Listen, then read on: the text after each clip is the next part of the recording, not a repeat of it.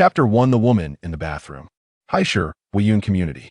A three-bedroom apartment of over 100 square meters, with an average price of over $20,000. It is only a few kilometers away from the city center. It is a popular choice for many white-collar workers. Building 24, Unit 1, Room 502. The interior layout is simple, with a monochromatic color scheme, giving it a somewhat cold feel. On the white ceramic table, like sheep fat jade, sit a few plates of cold home-cooked dishes and a bowl of rice that has barely been touched. The chopsticks that should have been on the table are now lying on the floor. The sound of water splashing in the bathroom is particularly clear in the quiet room. In the bathroom, the shower continues to spray water, which flows down onto the floor and is carried away by the drain. Qiu Luoyu looks at the floor, her eyes filled with sadness. She doesn't know what the meaning of life is anymore. Outside the glass door of the bathroom, a man walks in unceremoniously to use the toilet. He glances at Qiu Luoyu, his eyes devoid of any emotion. Qiu Luoyu feels a sense of disappointment. She has lost hope for this man and this marriage. How she wishes her husband could return to how he used to be. The man finishes using the toilet and turns to leave the bathroom, but slips and falls to the ground. The back of his head makes intimate contact with the floor. This scene leaves Qiu Luoyu stunned. A few seconds later, the man rubs his sore head, the dull pain at the back causing him to see double. Qiu Luoyu watches him, hesitating whether to help him, but ultimately holds back. When the man opens his eyes and sees the woman, he is taken aback for a moment. "Qiu Luoyu?" he mutters. At this moment, their positions are one high and one low. Though the woman has her head down, her gaze looks down upon the man. Upon hearing the man call her name, she shows no reaction, still looking at him with indifference. "How you treat me, I will treat you the same." The man holds his head, making a hissing sound. A long-buried memory resurfaces. His name is Bai Mu, a patient with manic disorder. Most of the time, he is a normal person, but occasionally he has episodes. After graduating from college and marrying Qiu Luoyu, who is a year younger, the frequency of his episodes increased significantly. Since then, his personality has undergone a tremendous change. He loves Qiu Luoyu, but he is always unable to control his episodes, which lead him to hurt her. At first, he could restrain himself, but eventually he lost control and could no longer distinguish between a manic episode and his true self. When he turned 32, Qiu Luoyu could no longer bear it and chose to end her life by jumping into the river. After her death, Bai Mu's life lost its meaning. He lost the most important person in his life. In the end, he ended his life in a mental hospital at the age of just 40. The world after death was pitch black, filled only with the sound of squeaking in his ears. After a long time, he finally saw something in his mind, a progress bar. Just as he was trying to figure out what it was, a light appeared before him. When he opened his eyes again, he found himself in a familiar suite. When he saw the already deceased Qiu Luoyu, it was not joy that filled his eyes, but a wave of terror. It felt like seeing an enemy who had been dead for many years suddenly appearing before him. He couldn't tell if she was a person or a ghost. "Ugh, it hurts." Bai Mu rubbed the back of his head. His gaze remained fixed on Qiu Luoyu. He noticed her subtly trembling. The water from the shower was cold, particularly chilling in the approaching autumn. Qiu Luoyu was very beautiful. At the level of the class flower, perhaps not quite a school beauty, but definitely the kind of person who would catch your eye in a crowd. At least in her bare-faced state, she was very attractive. Her features were well-defined. Her figure was even more impressive, standing at 1.68 meters and weighing just over 100 pounds. Her long legs were straight as if painted. Her overall proportions were very balanced, not fat nor thin, with flesh in all the right places. When Bai Mu saw Qiu Luoyu alive in front of him, his brain short-circuited, but as memories surged back, he realized he had been reborn back to when he was 30 years old. 2 years before Qiu Luoyu's suicide. Bai Mu looked at Qiu Luoyu, momentarily unsure of how to speak. After all, in his memory, she had been dead for 8 years. Suddenly reappearing before him, he found it hard to accept, especially in this situation. After Qiu Luoyu's death, his manic disorder had improved significantly. He rarely had episodes anymore. "You go ahead and wash up, I'll step out." Bai Mu shook his head and spoke in his old tone. "Okay." Qiu Luoyu's voice was very low, revealing no emotion. The layout of the living room was the same as in his past life, very simple. A blue and white minimalist fabric sofa, a khaki ceramic coffee table, and a potted plant in the corner. These were purchased by Qiu Luoyu shortly after they got married. At that time, They didn't buy much furniture, thinking they had plenty of time to get more later, to avoid having too much to organize right after moving in. Who would have thought that after that, they would never buy anything again? Chapter 2. Treat her with tenderness. The sound of splashing water echoed in the bathroom. It seemed Qiu Luoyu was washing herself. Bai Mu took a deep breath and walked straight into the bedroom. The master bedroom is connected to the study, making it particularly spacious. The door to the study is locked from the inside, so to enter the study, one must go through the master bedroom. The soundproofing of the study is excellent, with all the curtains drawn, keeping it dark year-round, only illuminated by a dimly lit vintage Western hanging lamp. If you remember correctly, there were hundreds of photos of Qiu Luoyu on the computer on the desk. He sat down in the leather office chair and opened the computer almost as if compelled. He opened the computer not to play games, but to access the folder labeled collection. Hundreds of photos of Qiu Luoyu appeared before Bai Mu. After just a few seconds of looking, he closed the folder. In his previous life, his daughter Bai Qiuhan discovered this folder and deleted it entirely. At that time, he was very angry, as it represented some of his memories of Qiu Luoyu. Since Qiu Luoyu's death, his life had lost its joy. He could only look at these memories to ease his longing for her. But after Bai Qiuhan learned of the despicable things he had done, she deleted the folder, cutting off his last connection to her, leading to years of muddled existence without a spark of interest. This was also one of the reasons he ultimately chose to end his life. Seeing this folder again stirred feelings within him. Click! The door to the master bedroom opened, and there was some noise outside. Bai Mu heard the sound and quickly shut down the computer, stepping out of the study. Qiu Luoyu was rummaging through the wardrobe for clothes and paused when she noticed Bai Mu coming out. After getting dressed, she said nothing and walked straight out of the bedroom.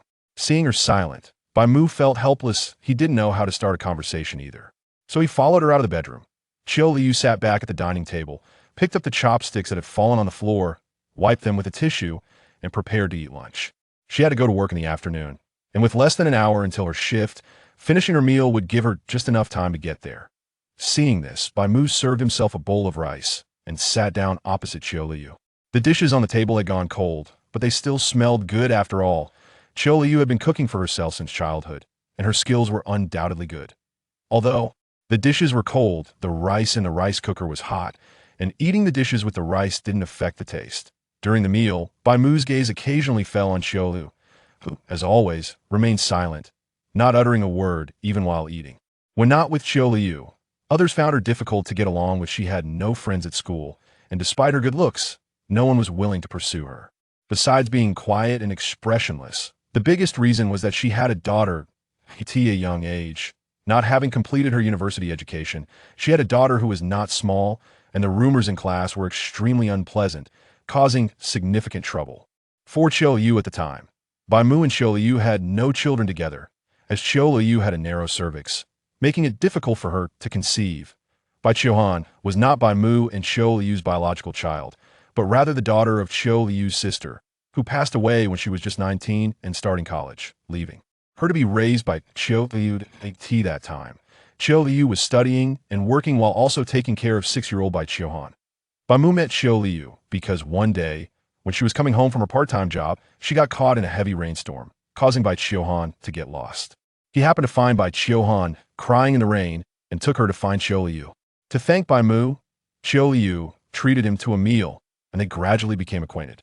He vaguely remembered that Qiu Luoyu was not always so silent when they first got together. She would share interesting stories from her day, complain about quirky customers, and show beautiful smiles. That it was only after their marriage that his changes led to her becoming more withdrawn.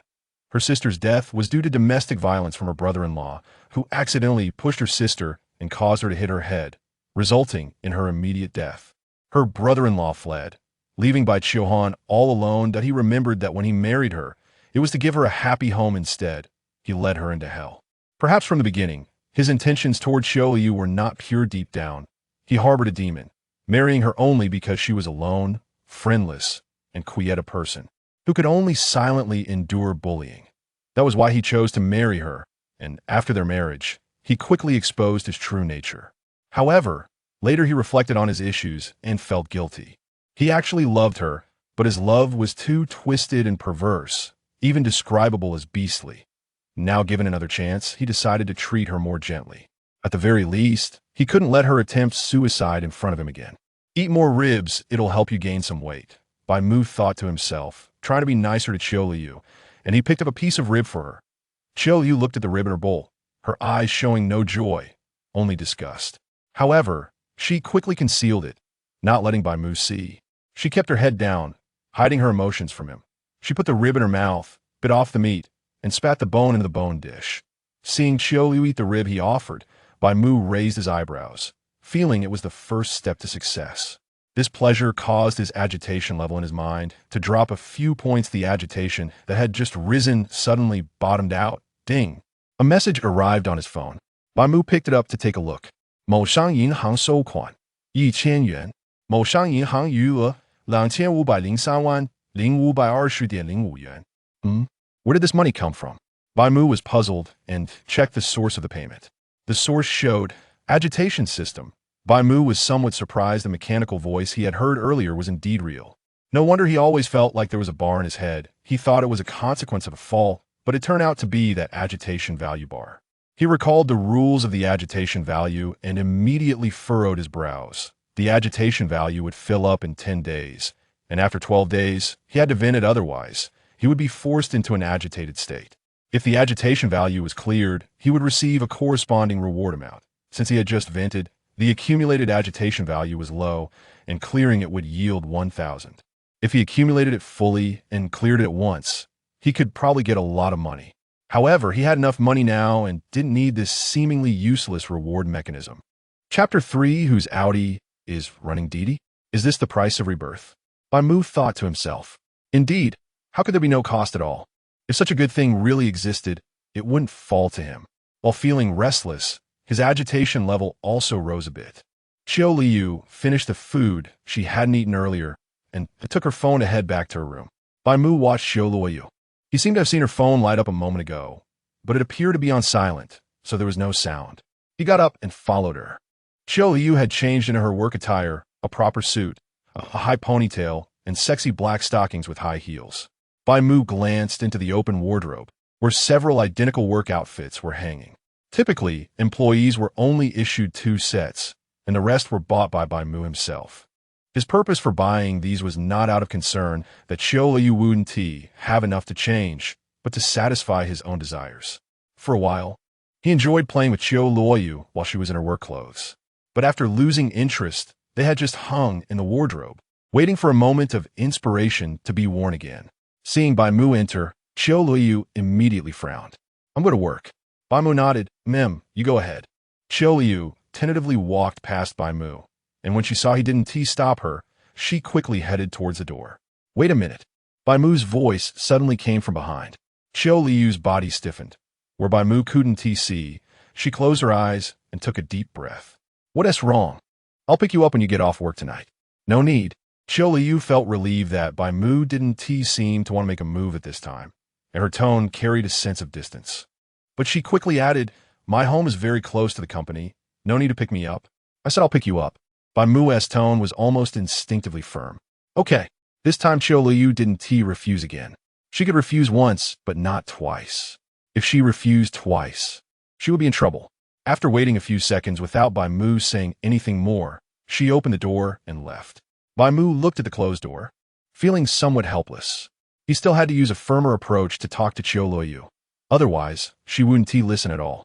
As expected, he essentially wasn't a gentle person. Qiu Luoyu worked at an insurance company in human resources. From 9 to 5, with a break from 11 to 1, she worked 6 hours a day for a monthly salary of 6,000, plus commission for bringing in clients. Counting the commission, she could make about 7,000 to 8,000 a month, serving as the so-called team leader in her group. Although she was the leader, her salary was less than that of her team members, simply because she had to spend time training them and mentoring the new salespeople. However, these new sales positions didn't count towards her own numbers, resulting in her team members earning thousands more in commission each month, while she received a meager amount. She had reported this to her superiors, suggesting she be relieved of her team leader duties, but they all used future promotions as an excuse, telling her to keep holding on, promising that she would definitely be promoted to a supervisor in the future. Logically speaking, A monthly salary of around 7 to 8,000 was more than enough for Qiu Luoyu's daily expenses. However, Bai Mu hardly ever gave her money, and all household expenses fell on her. Moreover, Bai Mu had borrowed money from friends to buy a house, which required a repayment of 5,000 each month. All of this money came from Qiu Luoyu, who had to transfer 5,000 to Bai Mu after covering her and her daughter's living expenses. As for the so-called friends he mentioned, she hadn't seen any of them in all these years. Every month, she had to budget very carefully to ensure her expenses didn't exceed her income, and sometimes she even had to take on part-time work to earn some extra cash. At 5 o'clock in the evening, Qiu Luoyu got off work on time. "Sister Qiu, getting off work on time today? Got something to do." The receptionist greeted her with a smile. Qiu Luoyu nodded at her. Since Qiu Luoyu wasn't very talkative, even team members in the company didn't often approach her, except for the enthusiastic receptionist. "See you tomorrow, Sister Qiu." As Qiu Luoyu stepped out of the company building, she immediately spotted the Audi at the entrance.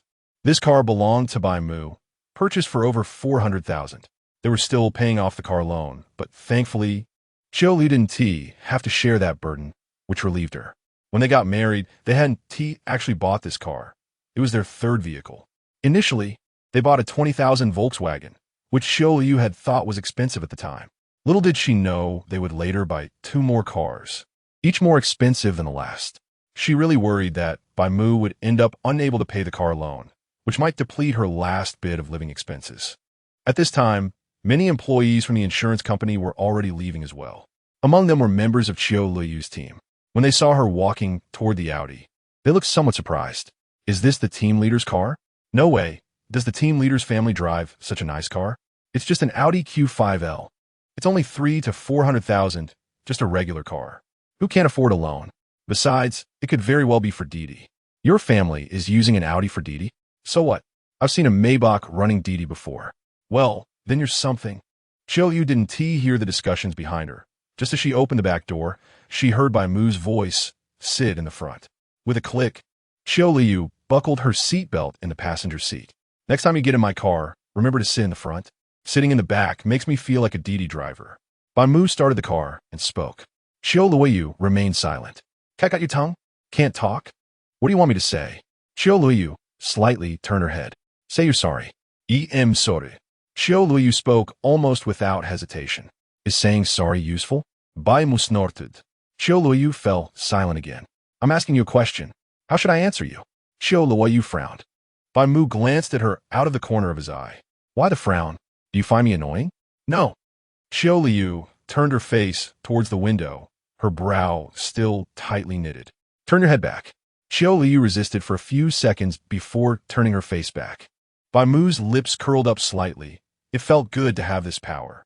Being a tender, good man wasn't his style. Listening well is a good child. "I'll reward you with a candy." Bai Mu pulled out a flat fruit candy from the central storage compartment. Qiu Luoyu hesitated for a moment before accepting it. However, she just held it in her hand and didn't eat it. "Why aren't you eating it?" Bai Mu asked. Qiu Luoyu expressionlessly tore open the wrapper and put it in her mouth, leaving only the white stick exposed. The fruit candy had a strong, fruity flavor, and the moment it entered her mouth, she felt a burst of sourness. Qiu Luoyu's mouth began to produce a lot of saliva. Chapter 4. Qiu Luoyu's question. When the traffic light turned red, Bai Mu stopped and looked at Qiu Luoyu, pulling the fruit candy out of her mouth. Qiu Luoyu clearly didn't expect Bai Mu to do this suddenly, and the candy was still glistening with her saliva, making it particularly noticeable. However, Bai Mu showed no disgust and popped it into his own mouth, the action seeming completely natural. "Tastes good," Bai Mu said, and after tasting it, he returned it to Qiu Luoyu. Qiu Luoyu's nose twitched slightly, somewhat unwilling, but she still complied and reached for it. However, Bai Mu held it tightly, not giving her a chance to take it. Seeing this, Qiu Luoyu had no choice but to lean in and hold the candy with her mouth, then bit in half. Crack. The sound was very crisp, and Bai Mu was left holding only a paper stick. Although Bai Mu didn't say she couldn't bite it, her unilateral action did provoke Bai Mu's displeasure. "Did I tell you to bite it? I was holding it to feed you." Hearing Bai Mu's words, Qiu Luoyu's expression became somewhat unnatural. "It's too dangerous here. You should focus on driving." She looked around. They were in the city center, and it was rush hour, surrounded by cars. "I'm not afraid. What are you afraid of? Bai Mu took out a piece of chocolate from the glove compartment and handed it to Qiu Luoyu. She's in the car too. Qiu Luoyu thought to herself. However, the moment she saw the chocolate, her previously expressionless face began to change. Take it. Do you want me to unwrap it for you? Bai Mu frowned. Qiu Luoyu came back to her senses, reached out to take it, unwrapped the packaging, and stuffed it into her mouth. Only then did she notice that the central storage compartment was filled with all kinds of candies, cookies, and snacks. She rarely sat in Bai Mu's Audi before, but she remembered that these things weren't there previously. The condoms that should have been in there were instead pushed to the bottom. Take whatever you want. I bought all these for you this afternoon. Bai Mu had no habit of doing good deeds silently. Of course, he wanted to mention that he had prepared these things for Qiu Luoyu. When Qiu Luoyu heard Bai Mu's words, she didn't feel touched, but rather felt a chill run down her spine. She could already vaguely imagine the future uses of these candies.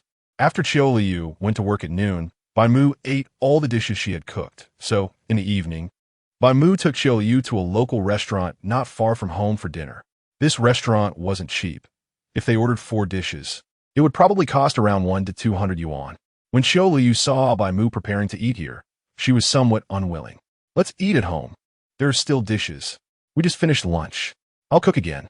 I want to eat here. Qiu Luoyu. The two found a table for 4 and sat down, and the waiter handed them a menu.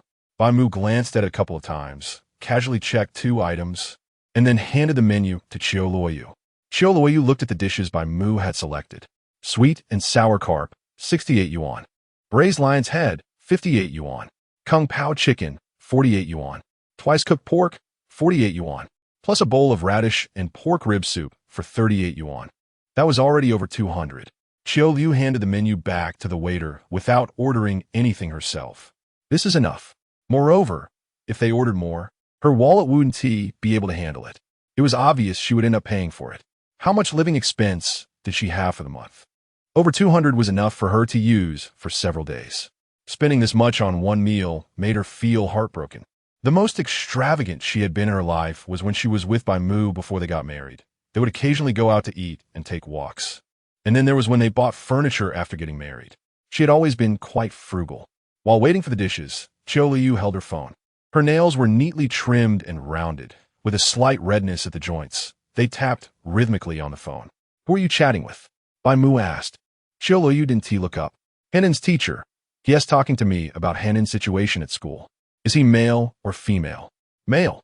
You're still chatting with a man? Bai Mu raised an eyebrow. Qiu Luoyu paused her tapping. I added him as a friend so he could talk to me. Qiu Luoyu tightened her grip on the phone. Didn't you say you wouldn't interfere in Hannon's matters? She raised her gaze to Bai Mu, her tone finally showing some emotion. What am I interfering with? Bai Mu retorted. He is Hannon's teacher, and Hannon just started high school this year. It's her first time boarding, and I asked him to help look after her more. What are you trying to do by getting involved now? Just because he is a man? Qiu Luoyu hadn't spoken this much in one breath for a long time. If it were before, she wouldn't have dared to question Bai Mu like this. She would have been properly educated when she returned home that night. It was clear she was now questioning him while bearing the risk of facing consequences. After questioning, she pushed her phone in front of Bai Mu. You check it. You're always checking my phone anyway. In the past, Bai Mu never worried about these things because Qiu Luoyu had no secrets in front of him. Now, Bai Mu had obviously forgotten this point. He only wanted to talk more with Qiu Luoyu to make her less silent. Little did he know he had stepped on Qiu Luoyu's landmine.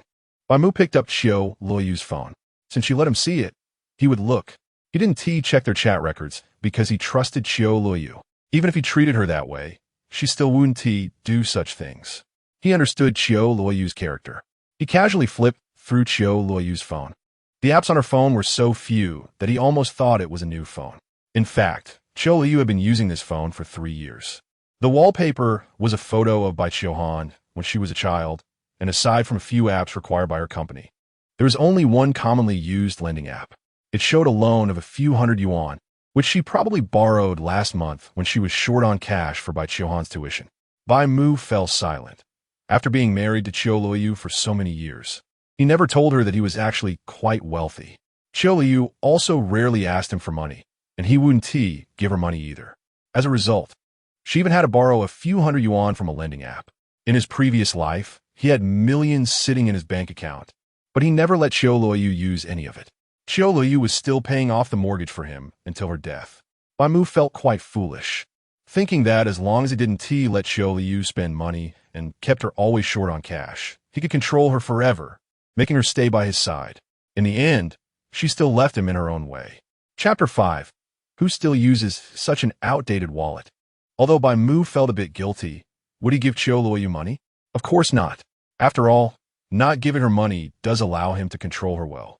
Even if he were to give her money, he wouldn't just transfer it casually. That would be too boring, right? Bai Mu opened Qiu Luoyu's photo album. Besides pictures of their daughter by Qiuhan and some work-related photos, there were also a few selfies posing in the company bathroom. If he remembered correctly, it was something he had requested. Among them, several were close-ups from different angles, showing that Qiu Luoyu wanted to be as modest as possible while still satisfying his expectations. So she took several shots and finally selected one to send to him. Bai Mu selected all the photos and sent them to himself. Although they were all quite modest, Bai Mu loved looking at them. His own wife, no matter what, he loved to look at. After the photos were sent, Bai Mu returned the phone to Qiu Luoyu. Qiu Luoyu frowned slightly upon seeing several photos sent by her husband, whom she had pinned on WeChat. However, she didn't say anything. This was much better than the photos Bai Mu had taken himself earlier. Bai Mu would show her the photos and videos he took, asking for her feedback, but she would always remain silent because there was nothing she could do besides being silent. If she dared to say even a little bit that it was not good, Bai Mu would humiliate her even more until she said it was good. Rather than that, it was better for her to remain silent from start. The dishes Bai Mu ordered quickly arrived. The food at this local restaurant was decent. Bai Mu had eaten here a few times before. Qiu Luoyu's cooking was also not bad, but it was more convenient to eat out. Want me to serve you some dishes? Seeing that Qiu Luoyu hadn't picked up her chopsticks for a long time after the food was served, Bai Mu urged her and placed a large piece of fish in her bowl. Just looking at the dishes on the table made Qiu Luoyu feel full. She couldn't eat anymore. After taking a few bites, she stopped eating. Seeing this, Bai Mu hummed a few times and ate by himself. There was no way he could finish all these dishes alone, so he asked the waiter for a bag to take the leftovers home. When he went to the counter to settle the bill, Qiu Luoyu had already calculated the meal cost and took out the money from her wallet. Just as she was about to pay, Bai Mu suddenly spoke up. Who still uses cash these days? I've already paid. You paid? Qiu Luoyu was a bit surprised. Otherwise, if I spend a little money, you give me a cold shoulder. Who dares to spend your money? Bai Mu replied sarcastically. Qiu Luoyu nodded and stuffed the more than 200 yuan back into her wallet. She didn't take Bai Mu's words to heart. However, before she could put the wallet back in her pocket, Bai Mu's hand had already reached out. You.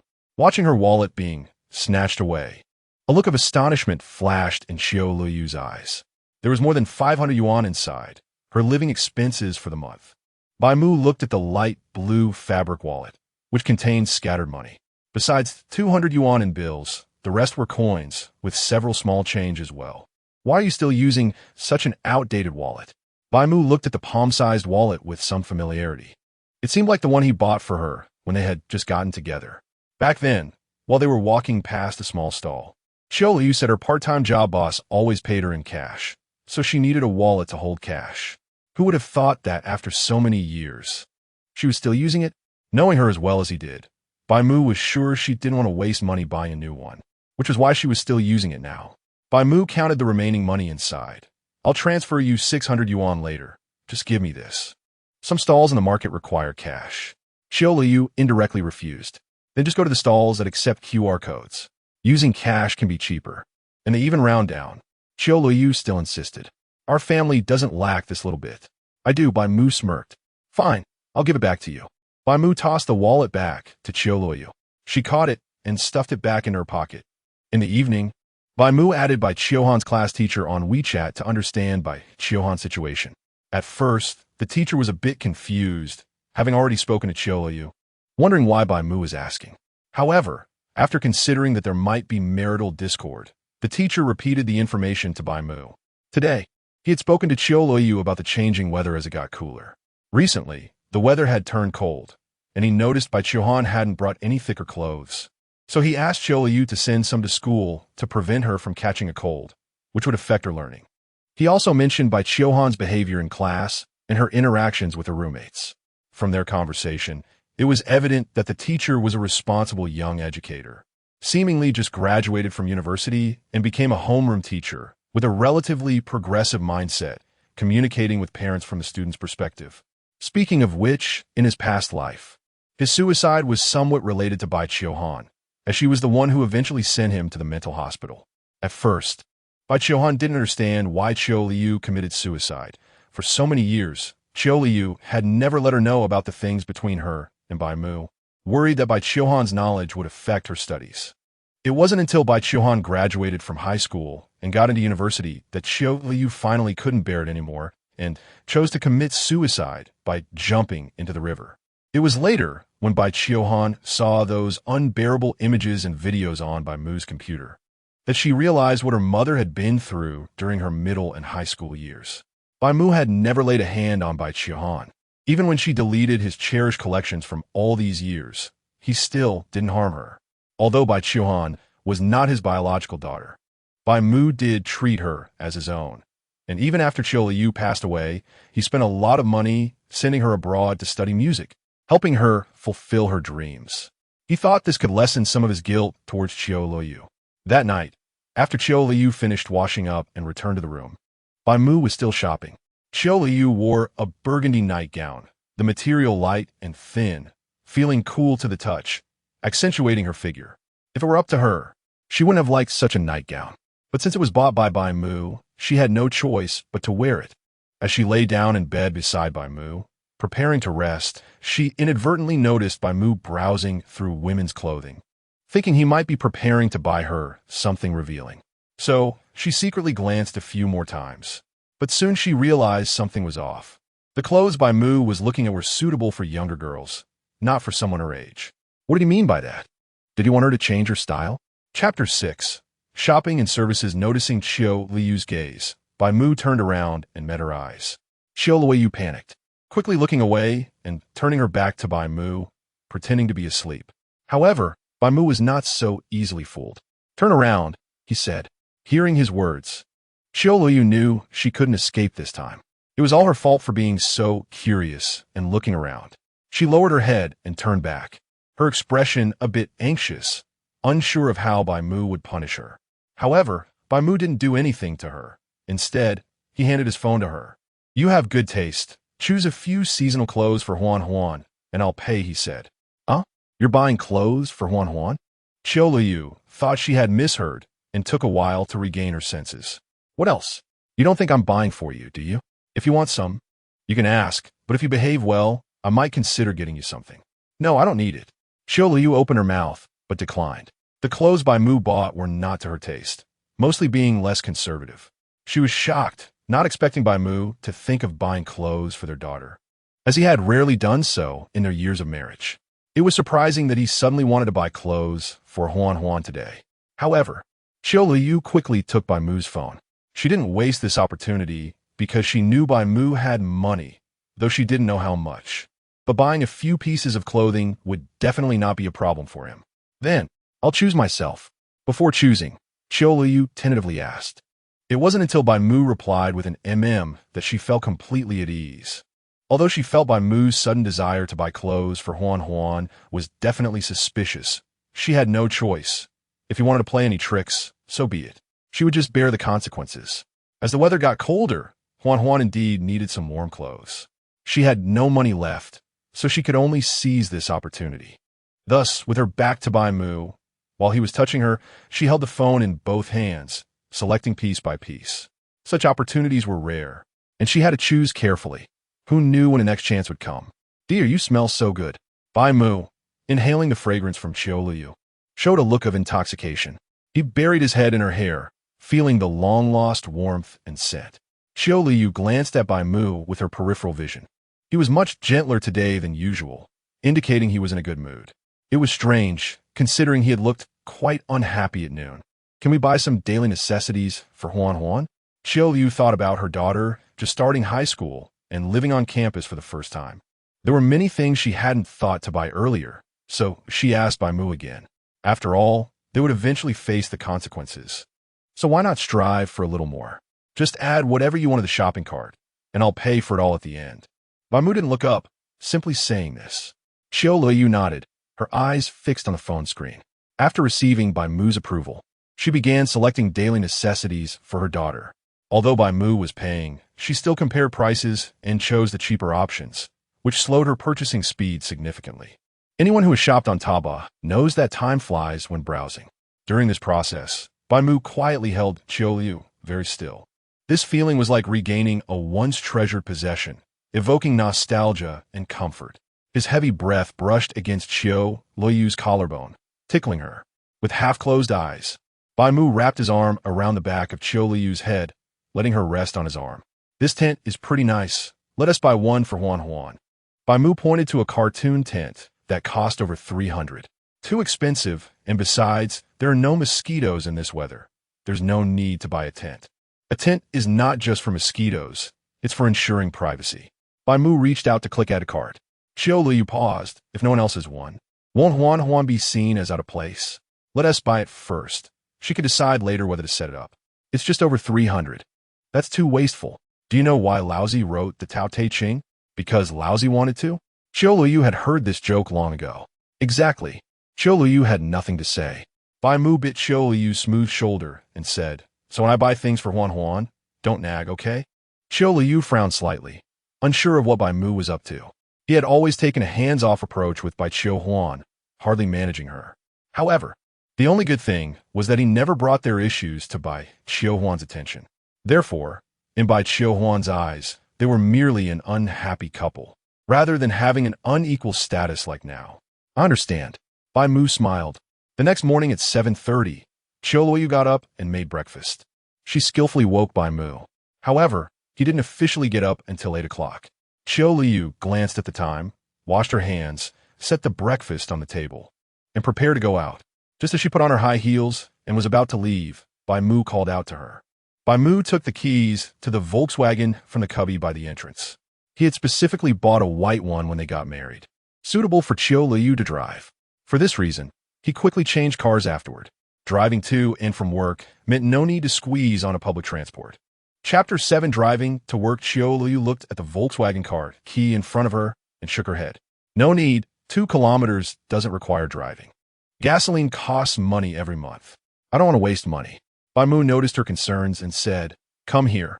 Qiu Luoyu bit her lip, took off her high heels, and walked in without even putting on slippers, her delicate feet wrapped in black stockings making contact with the ground. She approached Bai Mu, her eyes fixed on his feet. If I tell you to drive, then drive. Why do you keep refusing? I'll pay for the gas. From today on, you drive for me, okay?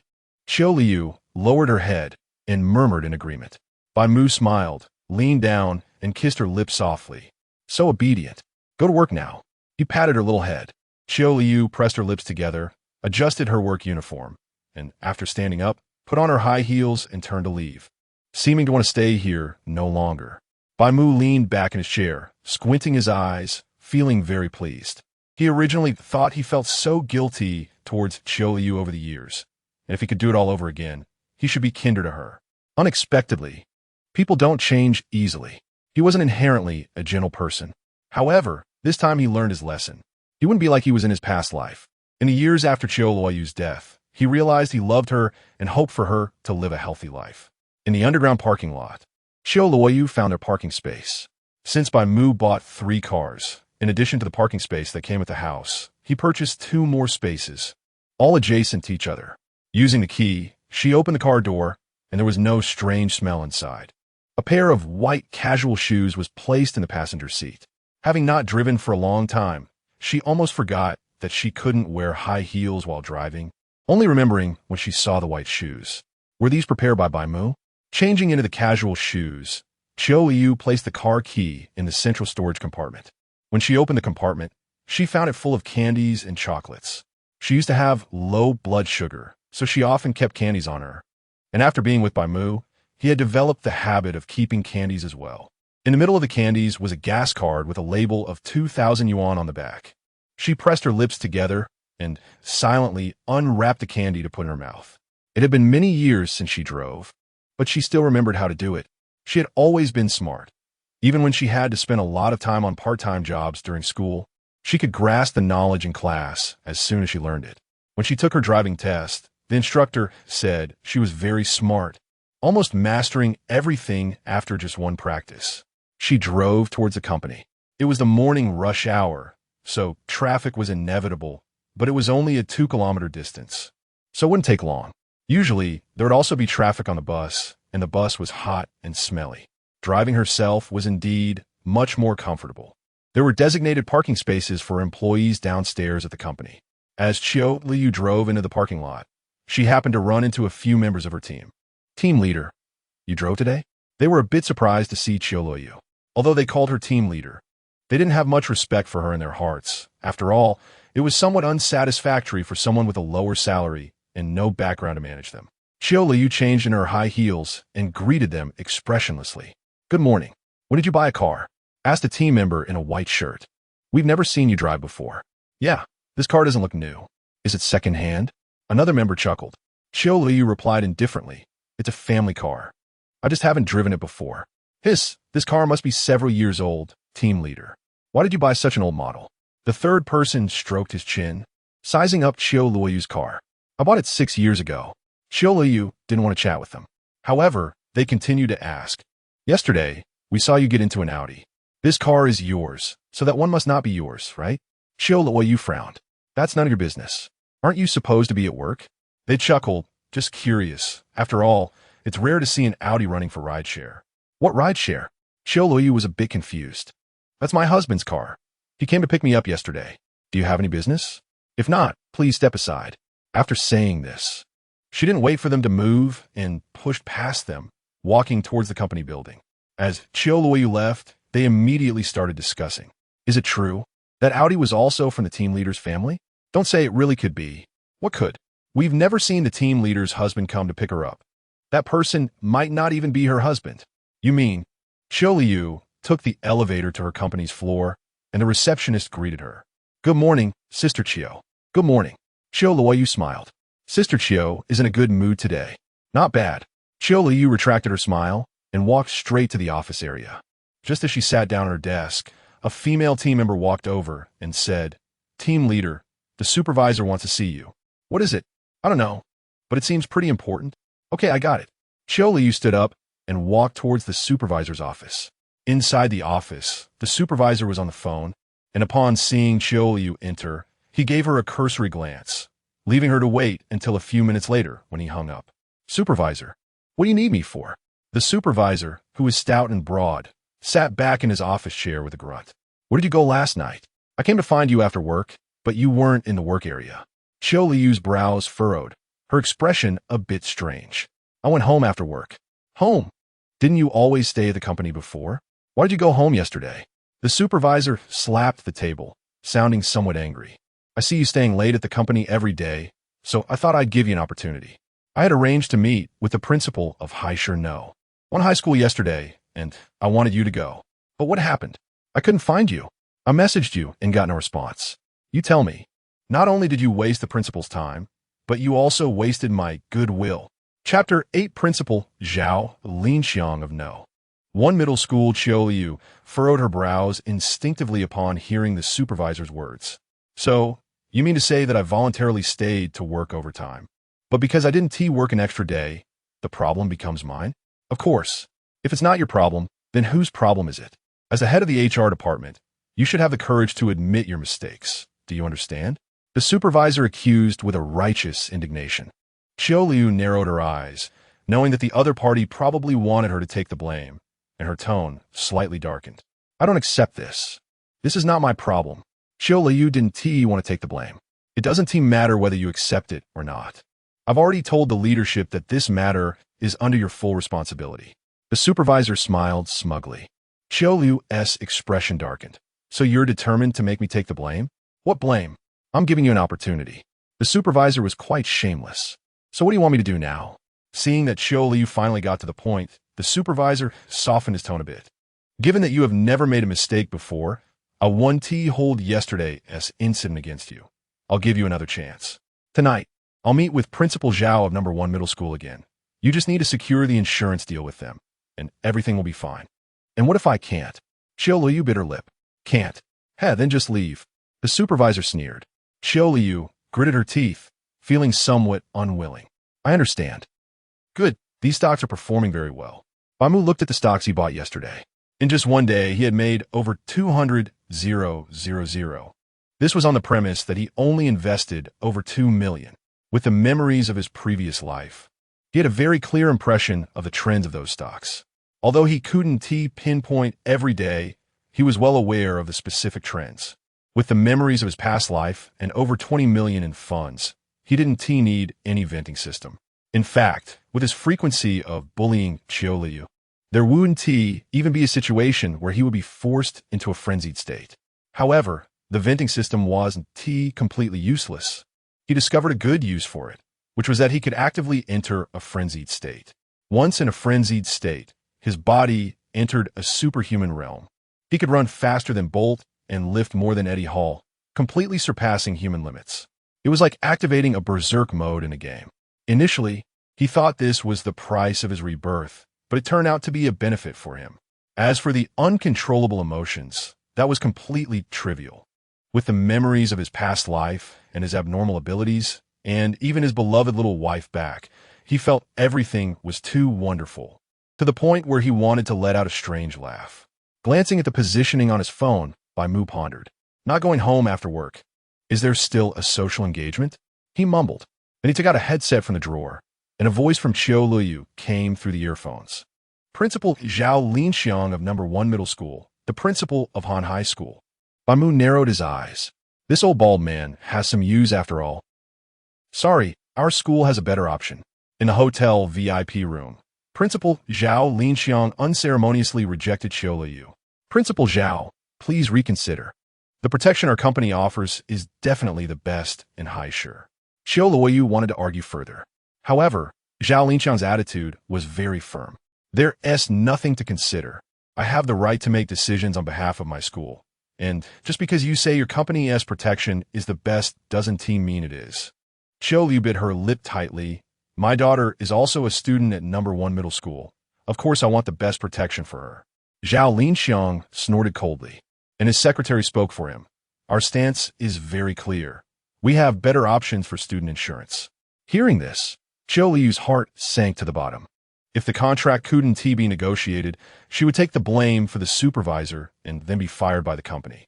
In the short term, it would be difficult for her to find a job with such a salary, which meant that in the coming months, she wouldn't just be out of money, but would also have to borrow money. Thinking of this, Qiu Luoyu's face grew even uglier. The supervisor next to her kept flattering Zhao Linxiang and accused her of being tongue-tied, not knowing how to speak, not even knowing to toast. Just as she was about to raise her glass, Zhao Linxiang's phone suddenly vibrated. After seeing the message on his phone, Zhao Linxiang's expression changed slightly. Then he answered a call, speaking quietly while covering the receiver. After hanging up, he said to Qiu Luoyu and the supervisor, "Excuse me, let my secretary entertain you." "All right, Principal Zhao, you go ahead, don't mind us." The supervisor was arrogant in front of Qiu Luoyu, but in front of Principal Zhao, he seemed like a little chick, looking particularly humble with his big belly. After Principal Zhao hurriedly left the VIP room, the supervisor began to chat with Zhao Linxiang's secretary. Even when facing the principal's secretary, the supervisor was very cautious, as the secretary's identity was not low in any sense, at least much more respectable than him as a company supervisor. In Haishur, a single brick could hit a wide area, but there were not many schools that could be compared to No. 1 Middle School. As one of Haishi's top high schools, so many people were eager to squeeze in, building a good relationship with the principal's secretary of No. 1 Middle School could help relatives' children get in through connections in the future. However, the secretary clearly didn't want to engage with the supervisor's flattery. On the other hand, after Zhao Linxiang exited the VIP room, he carefully pushed open the door of the adjacent room, where Bai Mu was sitting. Bai Mu had ordered several plates of seafood, and when Zhao Linxiang entered, he was eating a whole little lobster. "Have a seat, Principal Zhao." Bai Mu gestured to the seat opposite him. Zhao Linxiang stared at Bai Mu, a smile plastered on his face. "Little Bai, it's been years since we last met. How is your father's health?" As soon as he sat down, Zhao Linxiang began to build rapport. However, Bai Mu merely chuckled lightly. The old man passed away a few years ago. Zhao Linxiang's smile froze on his face. "Ah, this He hurriedly patted his mouth. Zhao uncle talked too much. Please don't take it to heart. No, how could I take it to heart? Bai Mu wiped his mouth with a tissue, his eyes shining sharply as he stared at Zhao Linxiang. What seemed like an extremely plain gaze made Zhao Linxiang feel a chill run down his spine. Logically speaking, he shouldn't feel so apprehensive facing a junior. But the fact was that the other party's father had been a big brother in society years ago.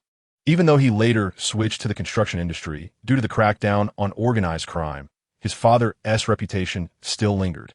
Zhao Linxiang and Bai Mu's father were of the same generation. They were even classmates in school and had been educated by him quite a bit in the past. Even after he became the principal of No. 1 middle school, he couldn't escape dealing with the other party. The current laboratories and libraries of No.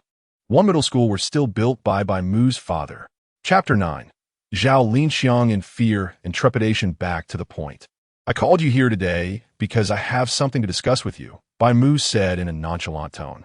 You say, if you need Uncle Zhao's help, I will do my best to assist.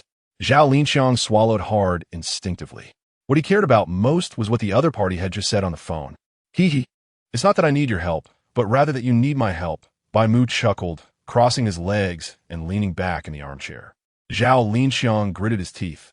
Little Bai, don't beat around the bush with me. How much do you really know about this matter? If you want to use this to coerce me into doing something, just say so. However, I will not engage in illegal activities. Bai Mu looked at Zhao Linxiang with interest. Don't worry, since I said I'm here to help you, I naturally mean to help you.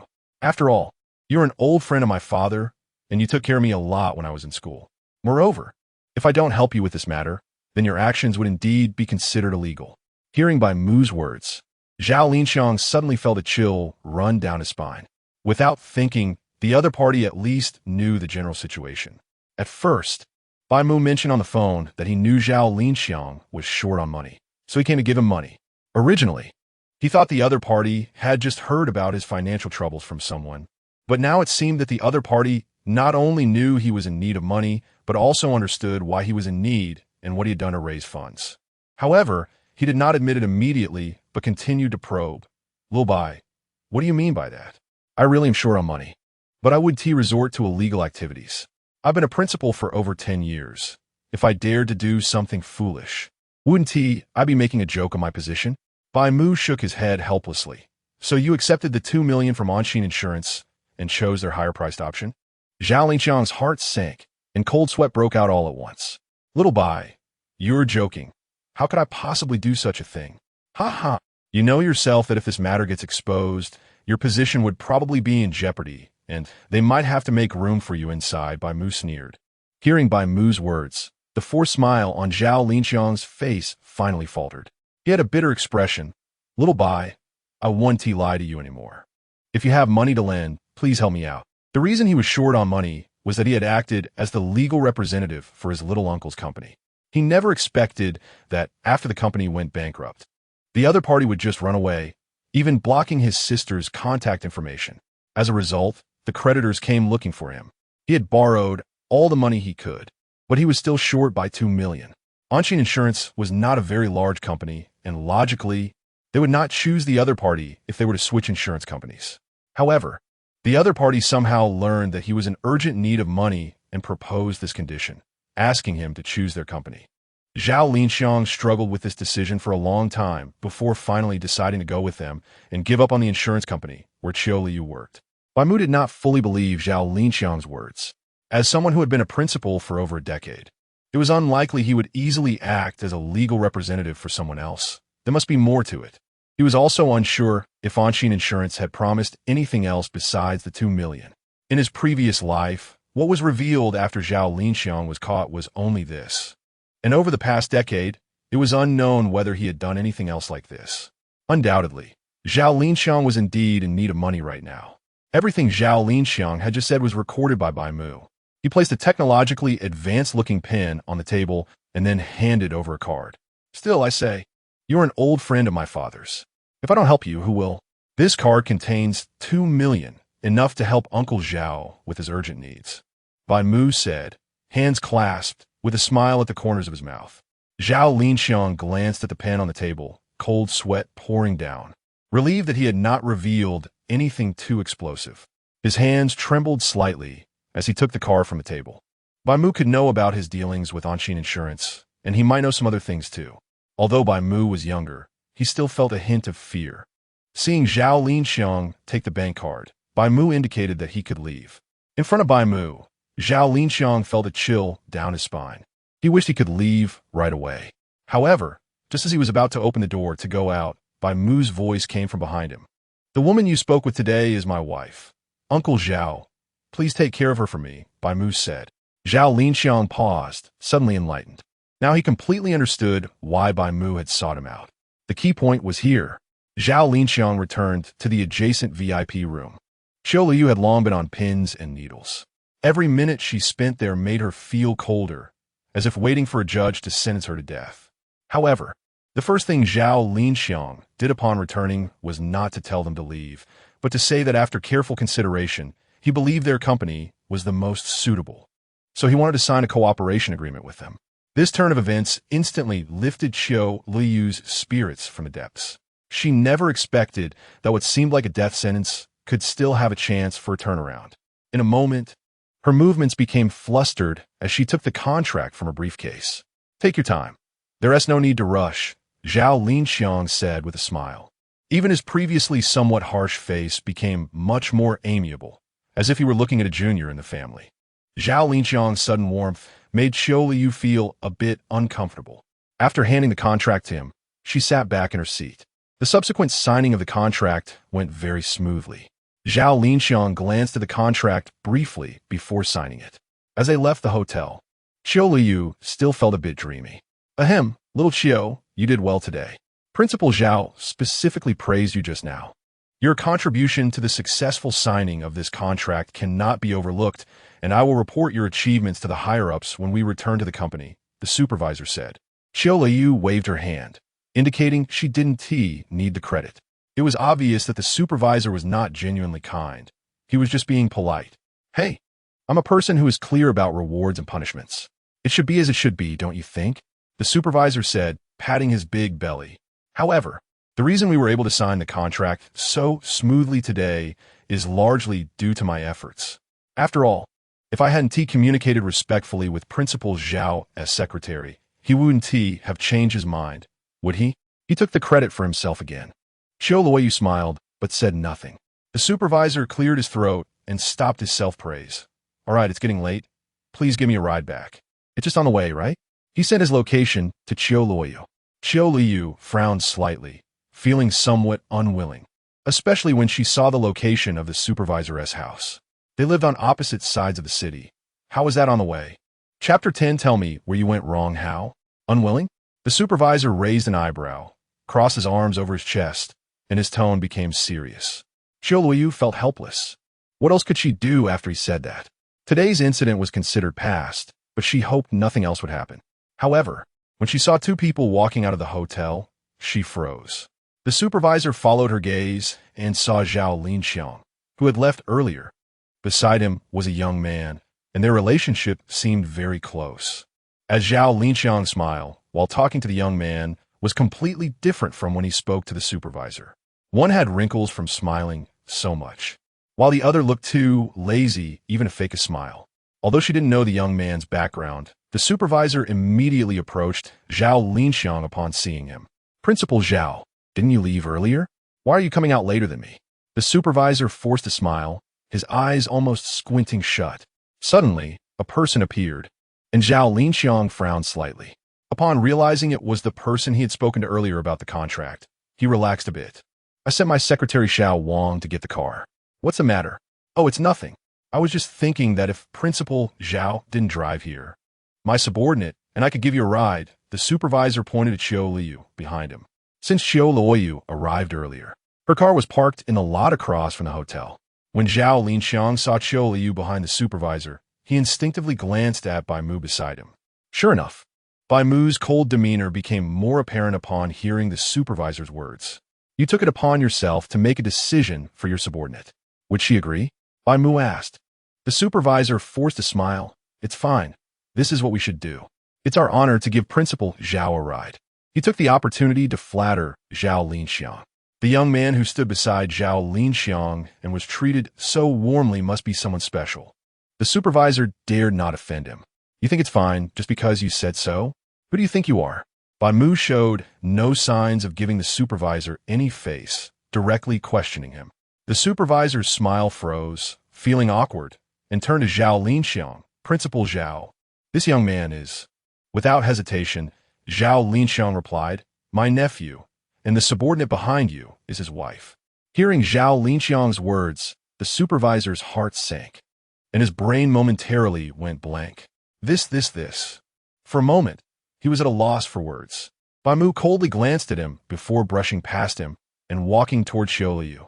Seeing Bai Mu's attitude toward the supervisor, Zhao Linxiang had nothing more to say and walked straight toward the car his secretary was driving over. What are you doing here? Qiu Luoyu asked. Don't ask what you shouldn't.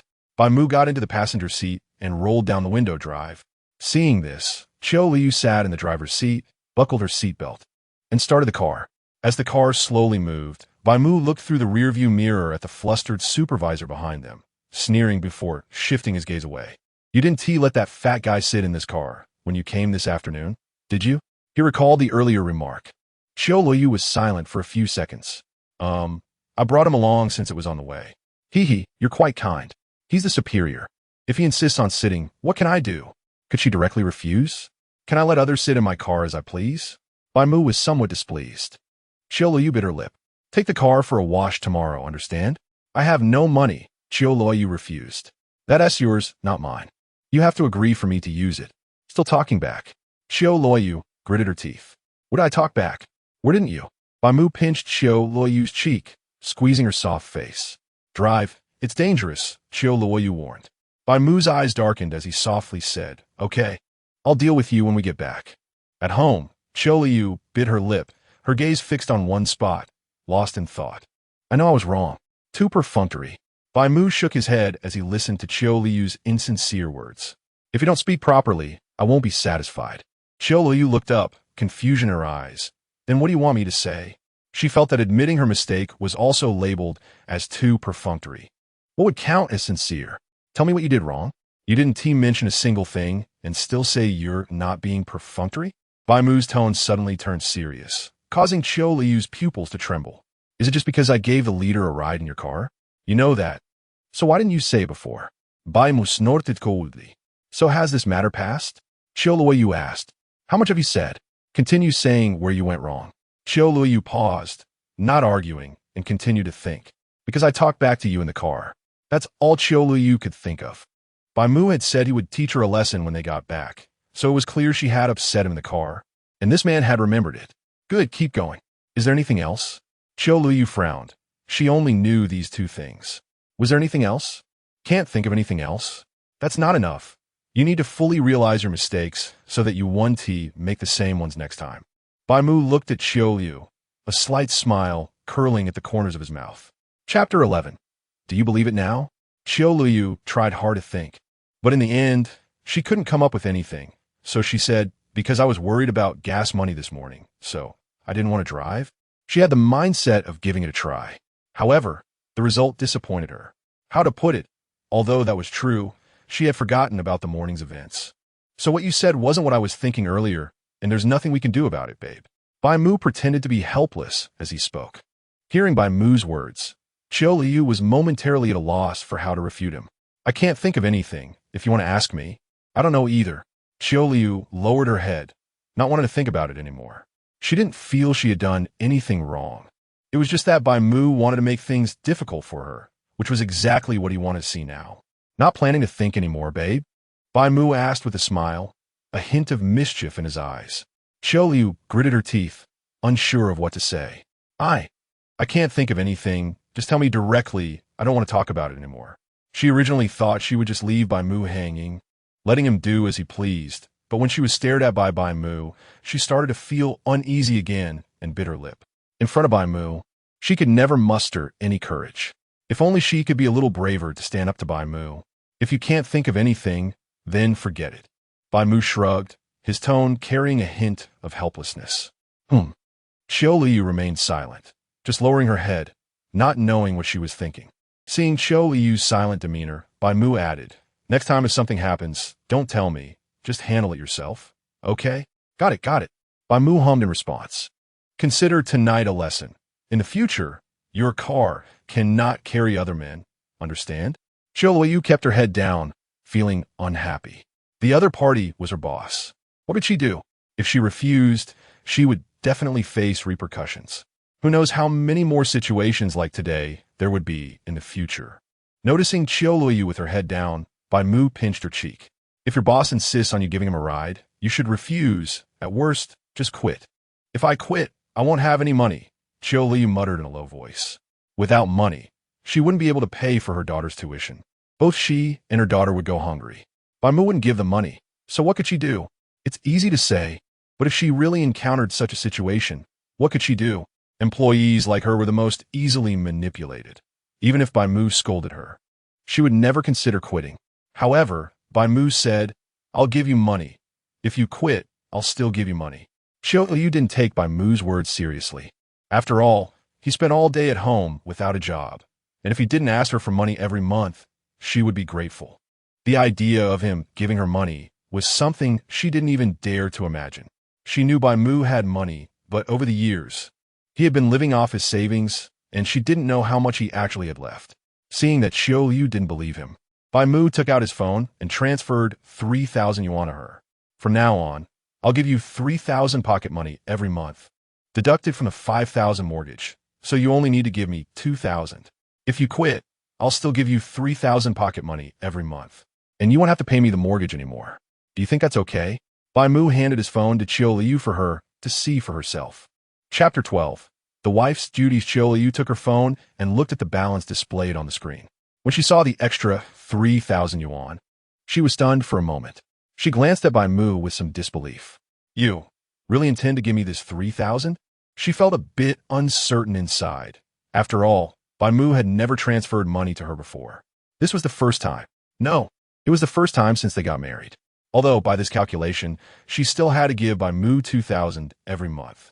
Qiu Luoyu began to suspect that Bai Mu was up to some new tricks again. To her surprise, Bai Mu was exceptionally gentle. Of course, you're my wife. Isn't my money meant for you to spend?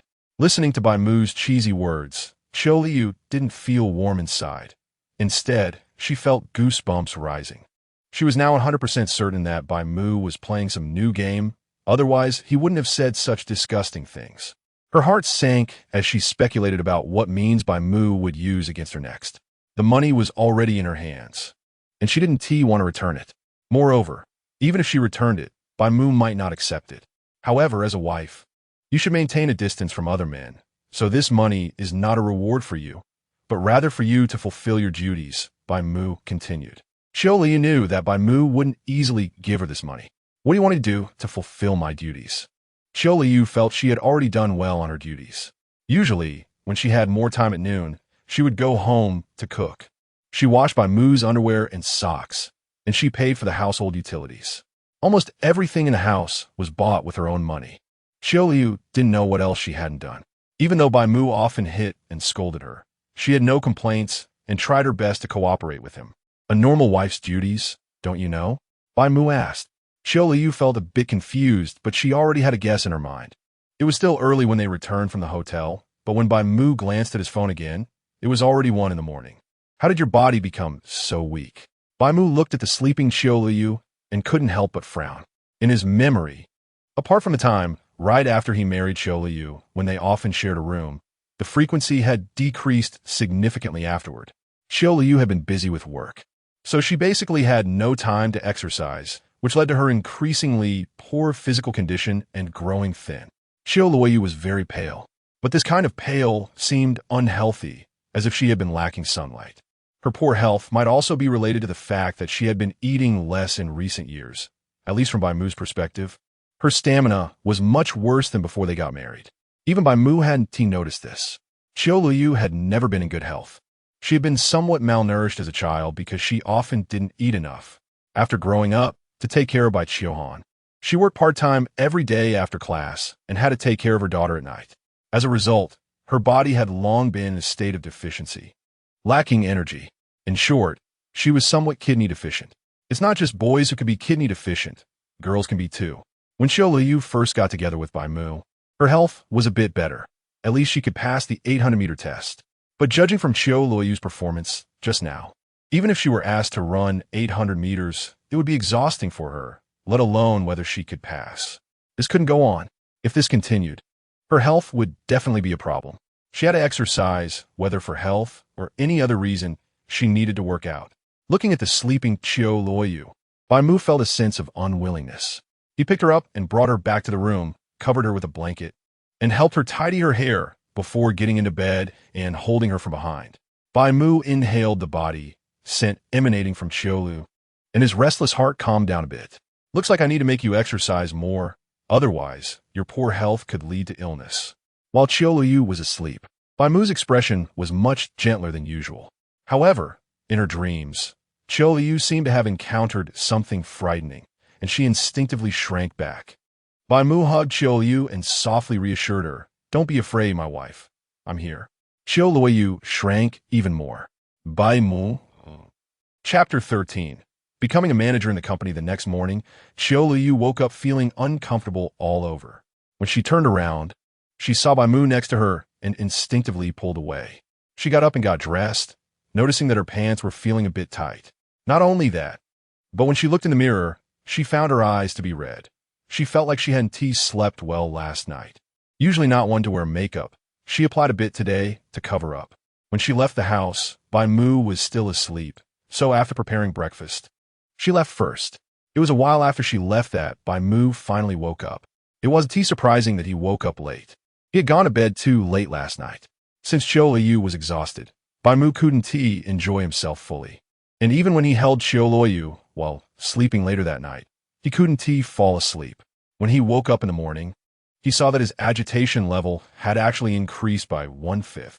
Last night, it had clearly decreased, and he had even received 100,000 on his phone. How could it have gone up by 1/5 after just one night? Wasn't it supposed to fill up in 10 days? At this rate, it would be full in 5 days at most. Bai Mu was somewhat speechless.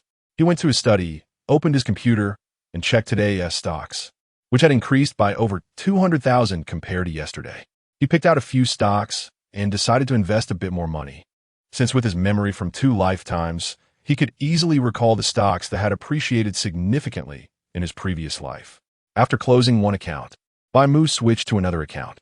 This account held shares of some companies that his father had purchased in the past. Now, all of them were in his hands. As for the Shanghai Insurance Company, where Qiu Luoyu worked, he had already acquired over 10% of the shares when they came to him.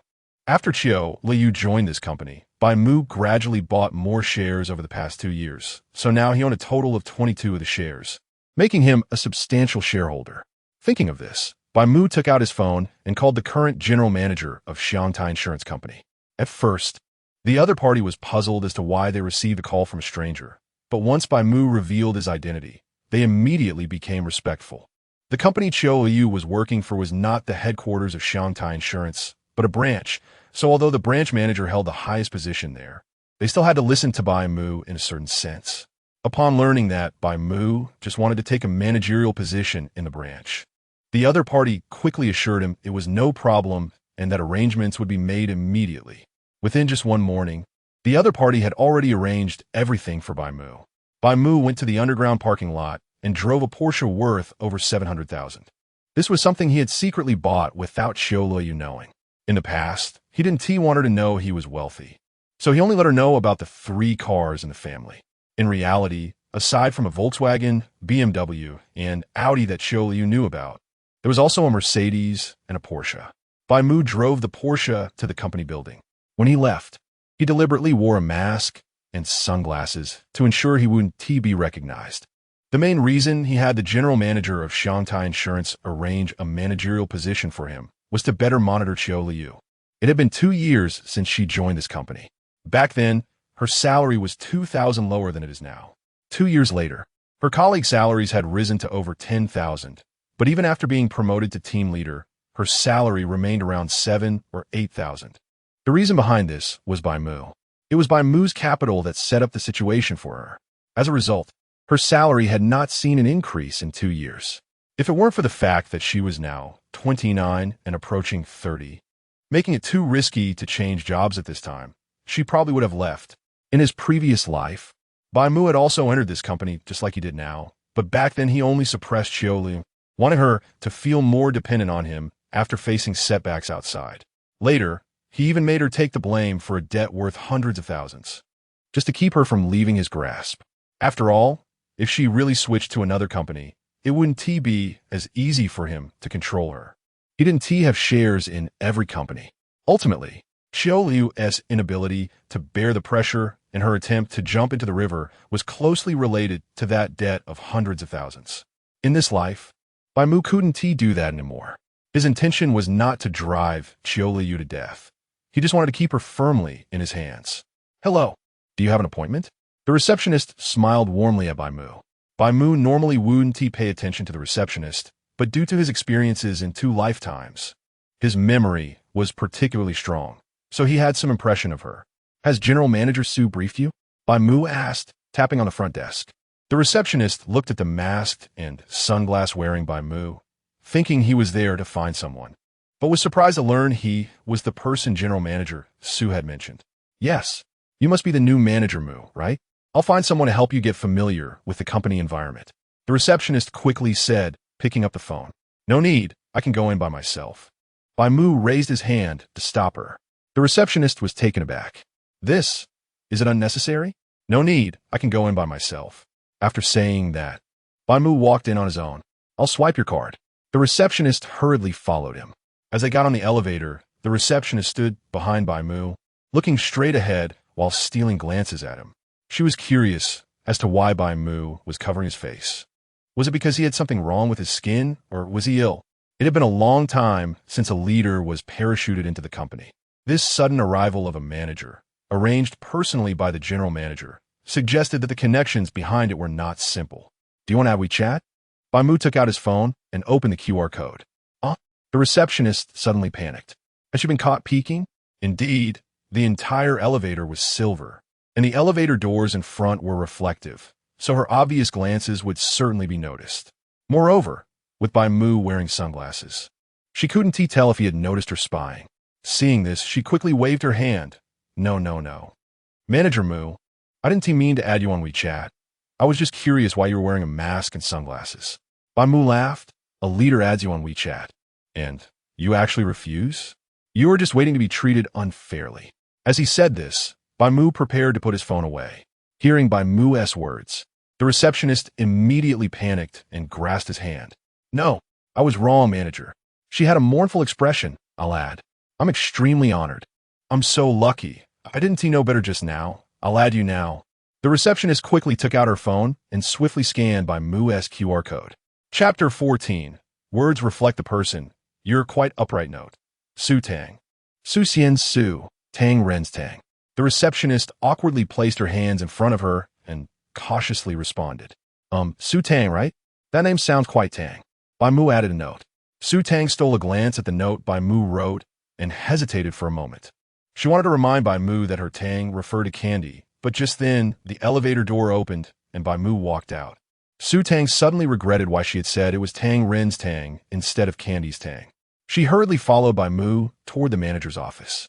As they passed the work area, Bai Mu paused at the HR department, his gaze falling on Qiu Luoyu, the team leader.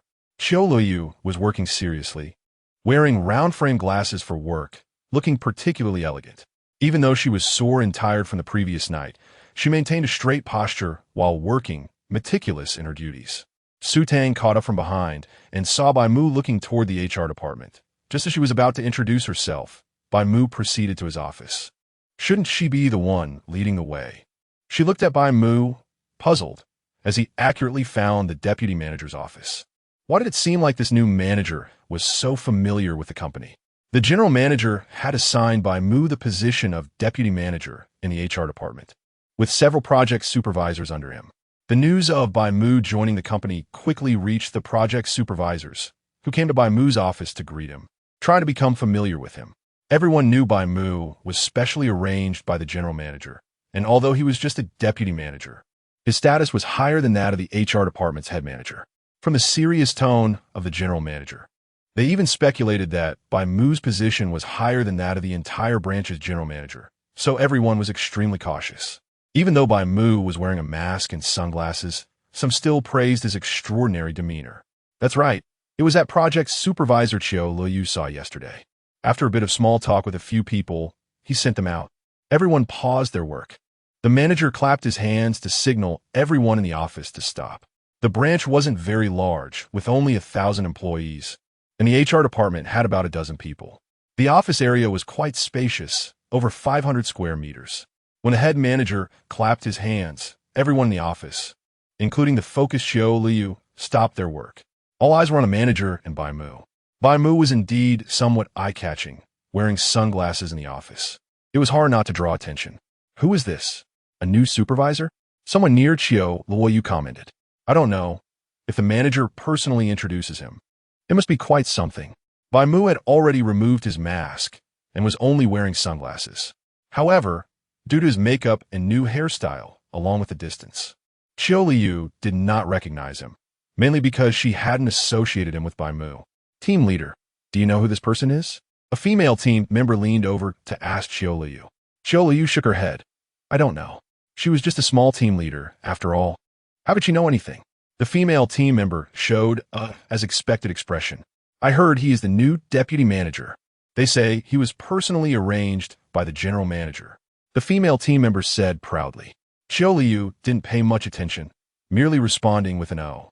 The female team member, seeing Qiu Luoyu's indifferent reaction, felt a bit speechless. Team leader, aren't you curious how I know? Not curious. Aren't you curious why that person was assigned to our department? Not curious. The female team member. I'm curious. Tell me. A nearby chubby colleague nudged her with his elbow. Cough, cough. The female team member cleared her throat when she saw someone encouraging her. The reason I know is that I heard it from the team leader next door. After all, you all know I'm quite familiar with their team leader. Then how did the team leader next door know? The chubby colleague asked at the right moment. Of course. They heard it from their supervisor. Then why is this deputy manager coming to our department? Isn't there a vacancy for our department's deputy manager? The female team member chuckled. So that's how it is. The chubby colleague's mouth twitched. Then the chubby colleague looked at Qiu Luoyu and scratched his nose, murmuring, by the way, wasn't our supervisor supposed to be promoted to deputy manager soon, especially since he helped the sales department secure that deal yesterday? Originally, after the supervisor was promoted to deputy manager, the position of their team leader would be vacant, and Qiu Luoyu would then be promoted to team leader. But who knew a deputy manager would suddenly be parachuted in today? Now, not only were their supervisor's promotion hopes dashed, but even Qiu Luoyu's hopes of becoming team leader were also dashed. The salary of a supervisor was significantly higher than that of a team leader. Supervisors alone had a base salary of over 10,000. Their supervisor was responsible for talent training and shared some pressure from the sales department, with monthly commissions higher than those of regular team members. Qiu Luoyu ignored the two's whispers and focused on her computer. All right, everyone, let us give a round of applause to welcome. The manager finished introducing Bai Mu, and the office erupted in warm applause. After chatting with Bai Mu for a few more moments, the manager left, citing other matters, and the employees in the office resumed their work. Bai Mu then began to inspect the office area. With new officials taking office, everyone was cautious not to slack off, fearing they would be reprimanded. As Bai Mu wandered around, he ended up beside Qiu Luoyu. She quickly entered work mode, so she didn't notice Bai Mu's presence until he spoke. Your handwriting is very nice. Huh? Qiu Luoyu paused, immediately turning her head. Deputy manager. There was a hint of surprise in her eyes, not knowing when he had appeared behind her. However, from the expressions of the surrounding team members, it seemed he had been standing there for a while. Hello, deputy manager. Qiu Luoyu greeted politely. Bai Mu nodded, and after confirming that Qiu Luoyu did not recognize him, he smiled inwardly. He had dressed up specifically to avoid being recognized by Qiu Luoyu. It wasn't just about wearing sunglasses. He had even tanned his skin a bit and altered his voice. Your handwriting is quite good. Did you practice it? Bai Mu looked at the notes in Qiu Luoyu's notebook. Qiu Luoyu squeezed her pen. I haven't practiced much. I used to write slowly, so it's relatively neat. Words reflect the person. You and your handwriting are both very upright. Bai Mu chuckled lightly. Qiu Luoyu. Chapter 15. Building good relationships, not flirting all right. No more jokes. Are you busy right now? Can I ask you for a favor? Bai Mu asked. Qiu Luoyu glanced at the schedule on her computer. Is there something you need, deputy manager? It's nothing major. I just wanted to ask if you could help me buy a cup of coffee. Bai Mu said with a friendly smile, wearing sunglasses. Qiu Luoyu pursed her lips. There's a coffee machine in the office. I can make it for you. No, I prefer the instant coffee from the CAF downstairs. Bai Mu shook his head with a smile. There's Nestle in the office. I like the one from downstairs. Can you help me get it? I'll give you 50 for transportation. Bai Mu rubbed his thumb and index finger together to indicate he would pay for the fare. Seeing this, Qiu Luoyu agreed. It would take much time to buy a cup of coffee, and she could earn some extra cash, so why not? Here's my WeChat. Add me, and I'll transfer the money to you later. Bai Mu took out his phone, revealing his other WeChat account. Qiu Luoyu hesitated, not really wanting to add him on WeChat. What's wrong? If you don't add me on WeChat, I want to be able to give you the money. You know, not many people use cash these days. Bai Mu pretended to be difficult. Qiu Luoyu, I'll just use cash. She opened the payment code, indicating Bai Mu could scan it directly. However, Bai Mu directly exited and opened her friend QR code, scanning it at lightning speed. I've added you. Remember to approve it. Bai Mu waved his phone. Qiu Luoyu was left speechless and could only choose to approve it. She had already started to think about how to explain this to Bai Mu later. Should she take the initiative to confess or wait for Bai Mu to find out and then confess? Bai Mu transferred 100 through work WeChat. Just buy me a latte and get one for yourself as well. Consider the remaining money as your running around fee. Once it's ready, bring it to my office. You should know where my office is, right?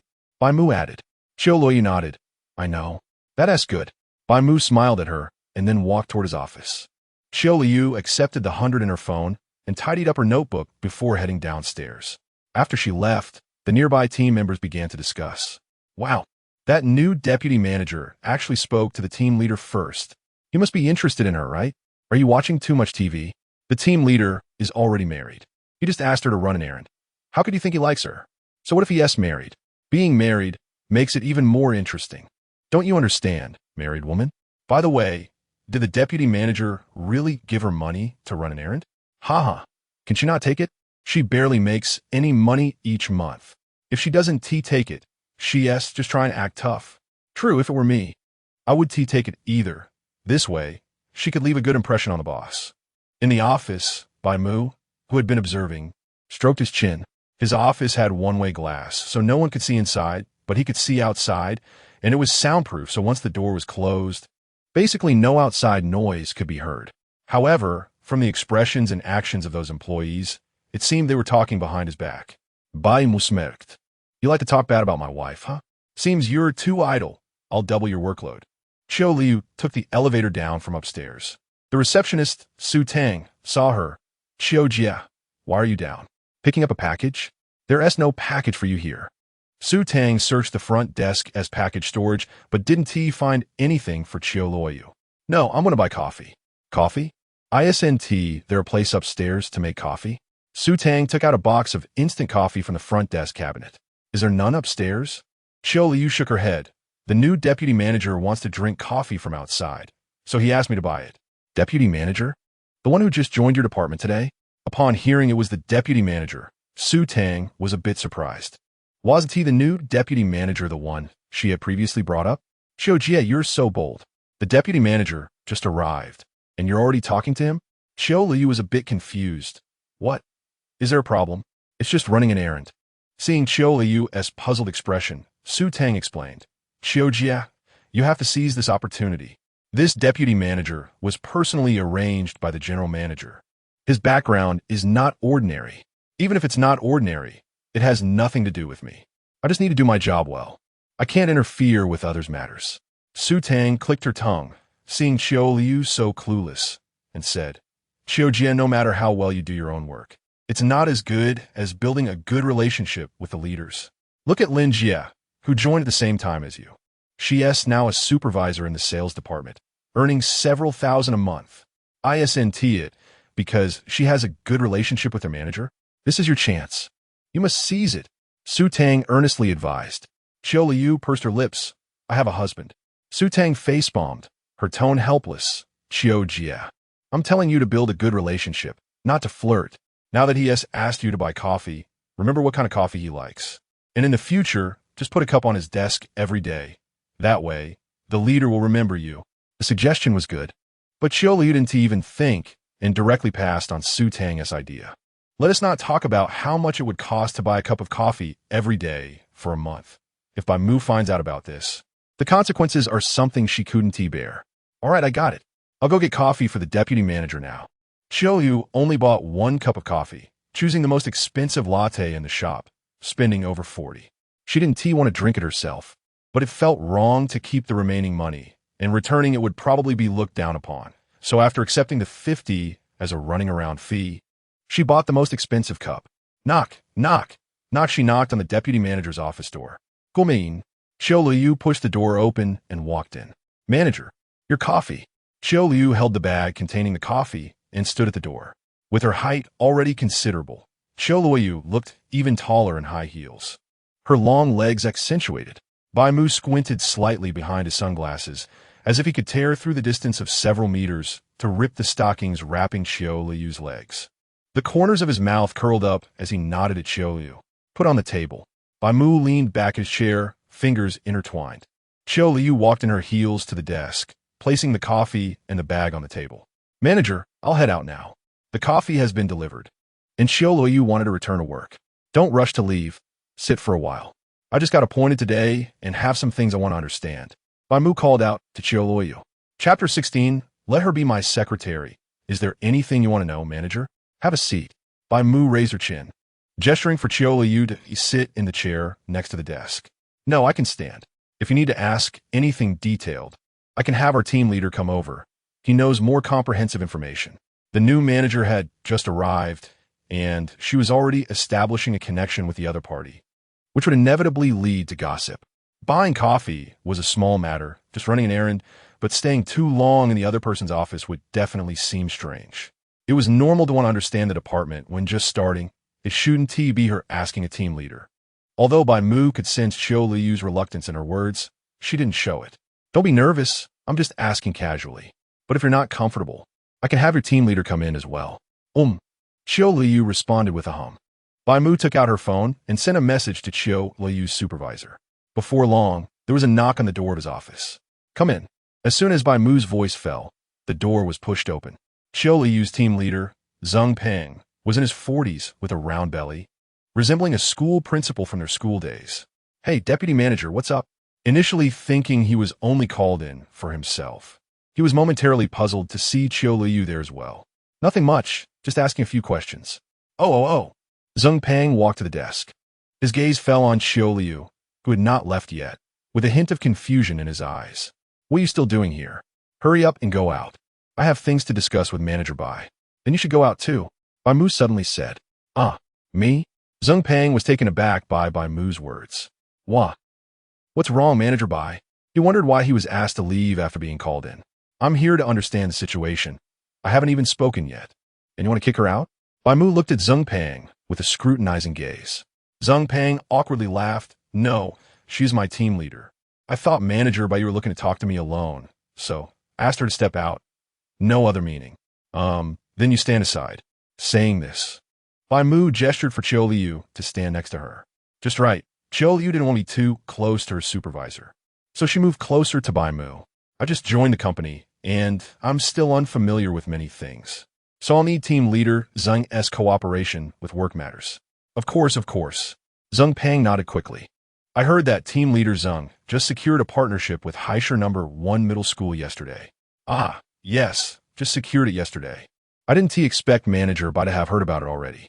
Zheng Peng, who had been somewhat nervous, immediately smiled when he heard Bai Mu mention this matter. Bai Mu chuckled softly, a hint of sarcasm in her eyes behind her sunglasses. I didn't expect team leader Zheng, as the head of the HR department, to have negotiation skills that are no less than those of the sales department. Quite impressive. No, it was just a bit of luck. The key is the trust of the principal of No. 1 middle school in our company. Zheng Peng was delighted by Bai Mu's praise, but still had to be modest. Team leader Zheng is still being modest. I think all employees in the company should learn from you and take you as a role model. Bai Mu kurosit headaches, leaning back against the chair with a teasing tone.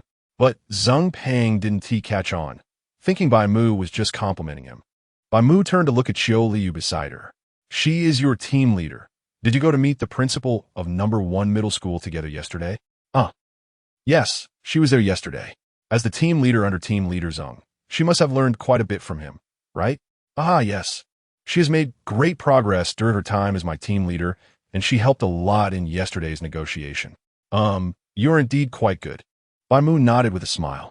Just right, since I just joined the company and don't have anyone to assist me, why not let her temporarily be my secretary? This way, I can avoid finding someone clumsy. Hearing Bai Mu's words, Zhang Pang didn't hesitate at all. If Manager Bai needs it, I have no problem. It's her honor to help you, and being by your side, she can learn a lot. Qiu Luoyu, without even asking her opinion, Zhang Pang made the decision for her. She was unwilling to be someone else's secretary. She just wanted to do her own job honestly, not serve others. Bai Mu nodded in satisfaction. Then it's settled. I believe the talents under team leader Zhang 1T disappoint me. In fact, the company has a lot of talents. It still relies on leaders like Manager Bai to cultivate them. In front of Manager Bai, I'm still someone who needs to train subordinates. Zhang Pang didn't forget to flatter Bai Mu while being praised. Bai Mu raised an eyebrow slightly. Oh, is that so? Then just right. I have a few good projects in hand. Why don't you, team leader Zhang, personally negotiate them? Saying this, Bai Mu took out several project lists she had prepared in advance. Zhang Pang's eyes lit up. Was he getting big orders so soon? It seemed that this new manager really valued him. After all, he had just joined and needed to win over some people's hearts. And capable people like him would definitely be the first to be considered. He was also curious about what big orders Bai Mu would give him, so he stepped forward to flip through them. However, when he saw the contents inside, his smile instantly froze. Because the projects here were contracts that hadn't been negotiated by the company for hundreds of years. They belonged to the type with low returns and difficult negotiations, almost all of which had been abandoned. He didn't expect Manager Bai to pick them up and even hand them over to him. Manager Bai, these projects. Zhang Pang hesitated, his expression difficult. What's wrong? Does team leader Zhang have any difficulties? Bai Mu asked in confusion. Zhang Pang was taken aback, thinking that this new deputy manager might just be a clueless novice. These projects had clearly been left for so long because no one was willing to take them on. If the returns were high, how could they have been left for so long?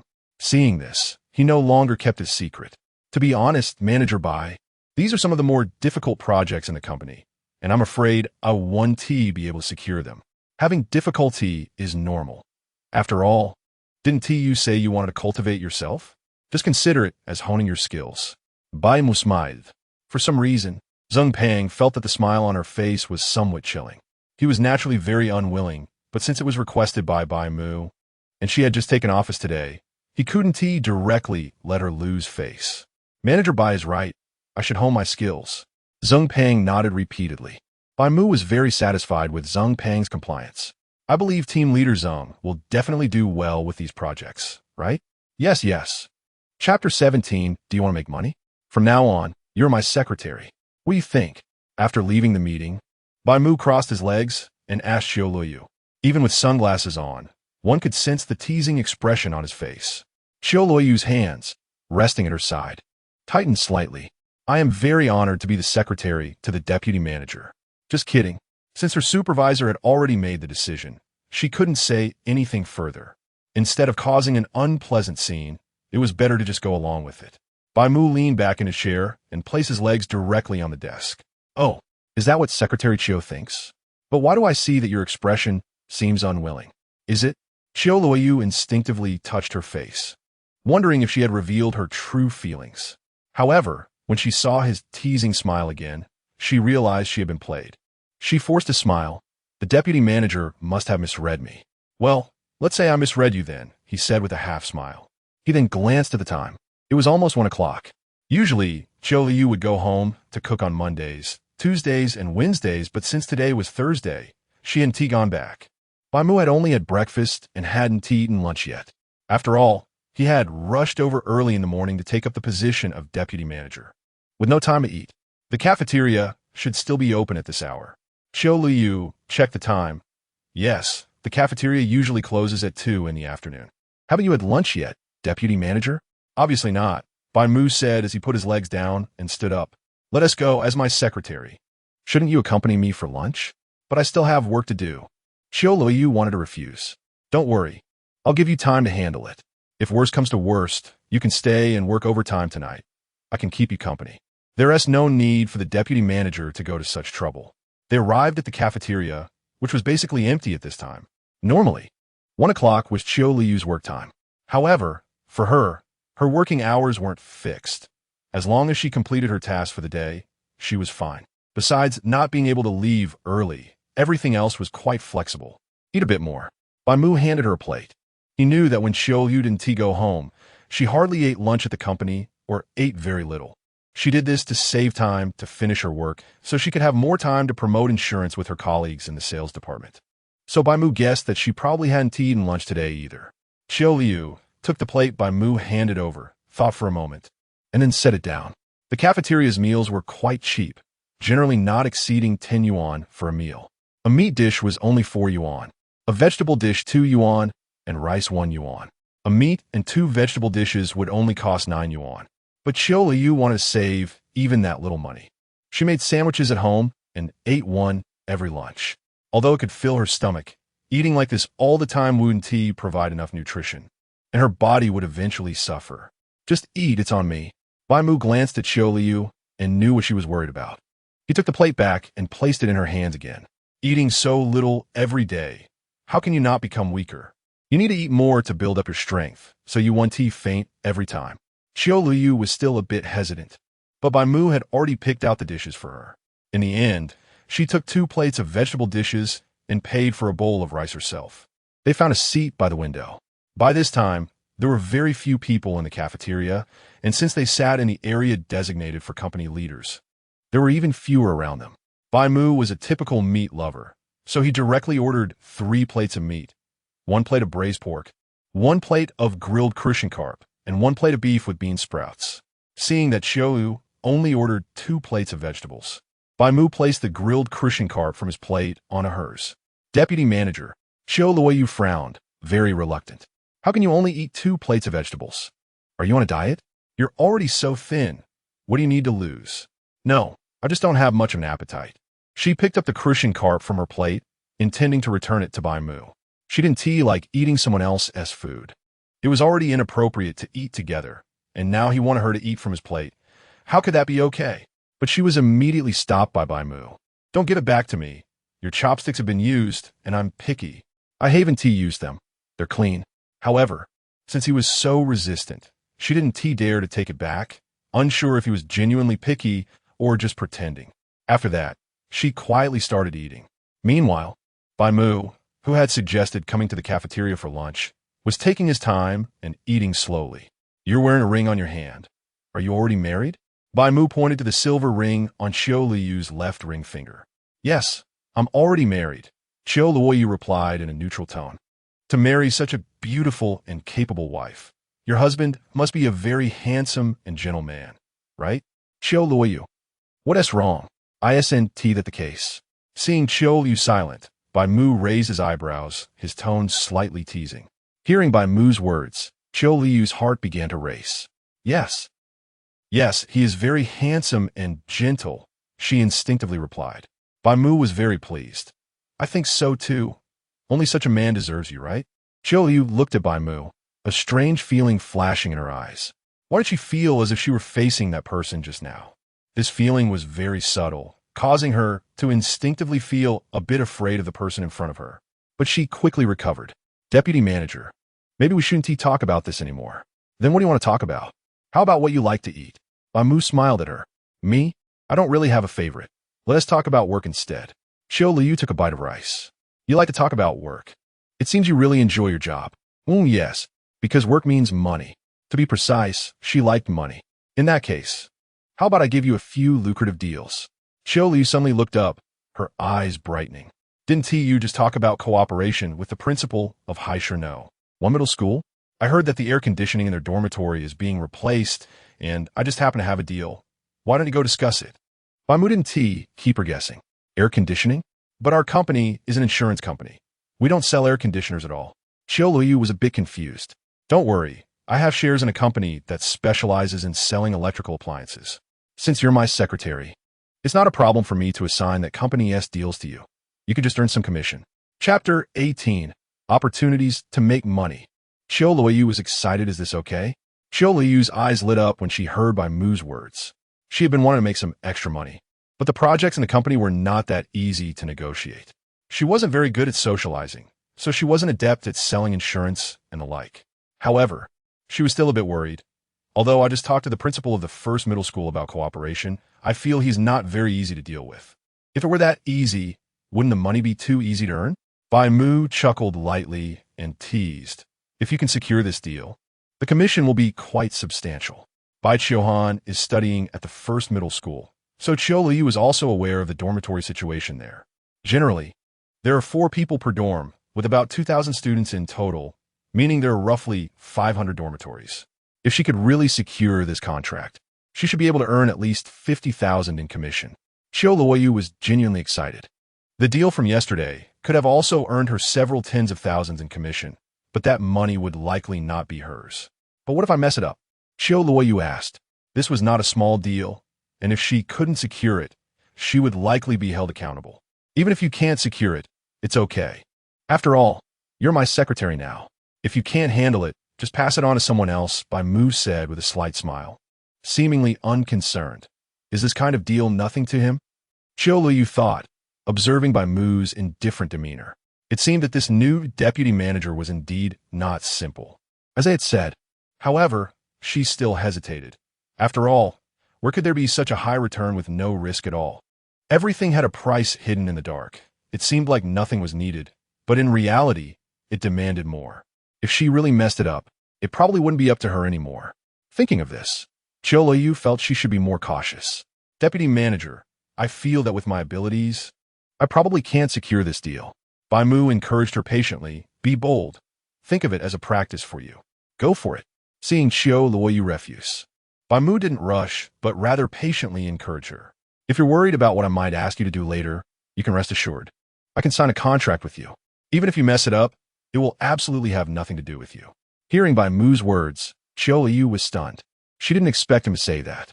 This was equivalent to directly telling her that he was clearly giving her an opportunity, right? Deputy manager, you. If you refuse again, I will be disappointed, Bai Mu said directly. Well, okay. In the end, Qiu Luoyu still took on the deal.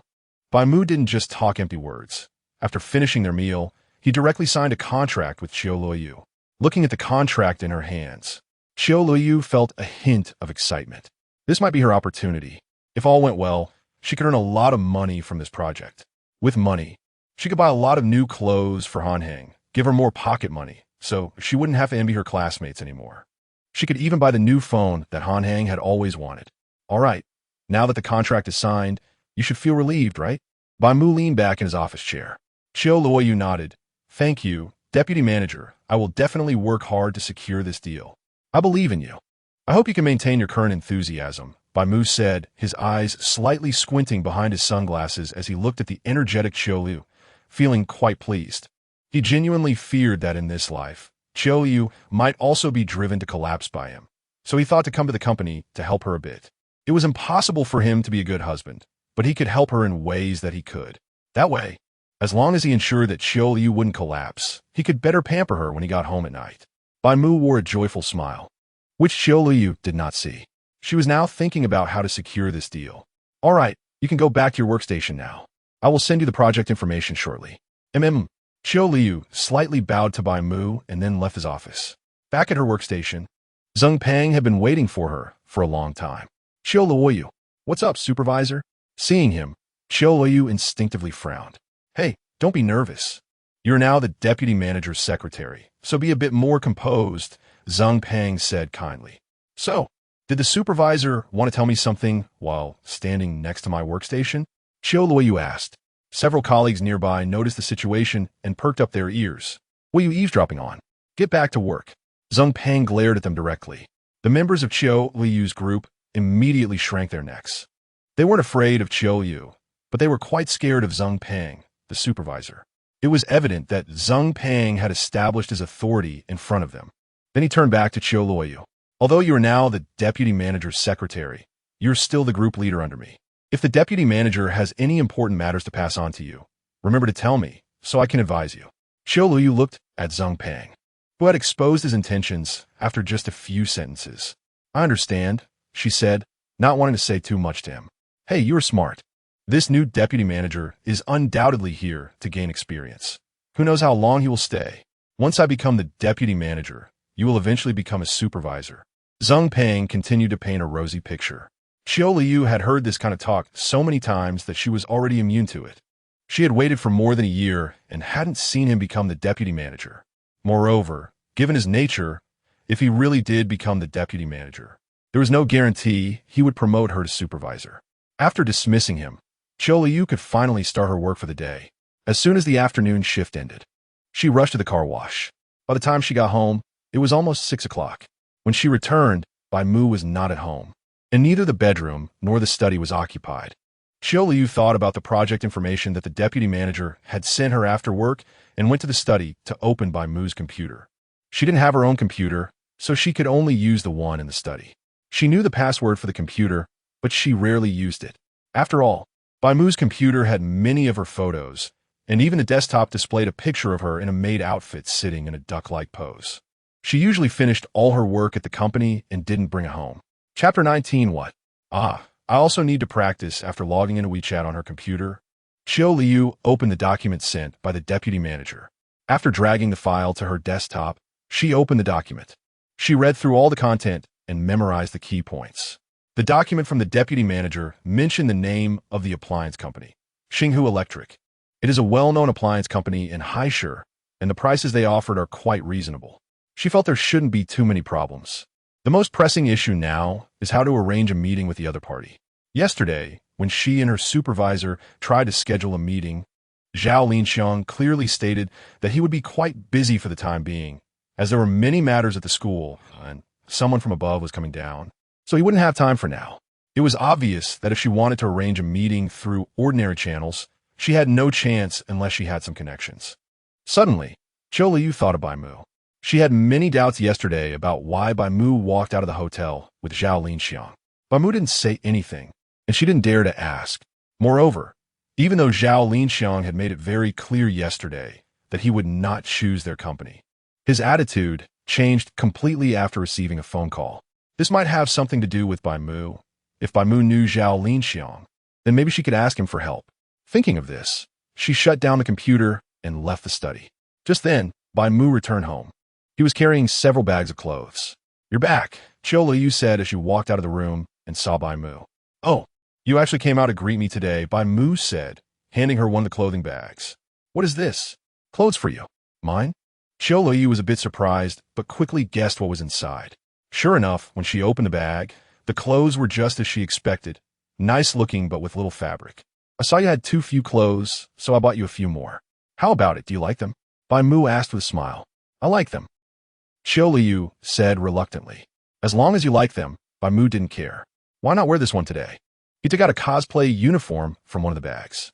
Looking at the clothes in Bai Mu's hands, Qiu Luoyu had a complicated expression. She really didn't want to wear it. She preferred normal clothes rather than what Bai Mu bought. The clothes Bai Mu picked were all his favorites and made her feel shy. However, since Bai Mu said so and didn't give her a chance to refuse, she had no choice but to accept. After placing the clothes on the sofa, Qiu Luoyu hesitated and walked up to Bai Mu. What's wrong? Bai Mu raised an eyebrow. I want to ask you something. Qiu Luoyu's expression was serious, as if she had thought about it for a long time. Bai Mu looked her up and down and motioned for her to sit beside him. Qiu Luoyu did as she was told and sat down next to him. The two sat on the sofa, and Bai Mu wrapped his arm around her shoulders with a fair amount of force. Qiu Luoyu felt the pressure on her shoulder and instinctively shivered. Bai Mu's strength was always considerable.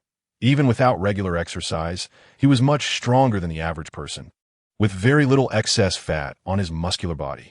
This was why it hurt so much when he hit someone. I want to ask about what happened yesterday. What happened yesterday? Bai Mu chuckled lightly. What is there to ask? Or are you talking about last night?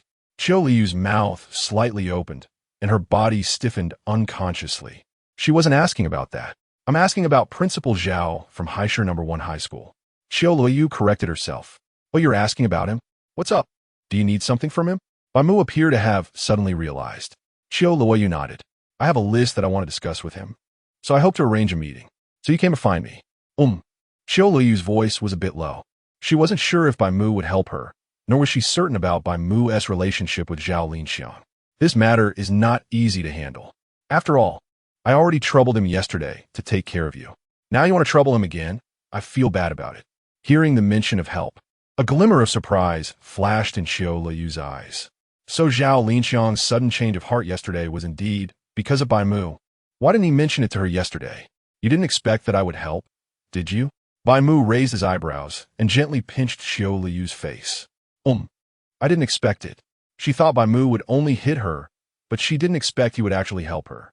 That's a bias. You should be punished. Saying this, Bai Mu pinched her cheek a little harder. Qiu Luoyu winced, and a thumb-sized red mark appeared on her face. I was wrong. You realized your mistake so quickly? Too fast, right? You should reflect a bit more on why you have such biases against me.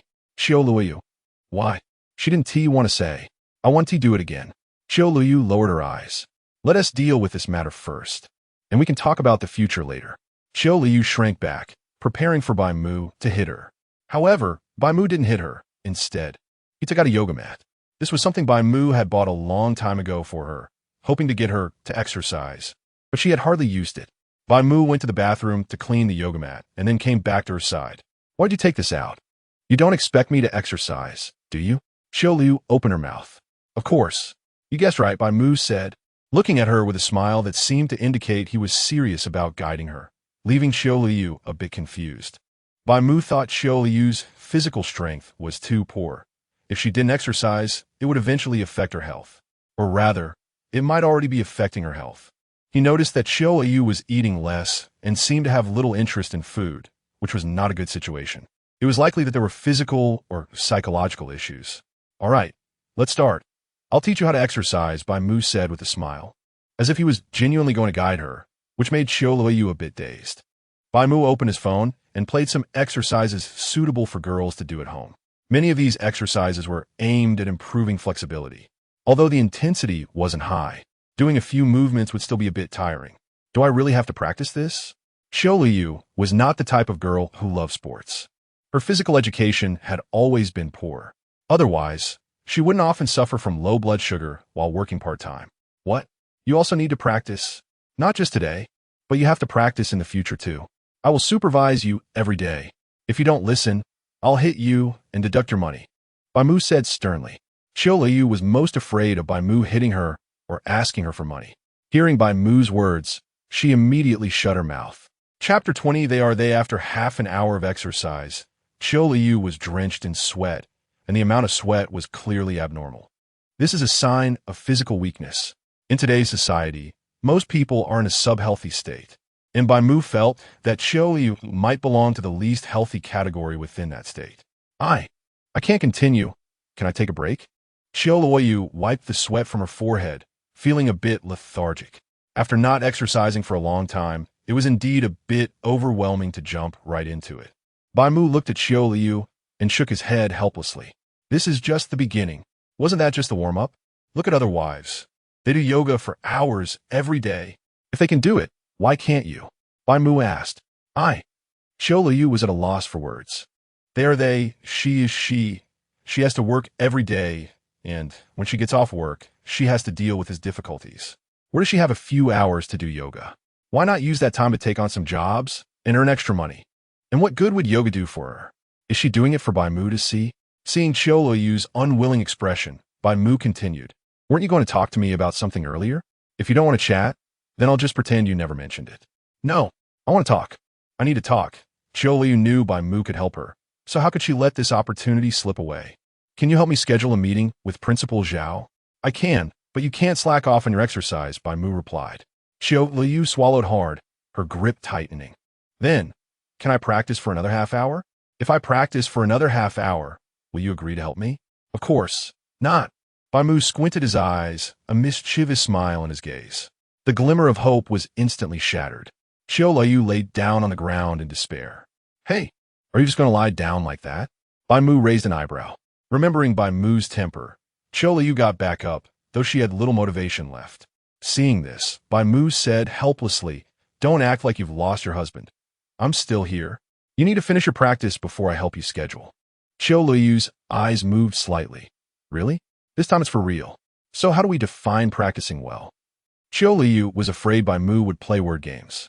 You have to show me some results, Bai Mu shrugged. What should I do then? Qiu Luoyu asked, raising her head with a furrowed brow. Bai Mu pretended to think for a moment, then took out his phone and opened a short video app. Since you practice yoga, why not learn a dance too? He pointed to a dancer in the video. The dancer was performing a girl group dance, which was not easy, but if Qiu Luoyu could dance, it would definitely look great and captivating. However, Qiu Luoyu frowned, looking troubled. But I can't dance. You should know that. When they first got together, Bai Mu had suggested she learn to dance, but she wasn't interested. After much persuasion from Bai Mu, she tried learning, but the result was that she really had no talent for dancing. Even though her body was flexible enough, it couldn't change the fact that her limbs were stiff when she danced. She truly lacked talent. After that, Bai Mu never brought it up again. If you can't, then just learn. Where there's a will, there's a way. I believe you can learn. Bai Mu pinched Qiu Luoyu's cheek. Qiu Luoyu hesitated, meeting Bai Mu's encouraging gaze. Her heart racing, but in the end she agreed. At this point, she would agree to whatever Bai Mu said. After all, securing this deal was the most important thing. This was about tens of thousands. Bai Mu didn't expect Qiu Luoyu to agree so readily. It seemed she was indeed committed to this deal. Seeing this, Bai Mu decided not to make things difficult for Qiu Luoyu today. This had to be done step by step. There was no need to rush. All right, practice a bit more, and then we can go back. I'm heading to my room now. Remember to get dressed and come over later. Bai Mu got up and returned to his room. After hearing this, Qiu Luoyu finally felt a bit of motivation. Even without Bai Mu supervising her, she still worked out very seriously. By the time she returned to her room, half an hour had already passed, during which she also took a shower. Lying on the bed, Qiu Luoyu didn't immediately rest. Although an hour of exercise had made her very tired and she wanted to sleep right away, there were still important matters to resolve, so she couldn't just fall asleep. Qiu Luoyu turned to Bai Mu, hesitating to speak. Bai Mu, looking at his phone, heard Qiu Luoyu's voice. What's up? About Principal Zhao. Did you ask him? Is he free? Qiu Luoyu bit her lip, her expression anxious. She was worried Bai Mu would go back on his word, and also concerned that even if he asked, Principal Zhao might refuse. Oh, is that what you were asking about? Bai Mu pretended to just realize it, watching Qiu Luoyu's emotions fluctuate. I've already scheduled a meeting with Principal Zhao for you. Tomorrow, Friday afternoon, when Hanhai finishes school, I'll go with you to pick her up and meet Principal Zhao. Qiu Luoyu's eyes widened. Really? Would I lie to you? Bai Mu chuckled. No, you wouldn't. All right, go to bed early tonight. Bai Mu similed. Ganti pinchin hernose. Chapter 21. Drink up, you won't die. Today is Friday. And Bai Qiuhan is also going home today. Since entering high school, Bai Qiuhan only returns home once every 2 weeks, so every second Friday. Qiu Luoyu leaves work early to pick her up. Qiu Luoyu changed out of her cow costume and put on her professional attire before rushing out the door. Since Bai Mu was nowhere to be found when she woke up in the morning, Qiu Luoyu didn't make breakfast for him. Just as she arrived at the company, she received a message from Bai Mu. At 3 p.m., I'll go with you to meet Principal Zhao at Han'in School. Bai Mu. Okay. Qiu Luoyu immediately replied. As she walked into the company, Qiu Luoyu, looking down at her phone, accidentally bumped into Bai Mu, who had just arrived. Deputy manager. Qiu Luoyu almost collided with Bai Mu. Why aren't you looking where you're going? Bai Mu teased. Sorry, deputy manager. Bai Mu waved his hand. It's fine. Just be more careful next time.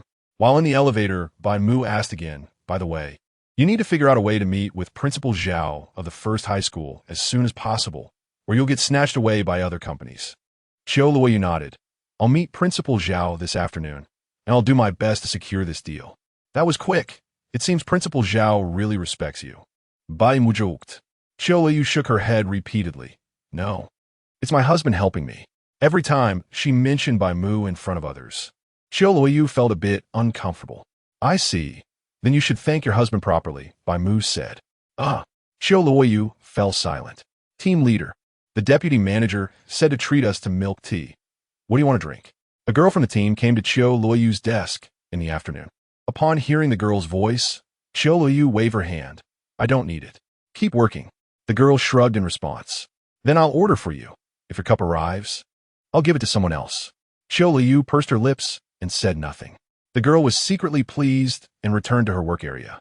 Over there, a few team members were whispering. They had done this before.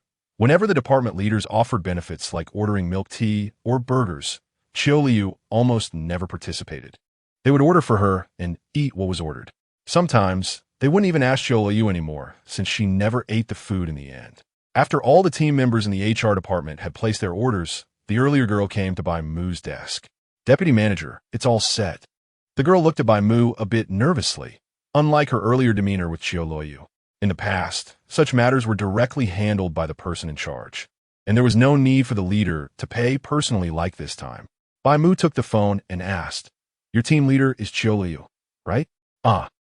Yes. What did she order?" Bai Mu asked. The girl clearly didn't expect Bai Mu to ask this and was taken aback. Finally, she mustered the courage to answer. "Strawberry jasmine milk, double chocolate hazelnut, normal ice, 50 sugar."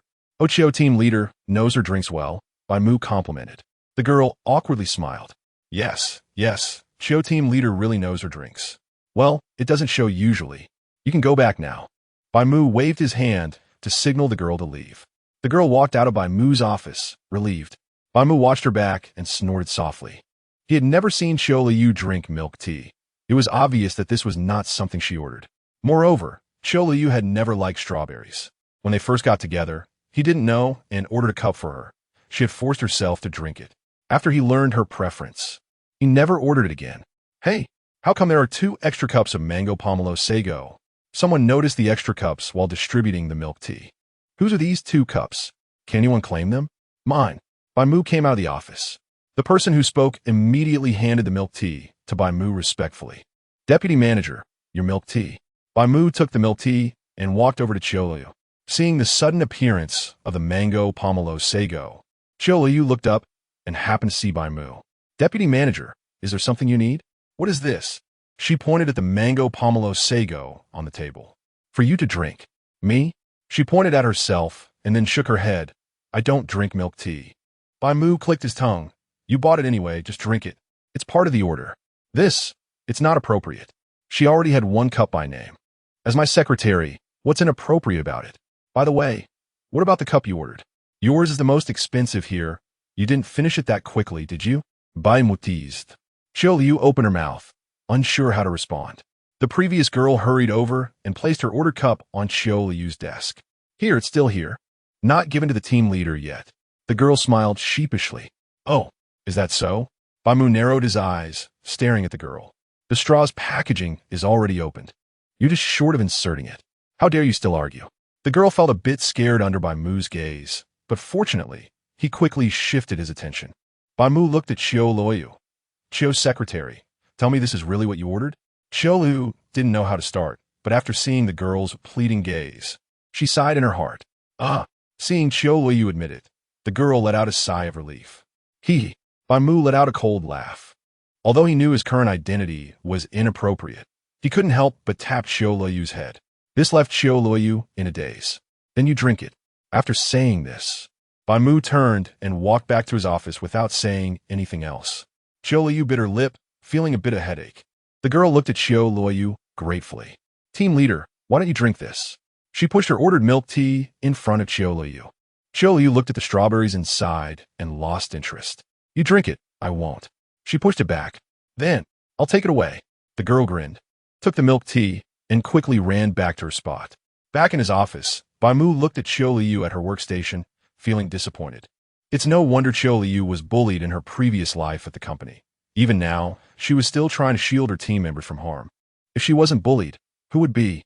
He should teach her a good lesson, so she wouldn't let others bully her so easily. Chapter 22. The Frugal New Leader?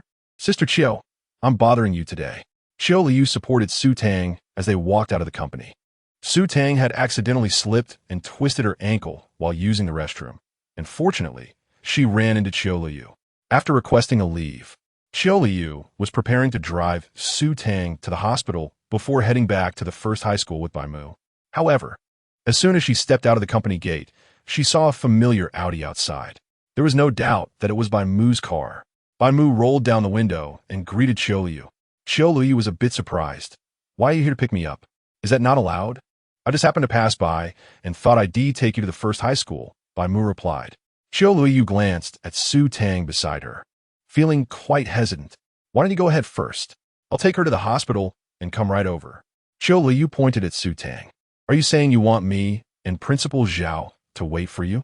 Bai Mu leaned his arm on the car window, his expression unreadable. Qiu Luoyu bit her lip.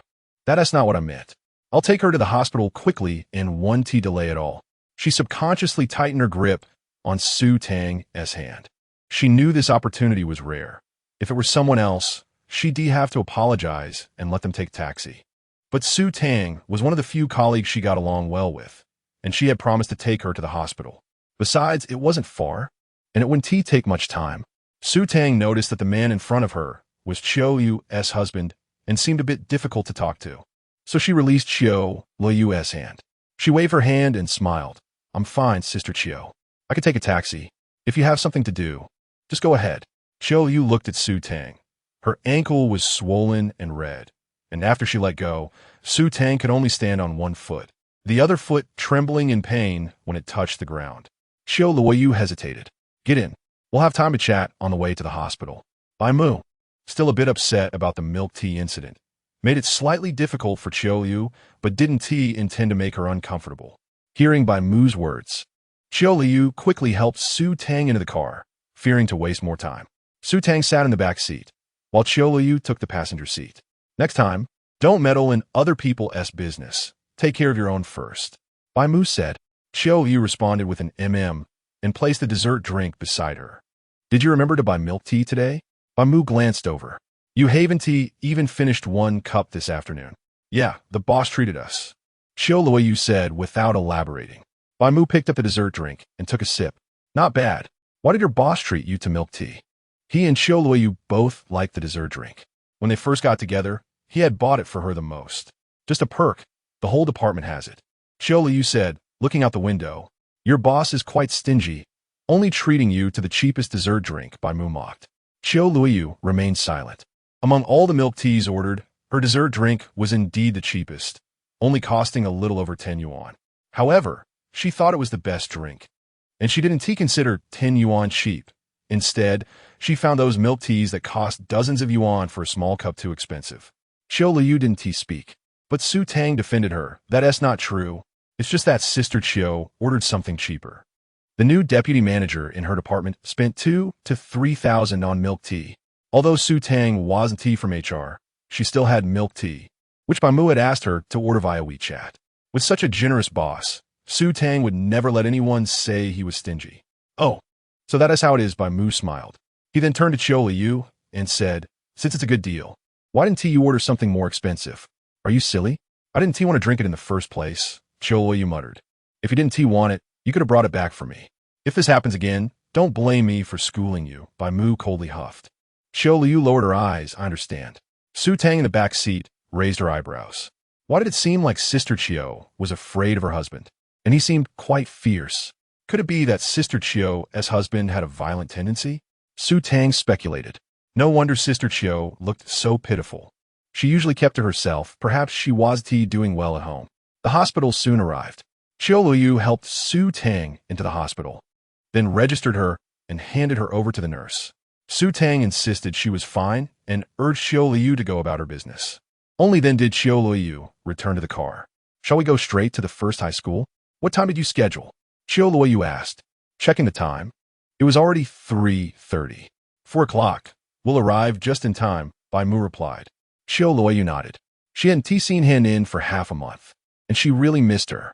In the past, when Bai Chiohan was in elementary and middle school, she would go home every day. But now that she was in high school, she only returned home once every half month. Qiu Luoyu was still getting used to it. It had only been a little over half a month since school started, and she was already longing for her. Because they had military training the week before school started, it had actually been a full 21 days since she last went home. The next return would be after a week, coinciding with the National Day holiday. She wondered how much Han Nin had changed after not seeing her for half a month. Bai Mu drove into the school, since he had communicated with Principal Zhao in advance. The gatekeeper recognized him and let Bai Mu in. It was just the last class for the first-year students, so the students were very lively during the break. Some didn't even react when they saw Bai Mu's car. It was tea until they were nudged by classmates that they realized. Hey, whose teacher-esque car is this? It's parked so well. A boy with a popsicle in hand blinked his bright eyes, a look of curiosity flashing across them. Generally, most teachers at the school were quite low-key and wouldn't drive expensive cars. A car like Bai Mu's, worth over 400,000 yuan, was still rare in the school, even a key high school like the first high school. Teachers who drove cars in that price range would generally be remembered by the students and categorized as the wealthy teachers. Although the boy wasn't very knowledgeable about cars, he could somewhat discern their quality from his classmates' influences. Heisey, are you still looking at cars? Hurry to the playground. PE class is about to start. A voice came from behind the boy. Coming. Heisey replied as he hurried off. Chapter 23, Future Husband in the Principal's Office. Qiu Luoyu placed the printed materials in front of Principal Zhao Linxiang. Principal Zhao, this is the product information from Xinghu Electric Company. Please take a look. Next to Qiu Luoyu was an employee from Xinghu Electric Company, sent by the deputy manager to assist her. Since Qiu Luoyu was an employee of Xiangtai Insurance Company, it was not very appropriate for her to represent Xinghu Electric Company, so her main role was to contact Zhao Linxiang and facilitate the successful signing of the contract. I didn't expect to see you again so soon, Xiao Qiu. Principal Zhao smiled broadly as he took the materials from Qiu Luoyu. The employee from Xinghu Electric stepped forward to introduce the advantages of their company's air conditioning products and the discounts they could offer. Principal Zhao smiled at Qiu Luoyu and began listening to the man's presentation. Zhao's secretary, Wang, was somewhat confused. The school clearly had long-term partners in the past, and Principal Zhao had expressly stated that he was very busy recently and refused to meet anyone from companies. Yet, he was meeting with these representatives from the appliance company. The person was the same woman he had seen a couple of days ago. Wang couldn't understand. Did this woman have some background that even the principal had to take seriously? Otherwise, why would he make an exception for her? He watched from behind Principal Zhao, puzzled. The man behind the woman had a relaxed demeanor, making Wang even more confused about his purpose for being there. He sized him up, but couldn't see anything remarkable about him. The man with the relaxed demeanor was Bai Mu. Bai Mu was so laid back because he was very familiar with this place. When he used to frequent this office, Wang didn't even know where it was. He knew it all too well.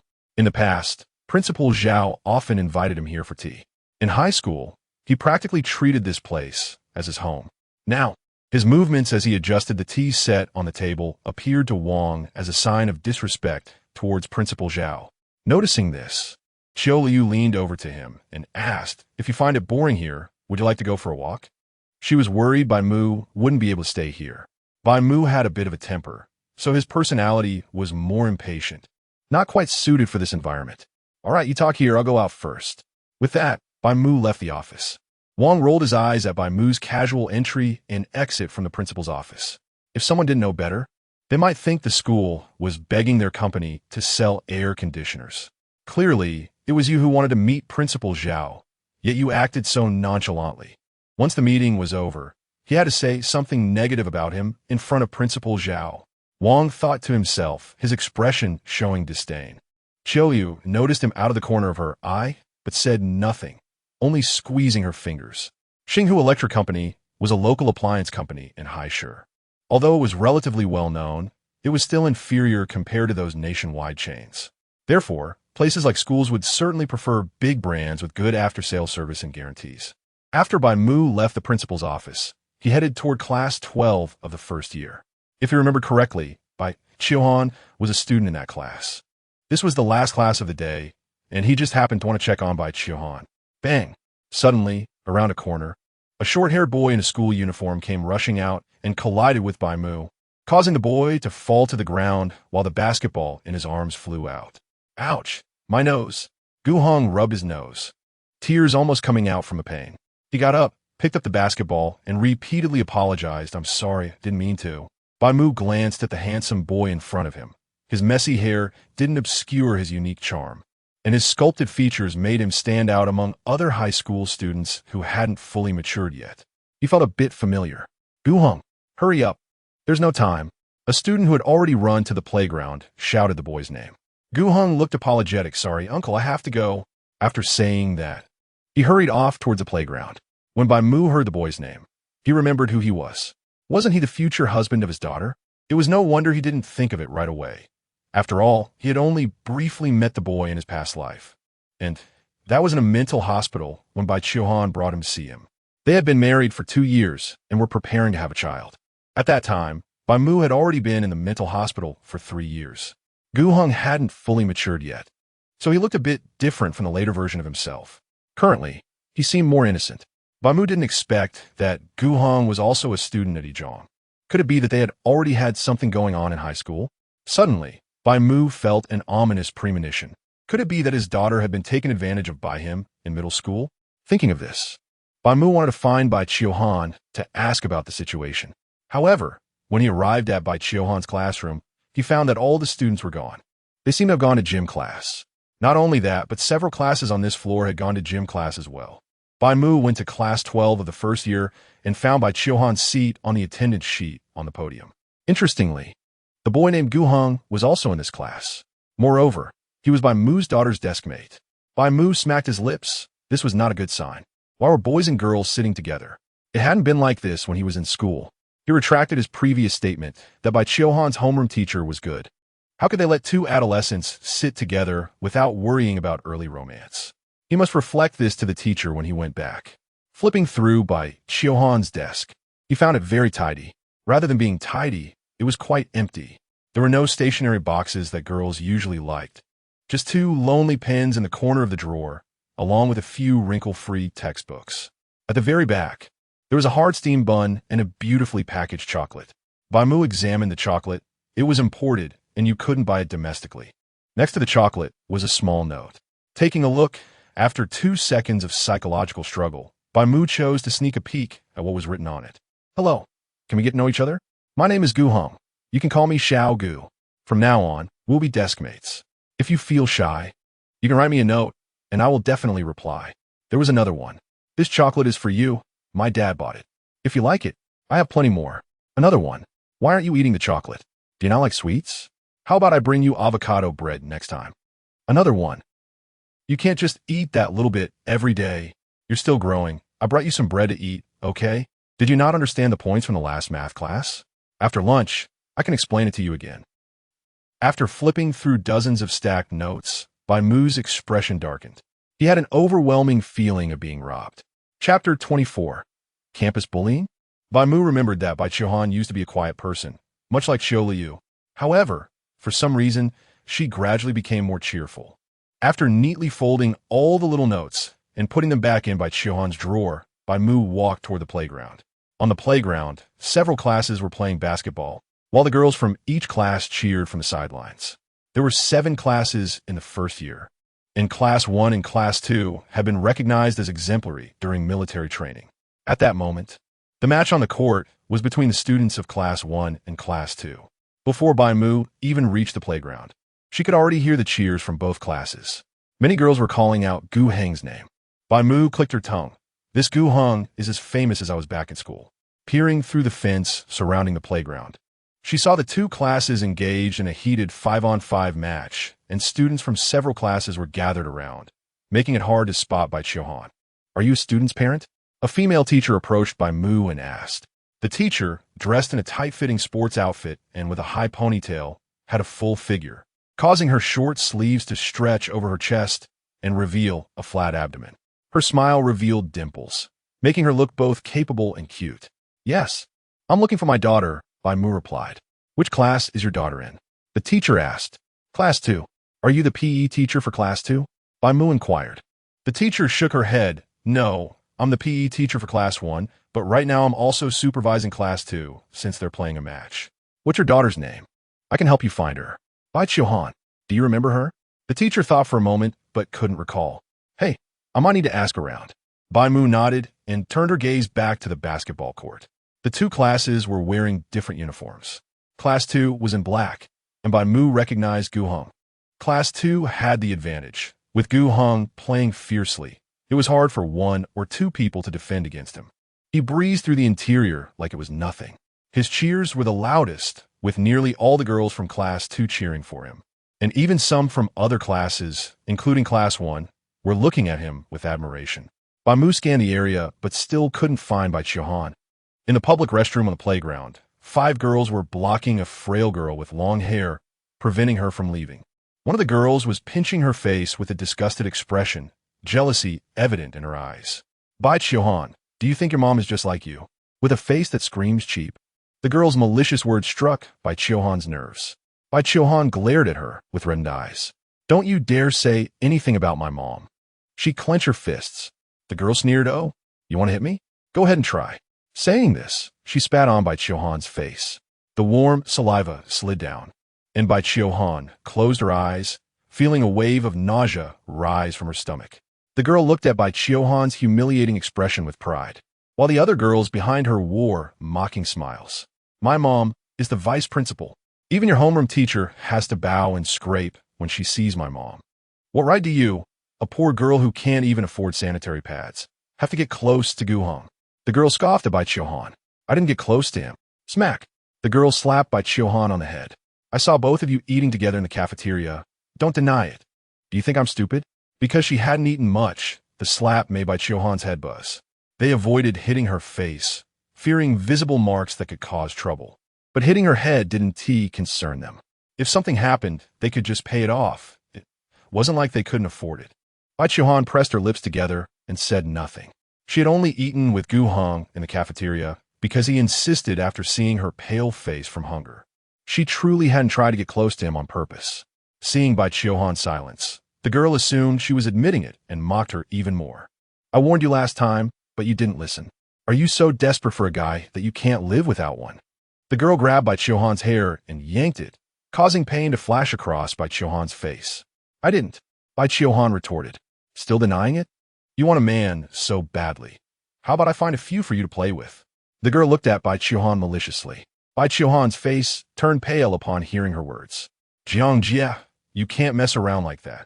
You'll get caught and end up in jail. Someone quietly reminded the girl, known as Jiang Jia. Were you to say, if something happens, will you take the blame? Jiang Jia glared back, her anger still simmering. The little follower immediately shrank back, falling silent. Jiang Jia snorted, don't think I'm joking. I mean what I say. If I see you acting all flirty in front of Guhong again, I'll find some guys to chat with you. After punching Bai Mu, she released her. Bai Mu cradled her head, tears streaming down her face uncontrollably. She wiped her tears away with the back of her hand, stubbornly holding back more. Surrounded by 5 girls, it would be a lie to say she wasn't scared. Her trembling shoulders revealed her inner fear. Less than a month into her high school life, she was already facing bullying, which was like hell for someone who had always been very introverted. At that moment, she longed to return to her mother's embrace. Bai Mu. At that moment, a voice called from outside the restroom. Are you in there? It was a young male voice. I'll go in and check. It was the voice of the earlier female teacher. Hearing the teacher's voice, the girls visibly panicked. They were all students from class 1, and even Jiang Jia, the leader among them, looked a bit flustered. Even though her mom was a school board member, students inherently feared teachers. That was an unchangeable fact. She pushed Bai Mu out and warned, don't say anything reckless. If I get pushed to my limit, you'll have to bear the consequences. My mom is a board member. Expelling someone isn't hard at all. You wouldn't want to get expelled after finally getting into the top school, would you?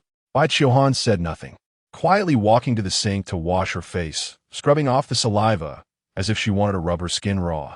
When she lifted her head again, her petite face was already flushed red from scrubbing. The tear stains at the corners of her eyes had disappeared, replaced by a numbness and a sense of confusion about the future. Chapter 25. Sweaty love from Guhong. What are you all doing in a bathroom? The female teacher who came in looked a bit puzzled at the sight of them. However, she didn't suspect anything related to campus bullying. After all, these individuals, including Bai Mu, consisted of 1 student from Class 2 and 5 from Class 1, all from the key classes where incidents of bullying had rarely occurred in the past. So, she guessed that they must have found the playground too hot and were hiding here to cool off. Although this class was a basketball match for each class, the rest of the students couldn't leave the playground, making the public restroom the only relatively cool place available. Situated in a corner of the playground and shaded by a small grove, it was indeed much cooler inside, almost like being in an air-conditioned room. The girls casually made up an excuse, and the teacher didn't press further, but focused her attention on Bai Qiuhan. As the physical education teacher for Class 1, she was very familiar with Bai Qiuhan from Class 2, just thinking she looked familiar.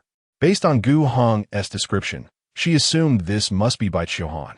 Qiuhan, there you are. I've been looking for you, the teacher said to Bai Qiuhan. Looking for me? For what? Bai Qiuhan asked, somewhat confused. Your dad came to find you, so he asked you to go to him. But class will be over soon, so you can go home with him right after. The teacher replied. Hearing the word dad, Bai Qiuhan was somewhat surprised. Bai Mu had hardly cared for her growing up. Why would he come to pick her up? Did something happen to mom? Bai Qiuhan suddenly felt anxious. Where is he? Bai Qiuhan asked eagerly. Right outside the playground. Okay, thank you, teacher. Bai Qiuhan immediately rushed out. As she burst out of the restroom, she collided directly with Gu Hong, falling right into his arms. Having just finished a basketball game, Gu Hong still carried the scent of sweat. Suddenly, a waft of fragrance hit him, and he became dazed. Recognizing the familiar smell, a smile involuntarily spread across his face. However, upon seeing him, Bai Qiuhan didn't seem happy at all. Instead, she pushed him away and ran toward the playground exit. Gu Hong was taken aback by her push. Was he being disliked? Why did Qiuhan push him away? Glancing at his soaked team jersey and the sweat emanating from him, he suddenly realized, in this state, any girl would find him off-putting. Right after the game, he had immediately sought out Bai Qiuhan, thinking she must have noticed his hard work and the special pose he struck after scoring. However, after searching around and not finding her, he noticed the substitute teacher was also looking for her, which made him realize she might be missing.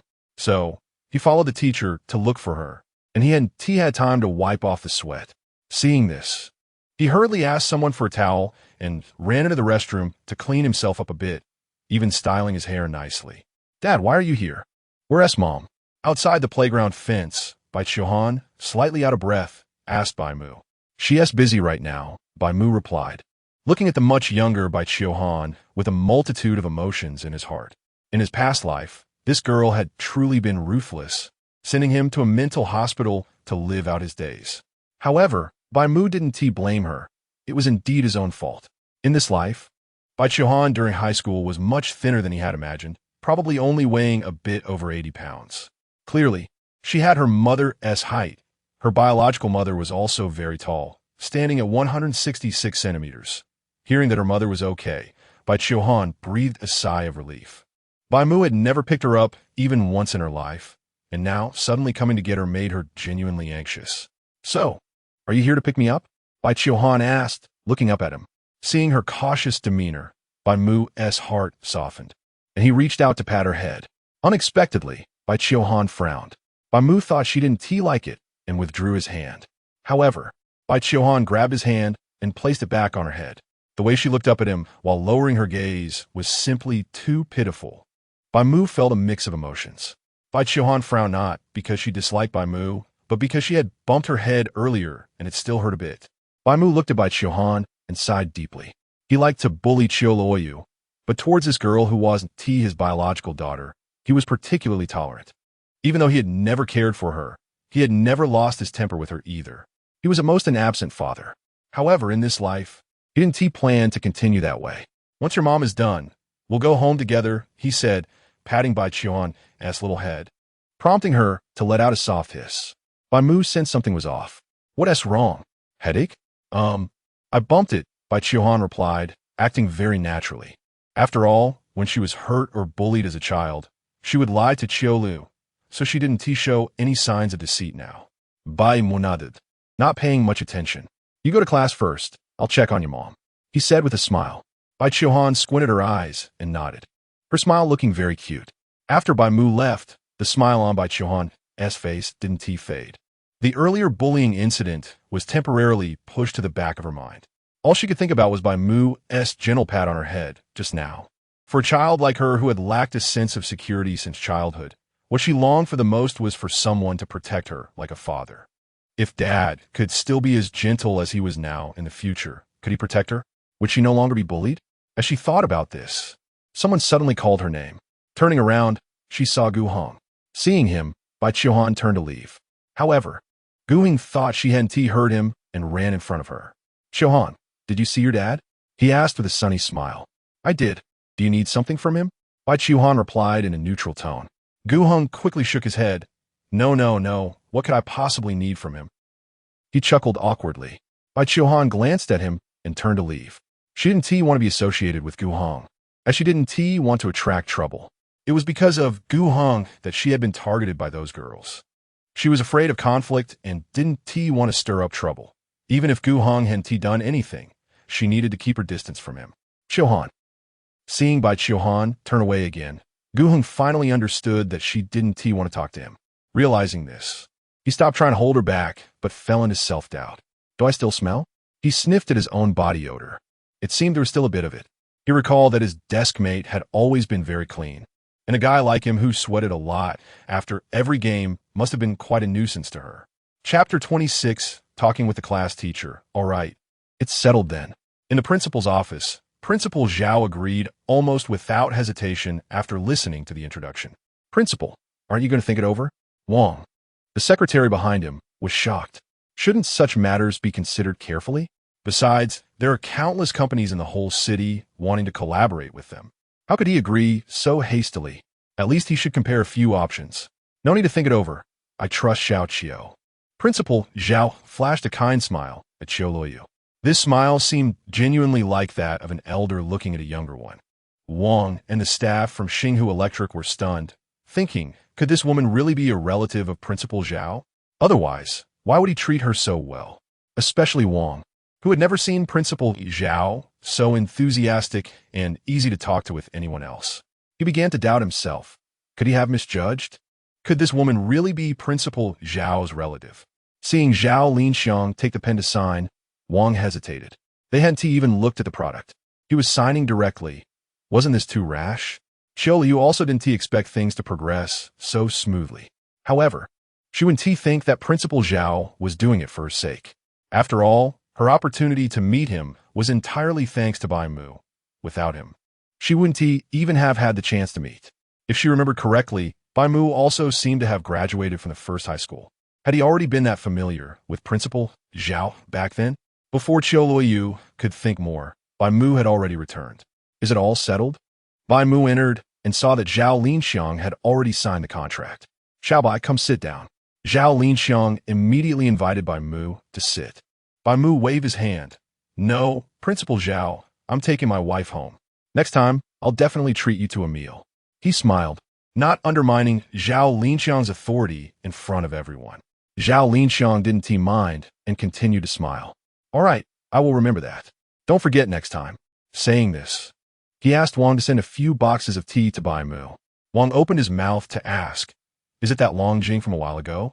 Principal Zhao clicked his tongue and said softly, of course, bring 3 boxes over. Yes, yes. Wang didn't dare to say anything else. Just from Principal Zhao's attitude towards Bai Mu, one could tell their friendship was significant. Those 3 boxes of premium Longjing weighed about 2 kilograms and could be sold for 80 to 90,000 on the market. Principal Zhao usually only brought this out for more distinguished guests. Now, sending 3 boxes directly was indicative of Bai Mu's status. He had previously looked down on Bai Mu a bit, but now he completely dared not. He didn't want to jeopardize his current position. Bai Mu left the principal's office with a gift box of tea. Let's wait for Huan at the classroom door. Bai Mu said to Qiu Luoyu. Qiu Luoyu nodded. After securing this order, I might earn a commission of 50,000. Qiu Luoyu thought for a moment and decided to mention it to Bai Mu. Are you going to share that with me? Bai Mu looked at Qiu Luoyu's shy demeanor and found it somewhat amusing.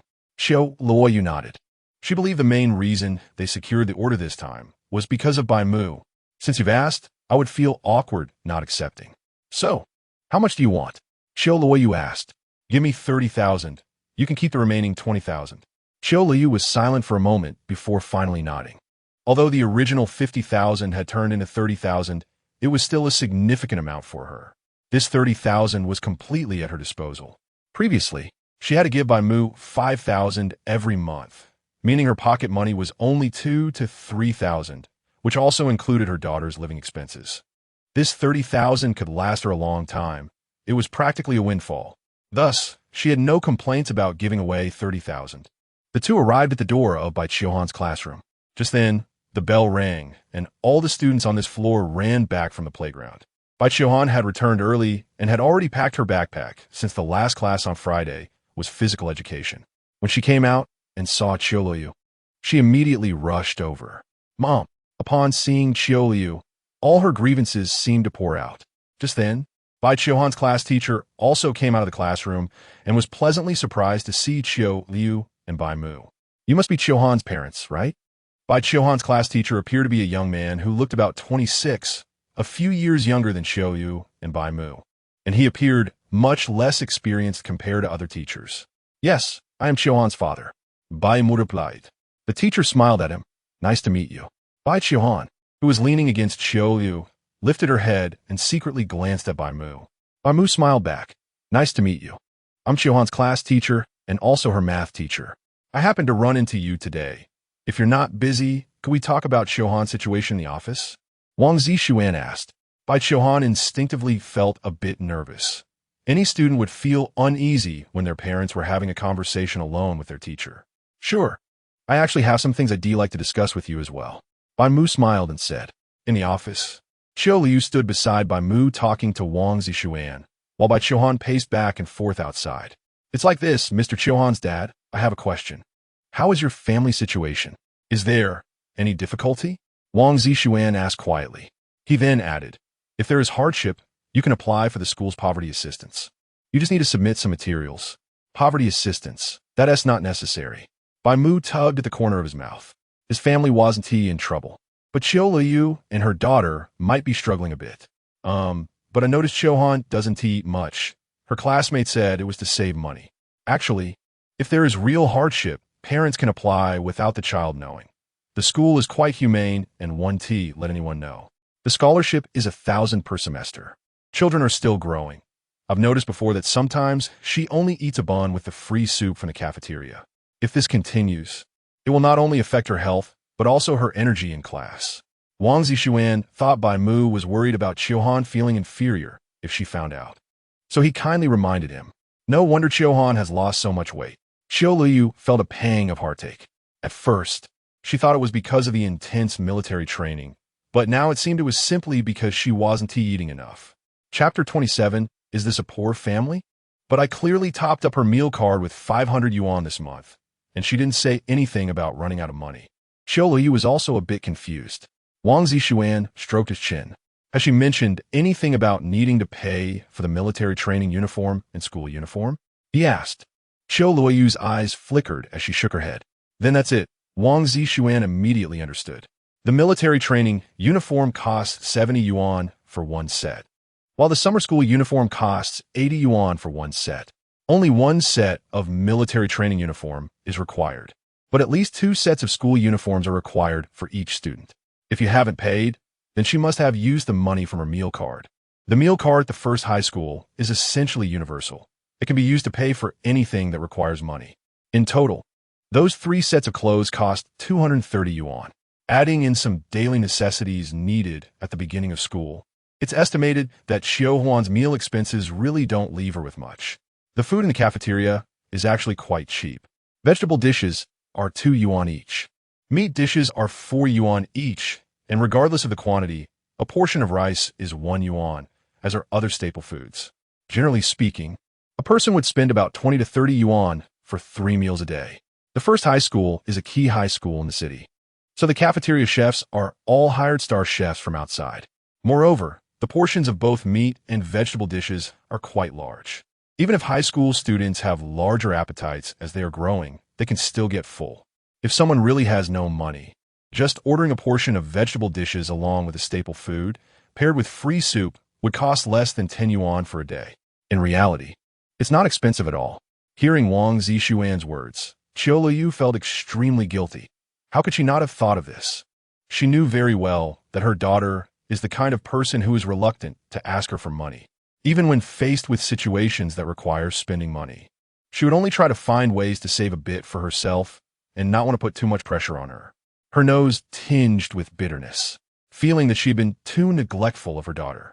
If it weren't for the class teacher telling her about this today, she might still be in the dark. Wang Zixuan could tell from Qiu Luoyu's expression what was going on. He sighed. Qiuhuan is a good child, and her mother doesn't need to feel too guilty. You should be happy that your child is so excellent, hardworking, and filial. I will help you apply for the scholarship here. Whether it can be approved later will depend on the situation. That was all he could do. After all, he had only been a teacher for less than 2 years. Thank you, Teacher Wang, Qiu Luoyu said gratefully. Wang Zixuan waved his hand, as he hadn't done much. By the way, I still don't know what your professions are. Wang Zixuan looked at the two. To be honest, just from their clothing, it was really hard to tell they were from a poor family. Bai Mu was dressed in casual wear, which, although not branded, looked quite good in quality. Qiu Luoyu, on the other hand, was dressed very formally, resembling a company white-collar worker. No matter how you looked at it, they didn't seem to be from a poor family at all. This was also what confused Wang Zixuan. I am currently unemployed, and my wife is a company employee, Bai Mu briefly explained. Wang Zixuan was a bit surprised. Normally, it's the man who earns for the family and the woman who manages finances, but here it was reversed. However, he didn't have much to say about it.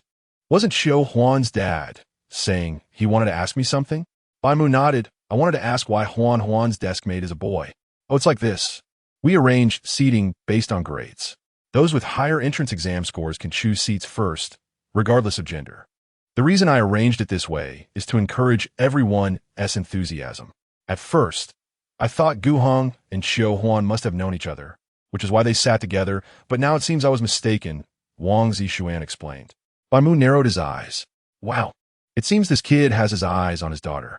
I thought it was Wang Zixuan's arrangement, although this kid would be his son-in-law in the future. Right now, they were still in high school, and the priority was studying. He couldn't let them get too close, especially since this kid clearly had ulterior motives for approaching his daughter. Separate them, please, Teacher Wang, Bai Mu said.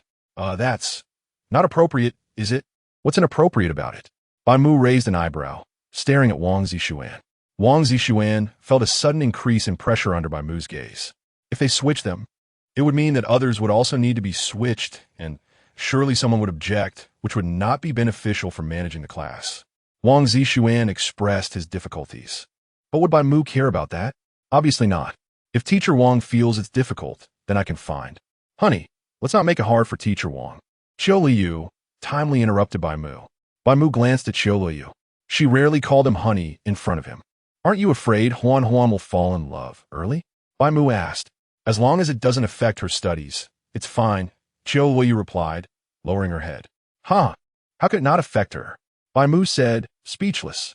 Forget it. Do as you wish, after all. She is your daughter. Qiu Luoyu frowned. Let Huan switch herself after the next exam. Don't make it hard for the teacher. You're so kind, Bai Mu scoffed. Wang Zixuan, hearing their conversation, awkwardly smiled. As they were leaving, Wang Zixuan saw them off. Mom, are we taking the bus back today? Bai Qiu Huan asked, carrying her backpack. The backpack wasn't heavy. It only contained some review books. No, we're taking the car today. Your dad is driving, Qiu Luoyu replied. Bai Qiu Huan's eyes lit up. She knew the family had a car, but it seemed that the white Volkswagen hadn't been seen for many years. Could it be that one? Upon arriving at the school parking lot, Bai Qiu Huan saw Bai Mu's black Audi and was a bit surprised. It seemed she had indeed seen her dad drive it before, but she had never been in it. Wang Zixuan, who had been seeing them off, was unclear why Bai Mu had come to the school parking lot. Could it be that they had a car and parked it here? That was impossible. The school didn't allow outside vehicles in, unless they were here to see the school leaders. Clearly, Bai Qiu Huan's parents weren't. However, when Bai Mu pressed the car key and the Audi's lights turned on, Wang Zixuan was stunned. They really did come to drive. Not only that, but it was an Audi worth over 400,000 yuan. After watching the three of them get into the car and finish greeting him, he finally reacted. Watching that expensive Audi drive out of the parking lot, he was still waving his hand. Is this really a poor family? Which poor family can drive a car worth over 400,000 yuan? Wang Zixuan felt deceived. Didn't they say to raise sons in poverty and daughters in wealth? Could it be that this family was reversed?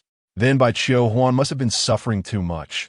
Clearly, her family was so wealthy, yet she almost starved at school. Tom, Chapter 28, let's go eat hot pot in the car. Qiu Luoyu sat in the passenger seat while Bai Qiu Huan was in the back. The back seat was spacious, and Bai Qiu Huan sat by the window, appearing very small. Although it was their own car, She felt quite constrained and didn't speak throughout the ride. The scent of the car air freshener was pleasant, and as Bai Mu leaned against the window, she initially wanted to take a nap, but the aroma seemed to keep her awake. At this time, all the students at the school had been let out, and the number of cars outside had noticeably increased, all picking up children. "Dad, can I open the window?" The silence in the car made Bai Mu feel a bit anxious. Bai Mu responded with a grunt and opened the window in the back seat. As soon as the window was opened, the bustling sounds from outside filled the car. Phew! Bai Mu sighed in relief, feeling a little more relaxed. She looked out of the window.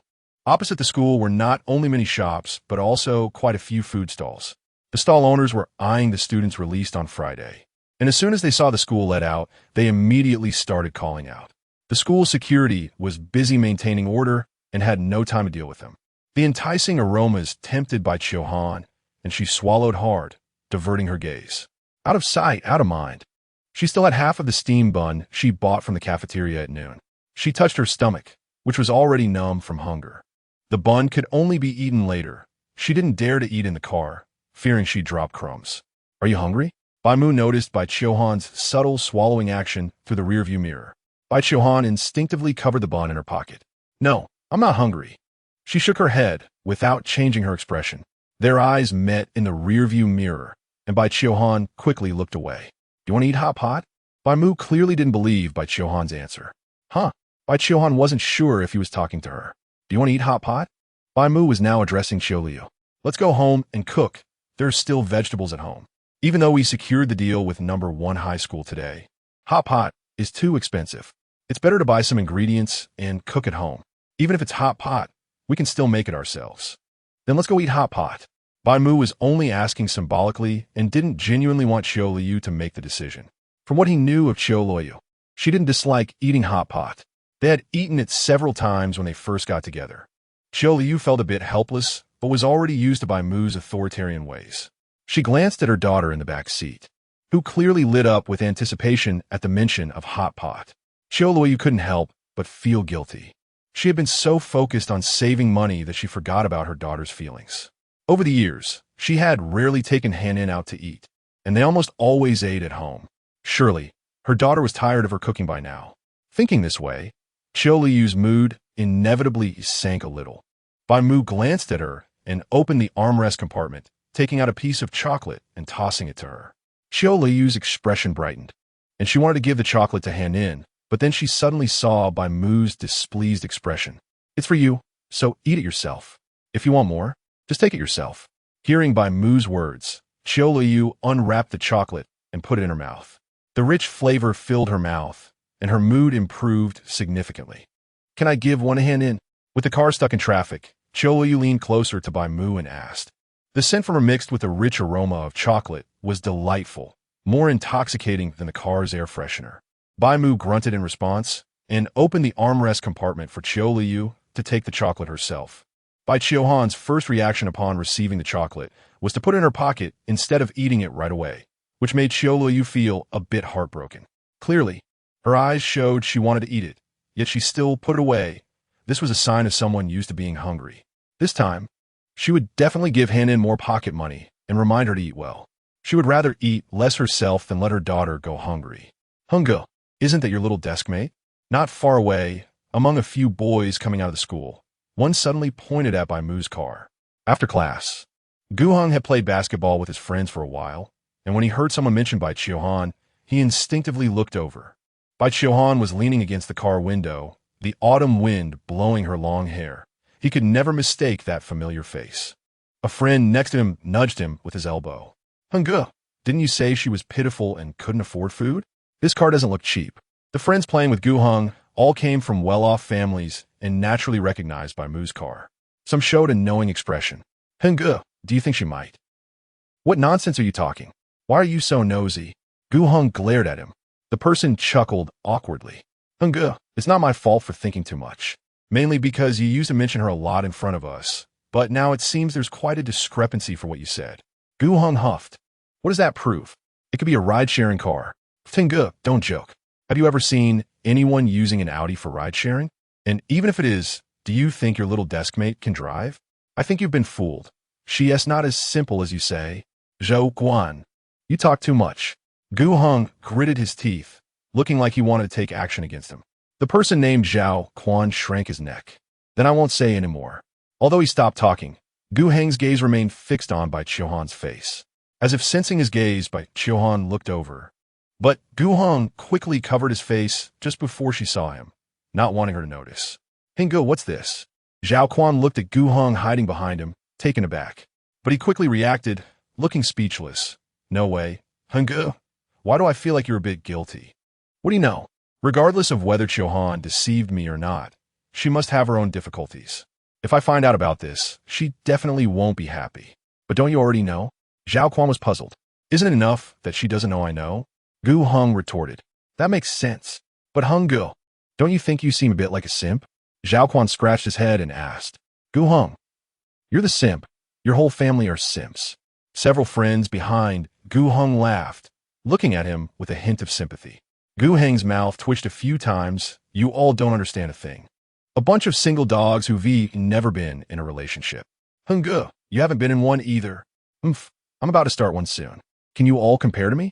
Chapter 29 Bai Qiuhan's first smartphone, Bai Mu finally drove to the nearest vegetable market to home. Instead of eating out, it was better to buy some vegetables and cook at home, which is cleaner and more hygienic. At first, Qiu Luoyu thought Bai Mu was driving home because he didn't want hot pot anymore. But then she saw him parking at the market's entrance. Let's buy some vegetables to eat at home. Bai Mu took 300 yuan from his pocket and handed it to Qiu Luoyu. 300?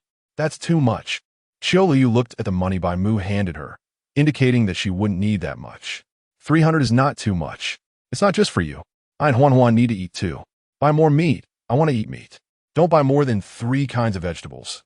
If you do, you'll have to deal with it. Bai Mu's words made Qiu Luoyu shiver. Got it. After handing the money to Qiu Luoyu, Bai Mu stayed in the car with Bai Qiuhan. Qiu Luoyu felt a bit uneasy, but she didn't dare to let Bai Mu come down with her to buy vegetables. So she turned to Bai Qiuhan in the back seat and asked, Huan, do you want to come down?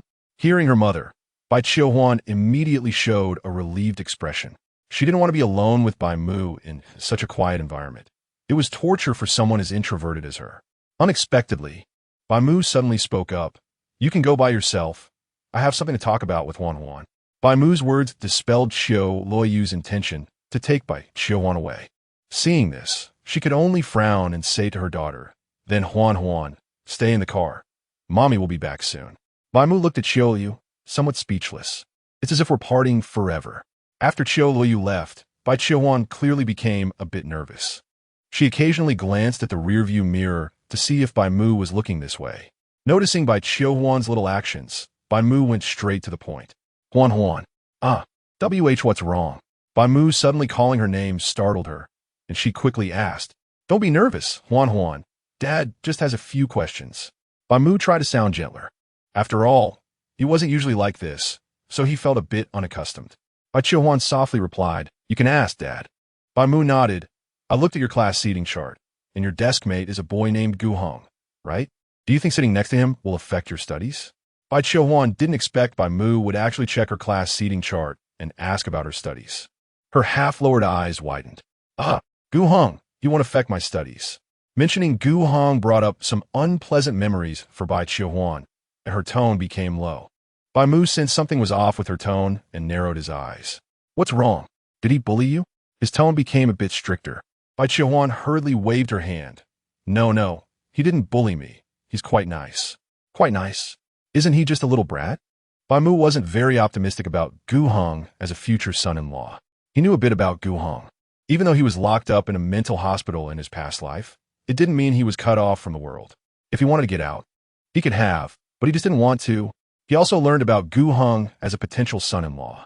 The Gu family had several companies, and their total assets should be at least several billion. However, through Bai Mu's investigation, it seemed that during the 2 years Bai Qiuhan was married to Gu Heng, they didn't appear to live well. Gu Heng was supposed to be the heir of the Gu group, but later a child born out of wedlock appeared out of nowhere and competed with him for that position. The other child was even favored by Gu's father. As a result, during the 2 years Bai Qiuhan was married to Gu Heng, she was always busy and worried about the inheritance issue. Later, in the 3rd year, Gu Hong failed to compete for the inheritance, became disheartened, and decided to settle down and have a child with Bai Mu to expand the Gu family, hoping to exchange some shares of the Gu group. Bai Mu only understood part of this and wasn't very clear about the specifics. Hearing Bai Mu's not-so-good tone, Bai Mu didn't defend Gu Hong. She didn't need to argue with her dad for Gu Hong, so she silently nodded. Seeing Bai Mu's silence, Bai Mu took a smartphone out of the armrest compartment and handed it to Bai Mu. I won't say much. You should know that early relationships are not allowed. Bai Mu looked at the smartphone Bai Mu handed her, momentarily stunned. But after hearing Bai Mu's words, she immediately replied, "How could that be? I won't fall in love early." Bai Mu smiled. "That's good. This is a reward for you. If you run out of money in the future, tell Dad. And don't let yourself go hungry. This is for me." Bai Mu opened her mouth, still in shock. Bai Mu nodded, placing the phone in Bai Mu's hands. Bai Mu couldn't believe her eyes, "But I'm still a high school student." "So what if you're a high school student? Which high school student doesn't have a smartphone?" He changed his phone every year in high school.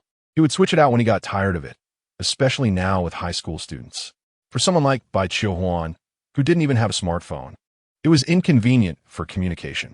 But Bai Mu looked at the phone in her hands, eager to open the box and see her first smartphone, but hesitated inside. She knew her family situation wasn't great, even though they lived in a high-end community and had 2 cars. This phone probably cost several thousand yuan. How much did her mom save each month? "Stop hesitating. This is a reward from Dad." Bai Mu frowned, somewhat displeased with Bai Mu's reluctance. Oh. Bai Mu keenly sensed Bai Mu's impatience in his voice and didn't dare to say more.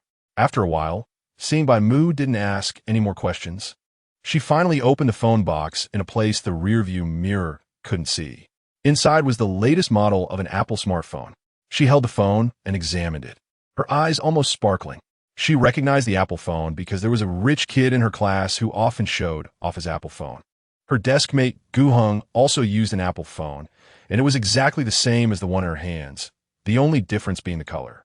The cold touch and heavy feel made her feel a bit dreamy. She actually had her first smartphone, and it was a super expensive Apple. In her eyes, Apple phones were something only very wealthy people could afford. She had never imagined she could use one too. Chapter 30, let's take another photo after a burst of excitement. Bai Mu quickly calmed down. She definitely couldn't use such an expensive Apple phone. If it got damaged, lost, or stolen, she couldn't bear the consequences. Moreover, why did her father suddenly want to buy her a phone? And such an expensive one? This raised a lot of doubts. After hesitating for a while, she mustered the courage to say, "Dad, this phone is too expensive. It's a waste for me to use it." Bai Mu turned his head upon hearing Bai Mu's words and met her slightly anxious expression. "Waste? You're my daughter. Is it a waste for me to spend money on you?" Bai Mu found it somewhat amusing. "But it really is too expensive." Bai Mu bit her thin lip, her left hand tightly clutching the hem of her school uniform. Bai Mu looked at her and asked, "So, do you want it?" His gaze calmly met Bai Mu's, who pressed her lips together. The girl's lips were a light pink, not moist and smooth. After a long hesitation, she nodded, "I do." "Then that's settled," Bai Mu said helplessly. "Take it. I'm not short of this little money." "Not short of it?" Bai Mu felt puzzled. Wasn't their family very poor? Bai Mu smiled and ruffled Bai Mu's small head, making her fluffy hair a bit messy. Bai Mu didn't have her hair in braids today. Her shoulder-length hair fell naturally, presenting an image of a little girl with long, straight black hair. As Bai Mu ruffled her head, she couldn't help but squint her eyes, resembling a little cat. "The one short on money is your mom. Can your dad be short of money?" Bai Mu chuckled lightly. "But aren't we a family?" Bai Mu still didn't understand. Clearly, they were a family. Why was mom short on money, but dad wasn't he? Bai Mu raised his eyebrows. "Of course we are a family, but your mom and I are husband and wife. We have our own way of getting along, understand?" Although Bai Mu didn't fully understand, she still nodded. "So you can rest assured to take this phone. If your mom asks, just say I bought it for you. From now on, I will give you living expenses every month. You can save it if you don't need it, and your mom can keep it for you too. Just don't let yourself go hungry." Bai Mu clenched her hands and nodded in confusion. For some reason, she suddenly felt a tingling sensation in her nose. Having never experienced a father's love, she now felt the long-awaited paternal love from Bai Mu. Bai Mu's lips curled up slightly as he ruffled Bai Qiu head again. About 10 minutes later, Qiu Luoyu returned with several large bags of groceries. After sitting in the passenger seat, it was evident that beads of sweat were forming on her forehead. "Henin, are you all right?" Qiu Luoyu wiped her sweat and immediately looked at Bai Qiu. "What could happen when I'm with you?" Bai Mu shot a speechless glance at Qiu Luoyu. "I'm fine, Mom," Bai Qiu quickly responded. "Oh, that's good." Qiu Luoyu glanced at Bai Mu with a hint of guilt. "I bought a lot of meat. Let us hurry back, or the car will smell fishy." Bai Mu looked at Qiu Luoyu and nodded, driving into their community. Upstairs, after Qiu Luoyu processed all the ingredients and placed them on the table, she called out, "Henin, wash your hands. We can eat hot pot now." The water in the pot had boiled, and she had already added some hard-to-cook ribs and corn to boil, so they could eat soon. At that moment, Bai Qiu was lying on her bed, studying her Apple phone. Young people can easily figure out how to use a phone, so it didn't take long for her to almost understand how to use it. The SIM card was arranged by Bai Mu. She created a WeChat and QQ account, and then joined the class group. Before long, she received a friend request on WeChat from someone named Slow Guhongyan. As soon as she accepted it, she heard Qiu Luoyu calling her. She replied and put down her phone, stepping out of her room. "Wow, it smells so good." Bai Qiu was instantly tempted by the aroma wafting from the living room. She hadn't eaten meat in a long time, and her eyes nearly sparkled with excitement. Bai Qiu took her seat early. Noticing her impatience, Qiu Luoyu said, "I'll go call your dad." After saying that, she walked into the bedroom she shared with Bai Mu. There was no Bai Mu in the bedroom, so she figured he must be in the study. Upon entering the study, she saw Bai Mu sitting in front of the desktop computer, smiling at the screen. Qiu Luoyu steeled herself and walked over, unconsciously glancing at the computer screen. It displayed her photo, but it was a bit immature, probably taken a few years ago. Because she was quite introverted, Bai Mu loved to take pictures of her. At first, she always appeared very shy and awkward, especially when Bai Mu asked her pose. She never did it well, looking somewhat embarrassed. Yet, it was often these kinds of photos that Bai Mu liked the most, his face full of nostalgia and admiration. It was unclear whether he admired his photography skills or her poses. "Dear, what do you think about taking another set of photos like this?" Bai Mu looked at Qiu Luoyu with great anticipation as she entered. The Qiu Luoyu in the photos was wearing clothes from her student days, looking pure and shy. Now, she was much more mature. Wearing such clothes again would definitely be inappropriate. She hesitated, looking at the photos on the screen. "How old am I now? Wearing student clothes? Is that too inappropriate?" However, thinking this way, it was impossible to refuse. "If you want to, I have no problem."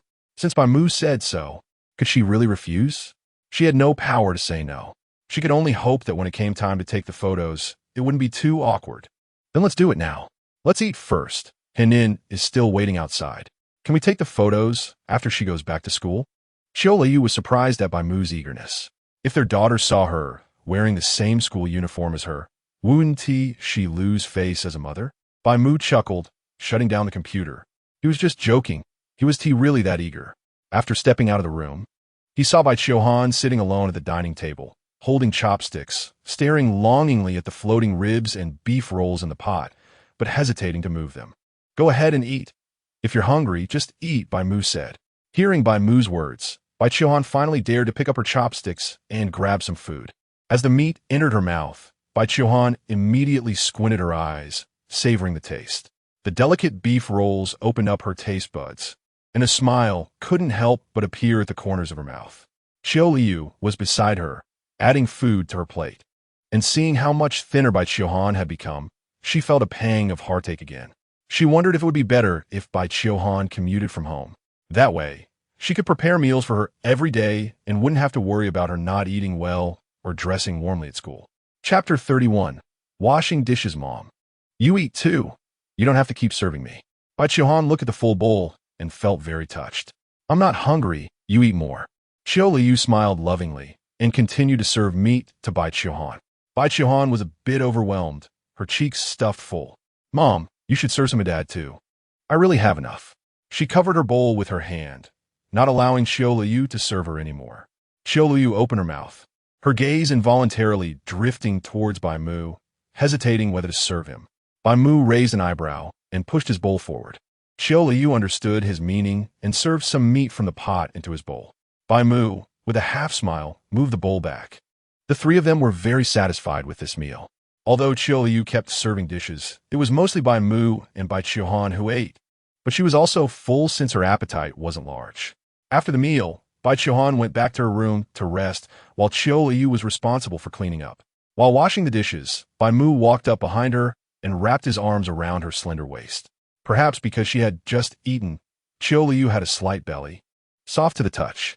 I'm washing the dishes. Qiu Luoyu turned her head and met Bai Mu's gaze. Keep washing, am I disturbing you? Bai Mu asked. No. Qiu Luoyu certainly wouldn't dare to say yes. She held a dishcloth, carefully wiping every corner of the ceramic bowls. Due to her slight obsession with cleanliness, Qiu Luoyu always washed the dishes very thoroughly, which made the dishwashing process take quite a long time. However, for her, washing dishes and doing housework was also a way to relieve stress. You haven't wiped the bottom of the bowl yet. Can you be more serious? Bai Mu suddenly spoke up as she lost focus. Huh? Oh. Qiu Luoyu seemed to snap back to reality, hurriedly using the wet cloth to scrub the bottom of the bowl. You're not even serious about washing dishes. I'm too nervous with you here, Qiu Luoyu explained. You're that nervous with me here? Didn't you just say I wouldn't affect you? Hearing Bai Mu's words, Qiu Luoyu didn't know how to explain for a moment. All right, babe, stop making excuses for yourself. Bai Mu smiled faintly. When the last bowl was rinsed clean, Qiu Luoyu let out a sigh of relief. Bai Mu chuckled softly. Babe, let's go back to the room. Henin is still home. You won't do anything, right? Qiu Luoyu asked. What's the difference? The soundproofing in the room is so good, she can't hear anything. Bai Mu continued. Just for these 2 days. She'll go back to school the day after tomorrow. Can you hold on? Qiu Luoyu still wasn't willing. All right, since you put it that way. What else can I say? Bai Mu licked his lips. Qiu Luoyu's pupils slightly widened, a bit surprised that Bai Mu was so agreeable. Then, I'll go take a shower first. After a day of work, she was tired, and she felt uncomfortable after sweating quite a bit when Bai Mu hugged her. Bai Mu watched Qiu Luoyu walk into the bathroom and let out a long sigh. Being with Qiu Luoyu, he didn't relax either. After all, they had been apart for so many years, and seeing her again made him miss her immensely, wishing he could stick to her every day. Chapter 32 Shopping at the mall with my wife and daughter today is Friday. Because Bai Qiuhan has returned, Qiu Luoyu is wearing a very conservative pajama. It's so conservative that after she buttons it up, her collarbone is nearly invisible. This is actually Qiu Luoyu's true style. When Bai Mu first met Qiu Luoyu, she was already very conservative. Although she looks like a knowledgeable and abstinent girl, in reality, she is someone who gets nervous and sweaty even just holding hands. The professional attire at work is considered quite revealing for her. A few years ago, she probably wouldn't have even dared to look at such clothes, let alone wear them. To avoid triggering Bai Mu's desires, Qiu Luoyu deliberately kept her distance from him. This, however, made Bai Mu somewhat displeased. He reached out, wrapped his arms around her waist, and pulled her into his embrace. Qiu Luoyu stared at him with her willow leaf eyes, her long eyelashes fluttering. Why you change your mind? Qiu Luoyu felt a bit fearful of Bai Mu. Bai Mu pulled her closer, and she thought he was going to take action against her.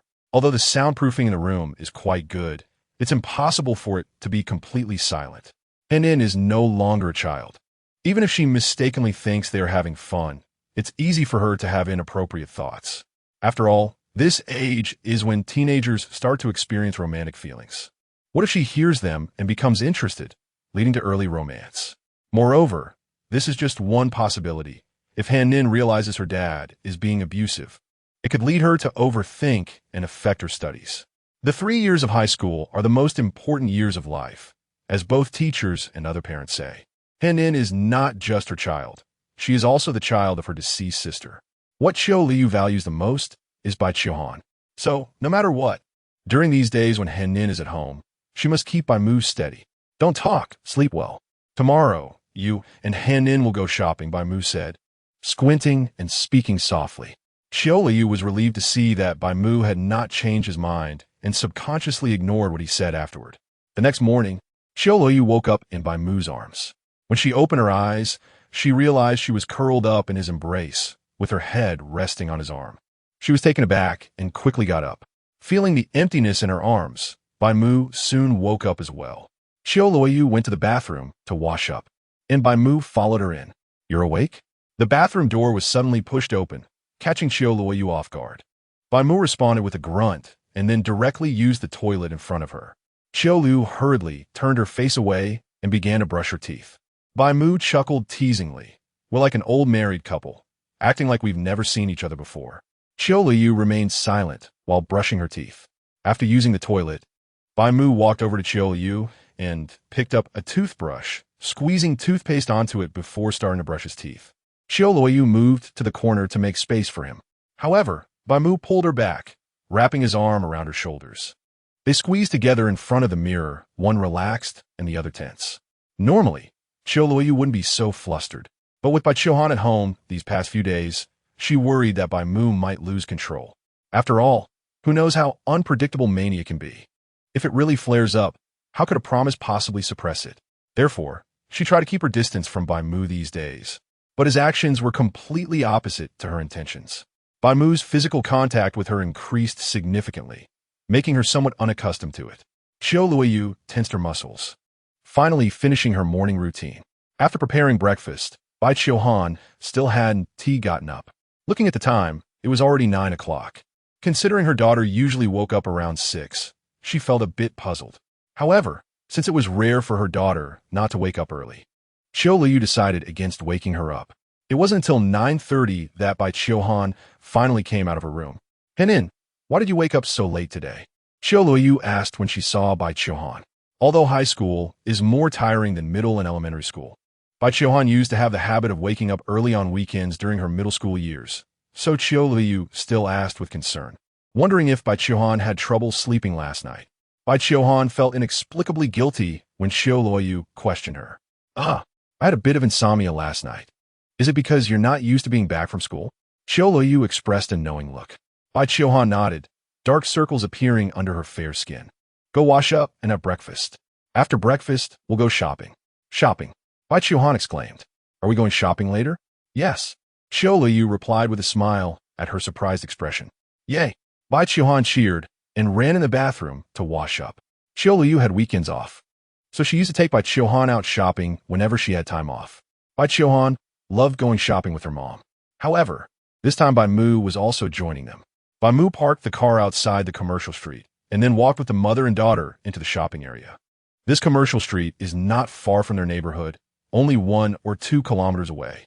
Qiu Luoyu often brought Bai Qiuhan here to shop, but they usually just browsed without buying anything.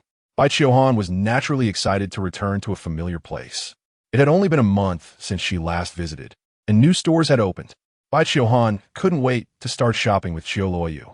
Meanwhile, Qiu Luoyu's attention was focused on Bai Mu, the person who suggested joining them.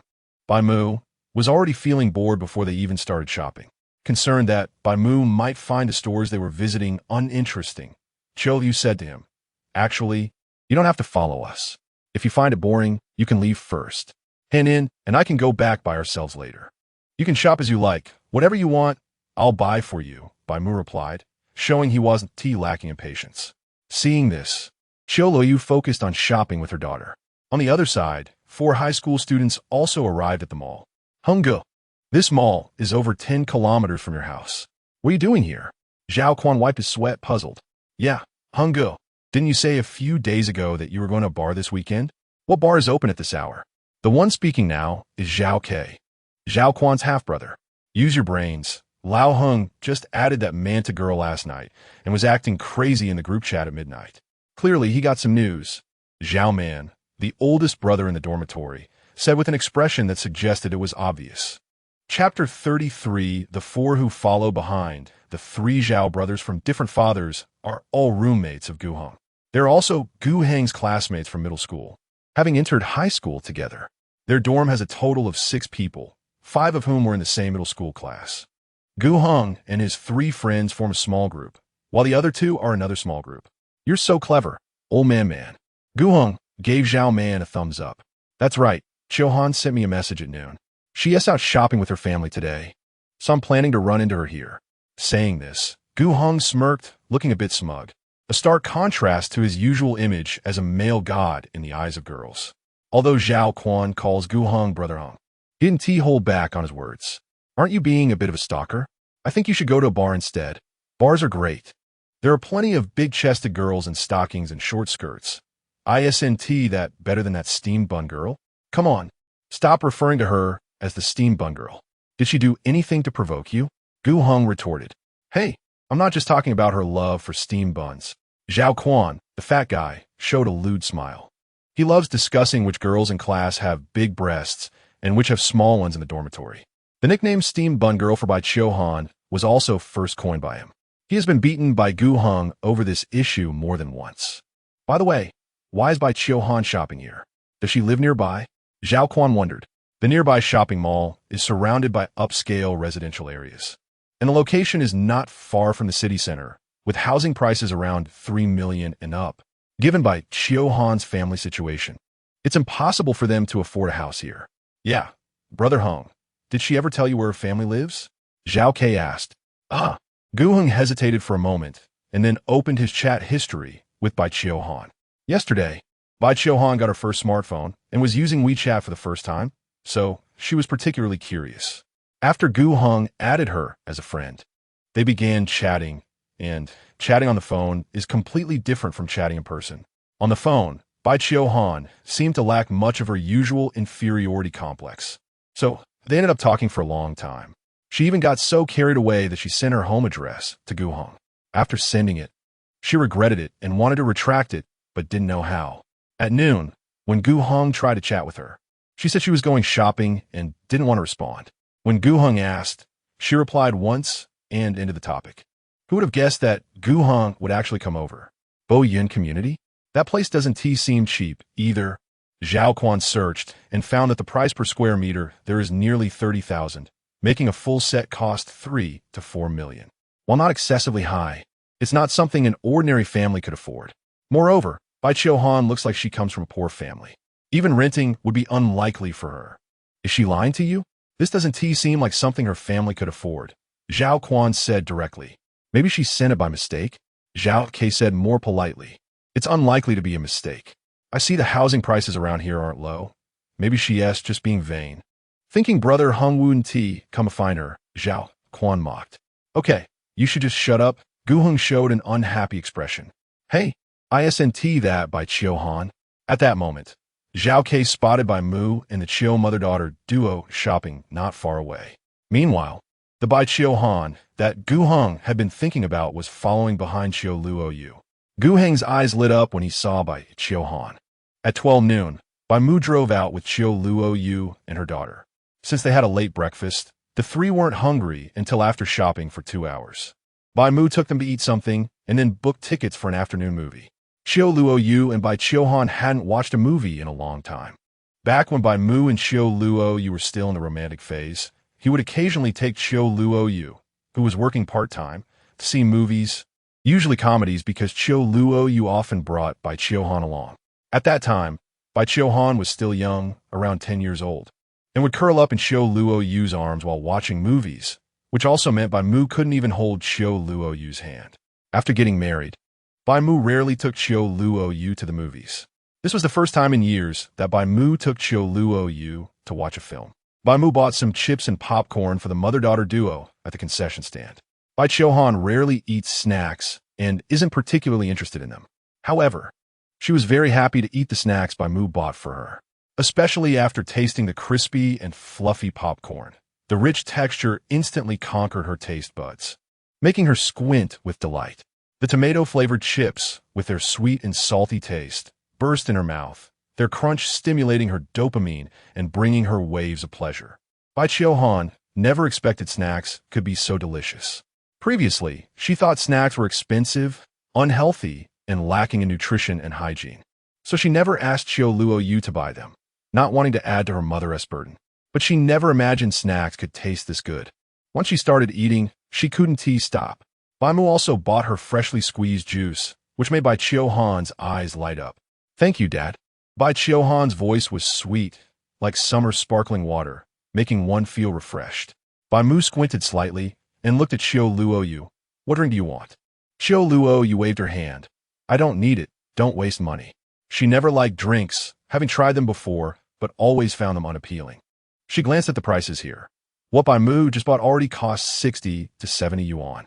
The prices were not ordinary expensive. She didn't feel bad buying for her daughter, but she felt very distressed buying for herself. Even if it was Bai Mu's money, she didn't want to waste it. Seeing this, Bai Mu bought a cup of orange juice. Then let us share a cup. He bought a large cup, over 800 milliliters, enough for 2 people. Qiu Luoyu nodded perfunctorily. The movie was about to start. After the 3 entered, 4 sneaky high school students bought tickets and followed them in. The movie Bai Mu chose was still a comedy, and due to the weekend, the cinema was quite full. However, Bai Mu had bought tickets early, so their seats were in the middle, providing a great viewing experience. Halfway through the film, Bai Chiohan's phone suddenly lit up. Qiu Luoyu wasn't aware that Bai Chiohan had a new phone, so she didn't notice. But Bai Mu did. After Bai Chiohan secretly glanced at her phone, her expression suddenly became panicked, and then she said something to Qiu Luoyu before going out. Chapter 34, Inviting a Male Classmate Home. Bai Chiohan walked out of the cinema and headed to the restroom. She stared at the messages on her phone, feeling somewhat anxious. When she looked up, Gu Hong appeared right in front of her. Outside the restroom, Gu Hong wore a smile, looking at Bai Chiohan with a beaming expression. Bai Chiohan's face showed some panic as she hurriedly asked, "What are you doing here?" Gu Hong replied with a smile. "I happened to pass by here and didn't expect to run into you. We seem to have quite a connection."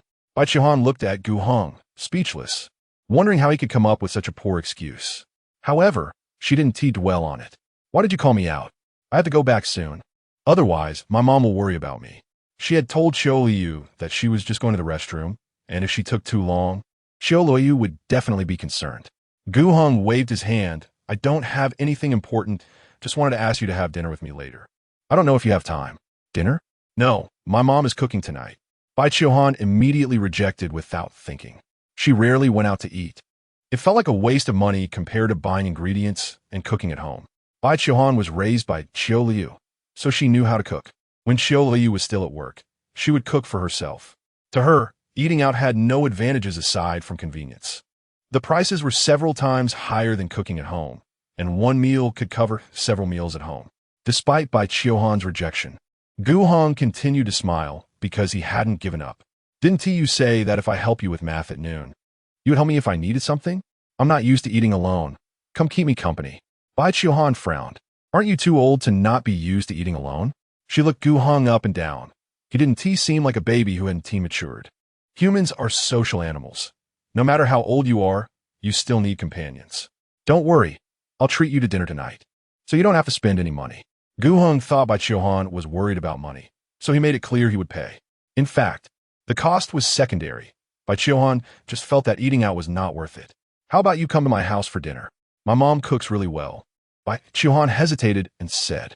However, she remembered Bai Mu and what he had said to her in the car yesterday. So she added, "But I feel like my dad might not like you, so you need to be mentally prepared." Gu Hong, who had initially wanted to take Bai Chiohan out to eat, suddenly lit up when he heard she wanted to bring him home. This was a sign of him meeting her parents. Was it really happening so soon? He quickly replied, It's fine. You said it was a possibility. Your dad hasn't met me, so how could he not like me? I'm sure he will like me once he meets me." Gu Hong was very confident in himself and couldn't wait to go to Bai Chiohan's home. "Don't be so happy too soon." Bai Chiohan pursed her lips, reminding him. But Gu Hong remained excited. As soon as Bai Chiohan sat back down, Bai Mu asked, "Where did you just go?" Before Bai Chiohan could speak, Qiu Luoyu answered for her. She went to the restroom. Bai Mu looked at Bai Chiohan, and she nodded. Seeing this, Bai Mu continued to watch the movie. It wasn't until the movie was almost over that Bai Chiohan leaned closer to Qiu Luoyu and said, "Mom, can I bring a classmate home for dinner?" She didn't directly say it to Bai Mu, but chose to talk to Qiu Luoyu because she didn't know how to bring it up with Bai Mu. Upon hearing Bai Chiohan's words, Qiu Luoyu frowned. Bai Mu was a very possessive person, and since their marriage, very few people had come to their home because Bai Mu didn't like having guests. "Which classmate? Is it a boy or a girl?" Qiu Luoyu asked. If it was a female classmate, it would be fine, but if it was a male classmate, Bai Mu would definitely not agree. Bai Chiohan nervously replied, "It's my desk mate." "A boy. He said he wanted to treat me to dinner, and I didn't want to eat out, so I invited him to our house." Hearing her daughter's words, Qiu Luyu's frown deepened. Looking at her mother's expression, Bai Chiohan gradually started to feel uneasy. Earlier, she hadn't realized anything. She just thought it was more economical to eat at home. Now, reflecting on it, as a girl inviting a boy home for dinner, it really didn't seem right. She was already in high school, not an elementary or middle school student. She should understand the need to keep a distance from boys. Bai Qiuhan hadn't worried about this before because in elementary and middle school, she had always been on the fringes of her class, not to mention boys. Even girls rarely played with her. She spent every day studying, so she naturally wouldn't think about these things. Qiu Luoyu was so at ease with her daughter precisely because of this. She was more concerned not about the relationship between boys and girls, but about how to communicate with Bai Mu. She didn't mind, but Bai Mu was a problem. After thinking it over, she helplessly said, Han Heng, how about you go eat outside with your classmate? We're not cooking dinner at home tonight. Mom will give you some money. You shouldn't let him treat you to dinner. We girls shouldn't take advantage of boys. Saying this, Qiu Luoyu took out 200 yuan from her wallet and handed it to Bai Qiuhan. Bai Qiuhan looked at the 200 yuan in surprise. That was too much. It could last for several days. She pushed it away. Mom, Dad gave me money yesterday.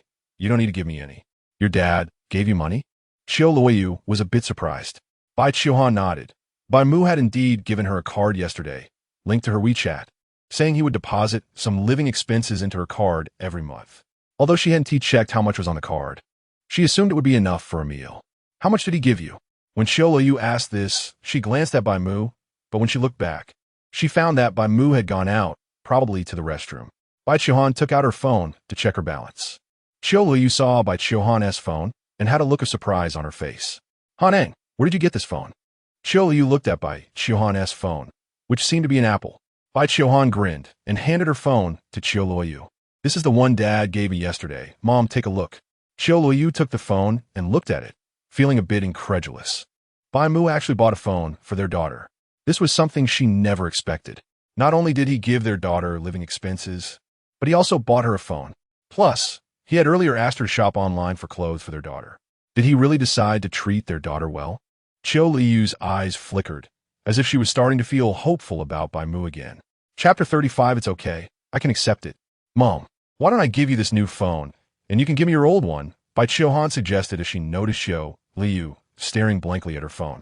She felt uneasy using the new phone because it was too expensive. If Qiu Luoyu gave her old phone to her, she would feel much more at ease. However, Qiu Luoyu shook her head. It's a gift from your dad. You should keep it.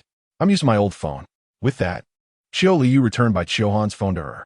Bai Qiuhan let out an O and opened the banking app on her phone. Mom, how do I check how much money is in the account? Bai Qiuhan, not having used it before, was a bit confused. What's the password? 960,630. Qiu Luoyu paused for a moment while preparing to enter the password. Isn't this her birthday? Bai Mu actually set the password of their daughter's bank card to his own birthday. Was it because it was easier to remember? Qiu Luoyu couldn't help but overthink it. She didn't dwell on another thought that briefly crossed her mind and dismissed it in just a second. After entering the password, Qiu Luoyu saw the amount in the account. 5,000 yuan. Seeing that number, Qiu Luoyu almost thought she was seeing things. After checking several times, she confirmed that the amount was indeed 5,000. How much is in there, Mom? Bai Qiuhan tilted her head and asked. Qiu Luoyu opened her mouth, unsure of how to respond. She could only hand the phone back to Bai Qiuhan for her to see. Bai Qiuhan was puzzled as to why her mom didn't just tell her directly, but out of curiosity, she took the phone to look. Upon seeing the 5,000 yuan, her expression was even more exaggerated than Qiu Luoyu's. She had never imagined there would be so much money in the card.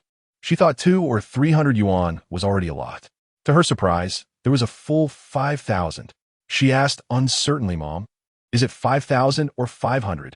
As a high school student, she felt confused about the numbers. How many zeros followed the 1,000? Where does the unit digit start before the decimal point? It wasn't until Qiu Luoyu clearly told her it was 5,000 that Bai Qiuhan believed her 9 years of schooling hadn't been in vain. Why did Dad give me so much money? After the shock, Bai Qiuhan began to worry. She was just a high school student. How could she be given so much money? Even those rich second-generation kids probably didn't have this much, she thought. Was it really safe to keep this money in the card?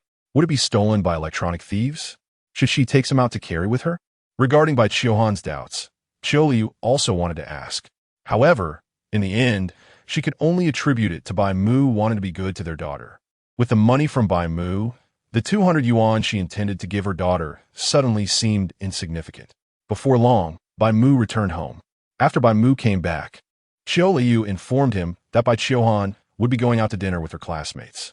Bai Mu merely replied with a casual and didn't ask much. Qiu Luoyu gave Bai Mu a deep look. His attitude didn't seem very concerned about their daughter. She was instantly perplexed. Was he concerned or not? If he was, surely he would at least ask where she was going and who she was going with. Since Bai Mu didn't ask, Qiu Luoyu chose not to say anything either. On the way home after watching a movie, Qiu Luoyu reminded Bai Qiuhan to pay attention to safety, and then she went home with Bai Mu. The public security in Haishur was very good. As long as it wasn't late at night, there was generally no need to worry too much about children playing outside. When Bai Qiuhan was younger, Qiu Luoyu would take her alone while juggling school and part-time jobs, and sometimes Bai Qiuhan would stay where she worked. She was already very familiar with how to protect herself and refuse the kindness of strangers, so Qiu Luoyu felt very at ease about her. Once they got home, Qiu Luoyu felt that Bai Mu was already impatient. Earlier in the car, his gaze kept darting towards her, as if he wanted to devour her on spot. He probably wanted to take advantage of the time when Bai Qiuhan was out with her classmates. Bai Mu indeed thought this way. He had woken up with a full tank of restlessness that morning, and his emotions had been unstable all day. With Bai Qiuhan out of the house, it gave him a chance to vent. No more than 2 minutes after closing the door, Bai Mu roughly tossed Qiu Luoyu onto the bed. Qiu Luoyu was terrified and braced herself for the storm to come. Next time, buy some pineapples for me to eat, Bai Mu said, looking at the dazed Qiu Luoyu. No need. Pineapples are so expensive. Let's save some money. She frowned, swallowing hard uncomfortably. You said that yourself. Bai Mu squinted. By the time Bai Mu finished getting dressed, it was already 6 in the evening. As he prepared to go out, he called out to Qiu Luoyu in the bathroom. I'm leaving. Text me if you need anything. Qiu Luoyu wasn't feeling well at the moment, a bit dazed, and didn't respond to Bai Mu. Bai Mu pouted, feeling a bit helpless. After preparing a stomach-soothing soup for her, he left. At this hour, Bai Qiuhan and Gu Hong should also be getting ready for dinner. He checked the location on his phone, and it showed they were at a steakhouse in the mall. Chapter 36. Fighting in the bar. When Bai Mu arrived, the two had just started eating. Qiuhan, you can have this one, Gu Hong said as he swapped his cut steak with Bai Qiuhan's. No, I can cut it myself, Bai Qiuhan politely declined. Although she had never eaten steak before, it was not like using chopsticks. As long as you had seen it once, you would know how to hold the knife and fork. At most, some people were just not used to using them and preferred chopsticks instead. Since Bai Qiuhan and Gu Hong were just classmates and had no other relationship, this way of exchanging food felt too ambiguous. Seeing Bai Qiuhan handle the knife and fork with ease surprised Gu Hong for a moment. How is this different from what the book says? Realizing this, he could only obediently eat his own portion. In the afternoon, since it wasn't mealtime, Gu Hong took Bai Qiuhan to stroll around the mall, specifically taking her to the jewelry store, the general store, and the cosmetic shop that girls usually liked. However, Bai Qiuhan showed little interest in any of these, except for some small trinkets in the general store that slightly piqued her interest. What he had hoped would be an opportunity to get closer to her ended up making almost no progress, leaving Gu Hong feeling somewhat frustrated. Moreover, they had originally planned to have dinner at her house, but that was no longer possible, which made him feel like he was being resisted by Qiuhan's family. This also extinguished his curiosity about whether Bai Qiuhan's family lived in Buyun community. By the way, Qiuhan, didn't you say you didn't have a phone before? How come you have one now? Gu Hong asked. Since Bai Qiuhan kept her new phone well hidden, he hadn't seen where it was. My dad bought me a new phone, Bai Qiuhan replied casually, chewing on the beef. The steak tasted quite good, even comparable to the one her mom used to make. Her attention was entirely on the steak, and she wasn't keen on Gu Hong's attempt to chat. Although Gu Hong was concerned that Bai Qiuhan might think the steak was too expensive and not want to eat, he had specially chosen a more affordable street steak shop. However, Bai Qiuhan still found it expensive, at 70 or 80 for one serving. There was no way she would have eaten it if it were up to her. She had no time to joke around with Gu Hong. She wanted to savor the juicy steak in front of her. Seeing that, Bai Qiuhan seemed uninterested in talking to him. Gu Hong felt a bit at a loss for words. Ultimately, all he could do was let out a long sigh and bury his head in his food. Across from the street steak shop was a coffee shop, where Bai Mu was sitting by the window observing the two.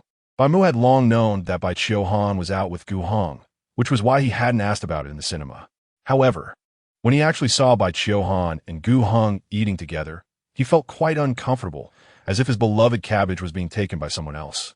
They say love extends to everything associated with the beloved, whether in this life or the previous one. He loved Qiu Luoyu very much, and he loved Bai Qiu Han just the same. It was just that his possessiveness over Qiu Luoyu was so strong that it ended up hurting her. When he was preparing to make amends with Bai Qiu Han out of guilt towards Qiu Luoyu, he found that she had already developed a hatred for him, even sending him to a mental hospital in the end, cutting off all ties with him. Not hurting her was all Bai Mu could manage. In this life, Bai Qiu Han was still Qiu Luoyu's cherished one, and she was also his cherished one. Now seeing a wild boar suddenly appear, wanting to take his treasure, how could he just sit back and watch? No matter when they got together in the previous life, he couldn't let them continue developing their relationship now. They had to be separated. With this thought, Bai Mu took out his phone and called one of his security companies to send over a van full of security personnel. During his father's lifetime, he had invested in numerous companies, and he was a major shareholder in several of them. After his father's death, all these assets were passed on to Bai Mu, and under his management and investment, these assets had doubled. Among them, the security company called Widened Security was under his complete control. After his phone call, the company immediately dispatched a van full of security personnel. Unaware of what was about to happen, Gu Hong continued to focus on eating. It wasn't until he answered the phone next to him that his expression changed. "Lao man, what's going on over there? Why is it so noisy?" Gu Heng's voice was loud, causing Bai Qiu Han, who was sitting across from him, to stop eating, and other diners also turned to look. "Okay, I'm on my way." Gu Heng's expression hardened, and after hanging up, he ran towards the alley of the commercial street. Inside, there was a small bar where the Zhao brothers were having fun, while Gu Hong and Bai Qiu Han were on their date. However, during the phone call, he had heard the sounds of a chaotic brawl, indicating that a fight had broken out inside. Gu Heng didn't care about the date anymore and hurried over to intervene. Bai Qiu Han, unsure of what to do, looked at the unfinished steak on Gu Heng's plate and the absence of his figure, her face darkening. Great! Her dining partner had skipped out, and now she had to pay for both of them. After paying, Bai Qiu Han followed him into the bar. The bar was not far from the steak shop, so she quickly found it. Inside the bar, she saw Gu Hong rush in, and from his anxious demeanor, it was clear that something was wrong. After hesitating for a moment, she followed him in. She also called for the mall security, thinking that they should be useful if something happened. However, when they entered, they found the place in disarray, and the security personnel realized the seriousness of the situation and quickly pulled out their walkie-talkies to call for backup. Bai Qiu Han's gaze fell on a messy booth where several people were entangled. Among them was Gu Hong, along with a few of his brothers. It was a group fight involving over a dozen people. No, it should be said that Gu Hong and his 3 close friends were being beaten up by the group. Gu Heng's support was not much help, serving only as a meat shield to absorb some of the damage for his 3 friends. Bai Qiu Han tugged at the shirt of a nearby security guard. "Uncle, can you do something about this?" She looked up at the security guard, who had gray hair. Their eyes met for a moment. He seemed a bit troubled. The security guard, over 50 years old, cleared his throat. "I've called a few of the colleagues. You let your classmates hold on a bit longer. I'll go report it to the police." Saying this, the security guard hurriedly fled the scene. Chapter 37. The wrong daughter seeing this, Bai Qiu Han also prepared to run away. She was just an ordinary high school girl, not some powerful fighting beast. She couldn't save Gu Hong and his 3 brothers here and would instead be easily caught in the crossfire. Since that was the case, it would be better for her to wait outside for help. However, as she thought this, reality always seemed to go against her. Suddenly, a glass bottle came flying towards Bai Qiu Han and shattered at her feet. The shattered glass cut her ankle, and she let out a scream. Her scream caught the attention of Gu Hong, who was being beaten. He didn't expect Bai Qiu Han to have followed him. He had completely forgotten to tell her to wait in the store. Seeing Bai Qiu Han injured made his blood boil, and he pushed away the tattooed man who was pressing him down. The tattooed man stumbled back in surprise. "Damn it, you're still resisting. Brothers, hit him hard." The tattooed man was not someone to mess with. He swung his fist at Gu Hong. Gu Hong, being stubborn, took the punch with his head. However, the price of his stubbornness was that his handsome face quickly became disfigured. Initially, Gu Hong had protected his face worried about getting hurt, which was why he'd been held down. Now, since it was already like this, he didn't care anymore and directly caught the tattooed man to give him a beating, not forgetting to greet his family. The tattooed man's little brothers were frightened by Gu Heng's sudden, reckless fighting style and wanted to pull him away to rescue their boss. This gave Zhao and his brothers a chance to pick up nearby weapons and launch a surprise attack. The four-man team quickly turned the tables and began to overpower the 7 opponents. Bai Mu, seeing such a brutal scene, didn't care about the injury on her leg anymore and hid in a corner. However, the tattooed man was ultimately not easy to deal with. Anyone who dared to hang around in a bar was a tough character in their small locality. How could he tolerate being beaten down by a high school student? He grabbed Gu Heng by the neck and pulled out a spring knife from his pocket, pressing it against Gu Heng's throat, shouting angrily, "Try hitting me again. I dare you. You think you're tough?" The tattooed man was also furious from being beaten and was panting, his face turning red from anger. With the knife pressed to his neck, Gu Heng's fire was immediately extinguished, all his anger blocked in his face, turning pale. "Why, you don't get excited." Gu Heng tilted his head, trying to calm the tattooed man beneath him. He knew he had forced out the man's weapon, which must have really provoked him. A person who's gone mad can do anything. If there were no knife, it would just be a minor scuffle, and they might only suffer some superficial injuries, at most being detained for half a month. But with a knife drawn, the situation changed. That meant serious jail time. Whether the tattooed man would go to jail had nothing to do with him, but whether he would stab Gu Heng was a major concern. Zhao Kun and the others, as well as the tattooed man's little brothers, were also scared by this scene. They didn't expect the situation to escalate so quickly. They hesitated to act and distance themselves from each other. "Let's talk this out. No need to get impulsive." Gu Heng loosened his hands, trying to soothe the tattooed man. But the tattooed man completely ignored him, still furious. He kicked Gu Heng away and punched him in the face with a knife in hand. He didn't believe that with a knife in his hand, the other party would dare to fight back. However, just as Gu Heng was about to lose consciousness from the punches, a group of well-equipped bodyguards rushed in and surrounded everyone. The leader directly grabbed the tattooed man's hand. "W, what are you doing?" The tattooed man looked bewildered at the dozen or so strong-looking men who suddenly barged in, all wielding batons and looking fierce. The momentum of this little gang leader immediately deflated. The leading bodyguard didn't waste words and punched the tattooed man in the face. The tattooed man hadn't even grasped the situation before he was knocked back, his spring knife falling to the ground. "The boss has ordered. We can't let any of them go." "Yes, yes, yes." The dozen bodyguards replied in unison, initially thinking these were reinforcements sent by their brother Heng. Zhao's 3 brothers felt a moment of joy, but when they saw this group start beating them as well, they finally understood what no one could be let go meant. Bai Mu was taken away by Bai Mu. Sitting in the car, she kept her head down, not daring to speak or look up, hiding herself in the back seat. The atmosphere in the car remained heavy, and Bai Mu didn't say a word, creating a stifling environment. Unknowingly, Bai Mu found the oppressive atmosphere unbearable and began to sob quietly. Bai Mu parked the car at the hospital entrance and rubbed his forehead. "Why are you crying?" "And no reason." Bai Mu pinched her nose to stop the tears from flowing down. Since there were no tissues in the back seat, she could only use this method. Bai Mu saw Bai Mu's condition through the rearview mirror and tossed a tissue to the back seat. "Wipe your face, it's dirty." Bai Mu didn't mean to blame Bai Mu. He was just used to speaking harshly with Qiu Luoyu. But this comment made Bai Mu feel even more ashamed and bury her head lower. Tears fell on the floor mat, and she quickly wiped them away, afraid that Bai Mu would see and dislike her. Bai Mu helplessly parked the car and came to open the back door. "Look up." Even with the door open, Bai Mu still didn't lift her head, so Bai Mu had to force her to look up. The reason Bai Mu didn't look up was that she didn't want Bai Mu to see her crying. Her eyes were red, and she was trying hard to hold back the tears that were about to spill over, but the tears at the corners of her eyes were beyond her control. As she looked up, they fell, as if it had been deliberately arranged for Bai Mu to see. Even though Bai Mu quickly wiped away her tears, it was of no use. She didn't want her father to see how wrong she felt, yet the corners of her mouth couldn't help but turn down, and tears flowed uncontrollably. Bai Mu sighed, his gaze falling on Bai Mu's ankle.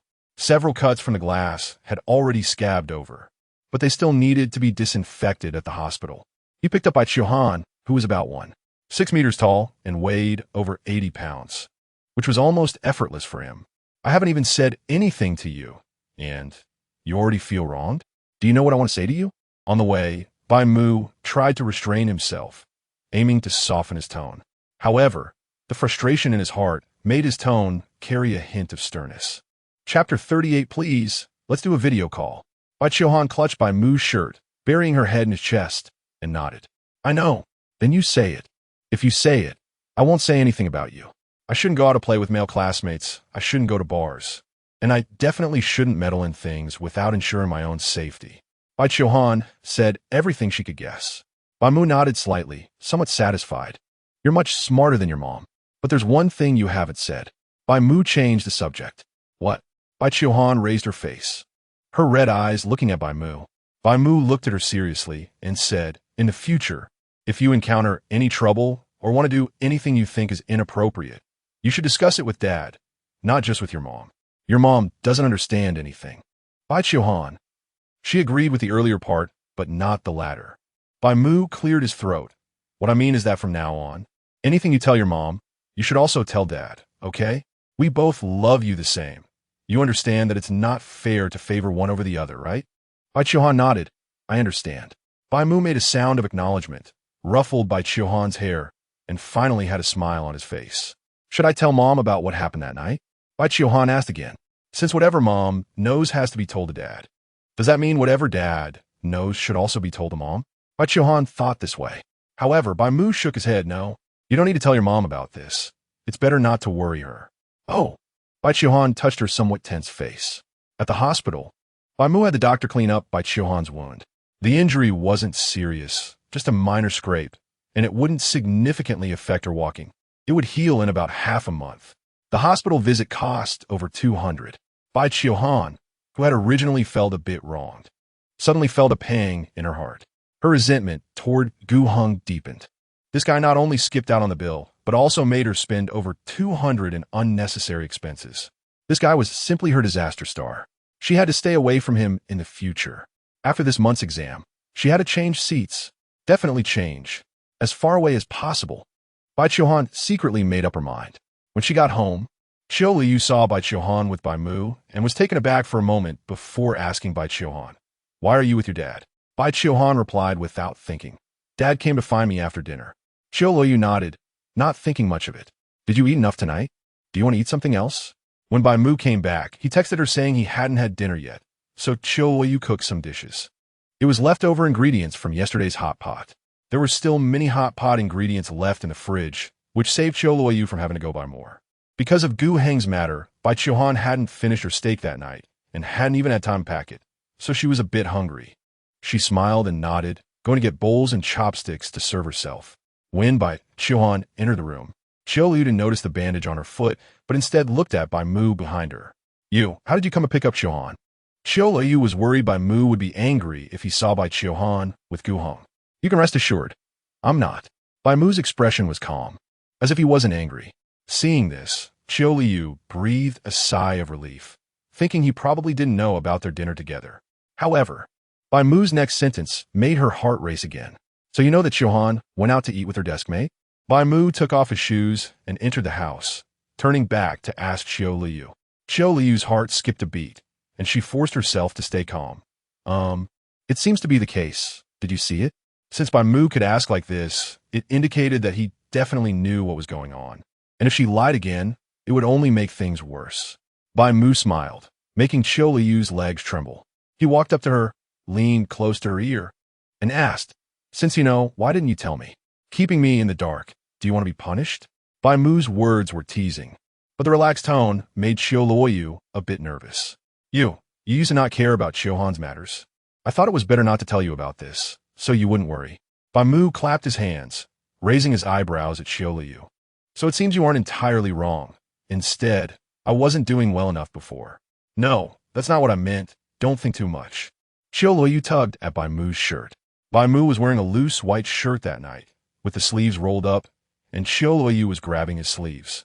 Let's go back to the room, and I'll explain it to you properly, okay? Let Qiu Han have her meal in peace. Qiu Luoyu looked at him with pleading eyes. Bai Mu met her pleading gaze. He suppressed his smile, and his tone grew serious. I'll let it go this time. But if you don't tell me about such things next time, thinking it won't matter, you can deal with it yourself. I understand. Qiu Luoyu felt relieved in her heart, but this time was also a reminder for her. Bai Mu was never easy to fool. She only thought he hadn't asked in the afternoon, so he didn't care, which was why she didn't say anything. She worried that even if she told him, even if he didn't come to have dinner at home, Bai Mu would still be angry.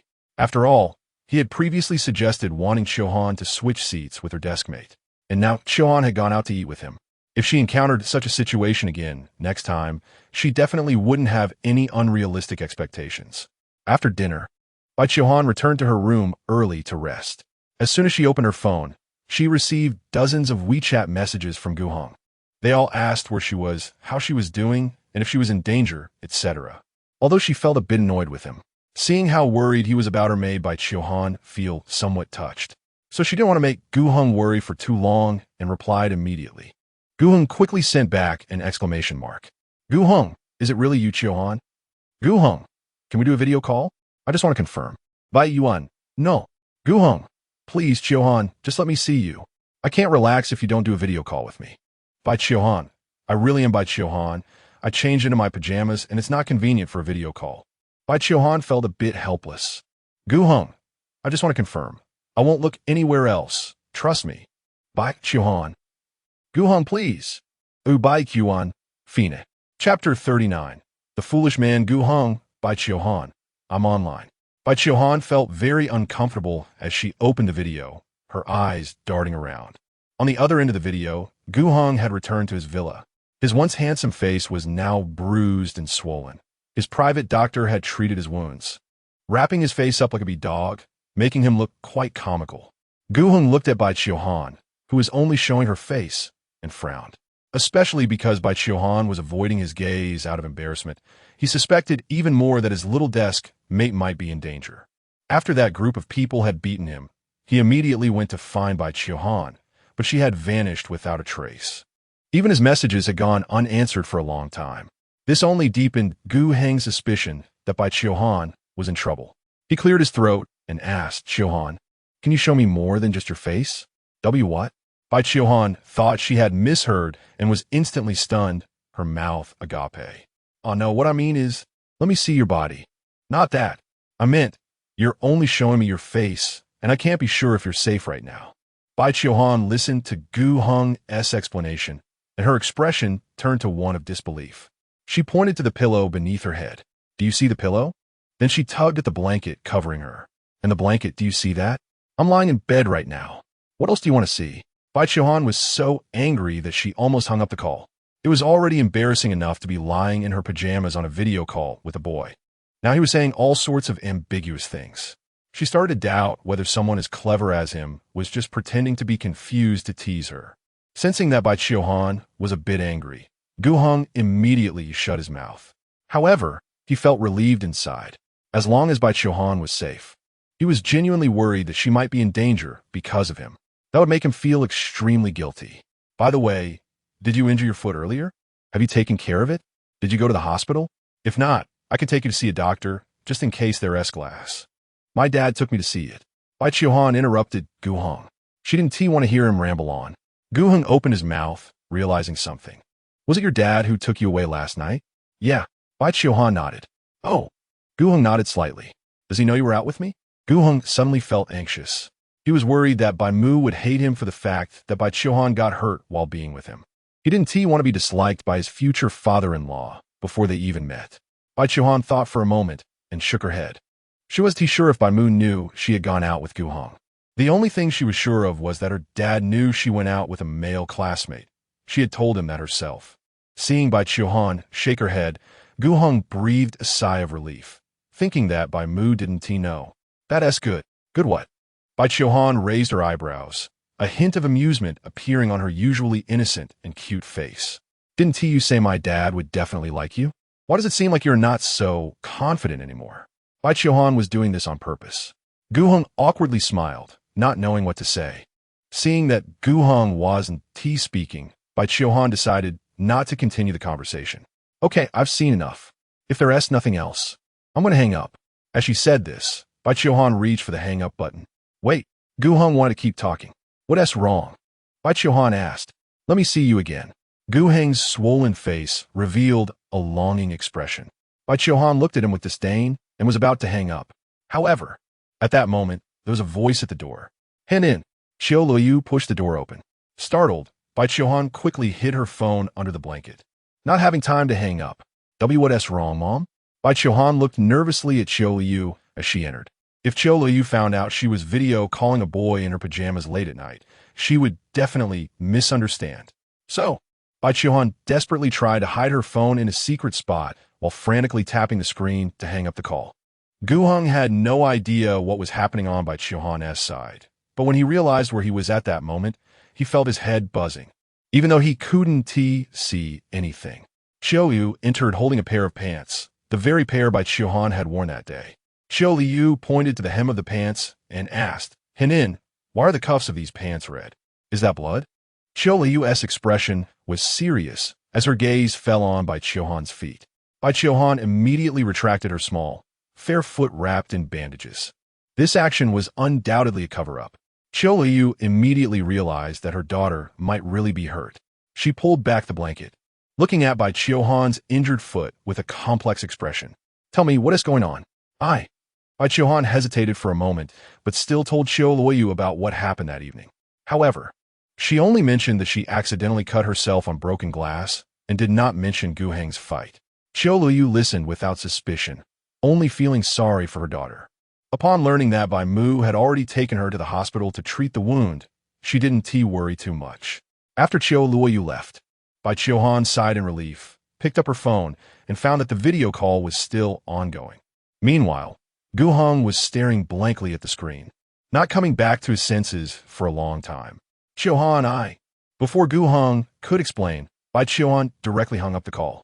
You didn't hang up? Bai Qiuhan gritted her teeth in anger. She had hung up the call. Did he not know to hang up? Did he really not even pretend to act? In the end, Bai Qiuhan went to sleep with her dissatisfaction towards Gu Heng. The next day, Bai Qiuhan woke up early. Without Gu Heng's disturbance last night, she got up quite early. At the same time, she helped her mom prepare breakfast. She had to return to school in the afternoon, so she wanted to spend some quality time with Qiu Luoyu during the day. Qiu Luoyu also received a notification and planned to take Bai Qiuhan to deal with the follow-up of a contract when she sent her off to school. When they were going to school in the afternoon, Bai Mu came along as well. Bai Qiuhan's homeroom teacher had mentioned wanting to meet the parents of the students briefly to facilitate communication about the children's situations later. Worried she wouldn't make it in time, Qiu Luoyu asked Bai Mu to help Bai Qiuhan with the parent-teacher meeting. Bai Mu didn't refuse and drove the mother and daughter to school. Chapter 40. Gu Heng's mother, Lu Jiaxue on Sunday afternoon, the entrance of Haisher No. One middle school was as crowded as it was on Friday after school. The clothes ordered online for Bai Qiuhan had arrived, and Qiu Luoyu went to help her daughter organize her dormitory. Meanwhile, Bai Mu went to Bai Qiuhan's class for a parent-teacher meeting. The 4 first-year classes were all on the first floor. In addition to Class 2, Class 4 was also having a parent meeting. The other 2 classes had their meetings on Friday after school. Bai Mu found Bai Qiuhan's seat and sat down. About half of the parents in the class had already arrived. Typically, those who could enter Haisher No. One middle school were either academically exceptional or had significant wealth and connections. Therefore, each class had its share of wealthy individuals. Bai Qiuhan's deskmate, Gu Heng, was one of them, arguably the richest among them. Not long after Bai Mu sat down, a woman draped in a snow-white mink coat and wearing a dark green qipao sat down next to him. The woman crossed her legs, and the neckline of her qipao perfectly revealed her neck and collarbone along her elegant swan-like neck. She looked like a woman in her 30s, still exuding charm. This woman bore some resemblance to Gu Heng. She was likely not his stepmother, just someone who appeared youthful. If she were Gu Heng's mother, she would be at least 34 or 35 years old. Noticing that the person next to her was staring, Lu Jiaxue's enchanting peach blossom eyes landed on Bai Mu. Hello. Lu Jiax assist Bai Mu. He was wearing high-end casual wear that most people wouldn't recognize, but would assume the material was good and the price not cheap. However, Lu Jiaxue could immediately estimate that the price of Bai Mu's clothes was probably over several tens of thousands. Hello. I am Bai Qiuhan's father. Bai Mu remained calm, unaffected by Lu Jiaxue's aura. When Lu Jiaxue entered class 2, both male and female parents in the class unconsciously noticed her, simply because her aura was too noble. It was evident that she was not a typical wealthy woman from an ordinary family. This also led them to feel a slight sense of distance toward each other's children. High school students usually do not harbor resentment towards classmates whose family conditions are better than theirs. However, parents often tell their children to keep a distance from those with particularly good family backgrounds because they are not from the same world. Just like in the animal kingdom, antelopes and lions can drink from the same lake, but away from the lake, they are prey and predator. For just a moment, they exist on the same level. Hello, I am Gu Heng's mother. My son has been mentioning your daughter quite a bit these past few days. Lu Jiaxue smiled politely. Bai Mu smiled back, though his expression was not particularly friendly. Perhaps Gu Heng's mother should have your son mention her less and focus more on his studies. Constantly bringing up female classmates' names won't help his learning. Lu Jiaxue raised her eyebrows, seemingly surprised by Bai Mu's remark. What you said is right. I will talk to my son about it. Lu Jiaxue maintained her smile, exuding an elegant aura. Her every smile and frown captivated the surrounding male parents. The charm Lu Jiaxue emitted was indeed mesmerizing, far more attractive than their own plain wives. After just a few glances, they were determined to ensure their sons sat next to Gu Heng in the next monthly exam so that they could sit next to Gu Heng's mother in the next parent meeting. After the meeting ended, Lu Jiaxue proactively said to Bai Mu, Mr. Bai Qiuhan, I wonder if you have time for me to treat you to a meal? We can discuss our children. Bai Mu looked up at Lu Jiaxue. She wore light makeup, and her exquisite features were even more beautiful than Qiu Luoyu. She must have been a school beauty in her youth. Generally, if a typical man were faced with such a beautiful woman inviting him, he would agree without hesitation. But Bai Mu was different. He had seen many beautiful women in his youth. He understood that no matter how beautiful the exterior, it was just a shell. Even if one would never age, it could not prevent aesthetic fatigue. A beautifully packaged box could never compare to the pearl inside. Bai Mu valued a person's inner qualities more than their appearance. So when Lu Jiaxue invited him, he hesitated for a moment. No need for dinner. My time is valuable. If you have something to say, you can say it directly now. Lu Jiaxue chuckled lightly. Is Mr. Bai Qiuhan very busy? You don't even have time for a meal? Meals are meant to be shared with my wife. If you really have something to discuss, just get to the point. Bai Mu glanced at the time, feeling that Qiu Luoyu's matters should be wrapping up soon. Seeing this, Lu Jiaxue dropped the pleasantries and spoke directly. High school should focus on studies. I believe early relationships can greatly hinder learning. To prevent such things from happening, it would be best to have the two children sit apart. Lu Jiaxue's smile faded significantly. Bai Mu raised an eyebrow. It seems Gu Heng's mother shares my views. Oh, Lu Jiaxue's eyes glinted. That's even better. I will communicate this with the homeroom teacher and hope that Mr. I can stand on the same side as me in this matter. The seats should be separated. But what if your son continues to cling to my daughter after the separation? Bai Mu tilted his head, looking sideways at Lu Jiaxue. Cling? What do you mean by that? Lu Jiaxue frowned. Are you saying my son is clinging to your daughter? That's impossible. Lu Jiaxue clearly did not believe it. Her son was the son of a billionaire, a genuine rich second generation, and he could have any woman he wanted. Would he need to cling to a girl who hadn't fully matured yet? How is that impossible? Do you think your son is so outstanding that my daughter is inferior? Bai Mu sneered. He knew exactly what this woman was thinking. Those who considered themselves superior, no matter how well they disguised it, still looked down on those who were not as well off. Lu Jiaxue paused and explained, I know your daughter is very capable. Otherwise, my son wouldn't keep mentioning her. However, regarding what you said about my son clinging to your daughter, I don't believe it. I will investigate this personally. If it is indeed as you say, I will communicate with the school board to have your daughter transfer to the adjacent class. Stop. Bai Mu furrowed his brows, interrupting Lu Jiaxue. He found her words amusing. You want my daughter to transfer to the adjacent class because your son is clinging to her? Who do you think you are? And who do you think your son is? Chapter 41, the self-righteous woman Lu Jiaxue remained unfazed as she took out a business card from her designer handbag. This is my husband's company. You can look into it. If you need compensation, feel free to ask, and I will accommodate you. Most of the parents in the classroom had left, and Teacher Wang was outside communicating with some parents, so no one was paying attention to the conversation between the two. Bai Mu took the business card, playing with it with amusement, and looked at Lu Jiaxue with a mocking gaze. Pinching the card with 2 fingers, he asked, "What do you mean by this? A bribe? Or a threat?" Bai Mu found it amusing at heart. The Gu group, under the leadership of Gu Weimin, Gu Heng's father, was indeed formidable, with a market value of at least several billion. It was among the top in the entire Haishu. But so what? Bai Mu also held shares in the Gu group. Although not many, he was still a shareholder. Moreover, he was in the process of acquiring more shares.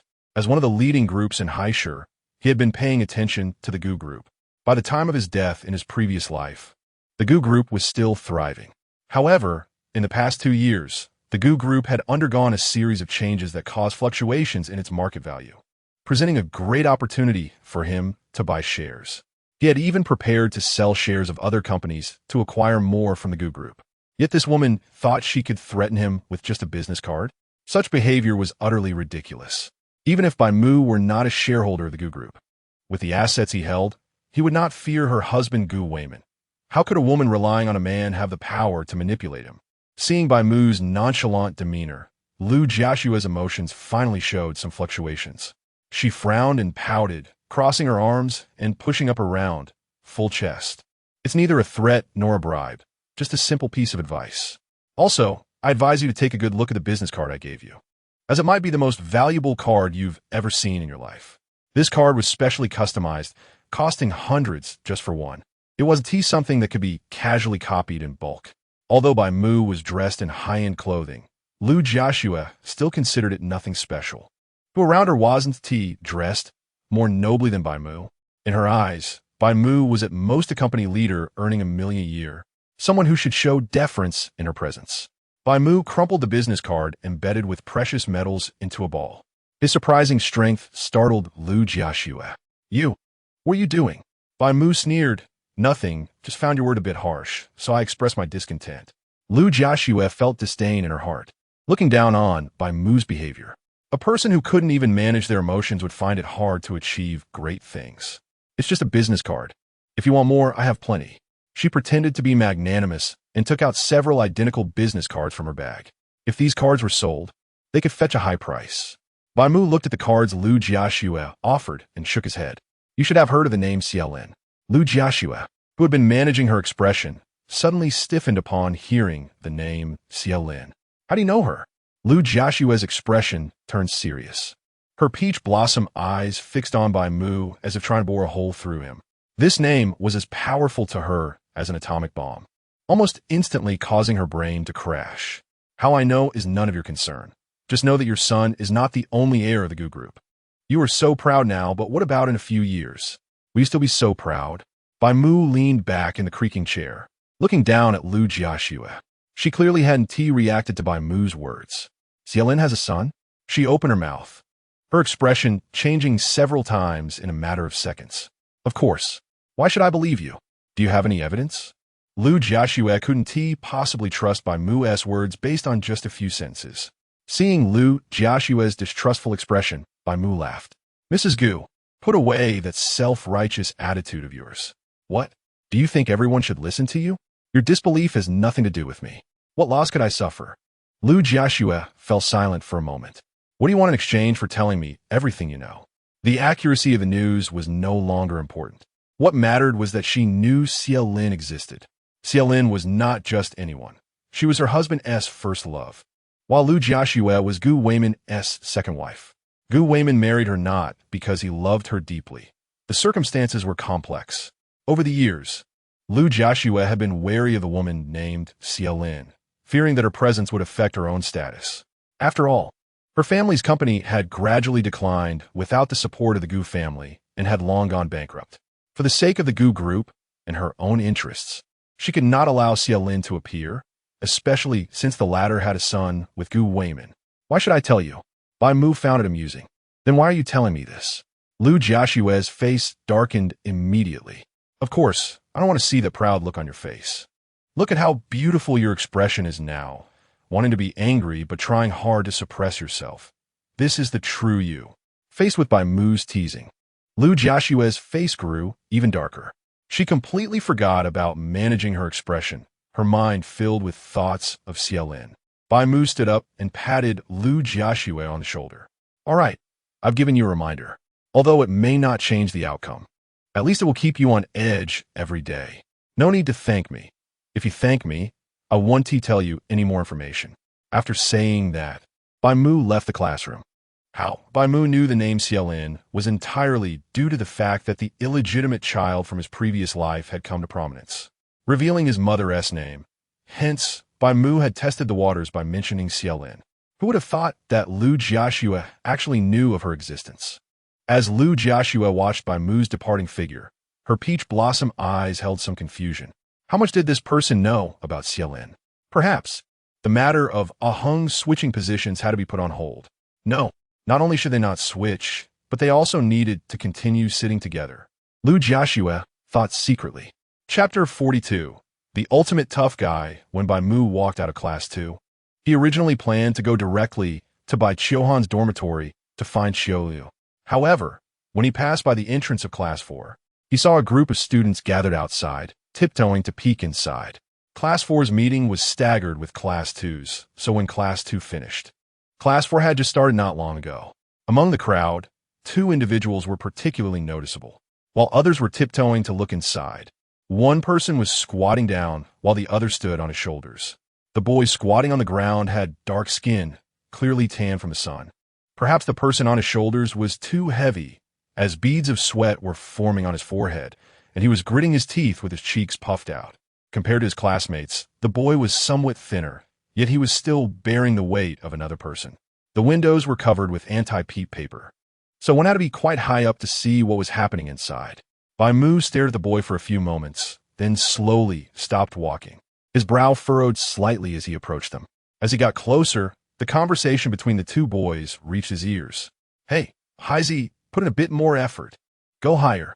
I want my mom to see me. The boy on top was wearing a school uniform, but he had an expensive Eastern European watch on his wrist. The boys around them were already used to this scene, so they didn't pay much attention. Bai Mu stepped forward and tapped the boy on the shoulder. The boy on top was startled for a moment and looked at Bai Mu. Seeing Bai Mu, he thought he was a teacher and quickly got down from the other boy's shoulders. What is up? The boy scratched his thigh. Why are you standing on someone else's shoulders? Bai Mu asked. I can't see. If you can't see, why don't you get a stool? And why are you peeking during a parent-teacher meeting? If you want to see, why not just go inside? Hearing Bai Mu's words, the boy immediately lowered his head, looking remorseful. Seeing this, Bai Mu ignored him and instead looked at the boy who had finally managed to stand up. What's your name? Me? Hua Hao. The boy introduced himself with a big smile, his bright eyes squinting with joy. Bai Mu looked at those eyes and felt a pang of nostalgia. He recognized this boy, having known him for a few years longer than in his previous life. Hua Hao. Hua as in flower, and Hao as in vast. When he introduced himself, the boy beamed, wiping the sweat from his forehead and looking up at Bai Mu. Hua Hao was only about 1.7 meters tall, while Bai Mu was over 1.8 meters, so Hua Hao had to look up at him. Bai Mu nodded, shifting his gaze to Class 4. Is your mom inside? Hua Hao shook his head without thinking. No, my mom is at work. She doesn't have time to come here. Well, if she saw her son being used as a stool by other students at school, she would probably be very sad. Hua Hao's mother, Hua Xian, had a close relationship with Bai Mu in his previous life. After Qiu Luoyu passed away, Hua Xian was the only one who could calm him during his manic episodes. She had accompanied Bai Mu through that difficult period and helped him recover from his mania. The reason Bai Mu chose her was simply that Hua Xian was very resilient. Every time he had an episode, he would go to her, and after it was over, she could still get up and cook for him, making her a true tough guy. With this connection, Bai Mu's feelings for her were quite special, extending to her son as well. That is, to the boy in front of him. Bai Mu rubbed Hua Hao's head. So tell me, why do you let others use you as a stool? Hua Hao laughed and took out 5 yuan from his pocket. Because there's money to be made. Just for this 5 yuan? Bai Mu looked at him with a helpless expression. Perhaps this 5 yuan was quite a lot for a student. Does your mom usually give you pocket money? Yes, but I want to save it. That way, when my mom needs money later, she won't have to borrow from others. Hua Hao replied proudly. Bai Mu looked at him, feeling somewhat emotional. This kid was already so sensible in his first year of high school. Even though your heart is in the right place, don't do things like this next time. Your mom would be sad if she saw it. Oh. Hua Hao nodded, taking Bai Mu's words to heart. Excuse me, are you Hua Hao's father? At that moment, a female voice came from behind. Bai Mu turned around to see the homeroom teacher of class 4. Seeing Bai Mu and Hua Hao together, she assumed he was Hua Hao's father. All the parents had arrived, except for Hua Hao's. Hua Hao was about to explain, but Bai Mu interjected, I am his guardian. That's great. Let us hurry inside. The female teacher led Bai Mu to sit in Hua Hao's seat. Checking his phone, Bai Mu saw that Qiu Luoyu had replied to his message, but she was still busy and might need some time. Bai Mu replied with an okay, as he had another parent-teacher meeting to attend. Perhaps because she hadn't looked at her phone, Qiu Luoyu didn't reply to him again. After Bai Mu acknowledged being Hua Hao's guardian, Hua Hao was completely stunned. The people around them gathered around. Hi Z, was it your dad just now? I thought he was a teacher. You're really not cool. Why didn't you tell me your dad was coming? I almost got scolded by him. The classmate who had been standing on Hua Hao's shoulders looked at him with a face full of complaints. Hua Hao felt a bit embarrassed, having made his friend unknowingly face a scolding. He took out the 5 yuan the other boy had given him and handed it over. Here, I'll return this 5 yuan to you. Forget it, forget it. The boy waved his hand. I'm not so petty that I'd take back this 5 yuan. It's what you deserve. When Hua Hao heard this, he laughed again, looking carefree. It was precisely because he was so innocent that everyone wanted to play with him. And students like the one just now, who had more pocket money, were also happy to pay Hua Hao to help them with things. Despite looking a bit pitiful, Hua Hao had earned over 300 yuan in pocket money during the half-month break after the military training last time. All of it was labor fees from his classmates. In Bai Mu's memory, Hua Hao wasn't that dark-skinned. The reason he looked so dark now was largely due to not using sunscreen during military training and running around helping classmates buy water under the sun. His nickname also came from this. No one discriminated against students like Hua Hao. On the contrary, everyone admired him and wanted to be friends with him. Even when it came to selecting class committee members, he received the most votes in the entire class. At the parent-teacher meeting, Bai Mu, as Hua Hao's guardian, was also a key figure praised by the homeroom teacher. Chapter 43. Are couples still unfamiliar? After the parent-teacher meeting ended, Bai Mu was added to the parent group of Class 4 and became friends with Hua Hao's homeroom teacher. Many parents of students in the class also wanted to add Bai Mu as a friend, and some even nominated him to be the parent representative. As a responsible parent, must have raised such a hard-working child. The homeroom teacher agreed with this sentiment. Seeing this, Bai Mu did not decline and accepted the invitations. After the meeting, the homeroom teacher chatted with Bai Mu for a while, discussing some matters regarding Hua Hao at school. Outside the teaching building, Qiu Luoyu followed by Qiu down. How was the food in the cafeteria? Bai Mu asked as he saw the two coming down. Qiu Luoyu had just gone to discuss the contract with Principal Zhao, and the matter was now resolved. Hearing Bai Mu's question, Qiu Luoyu replied with a sound of acknowledgement. She did not attend Haisher No. 1 high school, but had heard Bai Mu mention that the cafeteria food was quite good. It was also a good opportunity to add some money to Qiuhan's meal card. At the cafeteria's meal card top-up window, Bai Mu leaned down and handed in the card. Auntie, please top up 500 yuan. Bai Mu scanned 500 yuan using his phone. The window supported mobile payments, and teachers could also top up their meal cards here. Usually, students use cash while teachers scan codes. Seeing Bai Mu, the aunt in charge of topping up meal cards was pleasantly surprised. Isn't this Xiao Mu? Have you come back to school to be a teacher?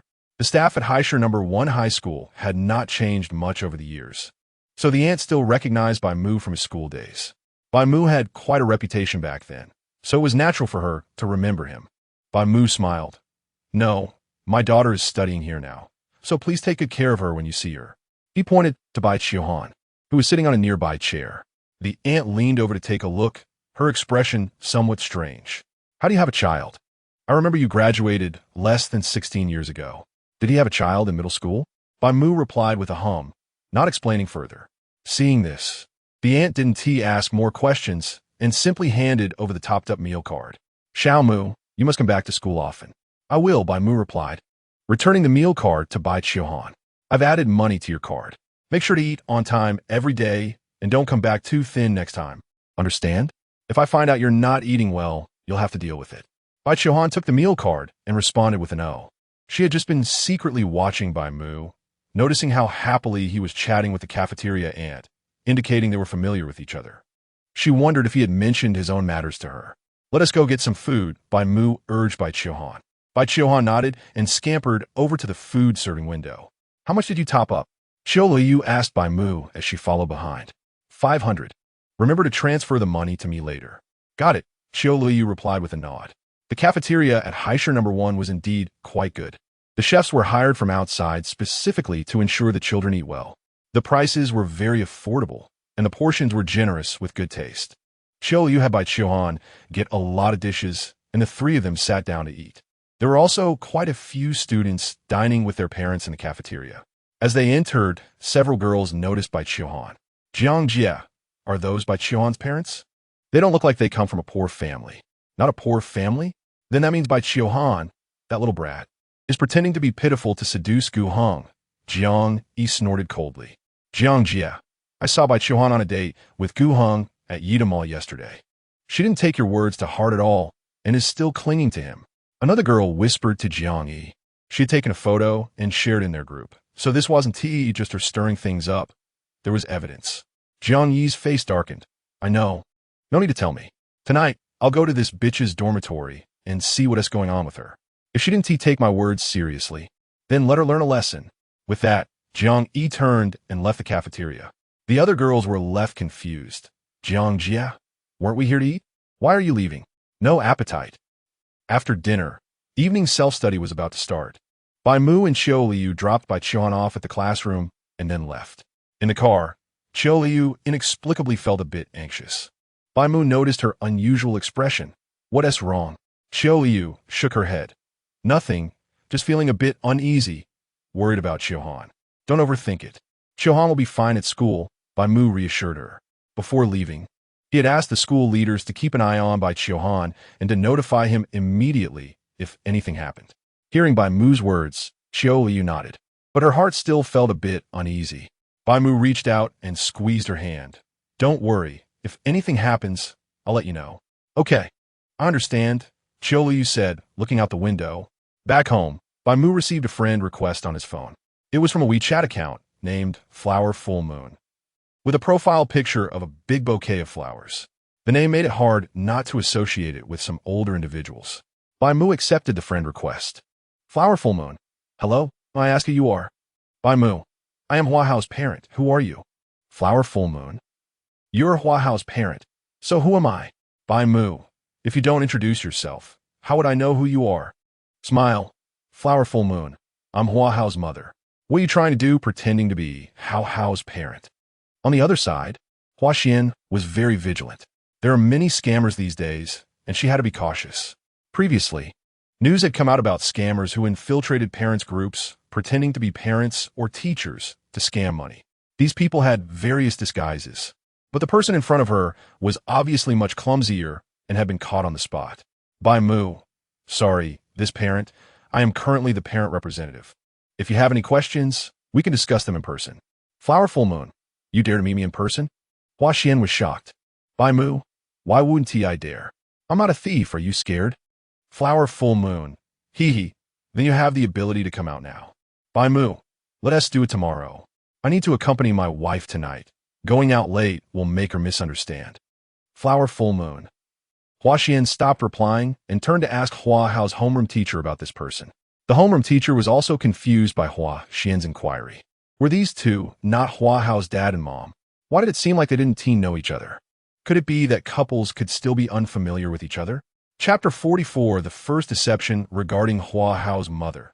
The homeroom teacher was aware of her identity, having met her briefly at the beginning of the school year. There was no doubt about it. But what about that man from before?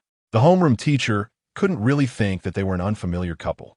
The only conclusion he could come to was that Hua Hao had invited someone his mother didn't know to the parent-teacher meeting. After all, at that time, he was the only one in the class whose parents hadn't shown up, which was understandable. To address this, the homeroom teacher first reassured Hua Xian and then went to find Bai Mu to inquire about the situation. Bai Mu saw the homeroom teacher's message but didn't reply, preparing to go to sleep. Qiu Luoyu was lying beside him, tossing and turning. If you're really worried, I can go to school to check it out now. Hearing Bai Mu's words, Qiu Luoyu seemed a bit tempted, but quickly dimmed down. Forget it, it's too late. If I can avoid bothering Bai Mu, I should. Seeing Qiu Luoyu wanting to go, but not daring to say it, Bai Mu clicked his tongue. In that case, stop overthinking it. Not only will it affect your own mood, but it will also affect mine, got it? Qiu Luoyu bit her lip and lowered her head. I understand. After saying that, she turned her head away, curling her legs slightly. Bai Mu ground his teeth and moved closer to hold Qiu Luoyu while sleeping. After Bai Mu said that, Qiu Luoyu didn't dare to think too much and unknowingly fell asleep. Once Qiu Luoyu was asleep, Bai Mu got up and sent a message to the head of the girls' dormitory at Yizhong, asking her to confirm Bai Qiuhan's situation again. After sending it, he went back to sleep. The next day, Qiu Luoyu went to work as usual, looking much better in her professional outfit than before. Perhaps it was because she had just secured a new deal. If nothing unexpected happened, she should be receiving 50,000 yuan soon. Speaking of which, she still needed to thank the new deputy manager properly. Without him, she wouldn't have been able to secure such a deal. Normally, she should treat him to a meal as a thank you. However, thinking of the person at home, she decided to let it go. Just as she was thinking this, Bai Mu, Manager Mu, walked up to her. Luoyu, the Yizhong deal went well. Hearing her name spoken so affectionately made Qiu Luoyu frown, feeling uncomfortable all over. When she saw it was the deputy manager, she forced a smile. Deputy manager, thank you for giving me this opportunity. Bai Mu waved his hand dismissively. No need to thank me. It's your own effort. I'll transfer the 50,000 yuan to your account this afternoon, so remember to check. Huh? This afternoon? Isn't the Yizhong payment still pending? Qiu Luoyu was taken aback. Bai Mu smiled. This is a personal advance from me, so you can feel at ease, right? To avoid you thinking I'm deceiving you. No. Qiu Luoyu quickly shook her head. She had indeed worried about this before. But now that the deputy manager had said so, could she still think it was fake? Bai Mu raised the corners of his mouth, lightly tapping on Qiu Luoyu's desk. Good. Then please treat me to a meal after work this afternoon. After all, you've made 50,000 yuan. You wouldn't be stingy enough to skip a meal, right? Hearing the deputy manager's words, Qiu Luoyu was clearly taken aback. It wasn't that she didn't want to treat him. She was just afraid Bai Mu would get angry if he found out. For what she knew of Bai Mu, this man had a very strong possessiveness. If she were to have dinner with another man, he would definitely be angry. She would be in trouble then. What's wrong? Don't want to? Bai Mu raised an eyebrow, then displayed a look of regret. In that case, I originally had another project I wanted to hand over to you. But since Secretary Qiu is even too stingy to treat me to a meal, I'll find someone else. Wait. Upon hearing there was another project, Qiu Luoyu's eyes lit up, and she quickly called out to the deputy manager. Deputy manager, I didn't say I wouldn't treat you. I should be treating you. Qiu Luoyu looked at Bai Mu earnestly. Bai Mu smiled. All right, after work this afternoon, ride with me, and I'll take you out to eat. After saying that, Bai Mu raised an eyebrow at Qiu Luoyu and left. Qiu Luoyu opened her mouth, hesitated for a moment, and took out her phone to reply to Bai Mu. Back in the office, Bai Mu saw the message he received on his phone. Wife, husband, I'm working late tonight, so I might return home a bit later. Seeing the message from Qiu Luoyu, Bai Mu tightened his grip on the phone. He sneered. He had intended to test Qiu Luoyu, but he didn't expect her to really choose to deceive him. The agitation in his mind surged significantly. It had already decreased somewhat, but now it was completely filled again. In that case, let her continue to deceive him. Let's see how long she can keep it up. In the end, he would settle the score with her. It was 5 o'clock. Qiu Luoyu looked at her phone, the time displaying exactly 5 o'clock. It was time to get off work. She had felt a bit restless all day. She rarely lied to Bai Mu, and even benign lies were almost non-existent. She believed that trust and loyalty were the most important aspects of a marriage. But today, she had been bold enough to deceive Bai Mu and even go out to dinner with another man. This kept her in a state of anxiety, until Bai Mu walked out of the office and approached her. Let's go, Secretary Qiu. The title had shifted back from Liu to Secretary Qiu. Without thinking much, Qiu Luoyu packed her things and stood up to leave work. Following Bai Mu to the underground parking lot, Qiu Luoyu saw Bai Mu's Porsche. She didn't know how much this car cost, but it looked quite expensive. She was familiar with the Porsche brand. Just as she was about to sit in the back seat, Bai Mu, in the driver's seat, spoke up. Secretary Qiu, do you want to use me as a chauffeur? Why not sit in the front passenger seat? Hearing the deputy manager's words, Qiu Luoyu was clearly taken aback. Such familiar words, she inexplicably thought of Bai Mu. She opened the passenger door and fastened her seatbelt. Deputy manager, where are we going to eat tonight? Qiu Luoyu asked. She had already received the money in the afternoon. Among it, 30,000 was to be given to Bai Mu, leaving her with only 20,000. If the deputy manager wanted something too expensive, she might not have enough money. Don't worry, I'll treat you. Bai Mu slowly started the car. Huh? Treat me? That's not good. Qiu Luoyu frowned. How could she let the deputy manager pay? The things I want to eat, your money might not be enough. Bai Mu said lightly. Hearing Bai Mu's words, Qiu Luoyu was momentarily speechless. Indeed, if the deputy manager wanted to go to a very high-end restaurant, her money would indeed not be enough. Forcing him to treat her would be like putting on a false front. It was no different from being foolish. Chapter 45. The flustered Qiu Luoyu in the restaurant. Qiu Luoyu looked at the thick menu in her hand, which was beautifully crafted on every page. Each dish was presented with great care, and the prices at the bottom were astonishingly high. Qiu Luoyu flipped through the menu repeatedly, but couldn't decide on a single dish. The waiter beside her observed her deep contemplation with a serious expression. It wasn't that Qiu Luoyu didn't want to order, it was just that the prices were too steep. Just one dish could cost nearly 1,000. Even the simplest plate of cucumber salad was over 200 yuan. How many plates of cucumber salad could she afford with her monthly living expenses? She certainly didn't think a cucumber could be worth such a high price. Let me order, Bai Mu said, taking the menu from Qiu Luoyu's hands and casually selecting a few of her favorite dishes, mixing in some others to avoid raising her suspicions. While Qiu Luoyu took 5 minutes to choose nothing, Bai Mu picked out 7 or 8 dishes in less than a minute. The waiter relaxed his brow and respectfully bowed to Bai Mu before heading to the kitchen. Before they arrived, the restaurant manager mentioned that some shareholders would be dining soon and that they should be well taken care of. When Qiu Luoyu hesitated to order, he thought it was because the food might not suit her taste, and he had been nervous for a while. However, since the kitchen had been informed, the dishes were served quickly. The dishes that appeared on the table looked almost identical to the pictures, each one like a piece of art, beautifully presented. Looking at the table filled with dishes, Qiu Luoyu felt it was too extravagant. Deputy manager, do we really need this much food for just the two of us? After hesitating for a long time, she finally couldn't help but ask. Just leave what we can't finish. We only need to taste the flavors. The food here is quite good. You should try more, Bai Mu replied. Qiu Luoyu nodded but still seemed a bit restrained. Deputy manager, didn't you say you had a project you wanted to discuss with me? Qiu Luoyu asked, picking up a piece of fish and placing it in her bowl. Don't rush. I said I'd give you the project, and I wouldn't deceive you. Have I ever lied to you about the project from school one? Let's just eat for now, okay? Bai Mu smiled, his eyes behind the sunglasses holding a hint of amusement. Even though Qiu Luoyu couldn't see Bai Mu's eyes, she could still feel he was smiling. Well, all right. Bai Mu opened a bottle of red wine and handed it to Qiu Luoyu. Since I'm treating you to dinner and discussing a project, it would be inappropriate not to have some wine, right? Qiu Luoyu was momentarily stunned by the bottle of red wine pushed in front of her. If she remembered correctly, this bottle should cost over 10,000 yuan. She had seen it earlier. Maybe it's better if we skip the wine, deputy manager.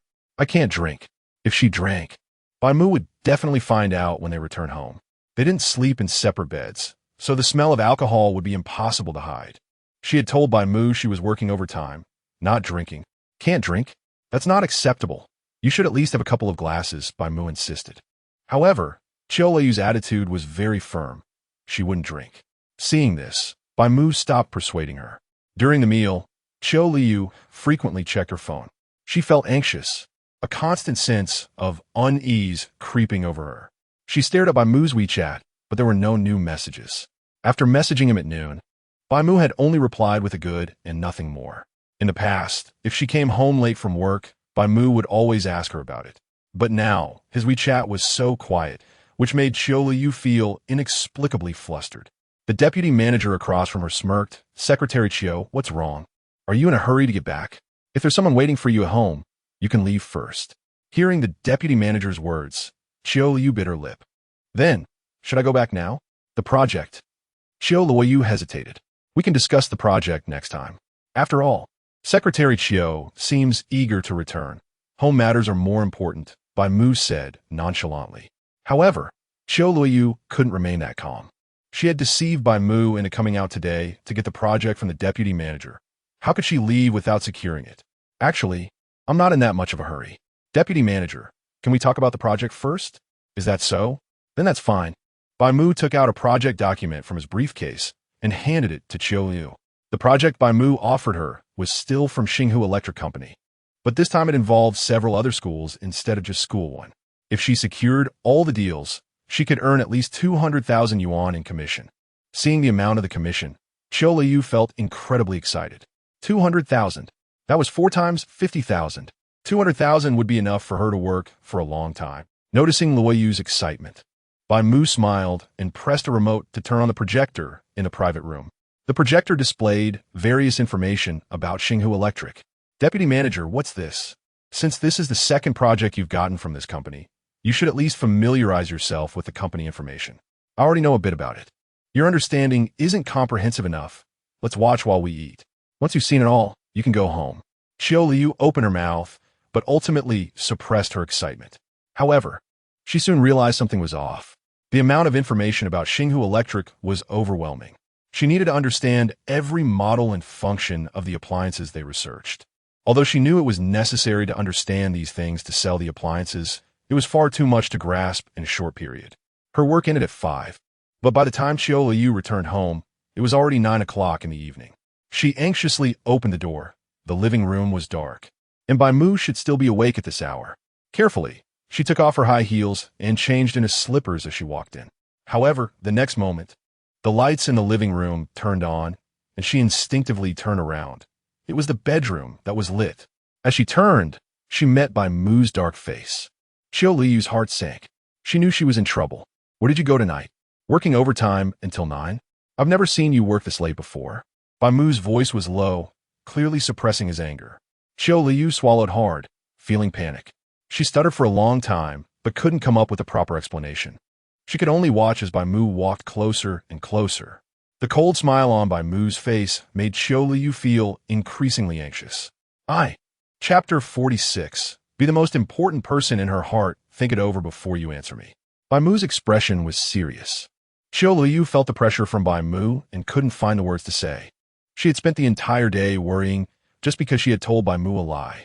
It felt like she had committed a terrible crime. It was just a lie after all. Who has never lied? She kept trying to reassure herself that it was fine. But seeing Bai Mu like this made her mental defenses collapse. She sniffed, lowered her head, and fell silent. Bai Mu took a deep breath and pulled her to the sofa, sitting down himself. Think carefully before you answer me. I will try to control my emotions.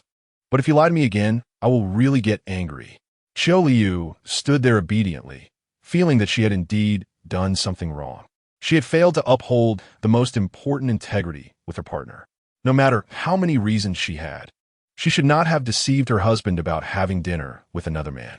From the moment she decided to lie, she had already made a mistake. She could have honestly said she was going to discuss a project. The reason she lied was simply out of lucky mindset, fearing Bai Mu would be angry if he found out. She hadn't considered that the consequences might be even worse if Bai Mu discovered her lie. Elite. Qiu Luoyu lowered her head, her lips turned down. Since you lied, you weren't working overtime. So what were you doing? Qiu Luoyu's heart raced. I was discussing a project with our department's deputy manager. He gave me a project with a commission of 200,000. She mentioned the commission of 200,000. Since it was a project discussion, why lie? Bai Mu asked. Qiu Luoyu bit her lip. I was afraid you would be angry. Why would I be angry? Because your deputy manager is male? Is there something between you two? Bai Mu laughed in anger. No, Qiu Luoyu retorted. I have nothing with him, really. You have to believe me. Hearing Bai Mu's words, Qiu Luoyu immediately became agitated, looking up into his eyes. She was afraid Bai Mu would misunderstand. She really just wanted to make money and improve the lives of herself and her daughter. She had never thought about betraying Bai Mu, even when he treated her poorly before. She felt that since she was with Bai Mu, she was his for life and would never betray him. Seeing Qiu Luoyu suddenly become emotional and the tension in her eyes, Bai Mu felt a mix of emotions. How can I believe you like this? You've learned to deceive me. If I forgive you this time, are you planning to give me something next time? Bai Mu still had a cold expression. Qiu Luoyu bit her lip tightly, tears welling in her eyes. shaking her head repeatedly. No, I won't. Honey, please believe me. Qiu Luoyu's eyes were gradually turning red. I will give you all the money I make. Please believe me. Seeing Bai Mu still unmoved, Qiu Luoyu felt panicked and helpless. She shook Bai Mu's arm. Even if he was a little angry, it would be better than his indifferent attitude, which made her extremely anxious. Honey, I was wrong. Qiu Luoyu bit her lip until it almost bled. If you dare to lie to me again in the future, you can figure it out for yourself. I won't lie to you again. Qiu Luoyu buried her face in the pillow. The money you earn must be transferred to me, Bai Mu added. Qiu Luoyu fell silent. So you don't do anything outrageous for money. I understand. Qiu Luoyu conceded. But I need to keep some for living expenses for Hannon. I don't want her to go hungry at school. Thinking of her daughter, she still wanted to negotiate a bit. Bai Mu glanced at her. I'll give you a card. I'll deposit 5,000 into it every month for Hannon's expenses. That should be enough for living expenses or buying things for her. Are you serious? Qiu Luoyu suddenly perked up, her eyes wide. Bai Mu squinted. Do I need to lie to you? The unexpected joy overwhelmed Qiu Luoyu, and she hugged Bai Mu tightly. As long as you treat Hannon well. Seeing Qiu Luoyu suddenly throw herself into his arms, Bai Mu's lips curled up slightly. Since it's like this, from now on you should behave and not pull any tricks on me. Qiu Luoyu responded with a soft and gently pecked Bai Mu on the cheek. I'll listen to you. For her, her daughter was more important than everything else, even more than Bai Mu. This was true in both her past life and this life, and Bai Mu understood that as well. Although Bai Chuhan was also his daughter, he felt a pang of jealousy. He loved his daughter, but he would not allow Qiu Luoyu to love her more than she loved him. He wanted to be the most important person in Qiu Luoyu's heart. Chapter 47. Can't be touched?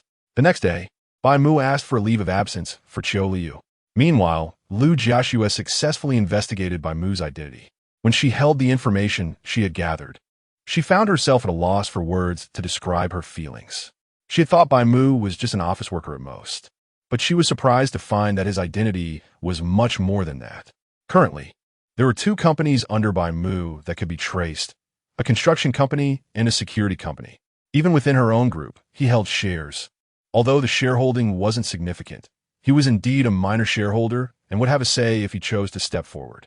After so many years of marrying Gu Heng's father, she had not received even a tiny share from him, yet this person had it. Moreover, according to what she had learned, he seemed to have only one daughter. In that case, her gaze fell on Gu Heng, who was eating downstairs. Due to the injuries on his face, Gu Heng had taken a week's leave. After all, as the son of the president of Gu Group, his appearance was important. He couldn't possibly go back to school looking like a pig's head. Lu Jiaxue sat down at the restaurant. What's wrong, Mom? Feeling her mother's intense gaze, Gu Heng was a bit uncomfortable, stirring a spoonful of creamy mushroom soup in his hand. I went to the parent-teacher conference for you this time. Your desk mate is a female classmate, right? Gu Heng nodded, and when he mentioned Bai Chuhan, a smile appeared on his face. Yeah, Mom, did you see her? Isn't she adorable? Lu Jiaxue shook her head. I didn't see her, but I saw her dad. Oh, how's her dad? If she is such a nice person, her dad should be pretty good too. Gu Heng felt a bit uncertain. His mother suddenly bringing this up couldn't mean she had any dissatisfaction with the other party, right? Her dad is quite nice. Lu Jiaxue hesitated. So why did you suddenly bring up my desk mate, Mom? Gu Heng asked tentatively. Lu Jiaxue got to the point. It's nothing. I just want to know what stage you and she are at now. What stage? Gu Heng raised an eyebrow, unconsciously smiling. I guess it's progressing pretty fast. After all, we've started dating. Thinking back to his recent date with Chuhan, although it didn't end well, at least they had spent a solid afternoon alone together and even had a video call that night. That should be considered quick progress, right? Hearing her son's words, Lu Jiaxue's eyes narrowed slightly, looking somewhat satisfied. The faster the progress, the better. You should seize the opportunity to win her over, and I will double your allowance every month. Huh? Gu Heng was visibly taken aback by Lu Jiaxue's words. What was his mom saying? Was this encouragement for him to get closer to Chuhan?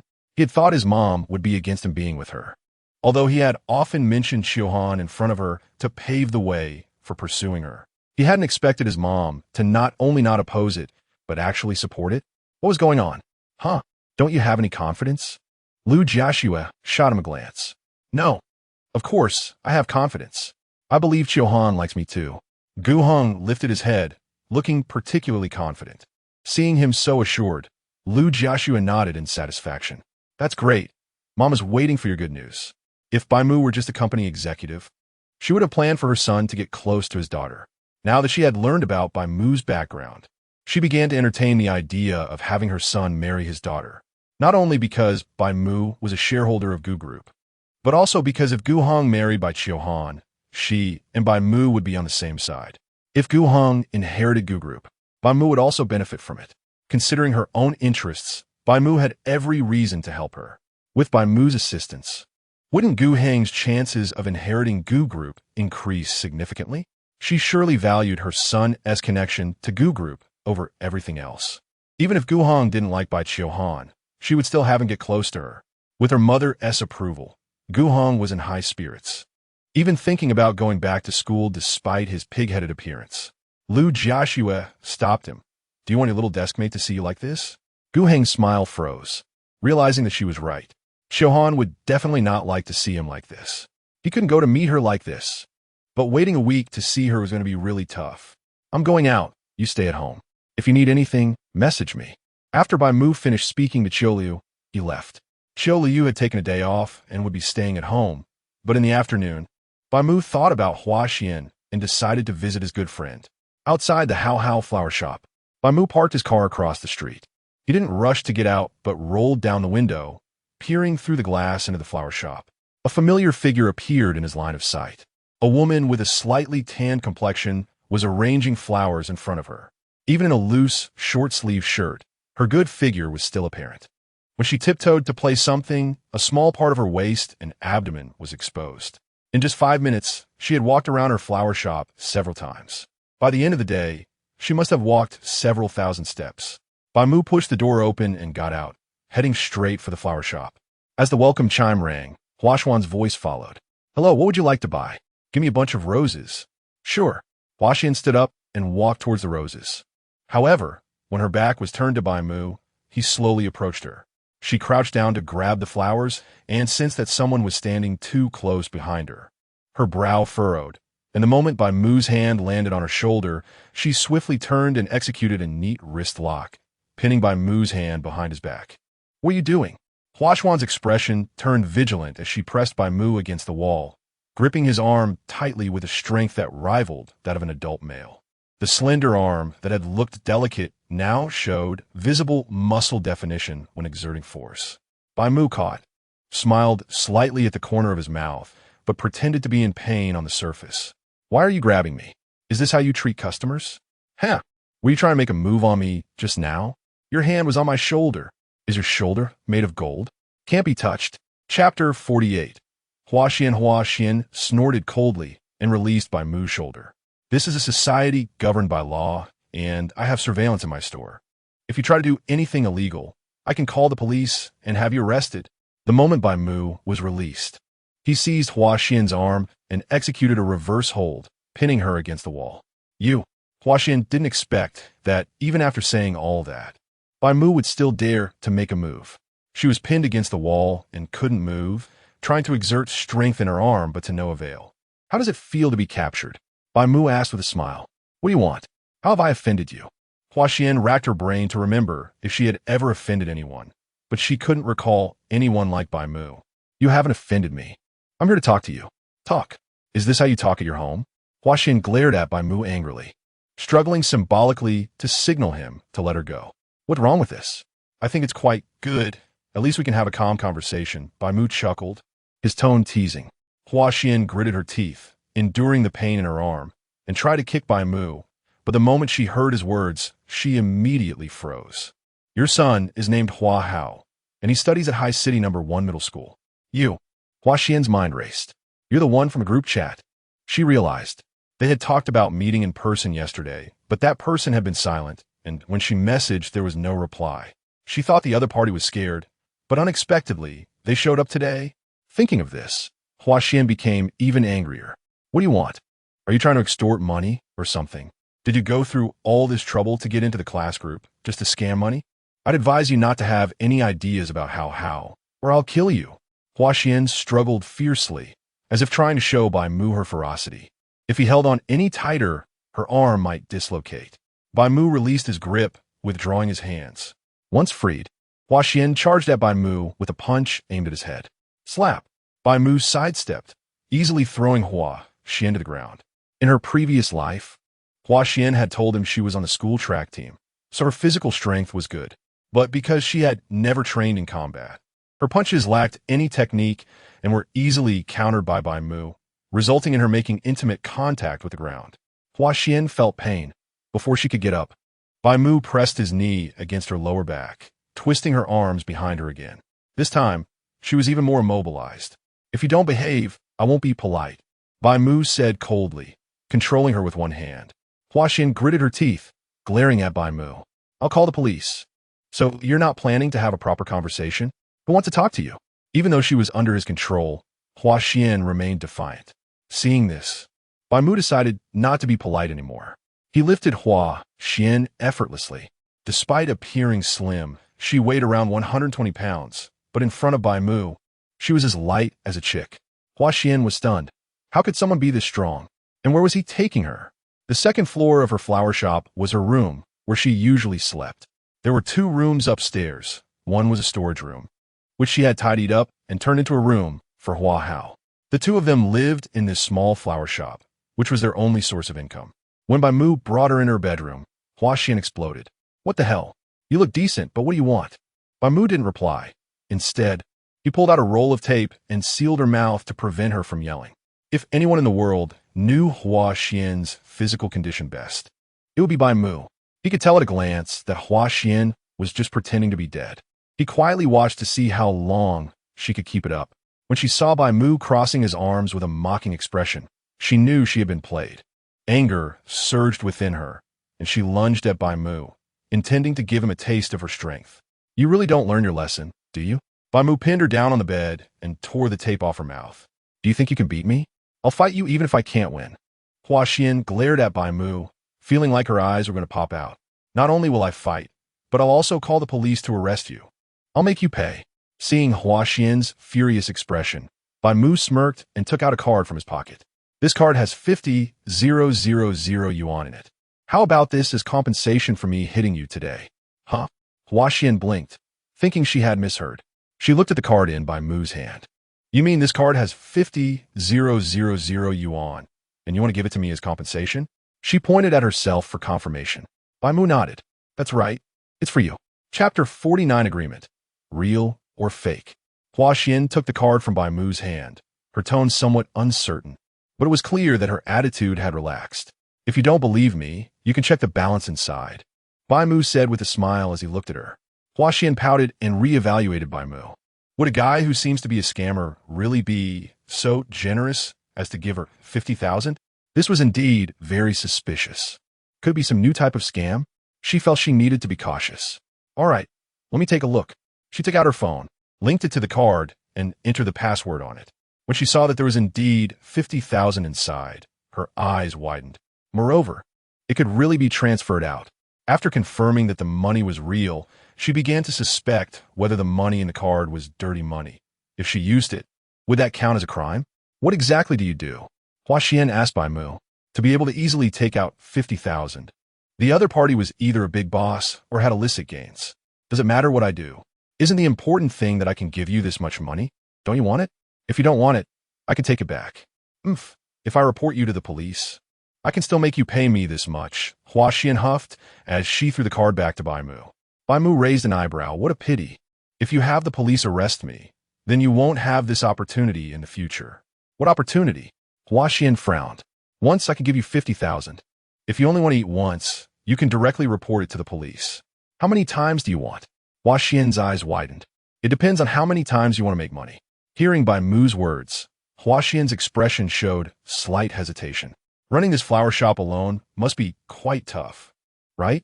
The monthly salary barely maintains a living. Don't you want to improve the quality of life for you and your son? Bai Mu lureter. Hua Xian's pupils trembled slightly, clearly shaken.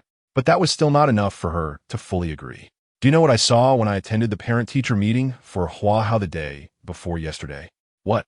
Hua Xian's brow tightened. He voluntarily let his classmates use him as a stool to stand on, just to earn 5 yuan. He sacrificed his dignity for 5 yuan. Do you think if he could earn a bit more money, he would have to do that? How was that possible? Hua Xian immediately denied Bai Mu's words. She simply didn't believe it. She had given her son money to spend. She had inquired about how much others gave their children, and she gave her child the same amount. Although the monthly living expenses were indeed a bit tight, she would never skimp on her son. Hua Hao would never go to such an extent. Seeing that Hua Xian didn't believe her, Bai Mu took out his phone and showed her the monitoring video from the corridor.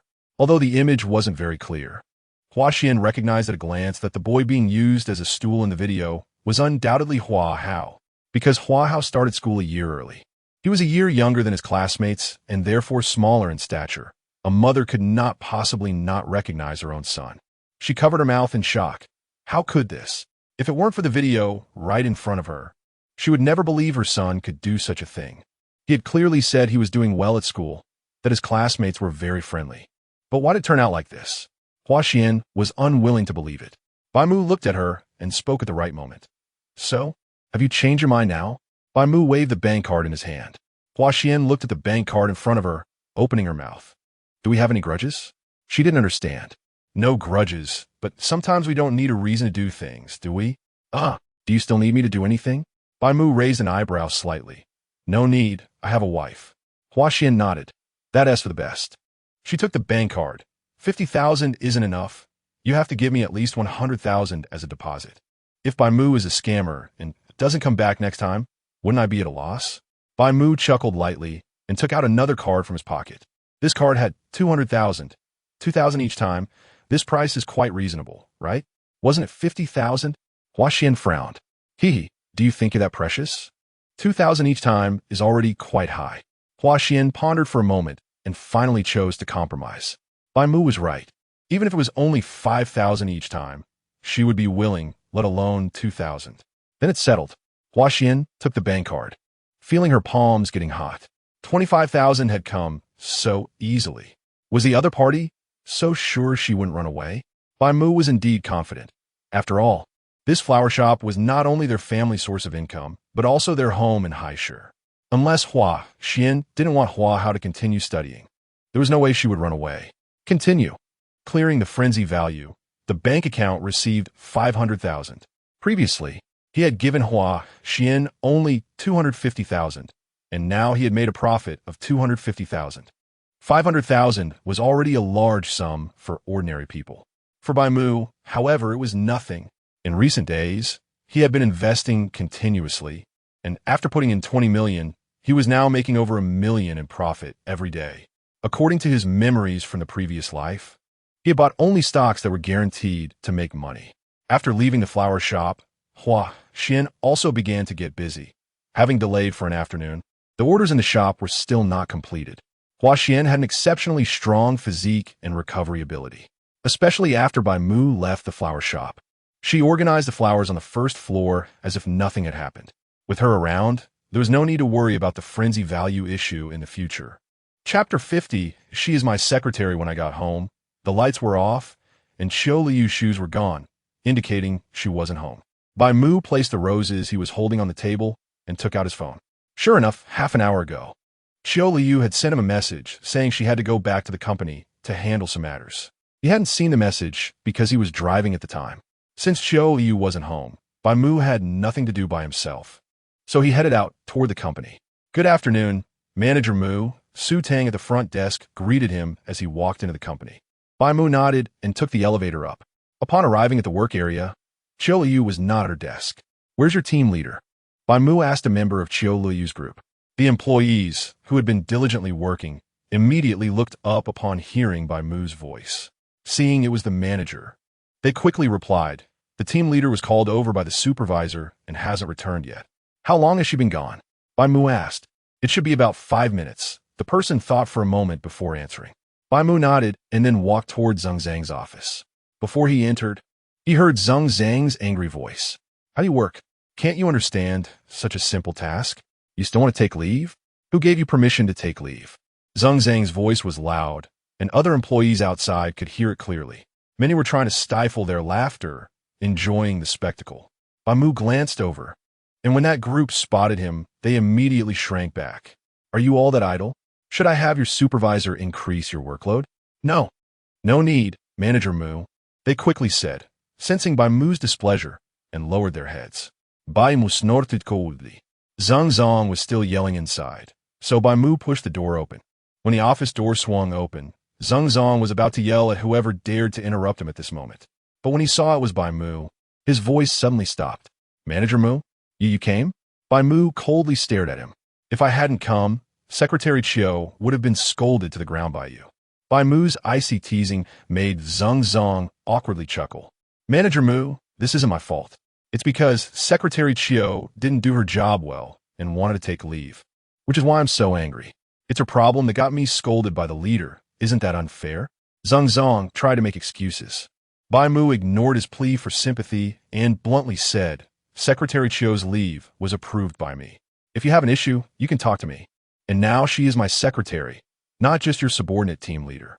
Zhang Zong was momentarily at a loss for words. But I'm also following the rules. If an employee makes a mistake, we can't say this or that. And as leaders, it's hard for us too. Zhang Zong was under pressure, constantly observing Bai Mu's expression. Bai Mu's face was dark and intimidating. Zhang Zong quickly changed his tone, but I believe Secretary Qiu didn't make a mistake on purpose. As a supervisor, I also have responsibilities and shouldn't shift all the blame. Seeing Bai Mu's expression soften somewhat, Zhang Zong finally breathed a sigh of relief. Since that's the case, I won't disturb Supervisor Zhang any longer. Secretary Qiu, let's go. Bai Mu glanced at Qiu Luoyu and then turned to leave. Qiu Luoyu walked past Zhang Zong and followed Bai Mu. In the deputy manager's office, Bai Mu sat in a chair, lightly tapping on the solid wood table. His legs crossed. Thank you, Manager Mu, for speaking up for me, Qiu Luoyu said, standing opposite him with her hands clasped in front of her. Bai Mu waved his hand. You don't need to thank me. You're my secretary, so I should speak up for you. But I still want to thank you, Manager Mu. Bai Mu nodded and asked, didn't you take leave today? Why are you back? The company won't pay you if you're on leave. Qiu Luoyu nodded, her gaze somewhat drifting. I couldn't sit still at home, so I thought I'd come to the company to get some work done. In reality, she was unsure how to face Bai Mu. Although he had vented yesterday, she didn't know if he had truly forgiven her. Furthermore, he had left early in the morning, making her think he probably didn't want to be around her and was still angry. She knew Bai Mu was possessive, and her actions had indeed hurt him, so she didn't expect him to forgive her quickly. Therefore, she thought it would be better to keep her distance for a while and let the matter cool down. Noticing Qiu Luoyu's expression, Bai Mu, who had been married to her for many years, could tell she had something on her mind. He could roughly guess what it was. Rubbing his thumb, he slightly tilted his head and asked, You seem to have something on your mind, Secretary Qiu. Would you mind sharing it with me? Maybe I can help you solve it. Bai Mu picked up a teacup from the table, poured a cup, and handed it to Qiu Luoyu, gesturing for her to sit across from him. Seeing this, Qiu Luoyu waved her hand. No need, Manager Mu. I don't have anything on my mind. I won't disturb you. After yesterday's incident, she felt it was better to maintain some distance from the opposite sex, especially from the seemingly kind Bai Mu. Although he had provided her with projects, he was also one of the causes of the incident, so she thought it would be best to keep her distance from him. Bai Mu chuckled lightly. It seems Secretary Qiu is still a bit wary of me. I thought since I provided you with 2 profitable projects, we would already be friends. I must have been overly sentimental. Hearing Bai Mu's words, Qiu Luoyu was somewhat surprised. Did he consider her a friend? She shook her head. It's my honor that Manager Mu wants to consider me a friend. It's a pity you don't want to consider me a friend. Bai Mu sighed heavily. Qiu Luoyu bit her lip. I see you as a leader. In the company, I can be your subordinate, but can I be your friend outside of work? Of course. Qiu Luoyu could only respond this way. Since that's the case, as your leader, I would like to invite you to sit down and have a cup of tea with me. Would you be willing? Bai Mu stared at her, and Qiu Luoyu could feel his gaze. She vaguely sensed this feeling was somewhat familiar, but she still refused. Sorry, Manager Mu, I still have some work to finish. I'll definitely make time next time. After saying that, she gestured that she was leaving the office. Watching Qiu Luoyu's departing figure, Bai Mu slightly nodded. At least this time, Qiu Luoyu's actions had made him somewhat satisfied. He picked up the schedule on the table, the corners of his mouth curving up slightly. His test for Qiu Luoyu was far from over. Chapter 51 marked a location for more than a week. Qiu Luoyu contacted the principals of several other schools near her high school. With the help of the person in charge of Xinghu Electronics, she successfully negotiated a few contracts. It wouldn't be long before a commission of 200,000 would be credited to Qiu Luoyu's account. During this week, Qiu Luoyu was almost extremely busy, working overtime nearly every night. However, to avoid worrying Bai Mu, she would report her schedule in real time. Yet, every time Qiu Luoyu returned home, she deliberately avoided Bai Mu, and in over a week, the number of conversations between them was very few. Qiu Luoyu's department was going for a team-building trip tomorrow. Unless there were special circumstances, taking leave was not allowed. This trip would last for 3 days and 2 nights. Each department in the company had 3 team-building trips every year, with the content being random, usually involving travel to other places. It was a paid trip, and taking leave was generally not permitted.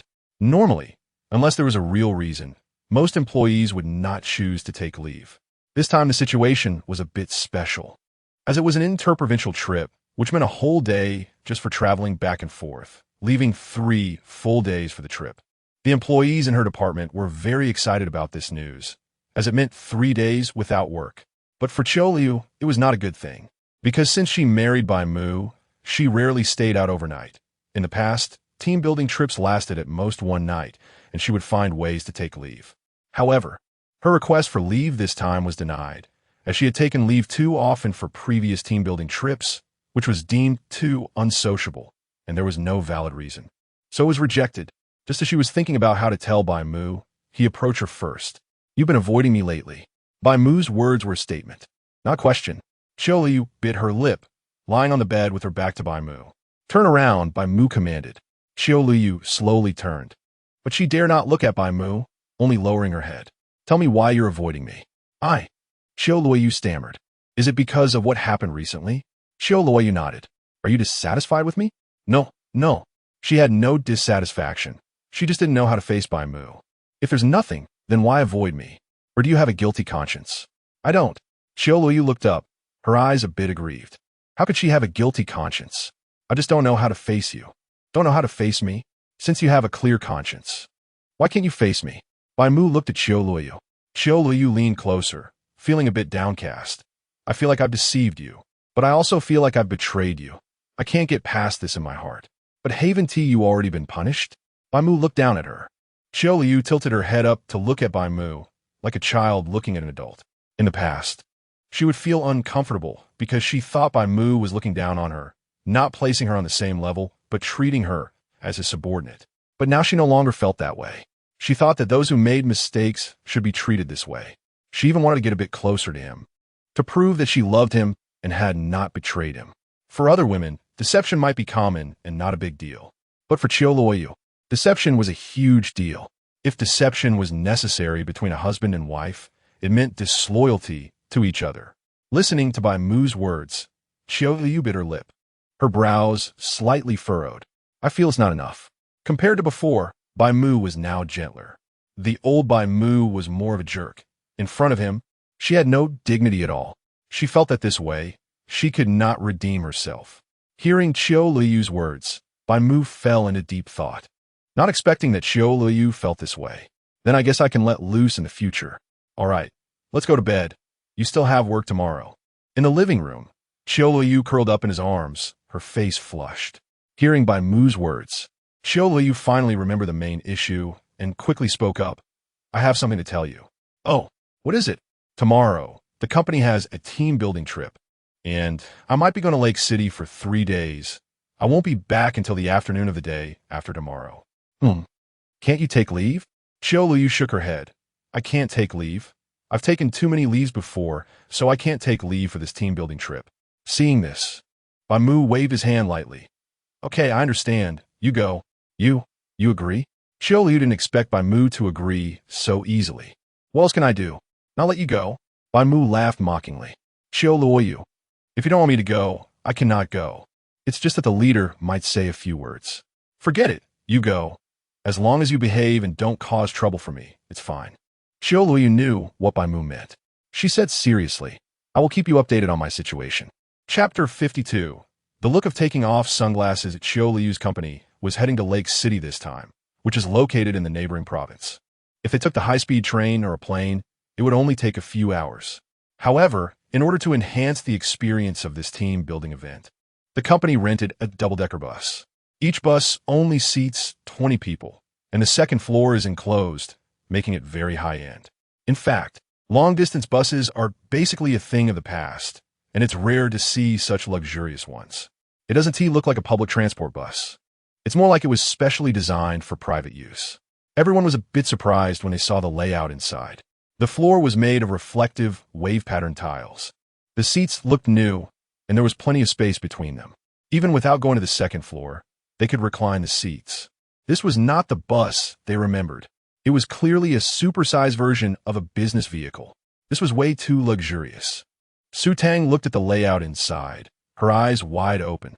"Sister Qiu, have you ever seen such a bus?" Su Tang asked. Qiu Luoyu shook her head, equally shocked. It was her first time seeing such a vehicle. When she was in college and traveled from her hometown to Haishur, she took a bus that was completely different from this one. Back then, the buses were smelly and cramped, with beds overhead, but they were very dirty. Qiu Luoyu had a bit of a cleanliness obsession, and it made her feel nauseous at the time. For a long time, she had a psychological shadow regarding buses. However, the bus she was seeing now had changed her perspective. "I heard that these buses were rented by the new manager Mu from your department. How much does it cost to rent these buses for 3 days?" Su Tang mumbled to Qiu Luoyu, feeling a bit emotional. Originally, the team-building event for Qiu Luoyu's HR department had nothing to do with her, but Manager Mu invited her along. And it was a paid trip. How wonderful is that? Su Tang said to Li Zizai. Could this be the benefit of adding the manager on WeChat? She was glad she added Manager Mu. Otherwise, such good fortune would never come her way. Qiu Luoyu shook her head. "Let's find a seat first." Right, let's find a seat. Su Tang that, realizing there were still people lining up behind them.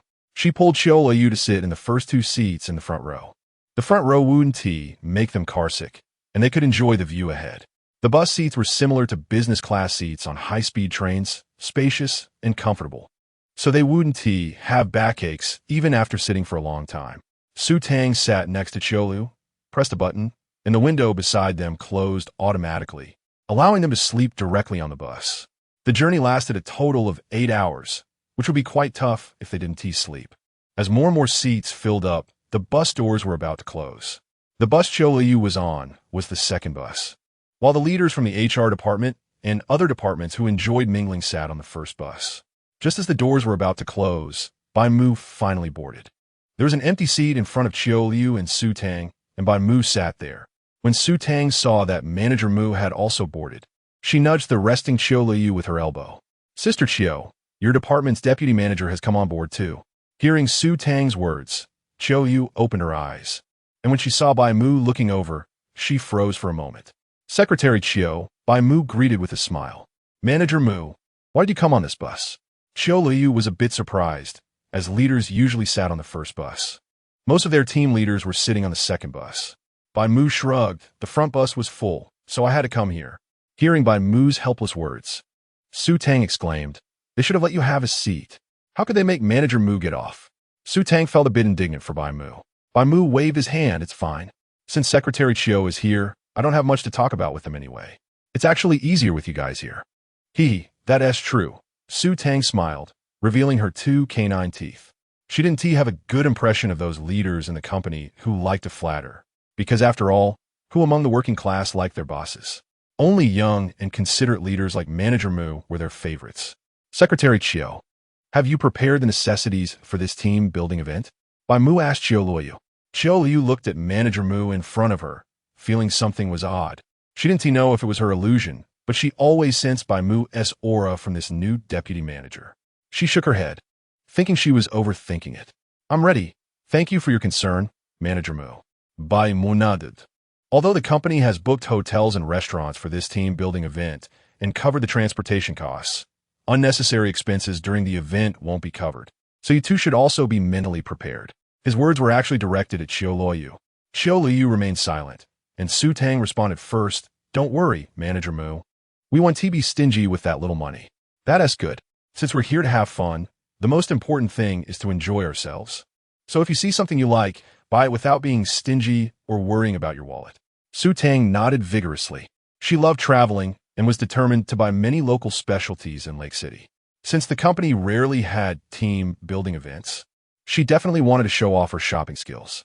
Bai Mu smiled, glanced at Qiu Luoyu again, then turned around to sit down. The bus soon started moving.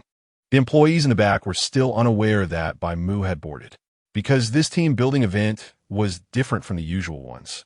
The booked hotels and restaurants were very high-end, almost luxurious.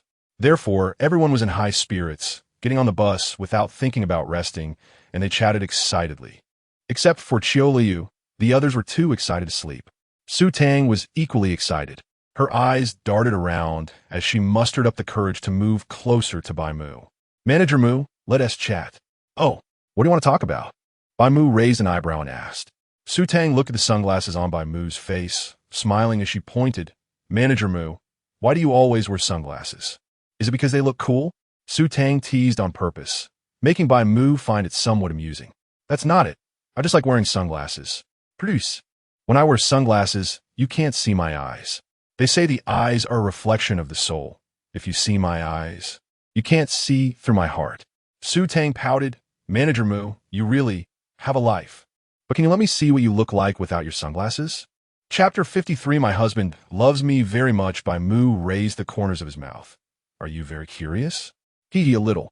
Su Tang smiled, looking somewhat silly. Qiu Luoyu, who had been resting with her eyes closed, suddenly opened her eyes and glanced over at Bai Mu. Subconsciously, she also wanted to see the other person's true face. To her surprise, Bai Mu only chuckled lightly and did not take off his sunglasses. "I'll show you when I feel like it." Su Tang, who had initially thought Bai Mu would take off his sunglasses, felt a wave of disappointment. All right. After chatting with Bai Mu for a few more sentences, she was distracted by some noise behind her. She turned to look, and a group of people who had been chatting enthusiastically were now gathered to play a game of Pass the Bomb. They were using a bag of chips as a bomb, and when the music stopped, whoever had the chips in their hands had to answer a truth. Su Tang's eyes lit up, and she decided to join in. However, most of the people playing the game were members of Qiu Luoyu's group, whom she didn't know, so she wasn't sure how to approach them. So she thought about pulling Qiu Luoyu to play with her. At first, Qiu Luoyu was reluctant, but Su Tang's persistent nagging and cute pleas eventually got her to join the game. Seeing Qiu Luoyu participate, the atmosphere became lively again. After all, as the group leader, Qiu Luoyu was different from other group leaders. Many members of her group didn't respect her as much, but her position was higher than theirs.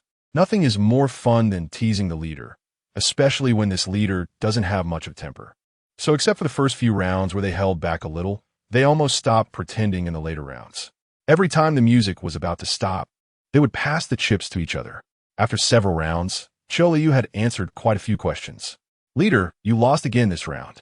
The group members cheered. Qiu Luoyu looked at the chips that had been passed to her just before the music stopped, momentarily at a loss for words. "Well, you can ask." She was not one to shy away from the game. The leading member cleared his throat. "Leader, I want to know, since your salary is so low, how can your husband afford such a nice car? What does he do?" It was no secret that Qiu Luoyu's salary was low. Almost everyone in the HR department knew. Hearing this question, Qiu Luoyu paused for a moment. "My husband doesn't work, but I don't think having a job has a direct relationship with what kind of car one drives." Several members nodded. This made sense. After all, if there was money at home, there was no need to work. In the next round, Qiu Luoyu lost again. "Leader, if your family is rich, why do you still work? Doesn't your husband give you money to spend? Or is it that your relationship isn't that good?" Faced with such targeted questions, Qiu Luoyu showed no hesitation. "I think making my own money shouldn't be something to be ashamed of. Just because I have money doesn't mean I can slack off. And why should I ask my husband for money when I have hands and feet? Also, my relationship with my husband is very good. There's no need to worry about that." Those who deliberately tried to make Qiu Luoyu lose and wanted to see her make a fool of herself exchanged glances upon hearing her words. The other members from different groups also applauded, feeling that Qiu Luoyu was absolutely right. Who said that being wealthy meant one couldn't work? Was work exclusively for those who were struggling? For wealthy people, work was just a way to experience life. What was the big deal about a low salary? They weren't short of that little bit of money. Many who had previously looked down on Qiu Luoyu for having a lower salary than themselves completely changed their views after hearing her words. In the next round, Qiu Luoyu lost again. Someone, still not satisfied, wanted to ask a tricky and difficult question. Leader, since you say your relationship with your husband is good, why do we see 2 red marks on your neck before? They clearly weren't self-inflicted. Does your husband have a tendency for domestic violence? The person asking was a member of Qiu Luoyu's group. He had previously made snide remarks about her, and although she had heard them, she hadn't taken them to heart. But this question made her frown involuntarily. The 2 marks on her neck were actually from Bai Mu accidentally hitting her. That day, Bai Mu had asked her for a day off, but she couldn't sit still, so she went to the company anyway. She had even specifically worn a turtleneck, but it was still seen. The others showed a hint of interest upon hearing the question, as if they were about to hear some juicy gossip. The person asking, seeing that Qiu Luoyu didn't respond immediately, raised his mouth in a smug smile. It seemed like he had won this round. As long as Qiu Luoyu didn't give a reasonable explanation, this matter would be set in stone, and he could spread it around. Qiu Luoyu took a deep breath to explain, "This is my personal matter. I can only say that my husband treats me very well and has never hit me. As for the red marks on my neck, I also forgot. Maybe I just accidentally scratched myself." Such an explanation was clearly insufficient to convince everyone, especially the member from her group. "This isn't fun anymore, leader. Since we're playing truth or dare, you should be able to play fair. Isn't this just cheating?" He was determined to make Qiu Luoyu answer this question. Qiu Luoyu frowned, feeling a bit displeased. "You can consider me cheating. I've already answered you. Whether you believe it or not is up to you." The person still wanted to say something, but at that moment, he saw someone approaching from the front of the bus. When he recognized the person, his words instantly froze. "And Mr. Mu, why was the deputy manager on this bus? When did he get on? Why didn't anyone say a word?" "Oh, having a good chat. Are we? What are you talking about?" Bai Mu said with a smirk, looking at him with an ambiguous smile. The person's face twitched. "And nothing, Mr. Mu. We were just playing past the bomb. The loser has to tell the truth. Just now, it was Leader Qiu who lost." "Oh, then why do I see that you don't seem very happy? Is it because Secretary Qiu isn't playing well and made you unhappy?" Bai Mu's voice was calm, but it sent chills down people's spines. At that moment, the person realized that Qiu Luoyu was no longer the Qiu Luoyu from before. The previous Qiu Luoyu was just their group leader, but now, besides being a leader, she was also the secretary of the HR deputy manager. His previous attempts to corner her were undoubtedly slapping the deputy manager's face. Although the deputy manager was smiling now, it made him feel a sense of horror. It seemed he was about to be dealt with. Chapter 54. Qiu Luoyu's doubts. How could this be? I was just asking a few questions. How could I possibly get angry with the team leader? The person was extremely guilty, not even daring to lift their head. "Yes, Manager Mu, we were just playing around. Everyone is here to have fun. The main goal is to be happy. How could we cause any unpleasantness?" The others around also echoed in agreement. As colleagues, they still had some tacit understanding. However, when Bai Mu scanned them with a glance, they immediately shut their mouths. Bai Mu's cold gaze could be felt even behind his sunglasses. These ordinary employees dared not offend a leader of manager level. After seeing Bai Mu's attitude, they also realized that he was going to stand up for team leader Qiu. Forget it, it's better to not get involved. Seeing that his colleagues weren't helping him speak, the person felt a chill in his heart. Sweating profusely, he turned his gaze to the usually easygoing Qiu Luoyu. "Team leader Qiu, we were just joking with you earlier. You wouldn't take it seriously, would you?" If Qiu Luoyu said it was fine, then no matter what Manager Mu said, he wouldn't pursue the matter any further. Bai Mu also glanced at Qiu Luoyu, his expression scrutinizing. Qiu Luoyu sensed the coldness emanating from Bai Mu and patiently waited for her response. But for some reason, she seemed to feel Bai Mu's aura again. This feeling of scrutiny had been felt from Bai Mu before. It seemed that if her answer didn't satisfy him, it would be her turn to suffer later. Her body instinctively tensed, and she replied, "If you were just joking, I certainly wouldn't take it seriously, but I don't think you were joking." Her voice carried a chill. With no intention of being the nice person, she wouldn't pretend to forgive someone who openly made things difficult for her. That would be no different from being a fool. Hearing Qiu Luoyu's words, the person's heart sank completely. Turning his head, he saw Bai Mu's ruthless sneer. "Mu manager, shut up." Ultimately, this person was directly kicked off the bus by Bai Mu. In this remote area, he had no way to take a taxi back and could only walk several kilometers to see if any passing cars would come by. The others all witnessed this scene and sighed. Many were relieved that they hadn't made things difficult for Qiu Luoyu or defended that person. Now, team leader Qiu was no longer the same. She had the deputy manager backing her up, and if anyone dared to offend her, wouldn't they be stepping on landmines later? Su Tang had also just defended Qiu Luoyu, but since she was from their department, no one paid her any mind. Now, seeing Bai Mu stepping in to resolve the issue for Qiu Luoyu, her eyes sparkled. This deputy manager was really impressive. This is what a good teammate looks like in China. After such an incident, Qiu Luoyu no longer played around with them. And Su Tang also found it a bit boring, so the two returned to their seats. Back at her spot, Qiu Luoyu stole glances at Bai Mu in front of her. A woman's intuition is always quite accurate. Her instinct told her that Manager Mu was her husband, Bai Mu.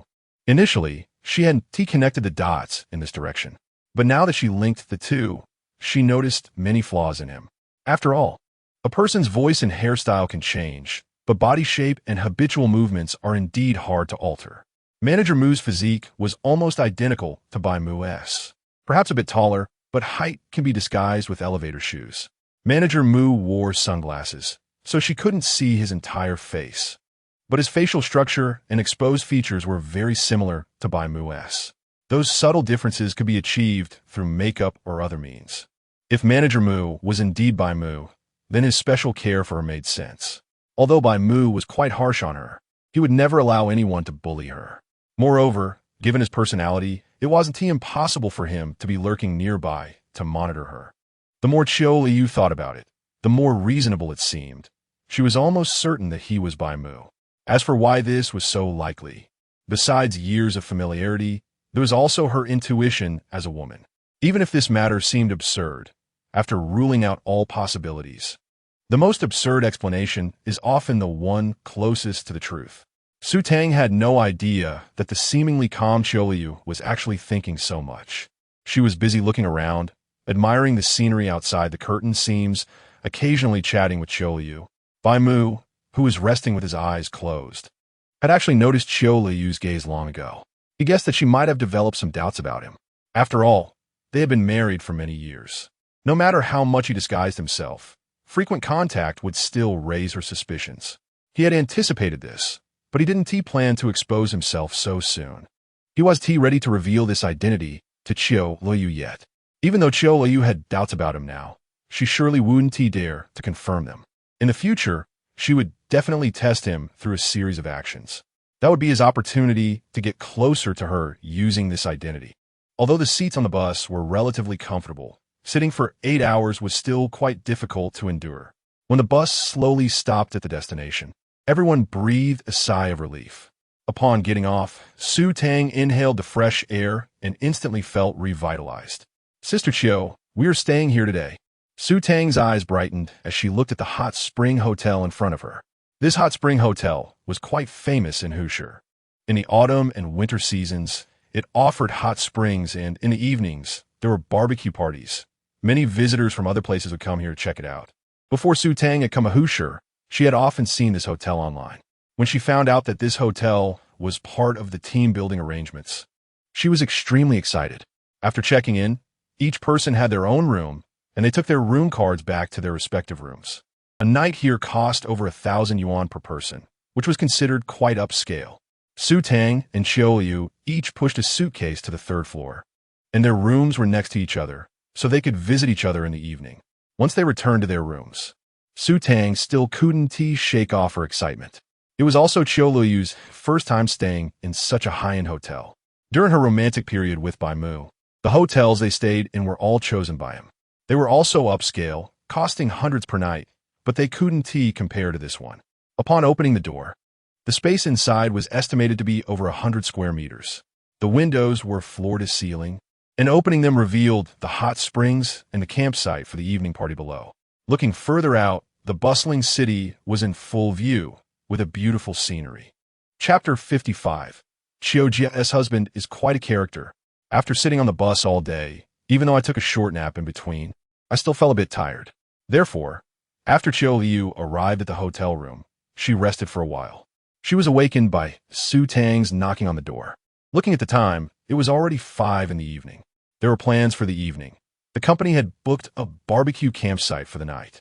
and dozens of people had reserved the entire venue. The event would start at 7 o'clock, and although it wasn't time yet, they could go soak in the hot springs first. Su Tang came to find Qiu Luoyu specifically to take her to the hot springs. Before coming, Su Tang had already done her homework, saying that the hot springs at this hotel must be experienced. Otherwise, it would be a wasted trip. Qiu Luoyu had agreed to accompany Su Tang for the experience in the afternoon, but then she fell asleep. Su Tang first sent her a message on WeChat, and when she didn't reply, she came to knock on the door. Qiu Luoyu tidied herself up and came out. Su Tang cheerfully linked her arm with Qiu Luoyu's, acting like two good sisters.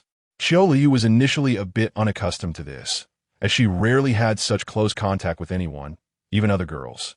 Back in school, she didn't have many friends and was seen as a rather reclusive person, so the girls in her class were unwilling to play with her. However, under Su Tang's outgoing nature, she gradually adapted. The two quickly arrived at the hot spring area behind the hotel. The hot springs were divided into indoor and outdoor sections. The outdoor hot springs offered a view of the distant scenery, and since the hot spring hotel was next to a resort area, the view on the other side was very beautiful. The indoor section was relatively enclosed, so naturally there was no view, but it had the advantage of strong privacy, which most women preferred. Su Tang, however, was quite open-minded and didn't mind soaking in the outdoor hot springs. Soaking in hot springs would make the body feel warm, and the breeze outside could help to balance it out. However, because Qiu Luoyu was also there, she chose to go indoors. Qiu Jia, your figure is quite good. What body lotion do you usually use? Why is your skin so smooth and fair? In the changing room, Su Tang looked at Qiu Luoyu's figure and skin with a drooling expression.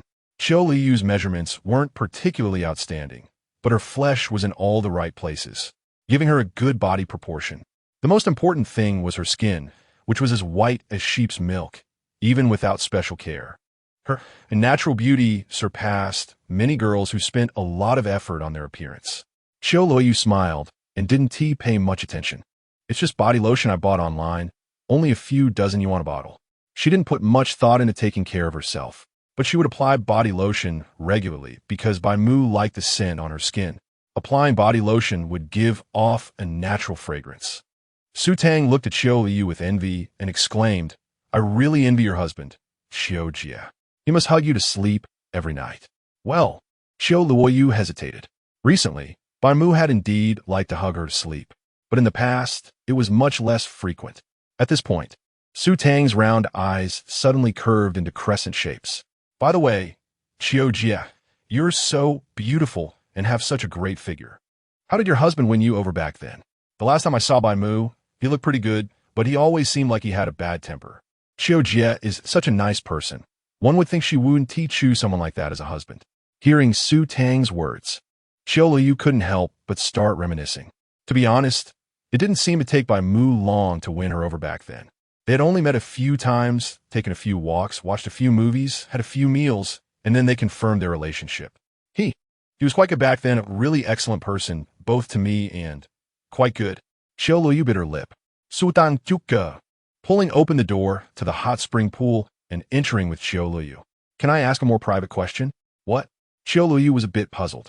Zuya, how long were you and your husband together before you became intimate? Why do you ask that? Qiu Luoyu opened her mouth, her expression a bit complicated. Su Tang hurriedly waved her hand. Qiu Jia, don't misunderstand. I was just thinking my boyfriend and I have been together for almost a year, but we still haven't gotten intimate. He isn't proactive at all, so I'm wondering if that's normal. Upon hearing Su Tang's explanation, Qiu Luoyu's expression returned to normal. Oh, I see. So how long were you and your husband together before you did it? The two soaked in a hot spring, feeling completely relaxed. The indoor hot spring pool was divided into male and female baths, and since most people had gone outdoors, there were currently only the two of them inside. Regarding Su Tang's question, Qiu Luoyu clearly found it a bit difficult to answer. It should have been the first month of being together. Huh? You did it in the first month? Upon hearing Qiu Luoyu's answer, Su Tang was immediately shocked. Qiu Luoyu helplessly nodded. She indeed became intimate with Bai Mu after a month of being together. At that time, she was rather confused when Bai Mu took her to a hotel. She remembered it was a weekend, and there was a heavy rain outside. Bai Mu was at the teacher's house for tutoring and couldn't return, so she stayed there for the night. At that time, Qiu Luoyu had just finished her part-time job, and Bai Mu came to pick her up. Because she hadn't checked the weather forecast, the rain came suddenly, and before she could return to the dorm, she was already soaked. Bai Mu offered to take her to a 5-star hotel nearby to avoid getting sick and to escape the rain. It cost over 500 yuan for one night. Qiu Luoyu felt heartbroken, but since Bai Mu had already booked it, there was nothing she could do. If she didn't stay, the money would be wasted. Later, when she finished her shower and lay down on the bed, ready to sleep, she sensed something was off in the room's atmosphere. Bai Mu was lying next to her, feeling hot like a furnace, and the situation was clearly heating up. In the end, she was taken by Bai Mu under somewhat reluctant circumstances. She didn't even know how she fell asleep. She just remembered waking up to a messy room, as if it had just gone through World War II. It was only after that incident that Qiu Luoyu completely gave her heart to Bai Mu. Su Tang scratched her head, clearly shocked by Qiu Luoyu's story. Was Qiu Jie more open-minded, or was her husband particularly skilled? She leaned towards the latter. To be able to get intimate so quickly, Qiu Jie's husband is indeed a character. Thinking about her own boyfriend, she couldn't help but wonder if her boyfriend was the reason they hadn't been intimate. Could it be that she lacked any charm and he just wasn't interested in her? If that were the case, then why would he want her as a girlfriend? Chapter 56. A playful glance. Thinking of this, Su Tang couldn't help but ask boldly, Sister Qiu, what do you think of your husband's abilities in that area? The two were soaking in the hot spring, about a meter apart. When Su Tang asked this question, her body unconsciously leaned closer to Qiu Luoyu. Qiu Luoyu raised her eyebrows slightly. That's quite an audacious question. Su Tang chuckled. I'm just curious. I even suspect my boyfriend might be a bit lacking. So, you're asking about my husband, right? Qiu Luoyu rubbed her forehead, feeling speechless. He is quite capable. I can only say that. She had personally experienced Bai Mu's abilities. Even after so many years, he was still impressive. She considered herself to be somewhat frigid, but every time Bai Mu got close to her, she felt like she was soaring in the clouds, thoroughly enjoying it. Although she didn't know how others fared, she believed that this should be considered strong performance, right? So what positions do you usually prefer? Su Tang pouted, asking curiously, do you usually ask others such questions? Qiu Luoyu instinctively moved away from Su Tang. Was it appropriate to ask such personal questions? Su Tang quickly grabbed Qiu Luoyu's arm, smiling ingratiatingly. Oh, come on. Sister Qiu, I'm just curious. I haven't experienced it myself, so I thought I'd ask you for advice. If my boyfriend isn't proactive, then I have to be a bit more proactive, right? Su Tang looked quite aggrieved. Qiu Luoyu couldn't help but rub her forehead. Sister Qiu, just tell me in secret. I promise I won't say anything. Su Tang grinned, appearing quite lewd. Qiu Luoyu was at a loss for words again, and casually replied, I don't know, it depends on him. If not, just find a website to learn. Okay. Seeing that Qiu Luoyu seemed unwilling to answer, Su Tang could only shrug helplessly. She quickly adjusted her mood and started chatting with Qiu Luoyu about some mundane matters. Qiu Luoyu usually didn't chat much with others, so she would generally respond seriously to questions directed at her. But some of Su Tang's questions were simply too hard to speak about. It was as if she wanted to write a reflection paper afterward. After soaking for half an hour, Qiu Luoyu found an excuse to get out of the hot spring. Once she stepped out, she let out a sigh of relief. Being with Su Tang was too stressful. Not only did she ask strange questions, but she also touched her. One moment she would say her skin looked great, and the next she would say she smelled nice. Though they were both women, Qiu Luoyu began to suspect if the other was hitting on her. Frightened, she hurriedly left.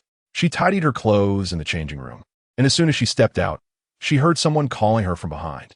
Secretary Qiu. The only one who could call her, that was Manager Mu. Manager Mu, you're here soaking the hot spring too? Turning around, Qiu Luoyu smiled faintly at Bai Mu. Her gaze fell on Bai Mu's face, and she couldn't help but furrow her brows. Wearing sunglasses even in the hot spring? Her mouth slightly agape. She found it hard to believe. However, it only reinforced her suspicions.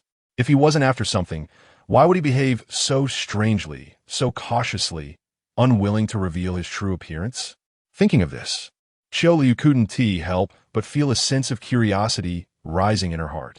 Yes, Secretary Qiu, did you just finish soaking in the hot spring? Bai Mu looked at Qiu Luoyu's fair skin, which was faintly tinged with pink and a light fragrance emanating from her. Usually, after a shower, Qiu Luoyu would give off a pleasant body scent. This wasn't tea solely due to body lotion. Qiu Luoyu nodded. Do you also wear sunglasses while soaking in the hot spring? Wouldn't that fog up your view? Bai Mu pointed to the sunglasses on his face, smiling lightly. About that, I'm just used to wearing sunglasses, but what you said also makes sense. He pretended to take off his sunglasses, while Qiu Luoyu's eyes brightened, eagerly waiting to see him remove them. However, just as his fingers touched the sunglasses, he stopped, a playful smile on his face. Secretary Qiu must be curious about what I look like without my sunglasses, right? Qiu Luoyu was momentarily taken aback by Bai Mu's sudden question, realizing he had guessed her thoughts. How about this, Secretary Qiu? Why don't you help me take them off? Bai Mu stepped closer, leaning down to meet her gaze. Qiu Luoyu swallowed hard, her heartbeat unconsciously quickening. Through the sunglasses, she could vaguely see Bai Mu's eyes. What familiar eyes they were. The playfulness in them was like a tiger toying with its prey, pretending to be lazy to make her let her guard down before it devoured her. For a moment, she panicked, worried that if she removed the sunglasses, he would indeed be Bai Mu. She didn't know how to face him, nor what he would do to her. Would he continue to provide her with resources and projects like before, or would he bully her like at home? She couldn't bear to think about it, or make any move. Frantically waving her hands, she said, No, Manager Mu, I'll just leave now. Ultimately, she gave up on the idea of finding out and fled the scene. Watching Qiu Luoyu flee in a panic, Bai Mu chuckled with delight. His wife was simply too cute. He really wanted to see her reaction when she saw his true face. However, if he revealed his identity so quickly, it would be too boring. After running out of the hot spring, Qiu Luoyu took a breath. Breathing in the fresh air helped calm her down. He must be Bai Mu. Even though she hadn't seen his true face, she was very certain in her heart. Only he would look at her with such eyes. The thought that Bai Mu had quietly infiltrated her life made her legs feel weak. After all these years, she had no idea the man beside her had such great abilities. Not only could he arrange for her to meet the principal of her school, but he could also easily become her boss in the company. Moreover, he could introduce projects and provide resources for her. If Manager Mu was indeed Bai Mu, then hadn't she been played by Bai Mu all this time? Qiu Luoyu bit her lip, feeling somewhat uncomfortable. Just a few days ago, she was still troubled by her own deception, feeling guilty. Now she was being told that her man had been hiding things from her all these years. Qiu Luoyu shook her head, realizing she couldn't be so hasty. After all, no matter how certain she felt, it was still just a guess. Until she had real confirmation. She couldn't conclude that Bai Mu was deceiving her. After all, there was still that tiny possibility that he wasn't, right? Chapter 57. Extra delicious. At 7 o'clock in the evening, the party was about to begin. The barbecue campsite was large, with many barbecue racks set up on a spacious lawn, along with a variety of ingredients for grilling. These ingredients were provided by the hotel, including whole roasted lambs and suckling pigs. Chairs and tables were arranged under the shade, and once grilled, the food could be placed directly on the tables for eating. As the time approached, everyone gathered here. The venue was booked exclusively for the employees of their company. Qiu Luoyu found a spot to sit down. Su Tang came out after soaking in the hot springs to find her. Sister Qiu, why did you leave just now? I thought you would come back. Su Tang complained while hugging Qiu Luoyu's arm. What could she say? Could she say it was because she couldn't stand the other person? Fortunately, Su Tang didn't take it to heart and instead pointed to a few barbecue racks not far away, saying, Sister Qiu, should we go over and grill some too? It looks interesting watching them grill. The hotel had chefs specifically responsible for the barbecue, but guests could also choose to grill themselves since some people found it more enjoyable. Qiu Luoyu was not the type to sit back and enjoy, so she nodded and went with Su Tang to grill some food themselves. Group Leader Qiu. Upon seeing Qiu Luoyu, a few HR staff members greeted her. Compared to before, they were noticeably more polite today. Group Leader Qiu, do you want to grill? We can help you set up the charcoal, a few of them said eagerly, helping Qiu Luoyu arrange the charcoal and start the fire. Thank you, Qiu Luoyu said to them. You're welcome. They smiled and then stepped aside. Su Tang noticed this and laughed interestingly. These people are quite attentive today. Probably because of Manager Mu, she teased. Qiu Luoyu hummed in response and arranged the ingredients. She had never grilled by herself before, but because she often cooked, she was still capable of controlling the temperature, at least enough not to burn the ingredients. There was a range hood above the barbecue grill, so she wouldn't get too much of the smell on her clothes. It would be fine to just take a shower when she got back. While they were grilling, others had already started eating. The party didn't only feature barbecued food, but also cooked dishes and seafood provided by the hotel. With over 80 people waiting for barbecue, who knew when they would get to eat? The hotel had already pre-ordered dishes, which were served as soon as they were ready. In the evening, everyone enjoyed the cool breeze, relished the delicious food, and chatted with each other, creating a harmonious atmosphere that should be present during team-building events. Qiu Luoyu, stop grilling and come over for a drink. Supervisor Zeng called out to her after the party had been going for over half an hour, and most people had already begun eating. Most of the people over there were leaders, with a few high-performing group leaders. You all eat. I'll grill for a while longer, Qiu Luoyu said. Still not very hungry. All right. Manager Wang and Manager Mu are here, and it's not good for them to see you not come over. Supervisor Zeng said as he approached Qiu Luoyu. Qiu Luoyu hesitated for a moment, then handed the skewers in her hand to Su Tang. Then I'll leave this to you for now. I'm going to eat something. Oh, sure thing.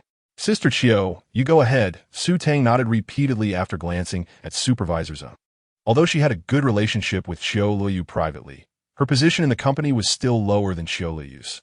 Following Supervisor Zeng, she arrived under the shade where a large table was occupied by more than 10 leaders, most of whom were from the HR department.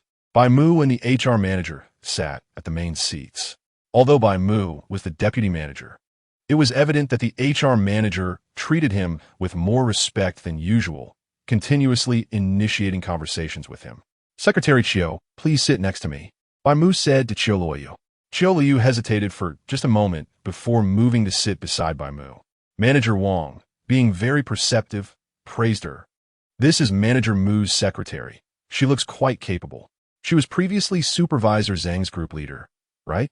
Supervisor Zheng nodded repeatedly, expressing great respect for Manager Wang. Yes, Manager Wang.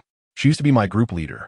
She was also the one who went with me to talk to Principal Zhao about the project recently. Manager Wang slightly nodded.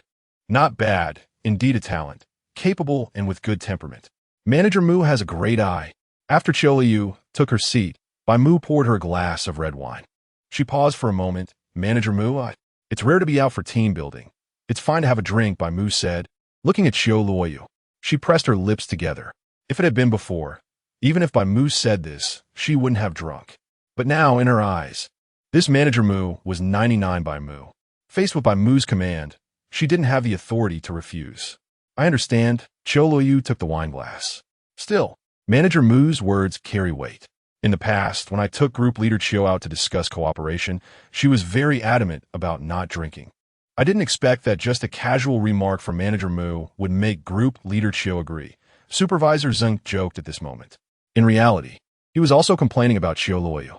After all, Qiu Luoyu had previously made many excuses for not drinking, and as a result, Supervisor Zeng had taken her out less often to discuss projects.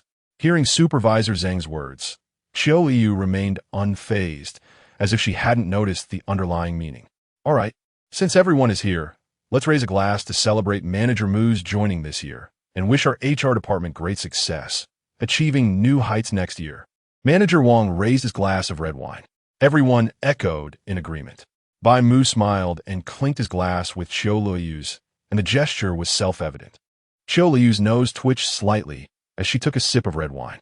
As the wine went down her throat, her brows involuntarily furrowed. Her delicate face revealed an indescribable expression. She rarely drank before, and she didn't particularly like the taste of this kind of red wine.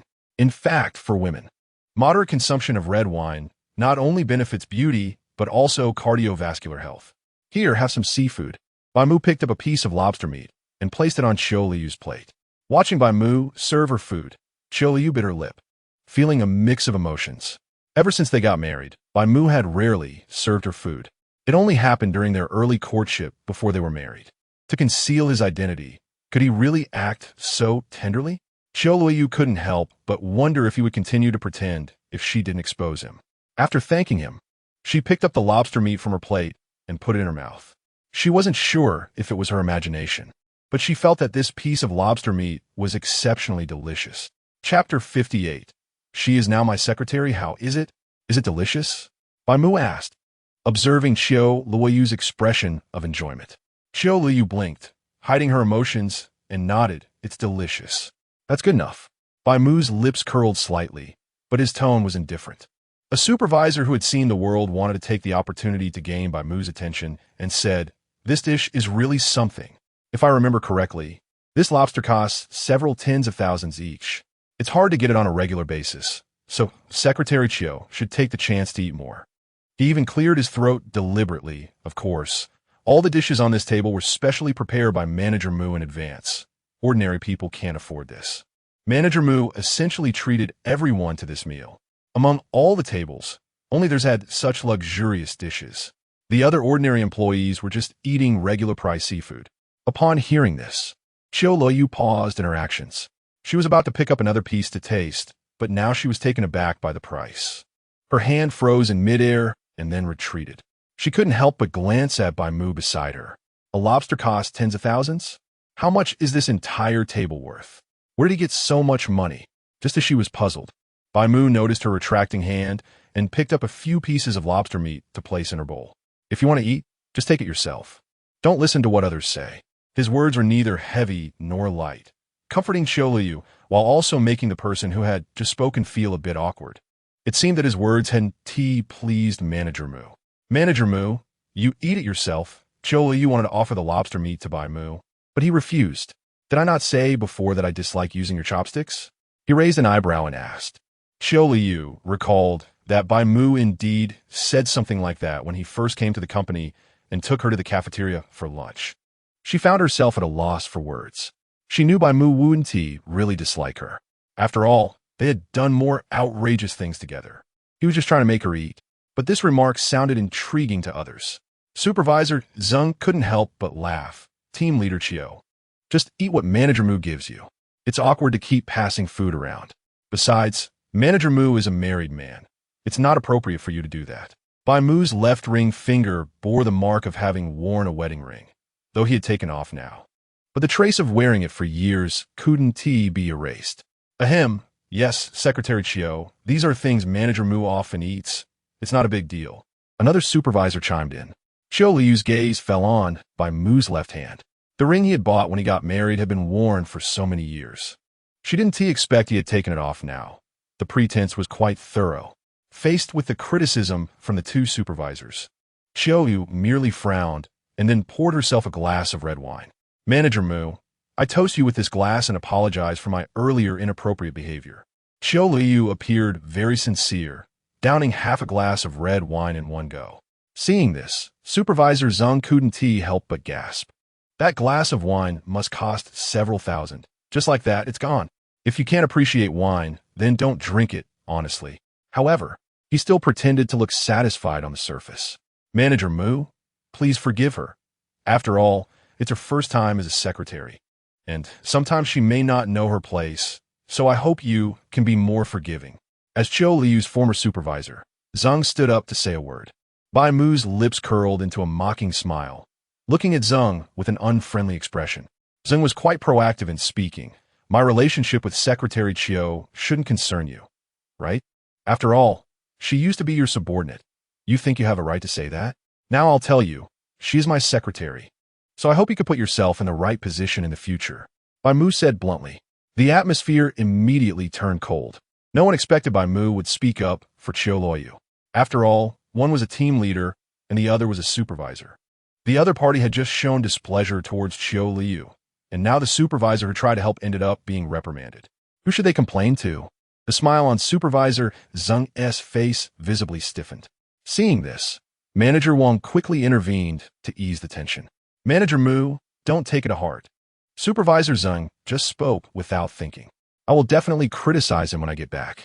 Let's not ruin the team-building event. Come on, let's have another drink. Manager Wang raised his glass, and the people around him also picked up their glasses in understanding. One was a manager sent down from above, and the other was his subordinate. Manager Wang knew how to prioritize. He wouldn't offend Bai Mu just because of Supervisor Zeng. This led to Supervisor Zeng's expression not looking very good. He could only swallow his anger.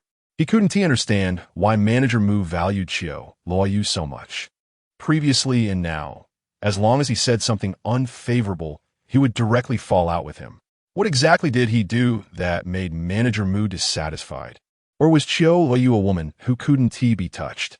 Regardless, he felt he should be more cautious in the future to avoid getting into trouble. With Supervisor Zheng no longer leading, the others also dared not speak ill of Qiu Luoyu.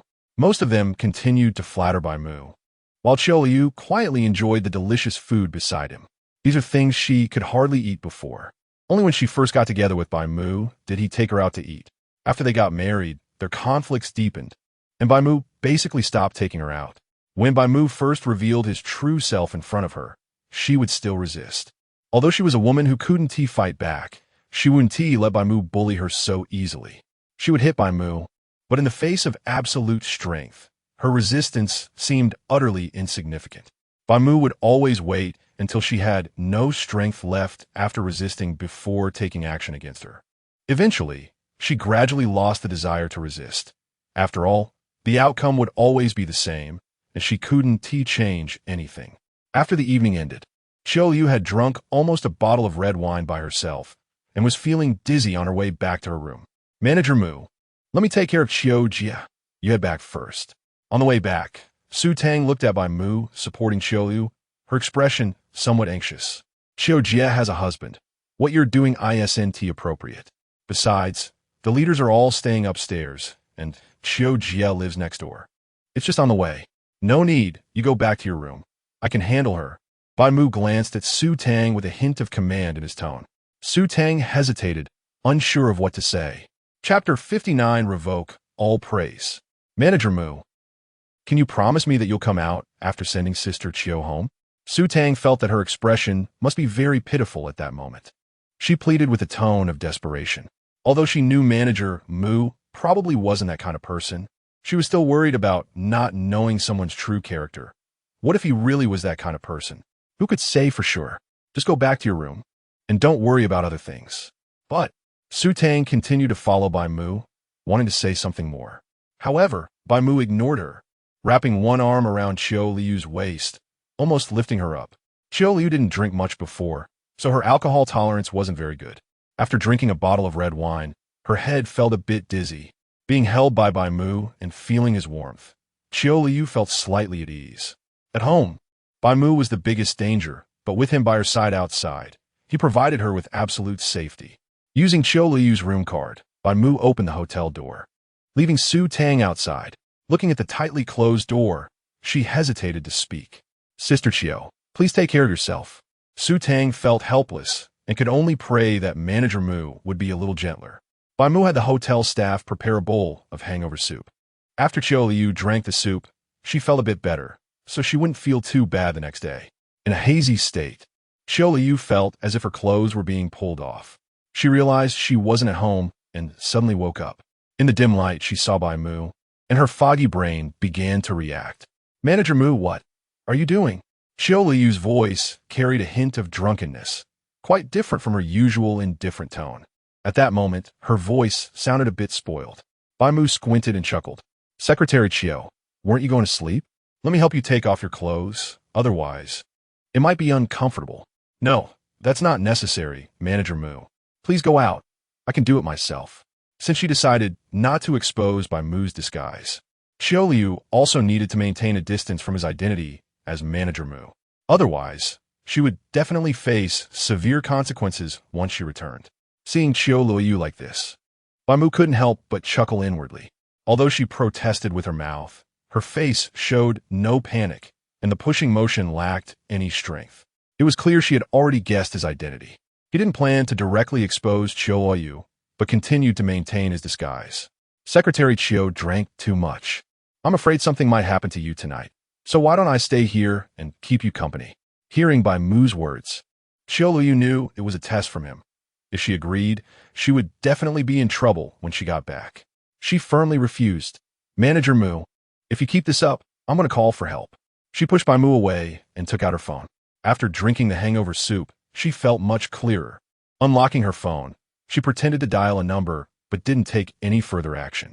Bai Mu found Qiu Luoyu who resembled an agitated kitten, very amusing. He reached out and grasped her slender ankle, feeling her tremble slightly. Bai Mu pulled her closer and then stared into her eyes, slowly taking her phone away. Throughout the entire process, Qiu Luoyu seemed frozen, not moving at all. Bai Mu pulled up the blanket and covered her with it. All right, since you said so, I'll go out. Remember to call me if you need anything. Bai Mu made a gesture as if to call and placed Qiu Luoyu's phone on the table before leaving her room. Qiu Luoyu felt the residual warmth at her ankle and rubbed it with her hand. She didn't know if it was the alcohol, but facing Bai Mu, who was much gentler than usual, she found herself having the thought of wanting to sleep with him. She considered herself someone with a cold personality, but there was a time when she particularly enjoyed sleeping with Bai Mu. Since that time, he had tricked her into the hotel. They had almost gone to hotels every few days for the next 2 months.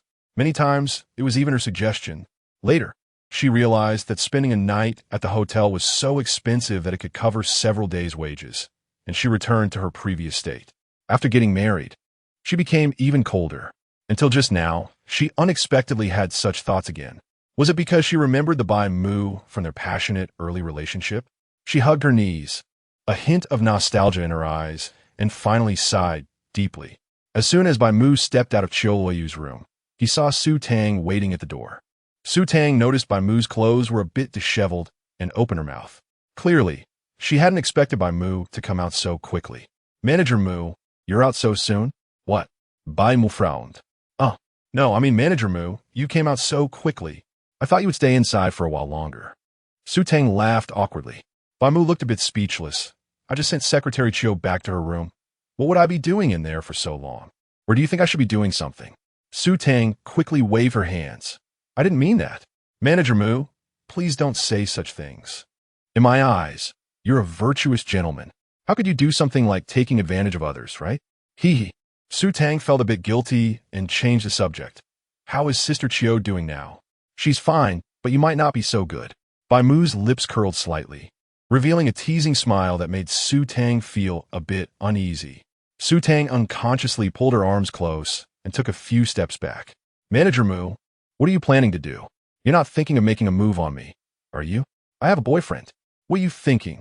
Can you young people please not have so much inappropriate stuff in your heads? Then, what do you want to do? Su Tang mumbled. Nothing. I just noticed you're quite warm-hearted, so I wanted to ask you to do something. Hearing Bai Mu's compliment, Su Tang felt a bit shy. Actually, it's not that great. Since that's the case, I saw quite a few female employees drinking a lot at the evening party. Why don't you take them all back to their rooms? That way, it also avoids them being taken advantage of. Su Tang was stunned for a moment. Me alone? Why not? But how can I manage so many people by myself? It's fine. You love to manage, right? I'll let you manage more. Bai Mu smiled without showing his teeth. Su Tang immediately made a. This was not what she had in mind. How did it turn into a punishment for her? Wasn't he just praising her? It turns out he was setting her up for a punishment. She retracted all her previous praise for Manager Mu. Chapter 60. The feeling in this hand is definitely not wrong. You drank quite a bit tonight, babe. Bai Mu teased as he looked at Qiu Luoyu's current appearance during the video call. It was too dark on the other side, and Qiu Luoyu couldn't see Bai Mu's side clearly.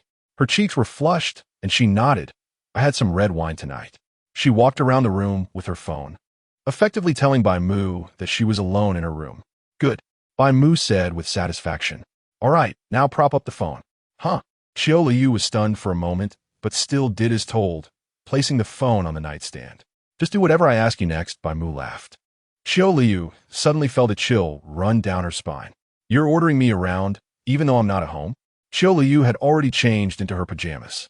The dark blue pajamas covered her body completely. She thought she could relax a bit after being away for 3 days. But she didn't expect Bai Mu to come up with such a method. What's wrong? Are you unwilling? Bai Mu's voice darkened. Qiu Luoyu shivered. Can't you let me rest for a few days? Qiu Luoyu began to soften.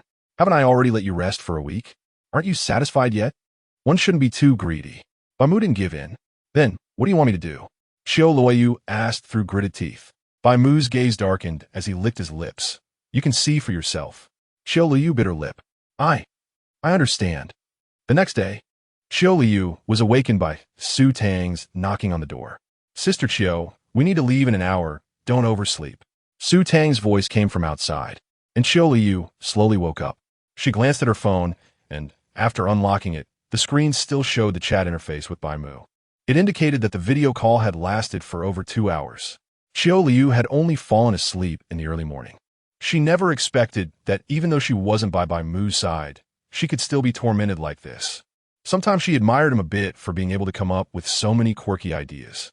Today's team-building event was at a scenic area, which included many activities such as outdoor cooking, animal watching, and even a pool party.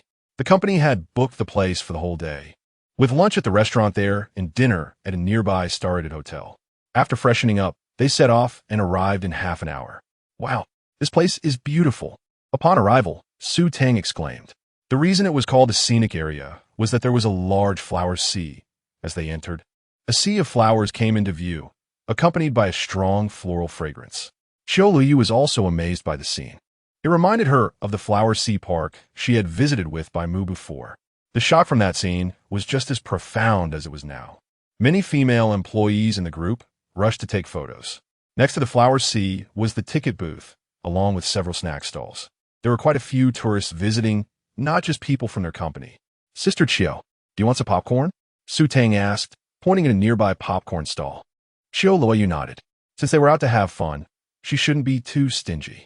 However, when they reached the stall and saw the prices, they were taken aback. 30 for a large popcorn? Su Tang was surprised by the price. Hey, that's the price everywhere, young lady.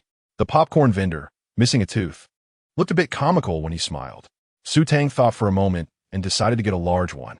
She earned 6,000 a month, and her boyfriend gave her all his money, so she had plenty to spend. Buying a bag of popcorn would only sting a little. Aren't you buying any, Sister Qiu?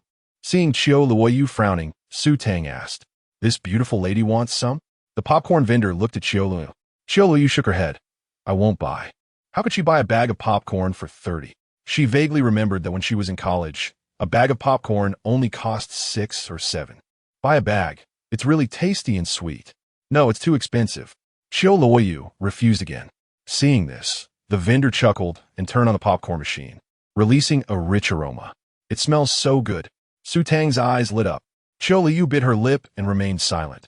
It did smell quite nice, but she still wouldn't buy it. If you want to eat it, just buy it. A voice suddenly came from behind Qiu Luoyu. It was Bai Mu's voice. Qiu Luoyu turned around abruptly and instinctively took a step back, nearly colliding with the popcorn stall. Be careful. Bai Mu caught Qiu Luoyu. She hurriedly leaned forward, accidentally pressing her hands against Bai Mu's chest muscles. Vendor, give me a large one. Bai Mu took out his phone to scan the code. All right. The vendor grinned and handed a bag to Bai Mu. Bai Mu placed the popcorn in Qiu Luoyu's hands. Next time you want to eat, just buy it. Don't be so stingy with yourself.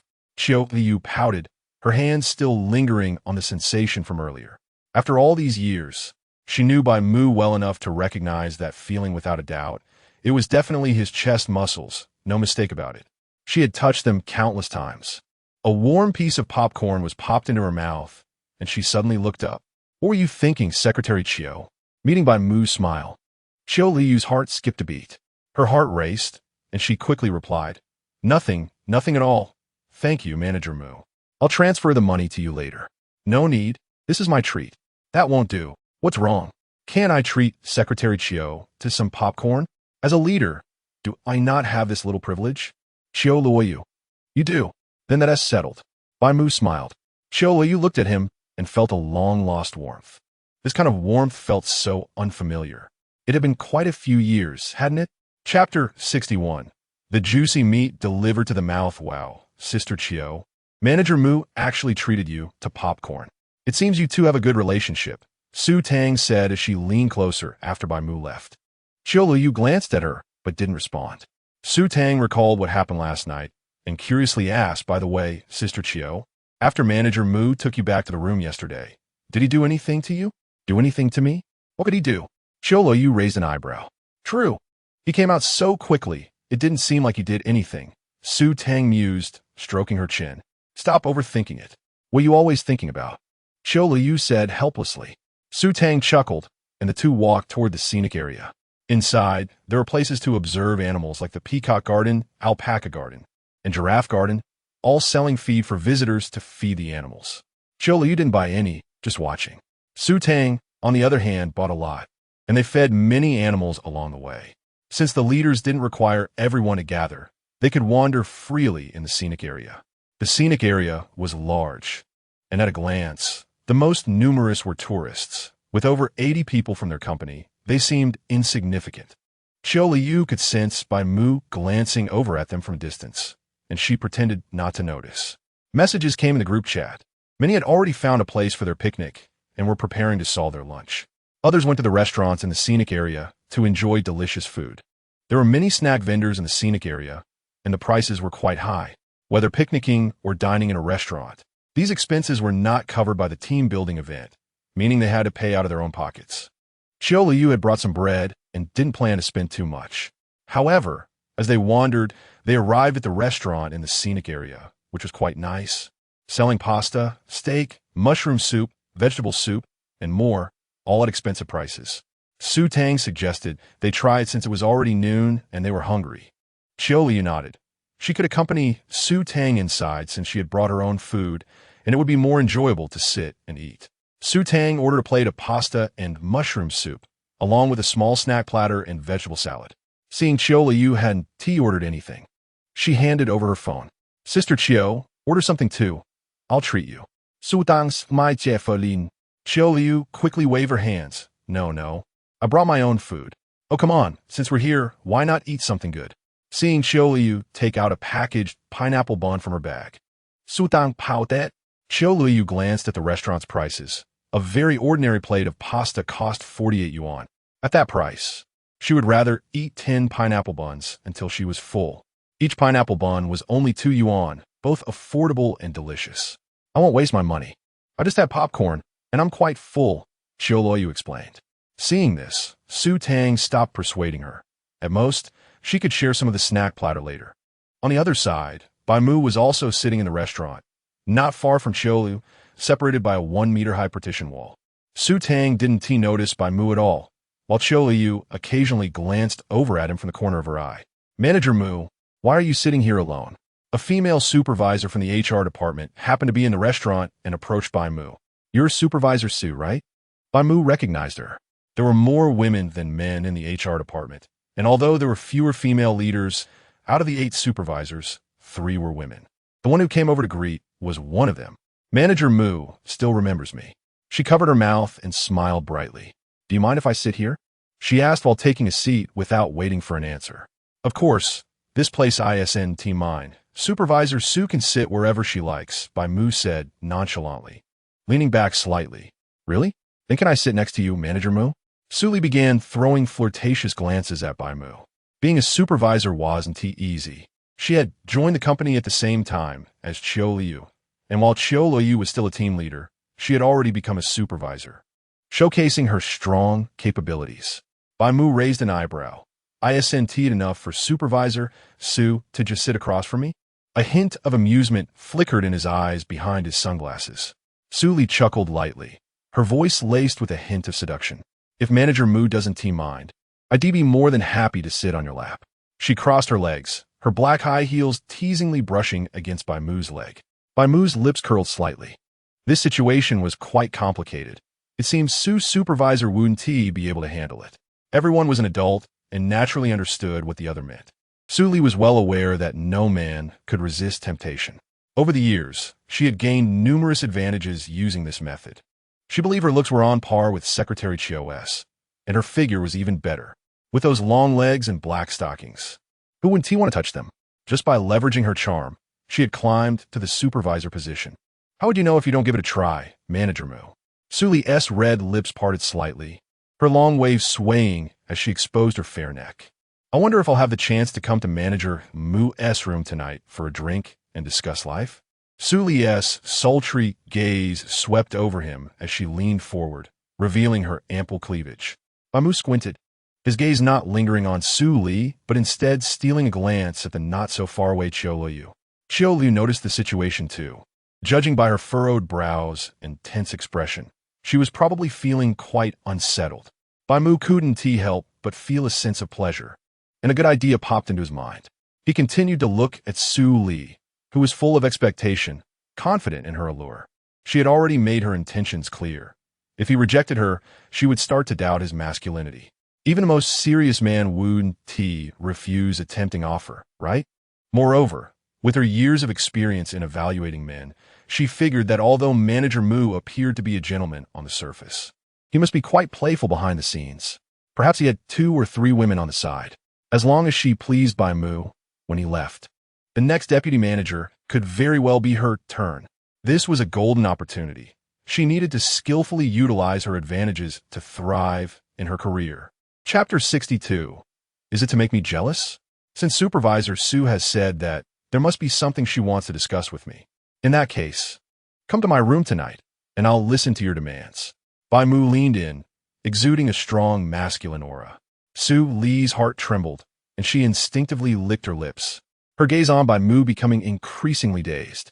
Compared to those older men who took advantage of her, the tall and strong Manager Mu in front of her, who was also young and wealthy, was clearly more authoritative. Just chatting with such a person for a whole evening felt like a dream come true. If she were to keep a male college student in the future, she would definitely want to find someone like Manager Mu. Today was a huge win. The thought of discussing life with such a quality man made her feel a little excited. She took a bikini out of her bag, looking shy. Manager Mu, there's a pool party behind the restaurant. Are you going to join? Supervisor Su invited me, so of course I can. Bai Mu chuckled lightly, his gaze behind his sunglasses turning back to Qiu Luoyu. At that moment, Qiu Luoyu had her head down, silently nibbling on a pineapple bun, looking somewhat unhappy, seemingly lost in thought. Opposite her, Su Tang shook her head. Sister Qiu, what are you thinking? Eat something. She pushed the snack platter in front of Qiu Luoyu. Qiu Luoyu glanced at the snacks, her eyes flickering. All negative emotions ultimately trigger an appetite that ends up in the stomach. She used a fork to pick up a piece of egg yolk chicken wing and put it in her mouth. The crispy and salty flavor burst in her mouth, and her eyes lit up, amazed by the chicken wing. How is it, Sister Qiu? Not bad, right? Su Tang squinted and smiled, quite proud. Her taste in food was definitely not bad. Qiu Luoyu nodded. It's quite delicious. I want to learn how to make it. I'll do it myself next time. Then, Sister Qiu, you should eat more. Su Tang handed the entire snack platter to Qiu Luoyu. Qiu Luoyu felt a bit embarrassed, but under Su Tang's strong insistence, she accepted it, transferring some money to her in return. Sister Qiu, did you bring a swimsuit? Su Tang didn't expect Qiu Luoyu to come to the pool party. She had brought her swimsuit, but it seemed like Qiu Luoyu didn't. Qiu Luoyu was taken aback. Can I go in without swimming? You can, but it would be a shame to come to a pool party and not swim. Su Tang Mu De. The company team building 4 mentioned that there would be a pool party here, and if anyone wanted to attend, they should remember to bring a swimsuit. Qiu Luoyu pursed her lips. She hadn't planned to swim at all. To be honest, she couldn't even swim.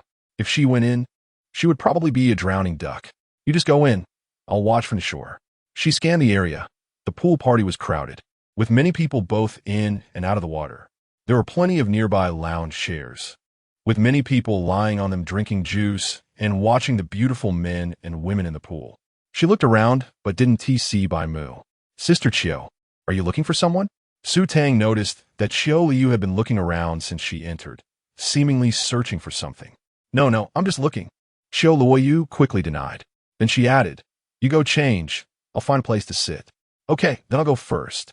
Su Tang, being her lively self, couldn't be bothered with Qiu Luoyu anymore. Qiu Luoyu found a lounge chair to sit on, continuing to scan the surroundings. The pool party was large and filled with people. Aside from the drink and snack stalls and the changing rooms, Qiu Luoyu had looked around. Eventually, her gaze landed on a couple walking out of the changing room. Bai Mu. Qiu Luoyu recognized him immediately by his familiar figure. Bai Mu was still wearing sunglasses, and beside him was a voluptuous woman.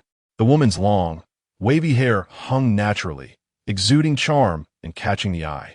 The bikini accentuated her figure perfectly. Standing together, the man and woman seemed particularly well matched in Qiu Luoyu's eyes. She instinctively curled her legs together and lowered her head. When Bai Mu and Su Li passed in front of her, she didn't even dare to look up, pretending she hadn't seen them.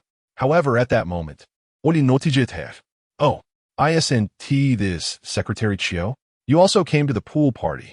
Su Li covered her mouth, appearing genuinely surprised to see Qiu Luoyu. I came with someone else, Qiu Luoyu said, telling a white lie. In reality, She had suggested go to the pool party when she saw the two coming this way. Oh, I see. Then why doesn't T's secretary Qiu change into a swimsuit? Didn't T you bring one? I didn't T bring a swimsuit, Qiu Luoyu responded perfunctorily, her gaze unintentionally drifting toward Bai Mu. She saw Bai Mu looking at her too, a faint smile playing at the corners of his mouth. Was he mocking her? Or was he doing this on purpose to make her jealous? A hint of bitterness stirred in Qiu Luoyu's heart. If jealousy existed, it indeed did, as they had been together for so many years. Even though Bai Mu often humiliated and hit her, her love for him still remained. But if this was the way he intended to humiliate her, she found it difficult to accept. Hearing Qiu Luoyu say that, Su Li smiled and waved her hand dismissively. I do have a swimsuit here, but I don't know if Secretary Qiu can fit into it. She looked at herself, and then at Qiu Luoyu, regretfully saying, but I feel like Secretary Qiu might not fit. You're a bit smaller than me. Su Li burst into laughter. Qiu Luoyu found it particularly grating. Was this woman deliberately insulting her? Thank you for your kindness, Supervisor Su, but I'm not used to wearing someone else's used things, especially clothes-fitting clothes. I have a bit of a cleanliness obsession. Su Li's smile abruptly stopped. What do you mean? Nothing. Please don't overthink it, Supervisor Su, Qiu Luoyu replied coolly, completely unfazed by Su Li's increasingly dangerous gaze. Su Li's expression turned cold, showing signs of about to explode. Bai Mu timely interjected. All right, Supervisor Su, let us go. Let us not disturb Secretary Qiu. Bai Mu suddenly spoke, interrupting Su Li, who was about to assert her authority. As they left, Su Li shot a cold snort at Qiu Luoyu, her hostility evident. She had seen how Bai Mu defended Qiu Luoyu yesterday. The reason she subtly ridiculed Qiu Luoyu in front of Bai Mu was simply to gauge his attitude. Currently, she felt Bai Mu's attitude leaned more towards her, and knowing this made her feel at ease. A little Qiu Luoyu was not worth her attention. A woman who couldn't match her in figure, wasn't likable, and wouldn't win menace affection. What right did she have to compete with her? Chapter 63. Stingy, Secretary Qiu. The swimming pool is large and crowded, with a water stage set up at the front, right in the middle of the day when the sun is at its peak. A sunshade is stretched above, and below it, a group of bikini-clad, voluptuous beauties are dancing on stage. Water jets on either side of the stage occasionally spray water to cool them down. Many visitors below are also holding water guns, spraying water upwards as the music plays, creating a lively atmosphere. Bai Mu and Su Li have already entered the water. Su Li shields her eyes from the sunlight and asks, Manager Mu, do you think Secretary Qiu doesn't like me? Did I say something that upset her? Why did she say that to me just now? She furrows her brows, looking aggrieved. Bai Mu chuckles lightly. What did she say about you? She looked down on me. I kindly lent her my swimsuit, and she actually complained about it. Even if she really dislikes me, she shouldn't be so direct about it. Su Li pouts, her delicate makeup glistening with droplets of water, looking particularly beautiful under the reflection on the water surface. Bai Mu turns his head, suppressing a smirk. Don't take it to heart. She just speaks bluntly. There's no malice in it. Besides, I think she has a point. If she has a cleanliness obsession, what is wrong with saying it openly? Su Li wants to say something more, but she finds it hard to refute Bai Mu's words. All right, you're the supervisor, and she is just a team leader. You're in a higher position than her. Why do you look like you've been bullied by her? Bai Mu looks at Su Li meaningfully. Seeing this, Su Li falls silent, realizing that saying more would be inappropriate. So she changes the subject, turning the conversation towards Bai Mu. Manager Mu, your physique is really good. She reaches out to touch Bai Mu's chest muscles. However, the next second, her wrist is grabbed by Bai Mu. I know. Can't I touch? Su Li is taken aback as her wrist is held. Sure, but not now. How about you come to my room tonight, and I'll let you touch. Bai Mu smiles, his voice laced with a hint of temptation. Su Li gazes at Bai Mu's well-defined muscles, instinctively swallowing hard. Okay, I'll do as you say. Well then, you stay here, I'll step away for a bit. Where are you going, Manager Mu? Su Li quickly asks as she opens her mouth. Bai Mu ignores her and walks away. Su Li thinks he didn't hear her and decides not to press further. After Bai Mu reaches the shore, he scans the area and finally sets his sights on Qiu Luoyu at the entrance of the pool supermarket. She stands there, seemingly looking at something. Bai Mu walks straight over. Beautiful lady, which one do you want to buy? How about this one? The supermarket owner points to a black bikini. Qiu Luoyu looks at the revealing bikini and falls silent. What is the difference between this and wearing just underwear? How could I wear such clothes?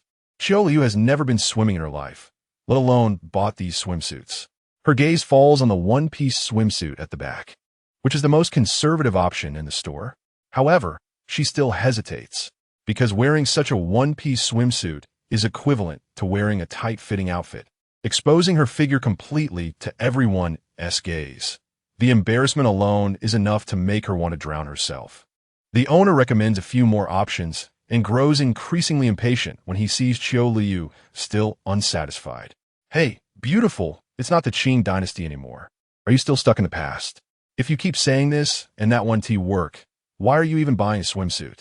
If you're not buying, don't waste my time here. Oh, then I want tea buy it. Qiu Luoyu turns to leave. However, the moment she turns back, she bumps into a solid chest. Bai Mu catches her in his arms. Qiu Luoyu rubs her nose, knowing without looking up who it is. Manager Mu. Her voice is slightly nasal, having bumped her nose and feeling a bit sore. Are you looking to buy a swimsuit? Bai Mu looks into the supermarket. No, I'm just looking around. Qiu Luoyu tries to defend herself. Bai Mu squints slightly, his gaze landing on several bikinis in the supermarket. The bathtub in the bedroom at home is quite large. Buying a bikini for Qiu Luoyu to wear wouldn't be a bad idea. What do you want to buy? I'll get it for you. No need, Manager Mu. I'm not swimming, and I don't wear swimsuits. Qiu Luoyu directly refuses. So opposed? Then you definitely have to buy one. Qiu Luoyu nods. These are too revealing. They're not suitable for wearing outside. You're right. They're suitable for wearing at home. Bai Mu's words amuse the supermarket owner nearby. How can swimsuits be worn at home? Who are you wearing them for? Bai Mu looks at him, a slight smile at the corner of his mouth. Of course. They're for her husband to see. Wouldn't it be for other men? The supermarket owner scoffs. That is too selfish, isn't it? You could also go home and look at your wife, Qiu Luoyu retorts. The supermarket owner is taken aback, thinking of his own wife, and his face turns green. Forget it. I prefer to see other people's wives in bikinis. Otherwise, I wouldn't be selling swimsuits here. Qiu Luoyu looks up at Bai Mu. Manager Mu, I'm leaving. Are you staying here? Her question is genuine, but Bai Mu can see her unease in her eyes. Clearly, she is unsure whether he came specifically to find her or just to buy something. The difference between the two is significant. If he just came to buy something, would he still go looking for that woman later? Faced with Qiu Luoyu's anxious gaze, Bai Mu's expression softens. I'm a bit hungry. I came over to buy something to eat. The pool supermarket sells quite a few snacks like grilled sausages and odin. Oh, not hearing the answer she had hoped for, Qiu Luoyu looks slightly disappointed. What about Su Tang? Why isn't she with you? Bai Mu asks. Qiu Luoyu points towards the pool. She is inside. I don't want to swim, so I'm staying on the shore. Oh, I see. How about this, Secretary Qiu? Treat me to some food, and I'll stay here to keep you company. How about that? Bai Mu's voice carries a hint of laughter. Qiu Luoyu's eyes brighten instantly, but then she remembers this could be Bai Mu's test, and her mood sinks again. Maybe not. I don't need you to keep me company, Manager Mu. This statement is insincere. Compared to being educated, she hopes Bai Mu won't go look for that alluring woman named Su Li. She fears Bai Mu might be drawn away by her. Seeing Qiu Luoyu refuse, Bai Mu lets out a long sigh. Secretary Qiu, you're quite stingy. Last time you made money, I treated you, and this time I even pushed a project to you. Now you can't even afford to treat me to a little snack? If you keep this up, we want to be working together next time. Hearing Bai Mu's words, Qiu Luoyu blinks. I didn't mean it that way. Manager Mu, what do you want to eat? I'll treat you. Bai Mu smiles. That is more like it. Chapter 64. Will your husband be angry if he finds out? Manager Mu, is this enough? After paying, Qiu Luoyu glanced at Bai Mu. Bai Mu grabbed a few skewers of odin and a sausage. Let's just make do with this. Bai Mu wasn't picky about food. He was just here to eat a little since he wasn't actually here to shop. The two found a spot to sit down, and Qiu Luoyu looked at Su Li, who was underwater not far away, and asked, is it okay to leave Supervisor Su hanging like this? Because there were so many people, Su Li couldn't find them immediately, but Qiu Luoyu's attention was always on her, so she easily spotted where Su Li was. Bai Mu casually ate the odin in his hand. If she likes the water, let her soak for a bit. I just ate. So it's not suitable for me to go swimming, right? Qiu Luoyu nodded, feeling Bai Mu's reasoning was quite valid. However, she still had something weighing on her mind. After pondering for a long time, she decided to speak up. Manager Mu, you, and Supervisor Su shouldn't have anything going on, right? Bai Mu paused his movements, turned his head to look at her, and teased, since when did Secretary Qiu become so gossipy? I'm not gossiping. I just have some words of caution for Manager Mu. Qiu Luoyu bit her lip, unsure if she should continue. She felt that speaking ill of others behind their backs was very unethical, but she also thought that if she didn't say anything, she would regret it. Well, go ahead, I'm listening. Bai Mu leaned back slightly, adopting a listening posture. Supervisor Su doesn't have a good reputation in our department. There are many rumors about her in the company, whether true or false. I just hope Manager Mu pays attention. Qiu Luoyu said earnestly. She worried Bai Mu wouldn't believe her, and quickly added, I'm not saying this to slander Supervisor Su. I just sincerely want to remind Manager Mu to be careful about your safety. Just like when we use USB drives to avoid viruses, it's best not to plug them in carelessly. Once a USB drive gets infected, all computers that read it will also get infected. So it's better to use dedicated devices. As Qiu Luoyu spoke, she felt a bit guilty for some reason. Bai Mu stared at her, a smile gradually spreading from the corners of his eyes to his mouth. Secretary Qiu made a great analogy. I'll be careful. That's good. But from what perspective is Secretary Qiu saying all this? Bai Mu looked at Qiu Luoyu with amusement. Qiu Luoyu was momentarily stunned. I'm just standing from the perspective of a secretary. What else could it be? She bit her lip, afraid Bai Mu would see through her. Bai Mu also looked Qiu Luoyu up and down, as if he had some doubts about her. Okay, I'll take it as you're speaking from a secretary's perspective then. Hearing Bai Mu's words, Qiu Luoyu visibly relaxed. After finishing the snacks in his hand, Bai Mu patted himself and stood up. Let's go out and take a stroll. Huh? Where to? Qiu Luoyu looked up at Bai Mu, a bit confused. There are so many places to play in this scenic area. Do you want to stay here all day? Isn't there an amusement park next door? Bai Mu pointed to the distant Ferris wheel. That's the amusement park sign. What about Supervisor Su? What does she have to do with me? We don't need her right now. If she wants to play in the water, let her. Let us go out and have some fun. After saying that, Bai Mu walked towards the pool party exit. Qiu Luoyu looked at Bai Mu's back and hurried to catch up. Mumbling, what do you mean we don't need her right now? When will we need her? Her brow furrowed, feeling a sense of foreboding. Bai Mu took Qiu Luoyu to the amusement park. The amusement park required tickets, costing 200 yuan per person, which was quite expensive. Bai Mu waved his hand and bought 2 tickets, treating her. Qiu Luoyu initially resisted when she saw the price, but since Bai Mu had already bought them, she had nothing to say. Bai Mu had been quite stingy with her after getting married, even insisting on splitting bills when they went out to eat, never giving her money, and even asking her for money. Later, it seemed he noticed she was genuinely out of money, so he became a bit more restrained. She always knew Bai Mu was wealthy. Otherwise, how could he afford 3 cars and a house worth 3 to 4 million? Even though Bai Mu hadn't worked for many years, he still had money to spend. She guessed it was probably a significant inheritance left by her father-in-law, whom she had only met a few times. Moreover, Bai Mu had always excelled in school, and back home, he probably found ways to make money online. So she knew very well that Bai Mu had a lot of money. He just didn't let her spend it.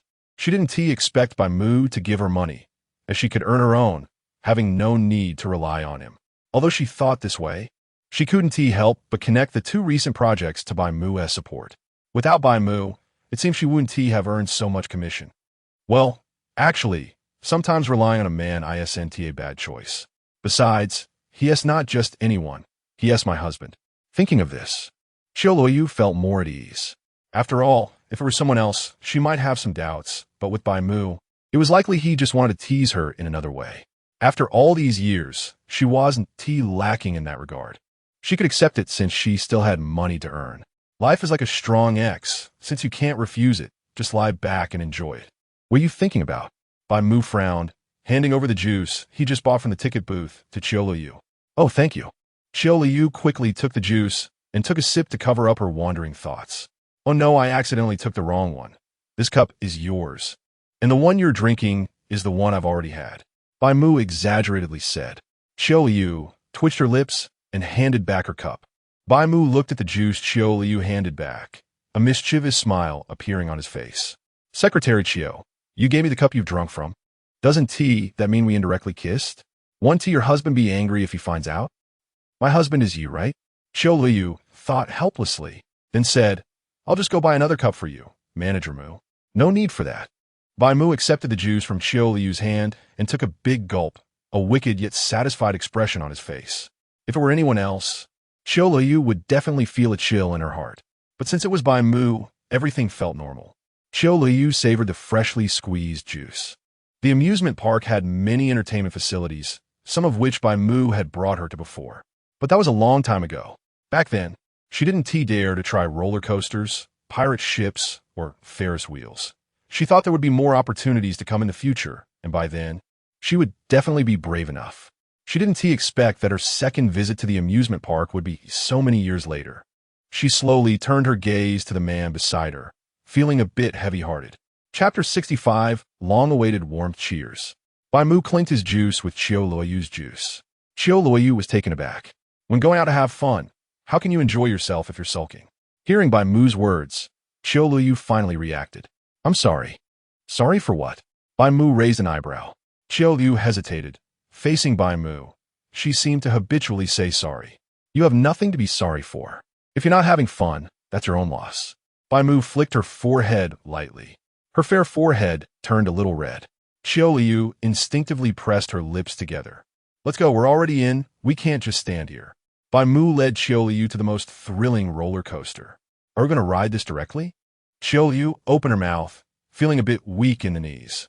Are you scared, Secretary Qiu? Not scared, though she said that. Her trembling calves had betrayed her. Don't be scared. Even if we really fall, it's just for a moment, it won't hurt. Bai Mu smiled. That sounds even scarier. The two got on the ride and prepared their safety measures. It was about to start.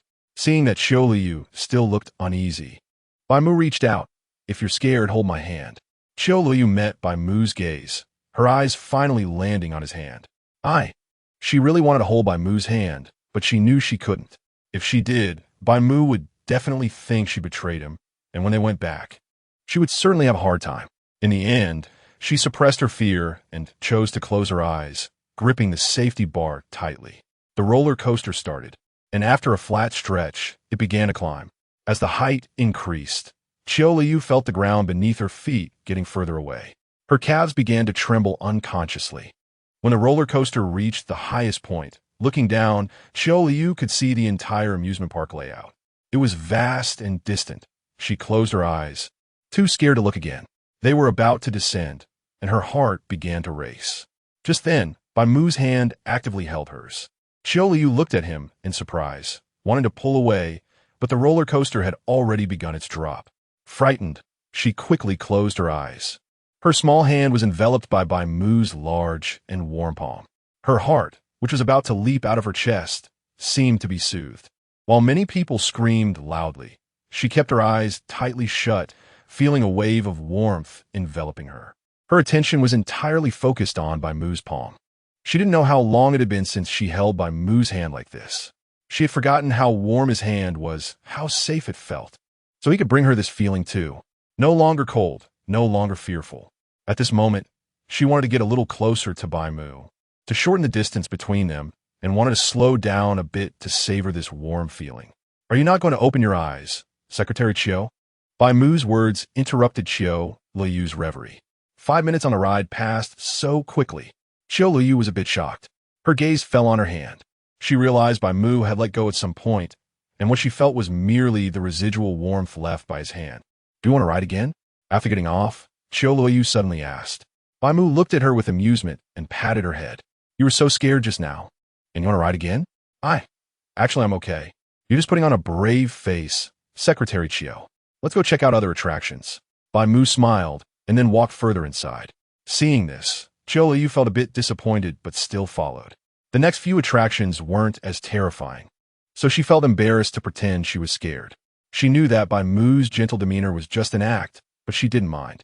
Even if it was fake, it was fine. She just hoped Bai Mu could keep it up a little longer and not lose interest so quickly.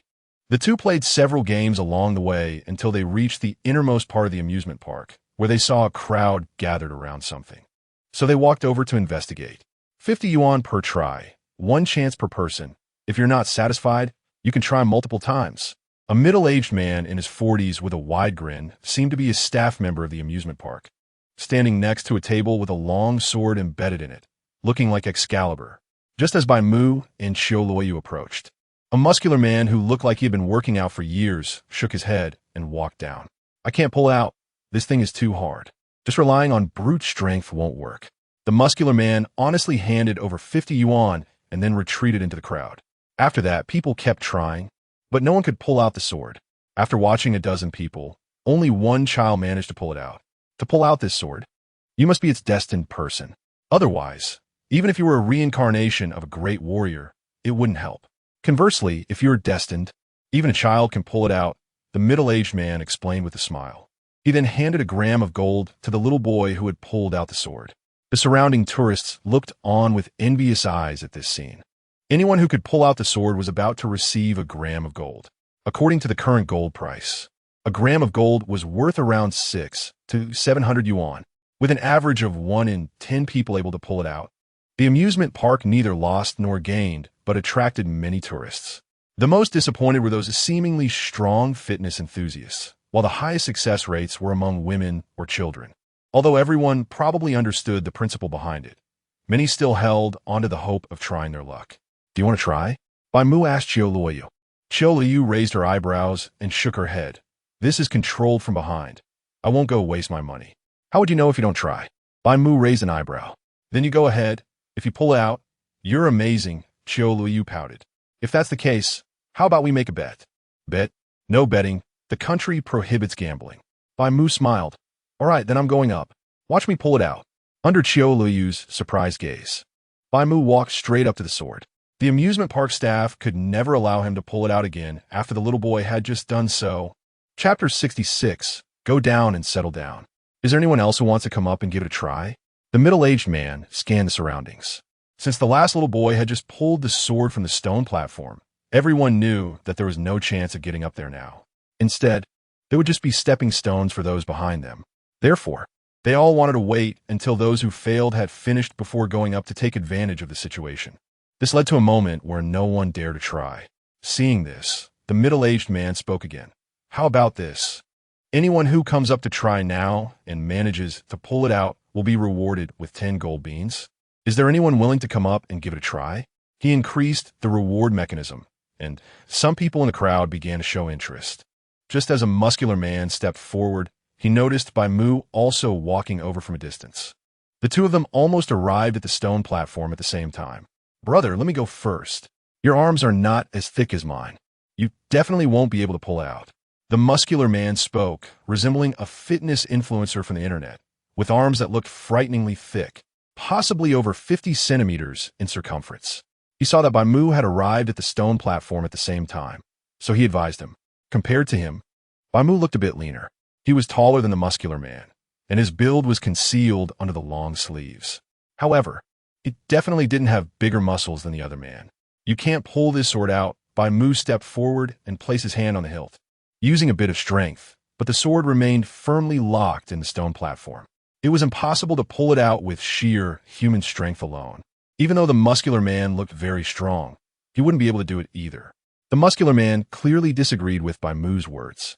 Just because you can't pull it out doesn't mean I can't. Step aside. He reached out to push Bai Mu, but was surprised to find that he couldn't move him. Some people who are naturally strong might not look it, and the reason is that they have strong muscle recruitment ability, and Bai Mu was one of those people. So in terms of strength, he was not inferior to the muscular man. He grabbed the muscular man's wrist, squeezing it tightly at the bone joint, causing a sharp pain to surge through. The muscular man gasped in pain and quickly cried out.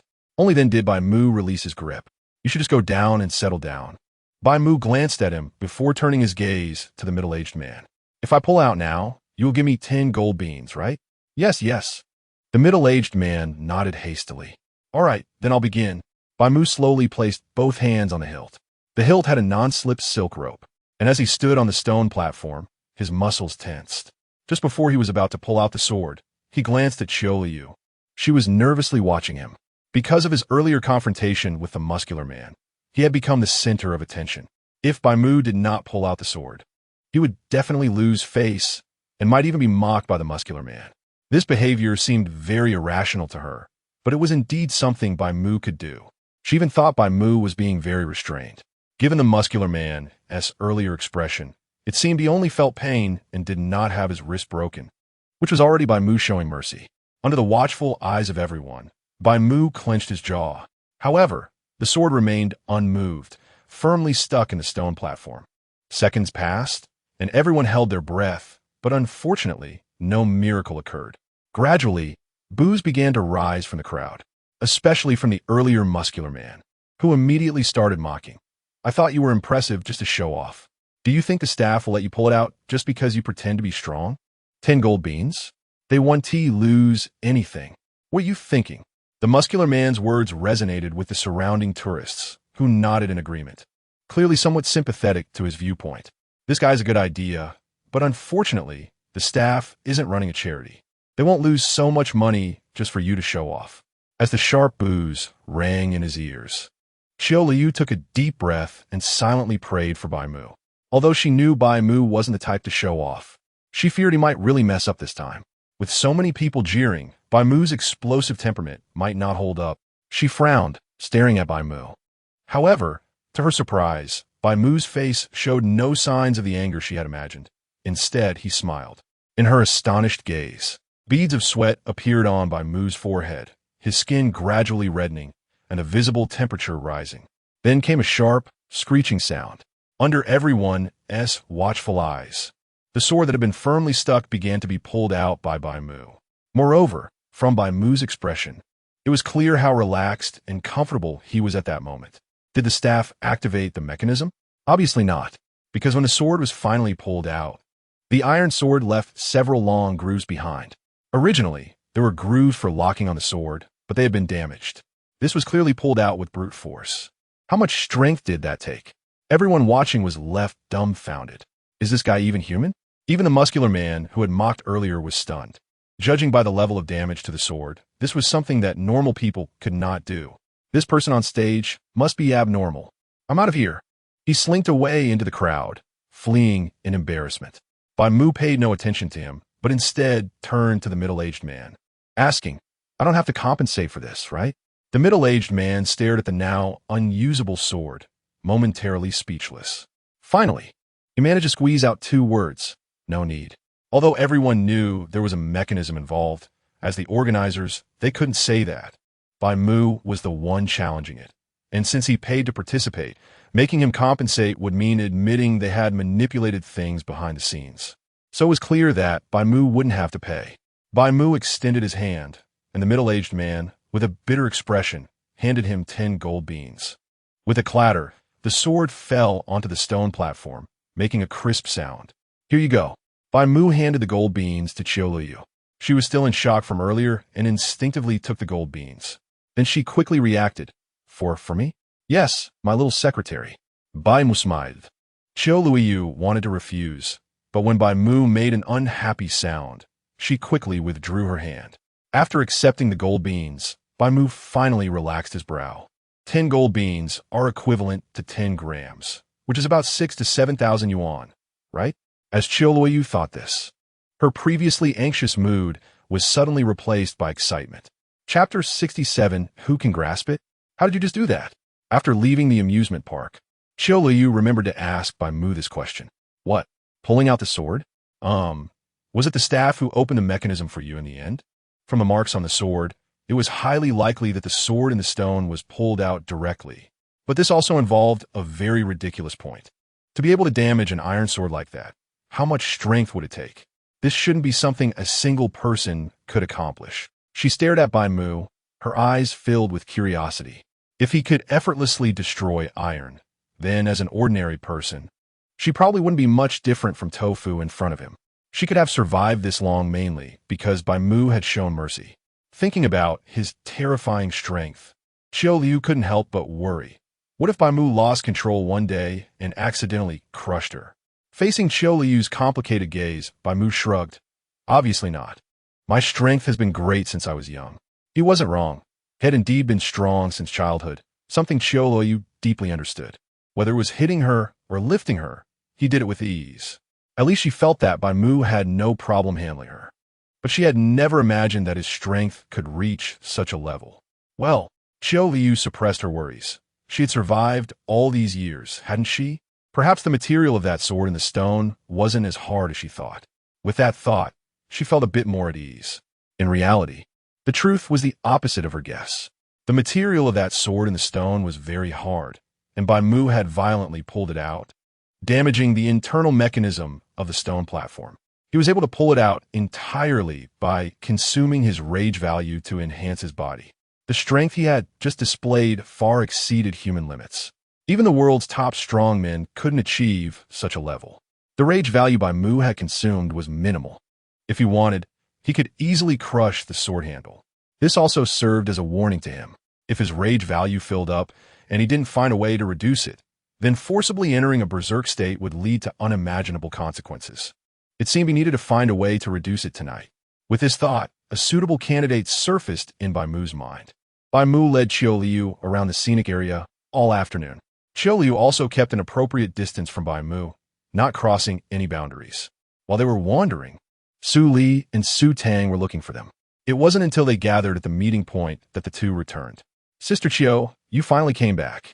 You want to have fun and didn't even tell me," Su Tang complained when she saw Qiu Luoyu. However, upon seeing Bai Mu beside her, her voice lowered a bit. Su Tang didn't know many people in the HR department, so, without Qiu Luoyu, she had to wander alone. Qiu Luoyu, looking apologetic, offered her the pastries in her hand. "Here, have some. Bai Mu bought these for me while we were wandering." "Hee, then I won't be polite." Su Tang took the pastries and happily began to taste them. That evening, everyone had a buffet dinner at the reserved 5-star hotel. After eating, they each returned to their rooms. They would be going back the next day, and the 3-day team-building event was coming to an end. Everyone needed to go to bed early that night to wake up early the next day. However, after Qiu Luoyu returned to her room, she felt uneasy. This was because she had encountered Su Li on her way back, and Su Li's gaze was very smug. Moreover, she was heading to the 12th floor. Logically, the floors for supervisors and team leaders were on the 11th floor, and only the manager's floor was on the 12th. Her purpose for going to the 12th floor was obvious. Qiu Luoyu tossed and turned in bed. She checked her phone. It was already 8:30. Almost half an hour had passed since she returned to her room. According to her understanding of Bai Mu, he wouldn't finish in less than 2 hours. At this time, he was either in the middle of something or hadn't started yet. As she watched the time pass, she finally couldn't sit still. After hesitating for a long time, she dialed Bai Mu's number. The ringing lasted just over 20 seconds before it connected. "Hello."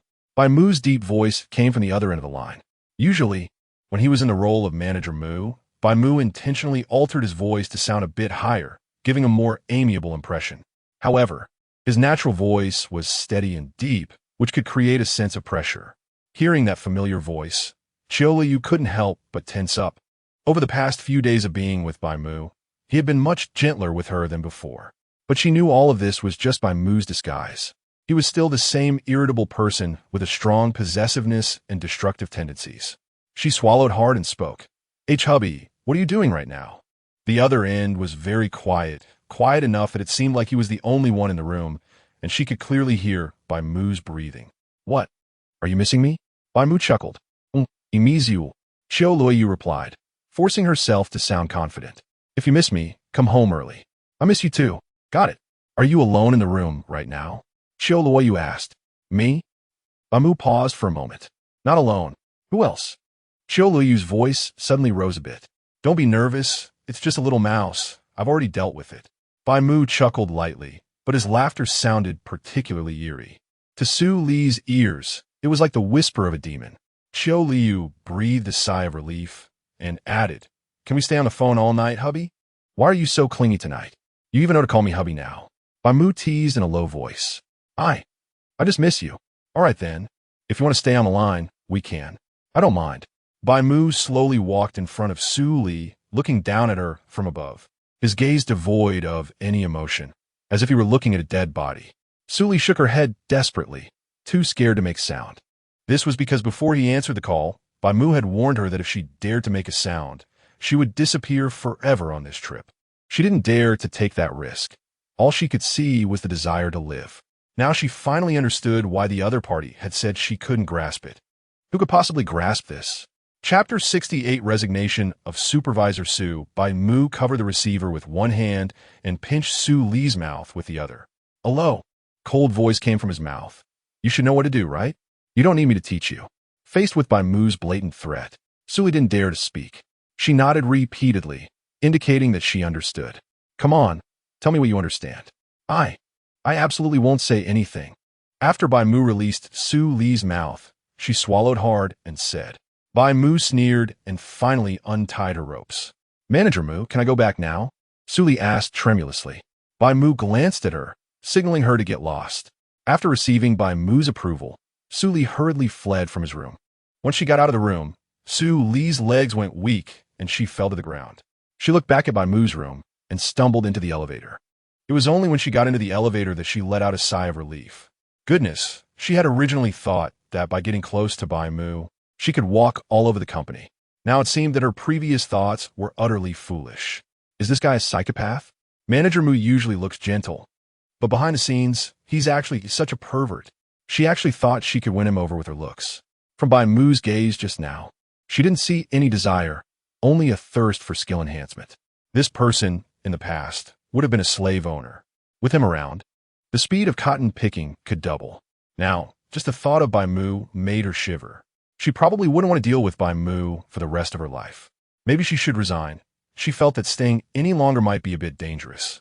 After returning to her room, Su Li wrote a resignation letter overnight and packed her belongings to escape. On the other side, Bai Mu and Qiu Luoyu had been on the phone all night.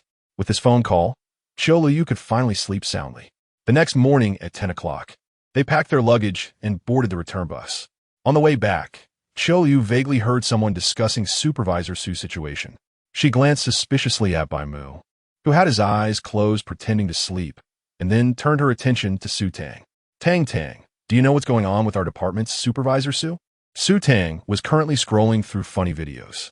Hearing Qiu Luoyu's words, she looked up. Hey, Qiu Jia, I'm not from your department. How would I know what's up with your supervisor? Why don't you ask someone else? Hee hee. She giggled twice and continued watching funny videos. Su Tang didn't know, so Qiu Luoyu had to put her thoughts away. Although she was the team leader, many pieces of information were actually less accessible to her than to ordinary team members. After all, they had their own groups, and those who had better relationships with their supervisors or team leaders would get the news in advance and spread it in the group. If just one person among dozens heard something, then everyone would know. On the contrary, she, as the team leader, felt isolated and out of the loop. She couldn't integrate with the team members and had a poor relationship with the supervisors. She was actually quite concerned about Su Li's situation. After all, she might have been with Bai Mu yesterday. However, she couldn't directly ask Bai Mu. It wasn't until the afternoon that a notice was posted in the group that she learned Su Li had resigned. This surprised her greatly. She couldn't help but look at Bai Mu. By this time, Bai Mu had woken up and noticed Qiu Luoyu's gaze. He looked over at her. Secretary Qiu, what's wrong? Is there something? No, I was just surprised to see that Supervisor Su resigned. Does Manager Mu know what happened to her? Who knows? Maybe she ran into some issues. Bai Mu smiled lightly. Oh, I see. Qiu Luoyu didn't continue to ask. Last night, she had been on the phone with Bai Mu, so perhaps something had happened in that half hour before she called. Anyway, it couldn't have been that they had a relationship, because she was sure that half an hour was not enough for Bai Mu. The shortest time they had spent together was more than half an hour, so she felt very relieved. Since that was the case, there was nothing else to ask. Moreover, now that Su Li had resigned, there must have been some unpleasantness between them. For the rest of the time, Qiu Luoyu took a nap. By the time she got to the company, it was already 6 o'clock in the evening. Qiu Luoyu drove home. When she turned on the lights, Bai Mu had not yet returned. The placement of dishes and chopsticks in Qiu Luoyu's home was still the same as before, and the bathroom floor was dry, indicating that no one had used it for a while. Qiu Luoyu took a shower, and just as she finished and came out, Bai Mu returned. The two exchanged a glance. Bai Mu, having shed his disguise, had sharp eyes. Just one look made Qiu Luoyu recall the fear of being dominated by him. You're back. It's you who's back. Bai Mu smiled, his gaze fixed intensely on Qiu Luoyu. Qiu Luoyu had just finished her shower. Her skin slightly flushed, and her face looked so tender it seemed like water could be squeezed from it. How was it? How do you feel after 3 days of playing outside? Bai Mu stepped forward and pinned Qiu Luoyu against the wall. Qiu Luoyu looked at Bai Mu, and her body instinctively shrank back. It's different. Completely different. The aura of Manager Mu and Bai Mu is entirely different. How does he switch so casually? Manager Mu gave her the same feeling as Bai Mu used to, making her feel particularly gentle. This gentleness was not only reflected in words, but also in every aspect.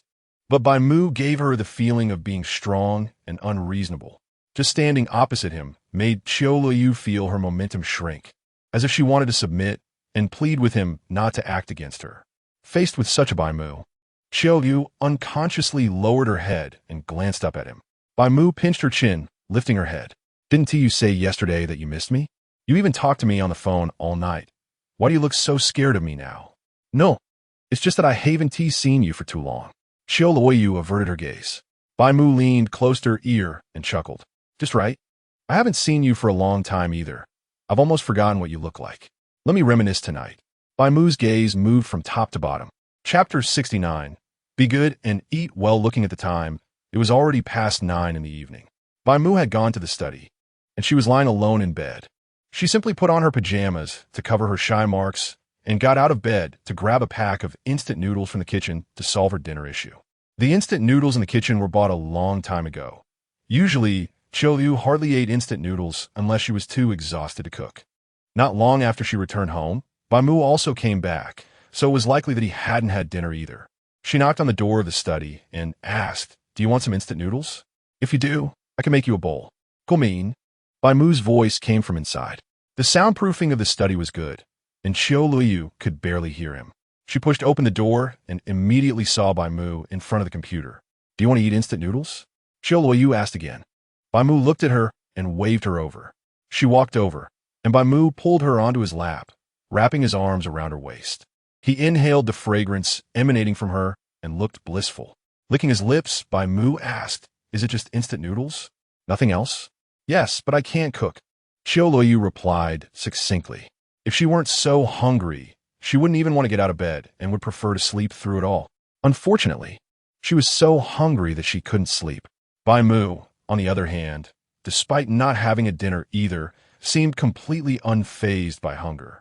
As if he had heard the rumbling of Qiu Luoyu's stomach, Bai Mu opened the drawer of the desk and took out a piece of chocolate. Popping it into his mouth, he held half of the chocolate in his mouth and nodded at Qiu Luoyu. She immediately understood, hesitated for only a moment before leaning down to bite the other half. The chocolate Bai Mu bought was very sweet, not the kind with a bitter taste. However, this was the kind of chocolate Qiu Luoyu liked. "I'll cook something for you later. Just eating instant noodles isn't nutritious. You need to replenish your strength," Bai Mu said with a smile in his eyes. Qiu Luoyu looked at Bai Mu, somewhat surprised that such words came from him. "You're going to cook for me?" she asked, her face filled with skepticism. "Of course. If you don't eat enough, how will you have the energy to do important things?" "What important things?" Qiu Luoyu's mouth dropped open slightly. "What do you think? Your previous performance didn't satisfy me. There's still time later tonight." Qiu Luoyu looked at Bai Mu in shock, her gaze slowly dropping. "But I have to work tomorrow." "It's fine. I've already taken a leave for you. This time, you'll definitely sleep until dawn." Qiu Luoyu was momentarily speechless. To be honest, Bai Mu really had that power. Moreover, as her superior, he could easily take leave for her. "Han Han is going home tomorrow, and I need to pick her up." Qiu Luoyu found this excuse. Bai Mu burst into laughter. "It's still early for what happened in the afternoon, and besides, you said so yourself. Of course, we should take care of these things before Han Han comes back, right? But I really can't stand it. All right, if you keep talking, I'm going to punish you. Be good and listen, understand?" Bai Mu smiled as he patted Qiu Luoyu's head. Qiu Luoyu lowered her head and stopped talking. Qiu Luoyu slept until noon the next day. She felt weak all over and a little dizzy when she got up. The sheets had been changed by Bai Mu, and she was now lying on dark-colored sheets. When Qiu Luoyu came out of the bedroom, she saw Bai Mu in the kitchen. After being married for so many years, she had never seen Bai Mu cook, and now she woke up to find him cooking. This scene really shattered her stereotype of him. "Up yet?" Bai Mu glanced at her. His attention focused on the iron pot. Qiu Luoyu replied, slowly walking over to Bai Mu. "Are you cooking?" she asked cautiously. You should be able to tell. Bai Mu was currently stir-frying beef with bean sprouts, and the aroma of the beef wafted through the air. Qiu Luoyu's stomach growled. She was really hungry. Last night, Bai Mu had made her a bowl of noodles with 2 eggs. It had more nutrition than instant noodles, but it wasn't very filling, especially since eating too much late at night wasn't good. Plus, she had expended a lot of energy, so now she felt so hungry that she was almost numb. Go wash up. You can eat soon. Qiu Luoyu nodded and went to the bathroom to freshen up. By the time she came out, Bai Mu had already set all the dishes on the dining table. Looking at the sumptuous 4 dishes and a soup, Qiu Luoyu's first reaction was amazement. She didn't expect Bai Mu, who had never cooked before, to be able to make such delicious food. At least in terms of appearance and aroma, it was very good. In her memory, Bai Mu really hadn't cooked before, so logically he shouldn't know how to cook. She had no idea he had hidden this skill. In fact, during this period, Bai Mu indeed couldn't cook. He only learned after Qiu Luoyu died in his past life. All the items in the kitchen were arranged by Qiu Luoyu, and in the kitchen, he could feel her presence. To remember Qiu Luoyu, he learned to cook for her. In this life, it could be considered a way of giving back to her. I made all of this carefully for you. You must finish it all, Bai Mu said with a smile. Qiu Luoyu had just picked up her bowl when she heard Bai Mu's words and was instantly stunned. All of it? Of course. Qiu Luoyu looked at the several hearty dishes in front of her. There were braised pig trotters, chicken with mushrooms, yam with ribs, and a plate of beef with bean sprouts and stir-fried greens. The last 2 plates were manageable, but she could never finish the first 3 hearty dishes. I can't finish all of this. You can wait for Han Han to come back to eat it tonight, Qiu Luoyu said truthfully. These are all nourishing dishes. You need these since you're weak. If you don't want to eat, that's fine, but next time I won't let you off so easily. You better not cry then. I will eat, and I will also exercise, Qiu Luoyu said, lowering her head. Bai Mu reached out and patted her head. That's right. Be good and eat well. Qiu Luoyu remained silent, merely shrinking her body a little. This afternoon, I'm going with you to pick up Han Han. We'll rest a bit after eating. Chapter 70 Tracking by Qiu Han. At 3 o'clock in the afternoon, it started to drizzle, with the rain falling softly from the sky. The second week after military training, there was a monthly exam before the holiday, so the first-year students had an early break. Bai Qiu Han walked out of the school gate holding an umbrella. She took out her phone to check a message from her mom, who told her that due to the rain, there was heavy traffic and they might be late, asking her to find a less crowded place to wait for them.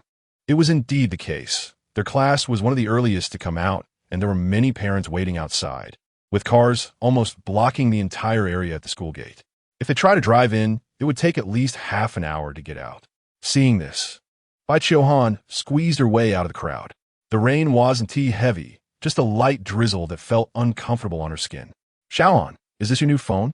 A girl next to Bai Qiu Han asked, surprised by her brand new phone.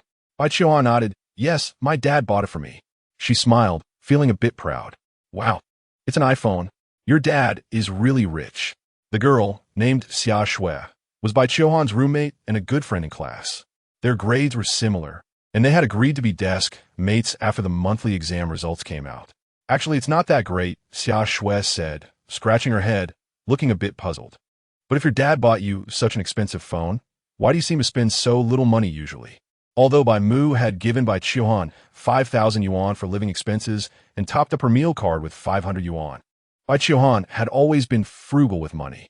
Plus, a month ago, she had given off the impression of being a poor student to her classmates, which made Xia Shui think her family was struggling.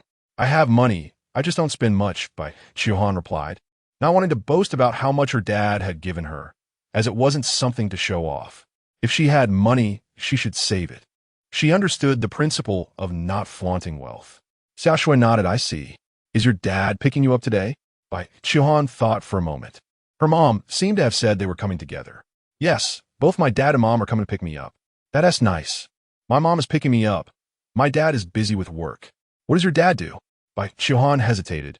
She couldn't remember her dad going to work. I don't know. She shook her head. You don't know? Xia Shui scratched her head as they walked through the crowd and reached the street outside. Xiao Shui. At that moment, a voice called out from a distance. It was Xia Shui's mom coming to pick her up. Bai Qiu Han looked over and saw a white sedan that looked quite similar to her family's Volkswagen. Xiaoan, my mom is here. I'll go now. Okay, you go ahead. Bye. Bye. Xia Shui jogged off to her car. Was it your classmate? Xia Shui's mom asked in the car. Yes, she is my good friend. Her name is Bai Mu. She is Bai Mu. Xia Shui's mom seemed to recognize the name. Xia Shui was a bit surprised. Mom, how do you know her? Oh, I heard her name during the last parent meeting. She seems like a nice girl. She vaguely remembered that Bai Mu dad looked quite handsome. On the other side, after sending Xia Shui off, Bai Mu continued walking towards the main road. She didn't notice 3 girls following her from behind. Sister Jiang, are we just following her like this? Of course, when we get to a less crowded place, we'll go up. Jiang Yi said. These past 2 weeks have been so strict at school. There hasn't been a chance to trouble her. I can't hold it in anymore. Jiang Yi touched her silver tooth, her eyes almost piercing through Bai Mu. Originally, Jiang Yi had planned to make her move the night Bai Mu returned to school. She and her 2 sidekicks had almost reached Bai Mu's dormitory door. Who knew a few school leaders would suddenly come by, inspecting each room, and even entered Bai Mu's dormitory? With several leaders present, she didn't dare to act recklessly, so she hid with her 2 sidekicks in the fire escape, waiting for them to leave. However, after the leaders left, the dorm supervisor began patrolling again. They thought they had figured out the supervisor's routine. Usually, after checking the dorms, she would go back to her room to watch TV. Who knew that night, she suddenly became so diligent in her patrols. It wasn't until 11 o'clock that the supervisor finally returned to her room. In September, the weather was turning cooler, and the 3 of them had to stay in the fire escape for several hours, almost freezing to death. By 11 o'clock, they were so tired that they had to go back. In the following 2 weeks, there were frequent visits from leaders on Bai Mu's floor, and the dorm supervisor's patrols became much more frequent. This led Jiang Yi to want to find trouble with Bai Mu, but without any opportunity. She initially thought of troubling her during the big breaks or lunchtime, but Bai Mu wasn't foolish. After one lesson, she would naturally find ways to avoid them. Jiang Yi had no choice but to wait until Friday after school to find trouble with her. The 3 of them followed Bai Mu until the crowd around them thinned out. Jiang Yi exchanged glances with her 2 sidekicks and then followed her. Outside any school, there are always people who waste their time doing nothing. Jiang Yi had previously found a few seniors from a neighboring school who had failed their college entrance exams, as well as athletes whose dreams were ruined by heavy rain. Bai Mu sensed something was off. She looked back and her heart skipped a beat when she saw Jiang Yi and the others. She had just messaged her mom that she was waiting for her. It would still take a few minutes for her mom to arrive. What do you want? Facing the 3 girls coming towards her, Bai Mu instinctively protected her phone, putting it in her pocket and holding it tightly. Jiang Yi noticed Bai Mu's movement, her eyes narrowing. You're still using an iPhone? I didn't see that coming. Jiang Yi sneered, and then the 3 girls surrounded her. The people she had found were also walking towards them. If you hit me, I will call the police. Bai Mu stared at Jiang Yi. This isn't school. There is no school director protecting you here. If you really dare to lay a hand on me, I will definitely call the police. Chapter 71. The boy passing by called the police? We haven't done anything. We just want to talk to you. Jiang Yi mocked as she looked at Bai Mu. There are many ways to torment someone. It's not just about hitting them. Just casually dragging her into an alley to watch would be enough. Isn't this bitch fond of seducing people? Then let her find a few boys to serve her. As long as she doesn't make a move, it's fine. Even if they really do hit her, they are all minors. In the end, they'll just have to pay a little money. Seeing Jiang Yi's confident demeanor, Bai Mu felt a shiver in her heart. She didn't dare to bet that they wouldn't lay hands on her, so she pushed one of them away and escaped. Shit, don't let her run. Jiang Yi shouted at the few athletes.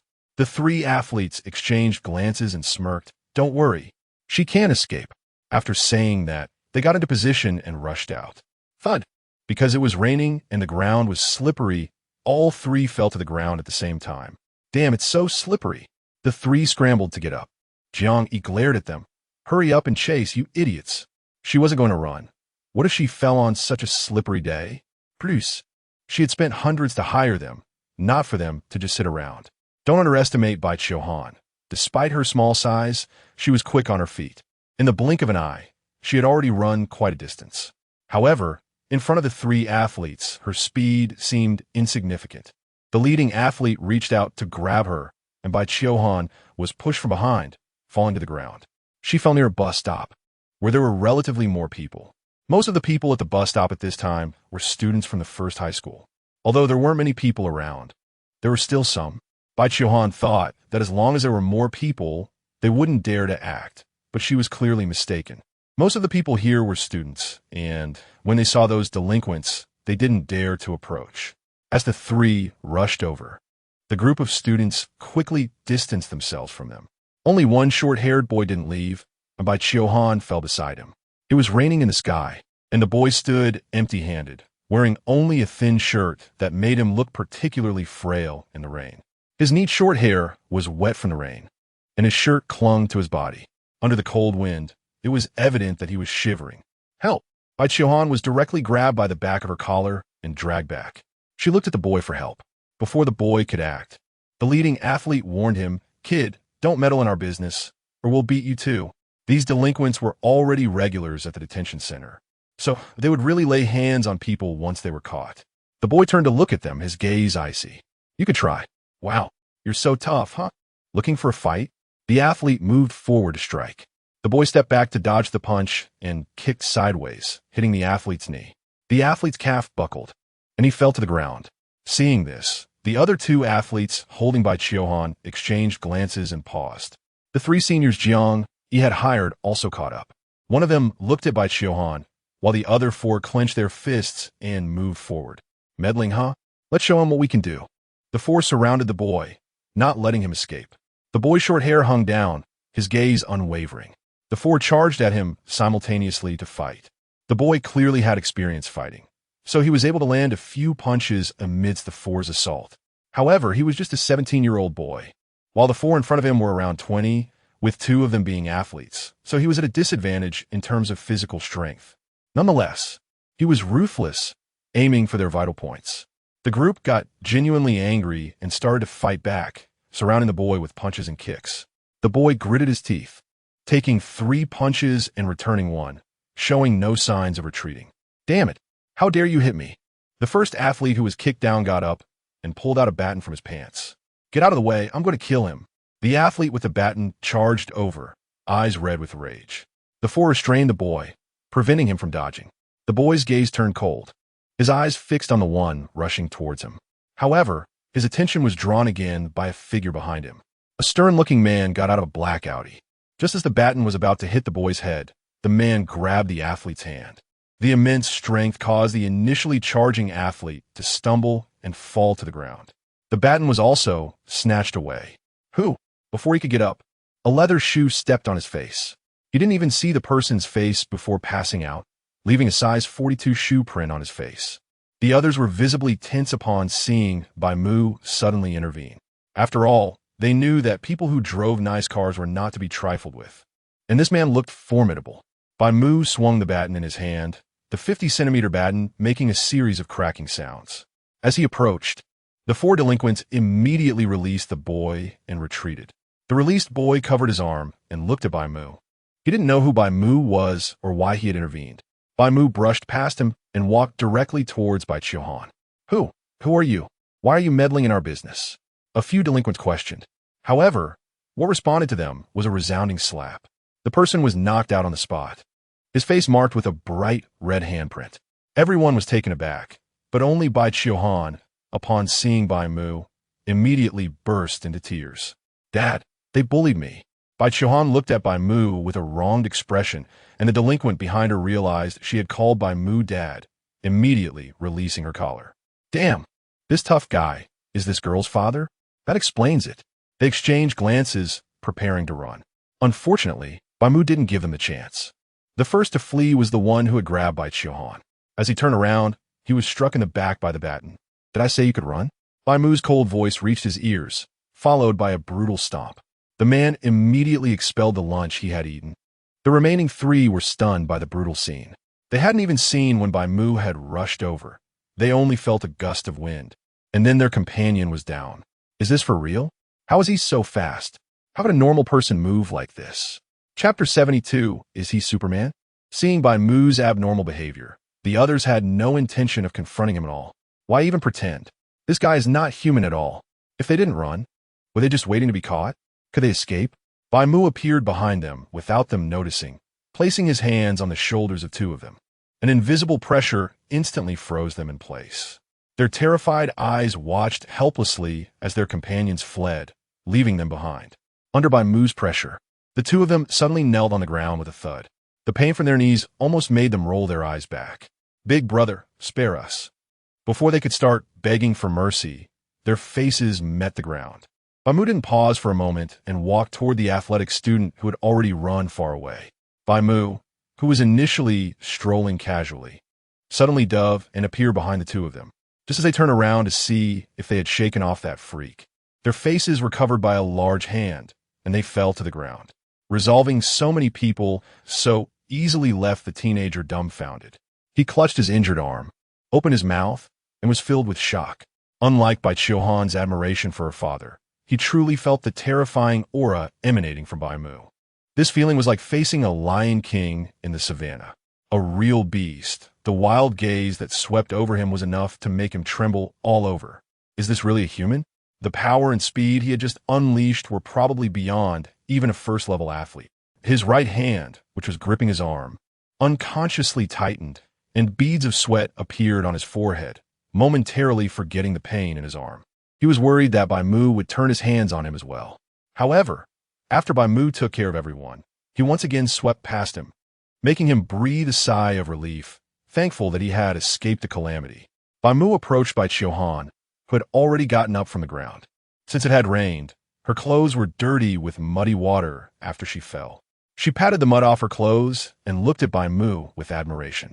"Dad, you're amazing." She was so excited that she could hardly speak. She had always thought Bai Mu was tall, but too serious, and didn't like to pay attention to her. However, in her heart, Bai Mu had always been someone very impressive. As for how impressive, she didn't know until today. Dad actually took care of so many people by himself, and his movements were clean and swift. Even getting into a fight by the muddy roadside only dirted the hem of his clothes a little. What's the difference between this and superheroes in anime? Like many children her age, Bai Chiohan admired heroes to some extent, especially since she was raised by her mother and longed for someone very powerful to protect her and give her a sense of security. So when Bai Mu effortlessly dealt with those bad guys who scared her, her admiration for him reached a heroic level. Bai Mu was unaware of Bai Chiohan's inner thoughts. He frowned and reached out to take her hand. He noticed that her palm was slowly oozing blood, likely from her earlier fall, and her knees were also scraped in several places. This situation needed to be cleaned and disinfected quickly. Otherwise, it could easily become infected. "Does it hurt?" Bai Mu asked, his tone somewhat serious. Bai Chiohan quickly shook her head. "It doesn't hurt anymore. I'll just put some iodine on it when we get back." Bai Mu nodded and asked again, "What was going on with those people? Did someone bully you?" Upon hearing Bai Mu's question, Bai Chiohan hesitated for only 2 seconds before blurting out, "A girl from the next class bullied me." As she spoke, her lips pouted, recalling the grievances she had suffered earlier, and tears began to well up in her eyes, ready to fall. Bai Mu reached out to wipe away her tears.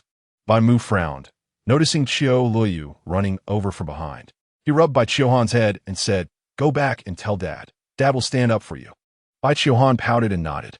She also saw Qiu Luoyu and guessed that Dad didn't want Mom to know. Moreover, Jiang Yi and her 2 little followers had already fled. She hadn't planned to tell Bai Mu initially because Jiang Yi's mother was a school director, and she felt it wouldn't help even if she did, besides causing her mom worry. But now, Bai Mu seemed no different from Superman in her eyes. Not only did he care for her, but he also dealt with little gangsters for her. She now felt like she had someone to rely on, so of course, she wanted to express her grievances. Han, are you okay?" Qiu Luoyu ran over and hugged Bai Chiohan tightly, her tone anxious. She had intended to rush out of the car when she saw her daughter being bullied, but Bai Mu stopped her and told her to stay in the car. She anxiously watched outside until Bai Mu resolved all the little gangsters before she ran down. Now seeing her daughter injured made her heart ache terribly. Bai Chiohan waved her hand and said, "Mom, I'm fine. It doesn't hurt at all, really." She smiled and wiped her palm, and the blood was smeared evenly. Seeing this, Qiu Luoyu felt a pang in her nose, knowing her daughter didn't want her to worry. She held Bai Chiohan tightly, but glared hatefully at the unconscious gangster on the ground. It was this guy who had laid hands on her daughter. After releasing Bai Mu, she picked up the baton on the ground, ready to start beating him. Bai Mu quickly rushed over to stop her. "Mom, don't hit him. Someone might get killed." Bai Mu also grabbed her hand. Qiu Luoyu looked at Bai Mu with grievance. She was afraid of him, but she couldn't swallow this anger. If Bai Mu stopped her too, she would defy him just this once. However, in front of Bai Mu, her strength felt no different from that of a chick, and he easily snatched the baton away. "You." Her lips turned down, her expression a mix of anger and grievance, staring at Bai Mu as if questioning why he was stopping her. However, Bai Mu didn't answer her directly. After taking the baton, he stepped on the unconscious gangster a few times with his foot. Each kick seemed effortless, but it felt powerful. The already unconscious man began to foam at the mouth. And even his last meal was stomped out. "You're too light-handed. Don't dirty your hands." Bai Mu casually tossed out a light remark. Qiu Luoyu bit her lip, still feeling unsatisfied. "I want to do it myself." Seeing this, Bai Mu no longer stopped Qiu Luoyu. Qiu Luoyu angrily stomped on the gangster a few times, but the effect was poor. Bai Mu wrapped his arms around her waist and pulled her back. "All right, don't dirty your feet." Watching Qiu Luoyu step on someone else, Bai Mu felt a bit displeased. Chapter 73. The distressed boy after stepping on it a few times. Qiu Luoyu's anger subsided a bit. "On high, let's go home," Qiu Luoyu said, pulling Bai Mu hand. However, when Bai Mu passed by the boy, she stopped. She looked at the boy with a scrutinizing gaze. The boy was much taller than Bai Mu, estimated to be around 178 meters, looking quite young, but there was no youthful innocence in his brows. He was dirty all over from being beaten by a few people earlier with injuries on his face and body. Originally, he was just a passerby. It was because she had asked him for help that he got involved. The boy fought fiercely, and Bai Mu was unsure if he was a little thug like that group of delinquents, but his sharp brows and starry eyes, combined with the fact that he had saved her, made her not perceive him as a bad person. "Thank you for saving me earlier," Bai Mu sincerely thanked the boy. The boy remained silent, glancing at Bai Mu, keeping a wary eye on him. Bai Mu turned to Qiu Luoyu and asked, "Mom, he's injured. Can we take him to the hospital? If it's troublesome, can I take him myself?" Bai Mu sought Qiu Luoyu's opinion. Since Qiu Luoyu was unaware of the earlier situation, she also didn't know that the boy had saved her daughter. Initially, she thought it was a fight between two groups of delinquents that had inadvertently involved her daughter. After all, her daughter was so well-behaved, it was impossible for her to get mixed up with those little thugs. Qiu Luoyu nodded to Bai Mu and then looked at the boy. "Thank you for saving Han Hai. How about I take you to the hospital?" Qiu Luoyu's voice was very gentle, causing the boy's gaze to shift from Bai Mu to her. However, in the next second, he felt a dangerous gaze, forcing him to pay attention to Bai Mu again. "He's looking at me." The boy's forehead broke into a sweat, and he lowered his head, not daring to speak. Noticing the boy's gaze, Qiu Luoyu also looked at Bai Mu. Realizing she hadn't asked Bai Mu for his opinion, she felt a bit anxious. She approached Bai Mu. "Il Han Hai, how about we take him to the hospital? It would be good to take Han Hai to clean her wounds as well." In fact, Bai Mu's injuries weren't serious. They were just scrapes, and she didn't even need to go to the hospital. Bai Mu glanced at Qiu Luoyu, seeing her cautious demeanor, and pinched her cheek lightly as a form of admonishment. Not too hard, but not too soft. "Next time, if you act on your own again, I'll punish you." Bai Mu whispered in her ear. Qiu Luoyu rubbed her face, feeling itchy, but not painful. The boy was actually a bit resistant to going with them. He didn't want to be around that seemingly dangerous guy. His intuition told him that this person was much scarier than he currently appeared.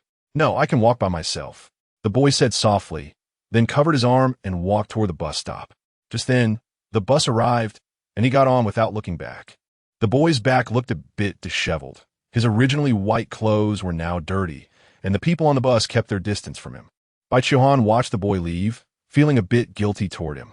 If it weren't for her, he wouldn't have been beaten so badly. Without him, she might have been dragged away, not knowing what would happen next. "Okay, it's fine now. Let's go home. What's the big deal about getting caught in the rain?" Bai Mu said, shifting his gaze from the boy's face on the bus to a connection with someone from the future. Although many years had passed, that person seemed much younger compared to his memories. But without a doubt, he was the heir of the Gu group years later, Xiechun. As an illegitimate child, it seemed that he wasn't having a good time either. There was a high probability that Gu Weimin still didn't know of his existence. How he would be found later was even more uncertain. What Bai Mu didn't expect was that, as an illegitimate child, he would appear in Haisher. Since he was here, it meant his mother, Xiaolin, must also be in Haisher. If that were the case, Gu Weimin couldn't possibly not find her.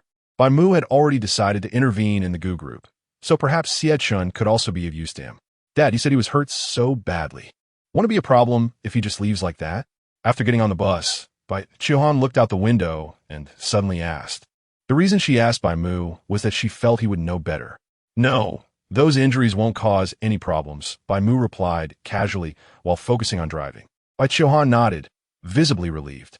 Bai Mu raised an eyebrow. Do you know him? No, I don't know him. Bai Qiuhan shook her head. Then why are you so concerned about him? Just asking, that's all.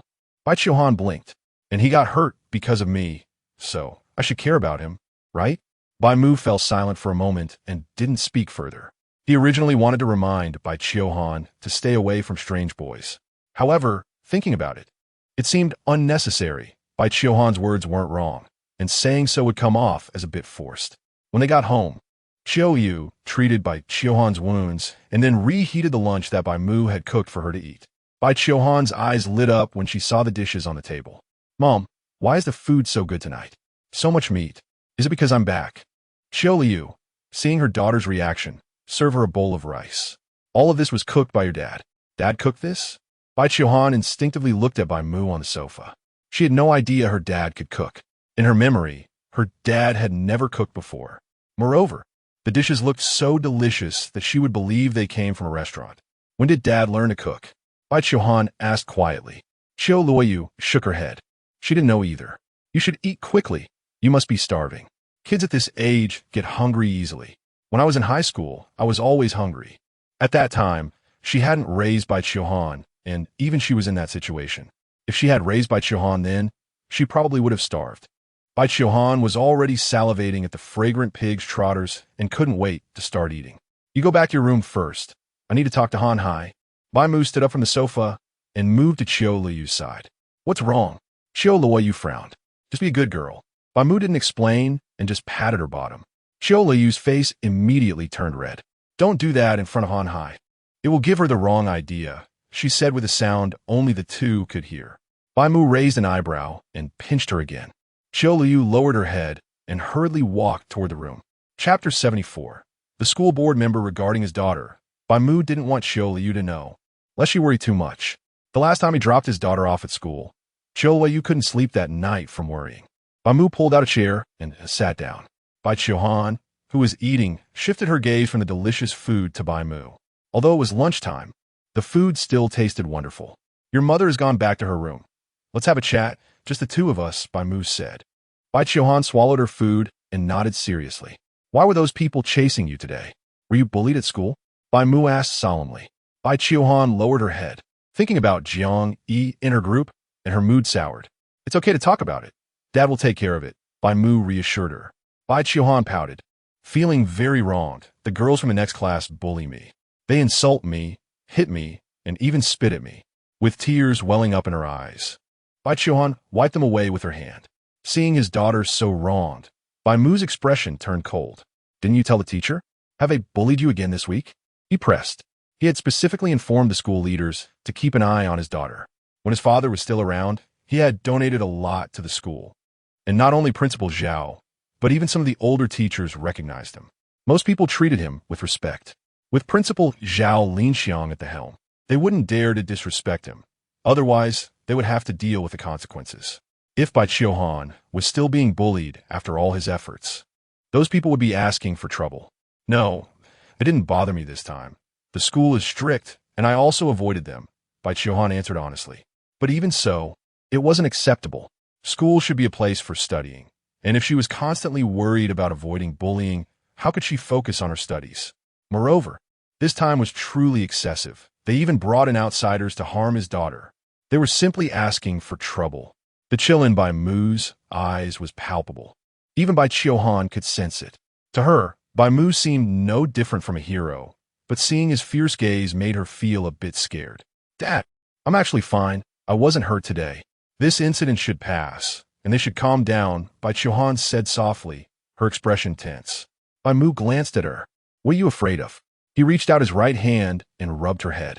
The warmth of his large hand soothed Bai Mu's anxiety, and she began to enjoy it. She grasped Bai Mu's hand and smiled, cautiously, like a little hamster. Bai Mu squinted his eyes. Do you like me rubbing your head? Last time, Bai Mu seemed to enjoy it too. Bai Mu nodded repeatedly. Dad's hand is so big and warm. It feels so safe. She honestly expressed her feelings. Bai Mu's mood lightened, a slight smile appearing on his lips. If only Qiu Luoyu could express herself like their daughter. Bai Mu withdrew his hand, and Bai Mu visibly showed her disappointment. Don't make that face, Bai Mu chuckled, flicking her forehead. Bai Mu giggled, her tension dissipating. Continue telling me about those people. Tell Dad their names, and I'll take care of them. You just focus on your studies, and if anyone bothers you or affects you, tell Dad, Bai Mu said seriously. Bai Mu exaggeratedly exclaimed, oh. Based on the information Bai Mu provided, Bai Mu had the school leaders investigate their identities. Information about Jiang, Yi, and her few followers came pouring in. Heh, a school board member? Bai Mu sneered. Relying on a school board member mother to act so arrogantly? I need to see for myself what kind of woman could raise such a daughter. Noticing that her father's mood seemed off again, Bai Mu tugged at his shirt. Dad, why don't you eat something? The dishes you cooked are really delicious, she said, trying to please him. Unsure if Bai Mu liked her tugging at his shirt. She did it lightly. Is it good? If it's good, then finish eating. You're still growing, Bai Mu smiled, patting her head. He could tell his daughter was trying to win his favor, which warmed his heart and made him like her even more. Who wouldn't love a cute, understanding daughter who could read the room? Previously, he had neglected Bai Mu and didn't really know her personality. It wasn't until later when she deleted his cherished folder and sent him to a mental hospital that Bai Mu's impression of her was stuck as just his and Qiu Luoyu's daughter. He had feelings of affection for her, but didn't truly love her as a person. Now, he found himself liking his daughter a bit more. At least to him, Bai Mu was as cute as his wife. But I can't finish all this. Come eat with me, Dad.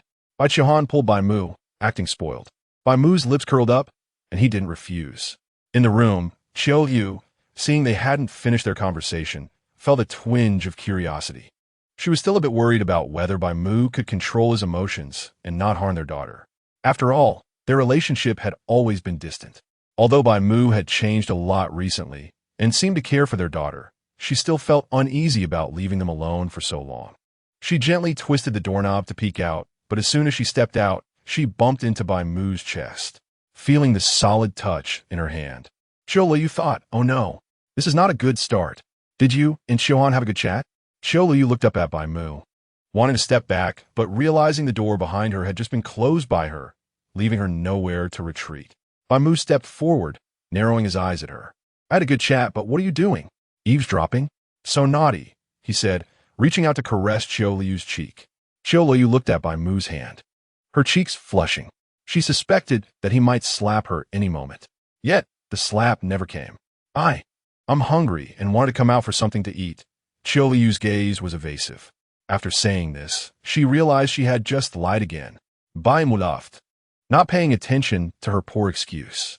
Would you like me to treat you to something to eat? Bai Mu said with a mischievous smile. Qiu Luoyu's eyelids twitched. Feeling Bai Mu getting closer, she quickly closed her eyes.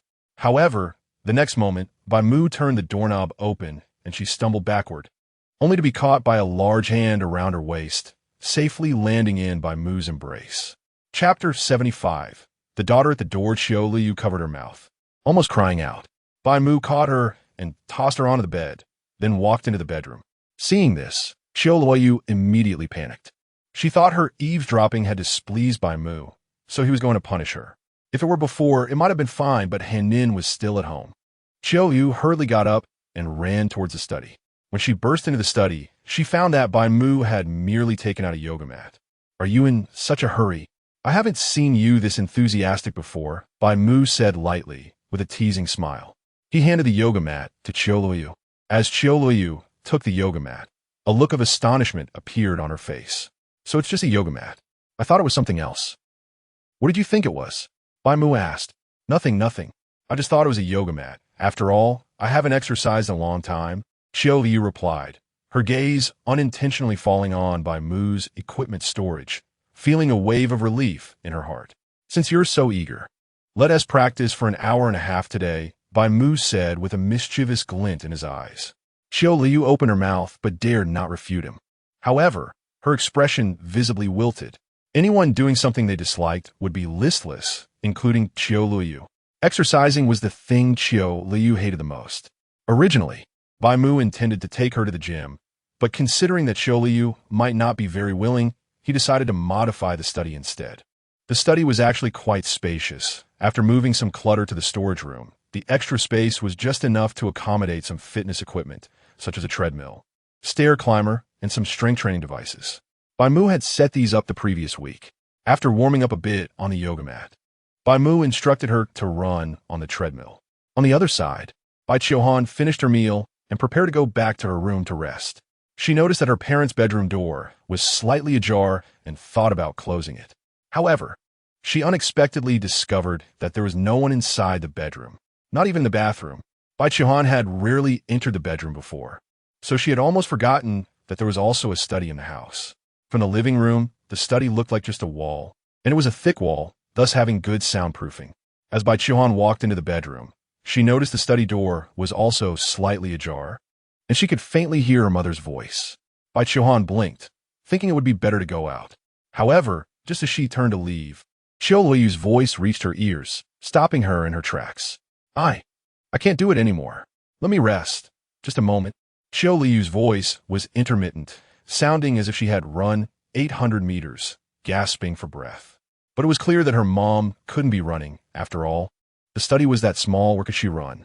If she wasn't running, then why did her mom's voice sound so urgent? Bai Qiuhan's eyes darted around, and her mind filled with various images, causing her to cover her mouth, driven by curiosity to move closer. Is this all you've got? You can't keep up at this slow pace? Bai Mu's tone was somewhat stern. Sorry, but I really have no strength left. Qiu Luoyu gasped, reaching out to press the pause button on the treadmill. She felt that if she kept running, she would collapse. Practicing yoga had been fine, but now running for a kilometer was truly exhausting. And this was only at a speed of 7 kilometers per hour. Who told you to stop? Did I tell you to stop? Bai Mu expressed his dissatisfaction with Qiu Luoyu's unilateral decision. But no matter how displeased Bai Mu was, Qiu Luoyu was done. She was truly exhausted. As soon as the treadmill stopped, she sat down on the floor, her eyes a bit dazed.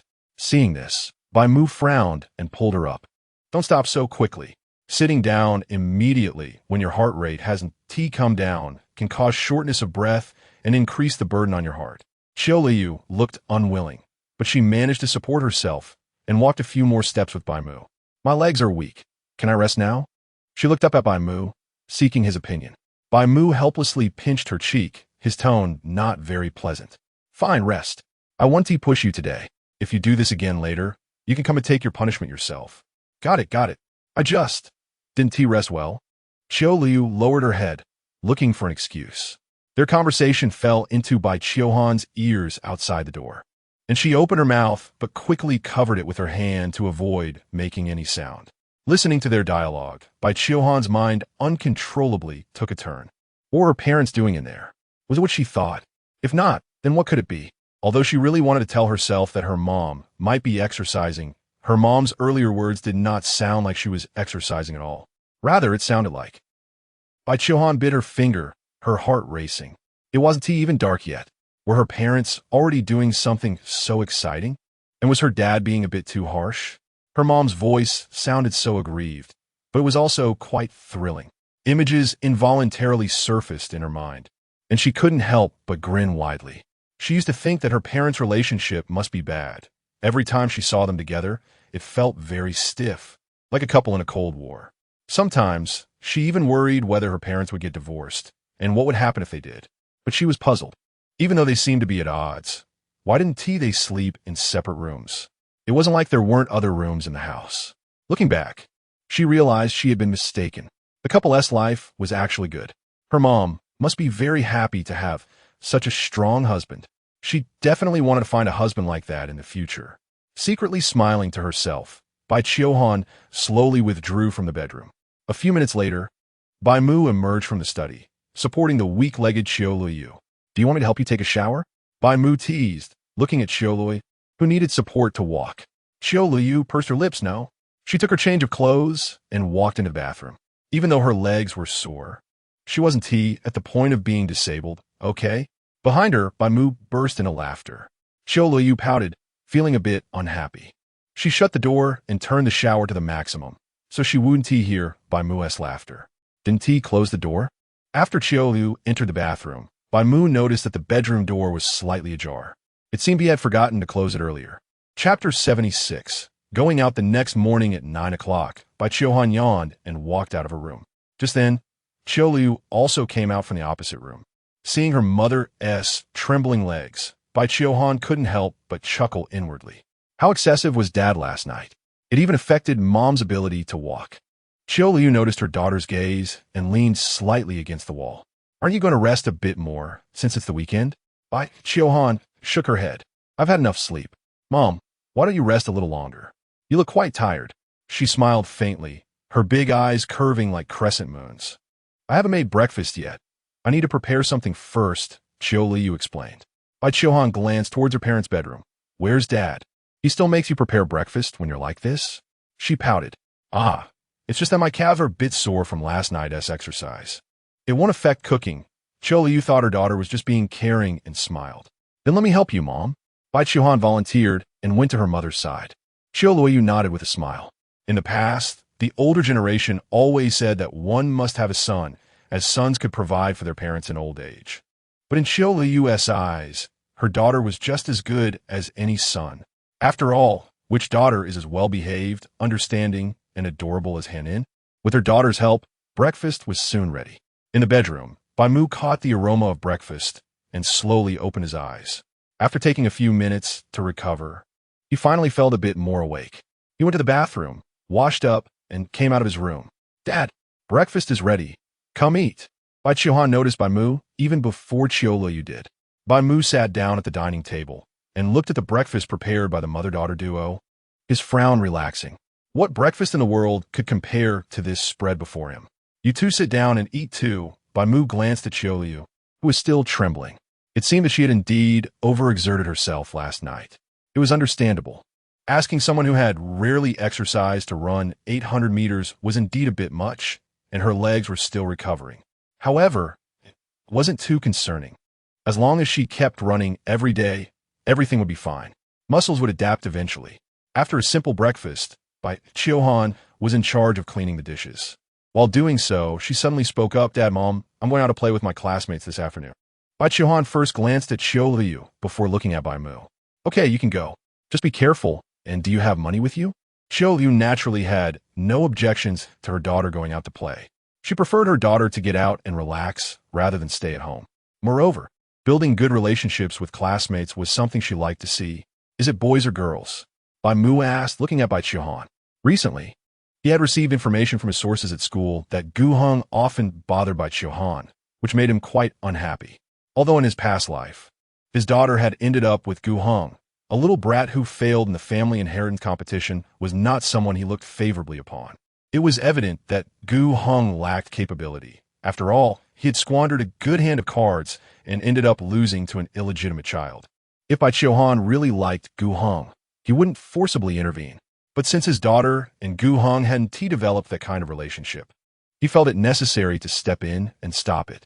Not only was it because Gu Heng was an illegitimate child, but the bigger reason was that Bai Mu did not think highly of him. The last incident at the bar had mainly resulted in Bai Qiuhan getting hurt because of Gu Heng. How could he entrust his daughter to someone who couldn't protect her? Especially someone who had led his daughter into danger. Bai Mu definitely wouldn't approve of him. It's my roommate, all girls. Bai Qiuhan answered honestly. Bai Mu nodded. As long as it wasn't Gu Heng or any other boys, it was fine. He took out his phone and transferred 2,000 to Bai Qiuhan. Spend it on whatever you need. Don't hesitate to spend money. Seeing the 2,000 transferred, Bai Qiuhan's eyes widened. Thank you, Dad, she said without being polite, instantly accepting it. Seeing the money securely deposited, she couldn't help but smile broadly. Her mom had told her before that if Bai Mu sent her money, she should accept it without feeling burdened. It was all hers. Heeding her mom's advice, Bai Mu was not shy at all. She felt overjoyed. If her mom weren't there, she would have rushed over to give her dad a big hug. Previously, her dad had always ignored her, but now that he started to care, he was so generous right off the bat, buying her a phone and giving her money. She now had 7,000 in her savings. This was something she had never even dared to dream of before. Having so much money would ease her mom's burden a bit. She wouldn't have to worry about her living expenses anymore. Just thinking about it made Bai Mu smile. Where are you going to play? Your mom, and I can drop you off, Bai Mu said. Bai Mu shook her head. No need, Dad. I can go by myself. You and Mom don't have to bother. She could just take a bus by herself. Why would she need two people to drop her off? Your mom and I need to go out too, so we'll drop you off on the way. Oh, okay. Bai Mu nodded and continued to tidy up the dishes. After breakfast and a little rest, it was noon, and Bai Mu got ready to head out. Bai Mu drove her to her destination, a villa area in Haishur. The villas here typically cost between 6 to 9 million, and those who lived here were all wealthy people. Bai Mu hadn't expected her roommate to be so rich. Her roommate was Xia Shui. Not only was she coming today, but her other 4 roommates were also coming to her house to play. Xia Shui had prepared a lot of food and activities, just waiting for them to arrive. As soon as Bai Mu arrived, Xia Shui rushed out to greet her. Xiaohan, you're here. Xia Shui was very excited to see Bai Mu, as it was the first time someone was coming to her house to play. Her parents were divorced, and although custody belonged to her dad, her mom actually took care of her more. Her dad rarely came back to this large villa. Having someone to keep her company on the weekend made her genuinely happy. Bai Mu was the first to arrive. The other roommates hadn't come yet. Hello, Uncle and Auntie. Xia Shui politely greeted Bai Mu and Qiu Luoyu. Qiu Luoyu smiled warmly. Hello, today we're troubling you with Han-In. You two get along well, okay? Xia Shui nodded earnestly. Let us go, Bai Mu said to Qiu Luoyu from the driver's seat. Hearing Bai Mu's voice, Qiu Luoyu returned to the car. Chapter 77. Which one is your true self? Where are we going? On the way out of the villa, Qiu Luoyu mentioned to Bai Mu, take you out for a stroll, since you're not working today. Bai Mu replied casually, his eyes meeting Qiu Luoyu's through the rearview mirror. Just the two of us? Qiu Luoyu blinked. Who else do you want? No, I'm just surprised you suddenly want to take me out. Qiu Luoyu was indeed puzzled. Before they got married, during their romantic phase, Bai Mu would take her out almost every day. Sometimes, when she had part-time work, he would wait for her to finish and then buy her a cup of mango sago, accompanying her for a walk in the park. But after they got married, it had become quite rare. It felt like he only cared for her once he had her. What's wrong? Is it not okay for me to want to take you out? Bai Mu furrowed his brow. Of course it's okay. Qiu Luoyu bit her lip, feeling helpless. Sure enough, Bai Mu's temper was still as volatile as ever. It was better for her to say less. Seeing Qiu Luoyu fall silent, Bai Mu raised an eyebrow, his right hand opening the central storage compartment to take out a piece of candy. With a squeeze, the candy wrapper burst open, and he popped the candy into his mouth. The fruity flavor quickly filled his mouth. Bai Mu didn't actually like candy that much, but since Qiu Luoyu enjoyed it, he could only say he didn't dislike it, and it was nice to have occasionally. Qiu Luoyu noticed Bai Mu's action. He was looking ahead, casually tossing the candy wrapper aside, and she reached out to put the wrapper in the temporary trash. Do you want some? Bai Mu, with the candy in his mouth, suddenly asked Qiu Luoyu. She was a bit surprised. No, I don't want any. She really didn't feel like eating at the moment. Just have one. Okay, I'll take it myself. Qiu Luoyu was a bit confused. What did Bai Mu mean? Did he want her to eat candy? Just as she was about to open the central storage compartment to grab some candy, Bai Mu held her hand, forcing her to stop. At the red light, Qiu Luoyu looked at Bai Mu. What's wrong? Seeing Bai Mu's cheeks puffed out with the candy and a smile in his eyes, she suddenly had a bad premonition. He wouldn't want to share the candy in his mouth with her, would he? No way. That's so disgusting. Qiu Luoyu's face was filled with resistance. It was one thing to play around like this before, when they were younger, but now that they were both 30, it felt a bit embarrassing. Sure enough, Bai Mu did exactly what she feared. Here, let me give this to you.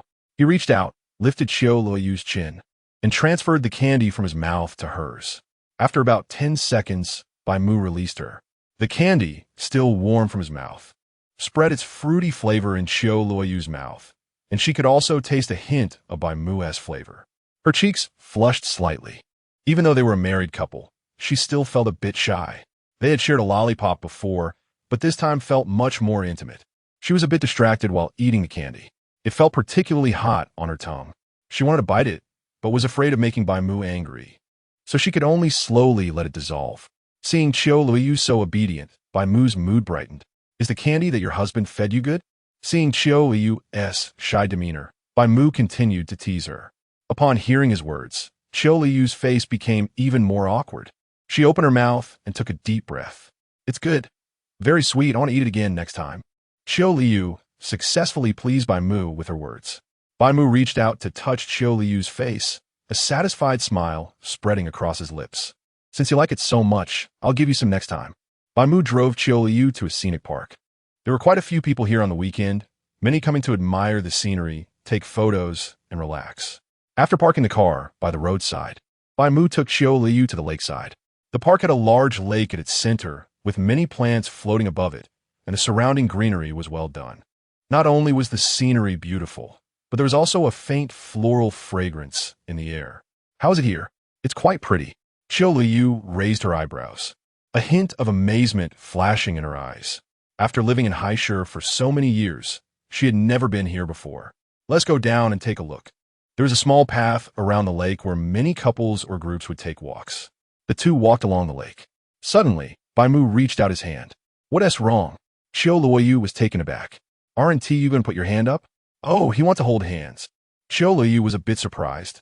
She couldn't remember the last time they had held hands. She had almost forgotten what it felt like. After hesitating for a moment, Qiu Luoyu placed her hand in Bai Mu's. Big hand holding small hand, walking without fear of slipping. This phrase suddenly popped into Qiu Luoyu's mind. Her hand was indeed much smaller compared to Bai Mu's, and he used to love singing this in her ear. She unconsciously recalled this phrase. Bai Mu's hand was warm, and she felt her hand being enveloped, which was very comfortable and gave her a sense of security. The last time at the amusement park, Bai Mu had taken her hand, but this time felt different. This time, Bai Mu was holding her hand as her husband, with his true self. Qiu Luoyu's heart began to race a bit faster. "Is it uncomfortable holding my hand?" Bai Mu asked, noticing that Qiu Luoyu was looking down, lost in thought. Qiu Luoyu quickly shook her head, placing her right hand on her chest, feeling her heart pounding violently. She was a bit confused herself.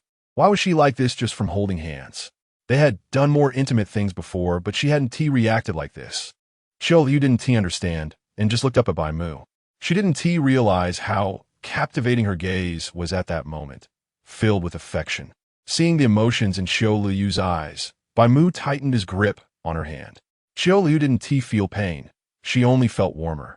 And she even hoped Bai Mu would hold a little tighter and never let go of her hand. The two walked around the lake for a whole circle, and half an hour had passed. Qiu Luoyu's palms were sweating, but she still didn't want to let go. However, her calves were sore, and she probably couldn't walk any longer. Bai Mu led her to sit on a bench next to the park, placing Qiu Luoyu's legs on his lap and starting to massage them. Watching Bai Mu massage her seriously, Qiu Luoyu's emotions surged.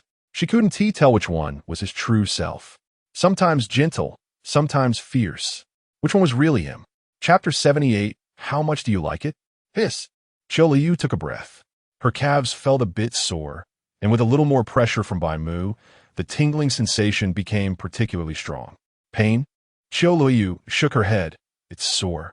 She supported herself with both hands behind her, resting her legs on Bai Mu's thighs. Bai Mu continued to knead, and the soreness in her calves made her bite her lip tightly, her nose twitching unconsciously, looking a bit cute. Usually silent and reserved, Qiu Luoyu, who never shows her emotions on her face, revealed a look of endurance because of the tingling in her calves. Whenever Bai Mu added a bit more pressure, delicate sounds would escape her nose, which sounded particularly pleasant to his ears. Qiu Luoyu knew that Bai Mu was doing it on purpose, but she didn't dare show any dissatisfaction. She just secretly watched Bai Mu, observing the upward curve of his lips and his serious expression. She felt as if a few strings in her heart were quietly plucked, frowning while feeling a bit itchy inside. But that's enough, no need here. Just as she was starting to enjoy it, Qiu Luoyu suddenly stopped Bai Mu. His hands had originally been on her calves, but then they moved to her thighs. She was afraid Bai Mu might do something inappropriate outside. It was fine at home. She wouldn't resist whatever he did, but outside, they had to be more restrained, or it would be bad if someone saw them. Bai Mu really stopped when Qiu Luoyu prevented him. Let us sit and rest for a while. He patted Qiu Luoyu's thigh and casually pinched it. Although Qiu Luoyu was thin, her thighs were still quite round, and her soft flesh felt like jelly to the touch. Qiu Luoyu nodded, lowering her head to look at her phone to distract herself. Bai Mu pulled her into his arms, resting his chin on her shoulder. Qiu Luoyu opened a short video app, and they sat on a bench watching videos together. Qiu Luoyu's Douyin account was filled with cooking and lifestyle videos, very wholesome. However, when she swiped to the next video, a suggestive video from a male influencer suddenly appeared in front of them. The moment the video appeared, Qiu Luoyu quickly swiped past it. The atmosphere suddenly became awkward. Bai Mu quickly swiped back down to the video. It was a transformation video by a male influencer who was bare-chested. Bai Mu raised an eyebrow and leaned closer to Qiu Luoyu's ear. Do you usually watch these kinds of videos? At that moment, Qiu Luoyu had already stiffened, and she opened her mouth. I don't usually watch these. I don't know how I ended up on this. Bai Mu smiled, pointing at the influencer in the video. So, do you like this kind? Not really. Qiu Luoyu answered very decisively. Oh, I see. Bai Mu's tone was meaningful. Hearing this made Qiu Luoyu tremble a bit. Really? Qiu Luoyu turned off her phone screen. Then how do you think my body compares to his? Bai Mu's eyes were filled with laughter, but Qiu Luoyu couldn't smile. You have a good body. She reached out to touch Bai Mu's chest, and to make her words more convincing, she pinched it a little. So, do you like it? Why, yes, I like it. How much do you like it? Bai Mu continued to ask. Qiu Luoyu's face visibly turned red, and she lowered her head, no longer speaking. Although she tried to agree with Bai Mu as much as possible, she was naturally shy, and these words were hard for her to say. Bai Mu was still not satisfied, lifting her chin, his tone playful. Why aren't you speaking? Don't you like it? As he spoke, he held her hand, making her squeeze his chest firmly. The solid feeling made Qiu Luoyu's pupils tremble, and she swallowed instinctively. Bai Mu simidet, ganti burushink herchik. Come on, tell me, baby. How much do you like it? Qiu Luoyu's mouth opened slightly, but the words got stuck in her throat. If you don't say it, that means you're lying to me. You should know the consequences of lying to me. Bai Mu's laugh echoed in Qiu Luoyu's ears. I just like it. I don't know how much. Why don't you know? I don't know means I don't know. Qiu Luoyu bit her lip tightly, her tone a bit embarrassed and annoyed. Seeing this, Bai Mu reached out and pinched her waist. Qiu Luoyu's eyes widened. Are you angry? Getting bolder, huh? Qiu Luoyu paused and shifted her gaze to one side. I'm not angry. Her voice was so soft, it was barely audible. Bai Mu leaned closer to her face, his warm breath making Qiu Luoyu feel a bit hot. Weren't you just angry? Their movements seemed a bit ambiguous. Qiu Luoyu was used to being like this with Bai Mu in public. She pushed him away. Don't do that outside. You don't like it? I don't like it. Qiu Luoyu replied with a hum. I just like doing things you don't like. Bai Mu raised the corners of his lips. Qiu Luoyu's gaze dimmed. As expected, this man was still the same as before, always wanting to make her uncomfortable whenever he had the chance. Seeing Qiu Luoyu's low mood, Bai Mu reined in his smile. You get unhappy over just a few words, baby. He pinched Qiu Luoyu's face. The soft touch felt nice, and Bai Mu pinched it a couple more times. At this point, Qiu Luoyu had no more temper left. She lowered her gaze and let Bai Mu play with her as he pleased. I won't tease you anymore. Smile for me. Bai Mu patted Qiu Luoyu's face. Qiu Luoyu looked up at him, her eyes seeming to ask if he was serious. Can you get up now? If you can, let us take a walk. Qiu Luoyu nodded and moved her legs off Bai Mu's body. It must be said that after being pressed by Bai Mu for a while, she indeed felt much more comfortable. At least it wasn't as sore anymore. Shall we hold hands? Qiu Luoyu looked at Bai Mu, her expression flat, as if she were just casually asking. Bai Mu looked at her. It's up to you. This simple sentence made Qiu Luoyu fall silent again. In the end, she took the initiative to reach out and hold Bai Mu's hand. Bai Mu's lips curled into a smile. You're quite aware. So if you want to hold my hand in the future, just take the initiative to do it. Okay? The two continued walking along the lake. In the afternoon, there were even more people in the park than at noon, but the sun was also getting hotter. After strolling around, Bai Mu took Qiu Luoyu to the commercial street next to the scenic park. Just as they were about to find a place to eat, they heard someone calling Qiu Luoyu from behind. Sister Qiu, what are you doing here? Turning around, it was that girl Su Tang. Beside her was a boy who looked to be about 7 meters tall, around the same age as Su Tang, looking polite and wearing glasses. Looking like a cultured person. Xiao Tang? Seeing Su Tang, Qiu Luoyu was also a bit surprised. It was known that this place was over 20 kilometers from the company. Su Tang's home wasn't too far from the company either. She didn't expect to come here to play on the weekend, and to run into her was quite a coincidence. Chapter 79. Leverage? When called by Qiu Luoyu, Su Tang smiled and stepped forward to wrap her arm around Qiu Luoyu's. She first glanced at Bai Mu beside her, then shifted her gaze to Qiu Luoyu. Sister Qiu, what a coincidence that you're here to have fun today. Su Tang didn't expect to run into Qiu Luoyu here. Qiu Luoyu nodded. Yeah, my husband and I came here for a walk. Are you planning to have dinner now? She had just seen Su Tang holding hands with the boy next to her, who should be Su Tang's boyfriend. Yes. My boyfriend and I are looking for a place to eat. Have you guys eaten yet? If not, want to join us? Not yet. Qiu Luoyu didn't agree immediately, but turned to ask Bai Mu, shall we go together? Sure, Bai Mu nodded. Running into each other shows there's some fate involved. Moreover, judging by Qiu Luoyu's expression, she probably wanted to have dinner with Su Tang, as Su Tang was her only good friend at work. Then let's go together, Qiu Luoyu said to Su Tang. Seeing that Qiu Jie wanted to consult her husband about having dinner together, Su Tang shrugged. The family hierarchy was obvious. She pulled her boyfriend over. We're going to have dinner with Sister Qiu and her husband later. Oh, whatever you decide is fine. Su Tang said when Liu Fang noted repeat then. Satisfied with her boyfriend's compliance, Su Tang winked at Qiu Luoyu. Sister Qiu, what were you planning to eat? Qiu Luoyu shook her head. Let us just find a random place to eat. We haven't decided yet. Do you have any places in mind? It was Qiu Luoyu's first time in this area, and she wasn't familiar with it. Su Tang and her boyfriend, being young, had probably been here several times. Su Tang pouted and thought for a moment. I remember a place that is quite good, but it's a bit pricey. Sister Qiu, can you handle that? She glanced at Bai Mu while speaking. Since Sister Qiu's husband was there, he would probably pay, right? Let us find a cheaper place. No need to eat something too expensive. Upon hearing expensive, Qiu Luoyu immediately passed on that option. Su Tang leaned close to Qiu Luoyu's ear and whispered, Sister Qiu, isn't your husband rich? Is he really going to make you pay today? She noticed they were just holding hands. Clearly their relationship wasn't as cold as she had thought. Plus, he drove an Audi worth over 400,000. So he didn't appear to be short on money. A hint of helplessness appeared on Qiu Luoyu's face. Isn't that obvious? Seeing Qiu Luoyu looking troubled, Su Tang chuckled and tugged at her boyfriend. Baby, I want to eat steak. Lu Fang, being pulled by Su Tang, almost stumbled. Eat. If you want to eat, let us go. I'll treat. Then, you should treat Sister Qiu too. She takes good care of me at work. Ah. Lu Fang was taken aback. Are you unwilling? Su Tang pouted and feigned a look of grievance. Okay then. Lu Fang pulled the corners of his mouth. He made over 10,000 a month playing games, so treating his girlfriend's friend wasn't a big deal. Besides, they usually split expenses evenly, so it was like he was always paying. Su Tang was pleased with her boyfriend's response and winked at Qiu Luoyu. Sister Qiu, shall we go?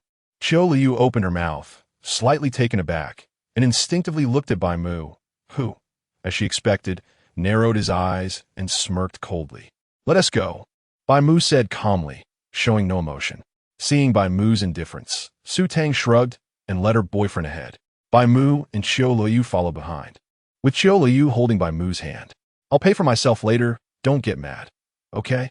She looked up at Bai Mu, tried to soothe his feelings. Why would I be mad?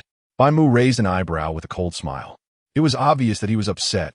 How could Qiu Luoyu not notice? She tightened her grip on his hand and rubbed it against her face. Tang was just joking. Don't take it seriously. Although Qiu Luoyu showed no flattering expression, she gave Bai Mu a feeling of trying to appease him. Bai Mu grunted and ignored her. Seeing this, Qiu Luoyu secretly breathed a sigh of relief. She knew Bai Mu was Manager Mu, but Su Tang didn't know that. If Su Tang upset Bai Mu, she might not see Su Tang at work next week, or only run into her in the restroom. The four quickly arrived at a Western restaurant. It wasn't very upscale. A regular steak was about 200, and some were over 100. The most expensive items were wine, costing several hundred to over 1,000 a bottle. Bai Mu ordered tomahawk steak, while Qiu Luoyu ordered sirloin steak. They also ordered some appetizers. The total for the table would be over 1,000. Su Tang was right. This place was indeed a bit pricey. If it were Qiu Luoyu, she estimated she wouldn't come here even once a year. Su Tang only earned about 6,000 to 7,000 a month, so one meal here was quite a hit to her wallet. Tang Tang, this is for you. Lu Fong, being very considerate, cut the steak and handed it to Su Tang. Su Tang blew a kiss to Lu Fong and glanced at Bai Mu. She saw Bai Mu completely ignoring them, focused on eating his steak, showing no intention of helping Qiu Luoyu cut hers. Bai Mu effortlessly sliced the medium-rare tomahawk steak, which was still oozing blood, and stuffed it into his mouth. The sound of the knife scraping the plate was harsh and somewhat brutal. Su Tang watched in awe. Sister Qiu, I heard their essay challenge of the square today. Are you going to check it out? What challenge? Qiu Luoyu hadn't heard about it. It's a kind of obstacle challenge that happens every month. The winner can get 5,000. My boyfriend is going to challenge it too. Do you want to come watch? Su Tang's big eyes sparkled. Sure, let us go and join the fun. We have nothing else to do. Before Qiu Luoyu could speak, Bai Mu interjected, wiping his mouth with a napkin. In just 2 minutes, Bai Mu finished a whole steak. There was still a hint of blood in the plate. Okay, since Bai Mu said so, Qiu Luoyu had no choice but to agree. Su Tang pouted, a bit confused. She asked Qiu Luoyu why Sister Qiu always took a while to think and consulted her husband's opinion. But when he casually said something, she immediately agreed. Why was that? She had seen men afraid of women, but she had never seen a woman afraid of a man. Moreover, Qiu Luoyu wasn't a timid person. Did that man have some leverage over Sister Qiu? Chapter 80. Couple challenged. Su Tang was puzzled as to why Qiu Luoyu listened to her husband so much. She thought to herself that Qiu Jie was not lacking in anything. She wasn't the type of woman who needed to rely on a man. Besides, she hadn't seen her husband giving her money to spend. Su Tang rubbed her chin, lost in thought. She recalled their earlier conversation while soaking in the hot springs during a company team-building event. Could it be that her husband was exceptional in bed, which made Qiu Jie so obedient to him, unable to part from him? It was possible. After all, Su Tang had never experienced it herself, so she wasn't sure how much of an effect it could have. If that were the case, then Qiu Jie was quite the contrast. After all, she usually seemed quite aloof and abstinent. Su Tang was just curious about what kind of love Qiu Jie and her husband had. According to the triangular theory of love, love consists of 3 main elements: intimacy, passion, and commitment. She herself had a companionate love with her boyfriend, made up of intimacy and commitment. Romantic love consists of intimacy and passion. Foolish love is made up of passion and commitment. Which category did Qiu Jie belong to? Surely it couldn't just be passion. That would be mere infatuation. She felt Qiu Jie wasn't that foolish or love-struck. I'm full, Qiu Luoyu said softly to Bai Mu, looking at the half-eaten steak on her plate. This restaurant steaks were quite substantial and delicious, but for someone like Qiu Luoyu, who had a smaller appetite, it might be hard to finish. Eat more. You need to replenish your protein. Bai Mu glanced at her and urged her to continue eating. Qiu Luoyu was still too thin. If she wanted to improve her physical condition, she couldn't neglect either exercise or diet. But I feel I've eaten enough, she said, looking at the half steak on her plate with some reluctance. That piece of steak was almost the size of her palm. Eating it would really make her feel stuffed. Seeing Qiu Luoyu's distressed expression, Bai Mu didn't force her anymore, taking her plate and finishing off the remaining half steak himself. Qiu Luoyu had ordered her steak medium, and after all this time, it was practically well done and very chewy. However, Bai Mu quickly polished off a large piece of steak. Qiu Luoyu handed him a napkin. Wipe your mouth. Bai Mu didn't reach for it. Instead, he leaned in closer. Qiu Luoyu understood and gently wiped the corner of his mouth, as though it was a routine action. She had indeed done this often in the past, and it had become a habit. Su Tang and Lu Fong, sitting across from them, couldn't help but be taken aback. If Lu Fong dared to ask Su Tang to do that, he would definitely get hit. When it came time to pay the bill, Lu Fong originally intended to cover the costs for Bai Mu and Qiu Luoyu as well, but Qiu Luoyu insisted on paying for herself and Bai Mu. They had spent over 600 in total, which made Qiu Luoyu quite upset. Although her commission of 200,000 was about to come in, she still felt a pinch. As she had mentioned before, once her commission arrived, it was going to Bai Mu, so technically, this 200,000 didn't belong to her. She was essentially working for Bai Mu for free, and the commission she received would ultimately be returned to him. Seeing the distressed look on Qiu Luoyu's face, Bai Mu couldn't help but chuckle. His wife was just too adorable, and watching her check her balance on her phone made him feel an itch to tease her a bit more. After leaving the restaurant, the four of them went to the nearby square. The center of the square was filled with people, and a large area had been marked off. "This is it," Su Tang said excitedly, linking arms with Qiu Luoyu. She loved being in the spotlight. This month's challenge was a couples challenge, and registration was still open before the competition began. There were a total of 5 challenges today, divided into different time slots. Each winner could receive a 5,000 yuan prize. Su Tang and Lu Fong were just there to give a try. Whether they could win the prize was not a big deal. It'd be great if they could win, though. The 5 challenges were scheduled from noon to 3 in the afternoon. Now, it was already the 3rd challenge, and Su Tang and Lu Fong were set for the 4th one. If they register now, they would have to wait for the 5th round. Su Tang dragged Qiu Luoyu to the stands. Bai Mu stood beside Qiu Luoyu, watching the couples participating inside. There were a total of 5 levels in the challenge.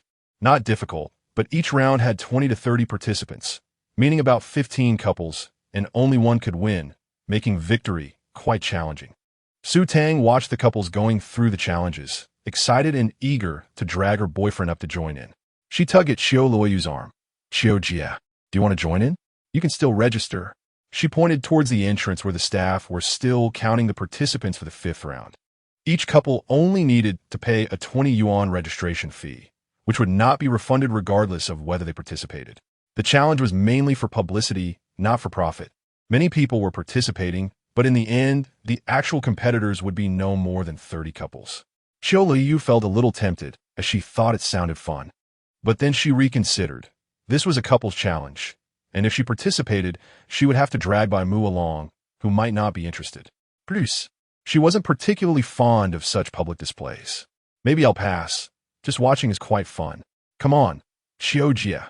Since you're here, you might as well join in. If you succeed in the challenge, there's a 5,000 yuan prize." Su Tang tempted her. Qiu Luoyu was a bit conflicted. 5,000 yuan was quite a lot. They had spent 600 on lunch, which still made her feel stingy, and if she could win the challenge, that would cover it. Moreover, there were also prizes for 2nd and 3rd places, just not as much as 5,000. As long as they succeeded in the challenge, they would likely place in the top 3, which would make up for the lunch money. However, after thinking it over, she ultimately decided against it. Bai Mu would probably not agree, and she couldn't participate alone. But unexpectedly, just as she was about to refuse, Bai Mu spoke up. "Go register. I'm interested too." Bai Mu said this in a commanding tone. Qiu Luoyu was a bit surprised. You want to play too?" Bai Mu didn't answer, but lifted his chin, signaling Qiu Luoyu to go register. Qiu Luoyu didn't dare to disobey Bai Mu, so she went to the staff at the entrance to sign up. "You two are a couple, right?" The staff member glanced at Bai Mu and Qiu Luoyu. "What do you think?" Bai Mu raised an eyebrow. "Wasn't it obvious?" The staff member looked at the tall Bai Mu and smiled awkwardly. "This is a couples challenge, so we need to confirm." Other couples registered in a lovey-dovey manner, clearly genuine couples. But the pair in front of her looked quite compatible. Yet both wore cold expressions, making it seem like they were rivals instead. Chapter 81. Boys and girls forward. "I'll register you two here." After the staff wrote down their names, they handed them a number tag. After receiving the number tag, Bai Mu and Qiu Luoyu returned to their previous viewing position. The 3rd round quickly ended. Each round lasted about 30 minutes, and the 4th round was about to start. Su Tang and Lu Fong were preparing to go. Entering the venue required removing shoes. The ground was soft to ensure no injuries during falls, and each couple had a balloon tied to their legs. The boy had a balloon tied to his left foot, and the girl had one tied to her right foot. The purpose of the balloon was to ensure they wouldn't be eliminated. Since the number of prizes was limited, there would be an elimination mechanism to ease the competition pressure. If a couple's balloon was popped or accidentally burst, it meant their elimination. If either partner's balloon burst, both would be eliminated. Therefore, while advancing, they also needed to ensure their balloons weren't popped by others, and the boys had to protect their girlfriends. The first challenge was for the boys to hold their girlfriends and do squats, a total of 20. The first to finish would set off first. Lu Fong, with his thin arms and legs, found it somewhat difficult to hold Su Tang. Despite her short stature, Su Tang had quite a bit of meat on her due to her love for food. Lu Fong struggled to complete the 20 squats without being crushed. The onlookers couldn't help but laugh at this scene. Lu Fong's face turned a bit red as he finished the 20 squats with difficulty. By the time he and Su Tang set off for the second round, more than half of the teams had completed the first round. The second round involved tying the couple's feet together and running down a 30-meter corridor. This round tested the couple's synergy. Su Tang and Lu Fong had no issues with their coordination, but due to Lu Fong's longer legs, each time he lifted his foot, he would raise Su Tang's leg high, causing her to tilt. Fortunately, they made it through this round without incident. However, as they prepared for the third round, the real competition began. In the third round, the girl had to sit on the boy's shoulders and pop balloons hanging above. Success was determined by whether the popped balloons contained flower petals. This round required a bit of luck. To reduce competition pressure, everyone started getting a bit aggressive. When Lu Fong bent down to let Su Tang climb up, a girl suddenly appeared from nowhere and stomped on Su Tang's balloon, popping it. Both Lu Fong and Su Tang were stunned. The popped balloon meant they were eliminated. Seeing the girl's smug expression, they both felt frustrated. Sister Qiu, I got eliminated in the third round. After exiting, Su Tang hugged Qiu Luoyu, crying. Qiu Luoyu patted her back and comforted her. It's okay. You did great. Lu Fong, standing behind Su Tang, looked dejected. It's all my fault, Tang Tang. I should have been more careful. Su Tang turned to look at her boyfriend and hugged him. I didn't react in time either. It's not your fault. The two comforted each other and shared sweet moments. Qiu Luoyu watched from the side, feeling a bit envious. Her gaze unconsciously fell on Bai Mu. Noticing her attention, Bai Mu said calmly, we'll be going in soon too, so don't be nervous. With them around, it was impossible for Qiu Luoyu's balloon to be popped by someone else. Looking at Bai Mu's calm demeanor, Qiu Luoyu felt reassured. In this regard, Bai Mu never let her down. In dangerous situations, he was the safest. Sister Qiu, you'll be going in soon too. You got this. Su Tang Ti Fa Gu Lui. Qiu Luoyu nodded. After the fourth round ended, the fifth round was about to start. Bai Mu and Qiu Luoyu took off their shoes and entered the challenge area. They tied balloons to their legs. The first round was about to begin, and there were quite a few couples, over 20 pairs, participating. Are you going to hold me? Qiu Luoyu saw the other guys already carrying their girlfriends. So she turned to Bai Mu. There are also girls carrying their boyfriends doing squats. For example, a heavier girl carrying her lanky boyfriend would probably crush him if he tried to carry her. Qiu Luoyu looked at herself and then at Bai Mu, realizing she probably couldn't lift him. Bai Mu found it a bit amusing, bending down to hook Qiu Luoyu's legs, wrapping his other arm around her waist, and easily lifting her up. Qiu Luoyu let out a surprised gasp, not realizing she had already been princess carried by Bai Mu. He carried her as if she were a weightless doll, so effortlessly that he could even weigh her lightly. Qiu Luoyu wrapped her arms around Bai Mu's neck, their eyes unintentionally locking. Am I heavy? Qiu Luoyu asked with some concern. She had seen how hard it was for Su Tang's boyfriend to carry her, worrying she might weigh down Bai Mu. However, Bai Mu merely raised an eyebrow. What do you think? How many times have I carried you for hours before? Qiu Luoyu blinked, recalling the past, and her cheeks involuntarily flushed.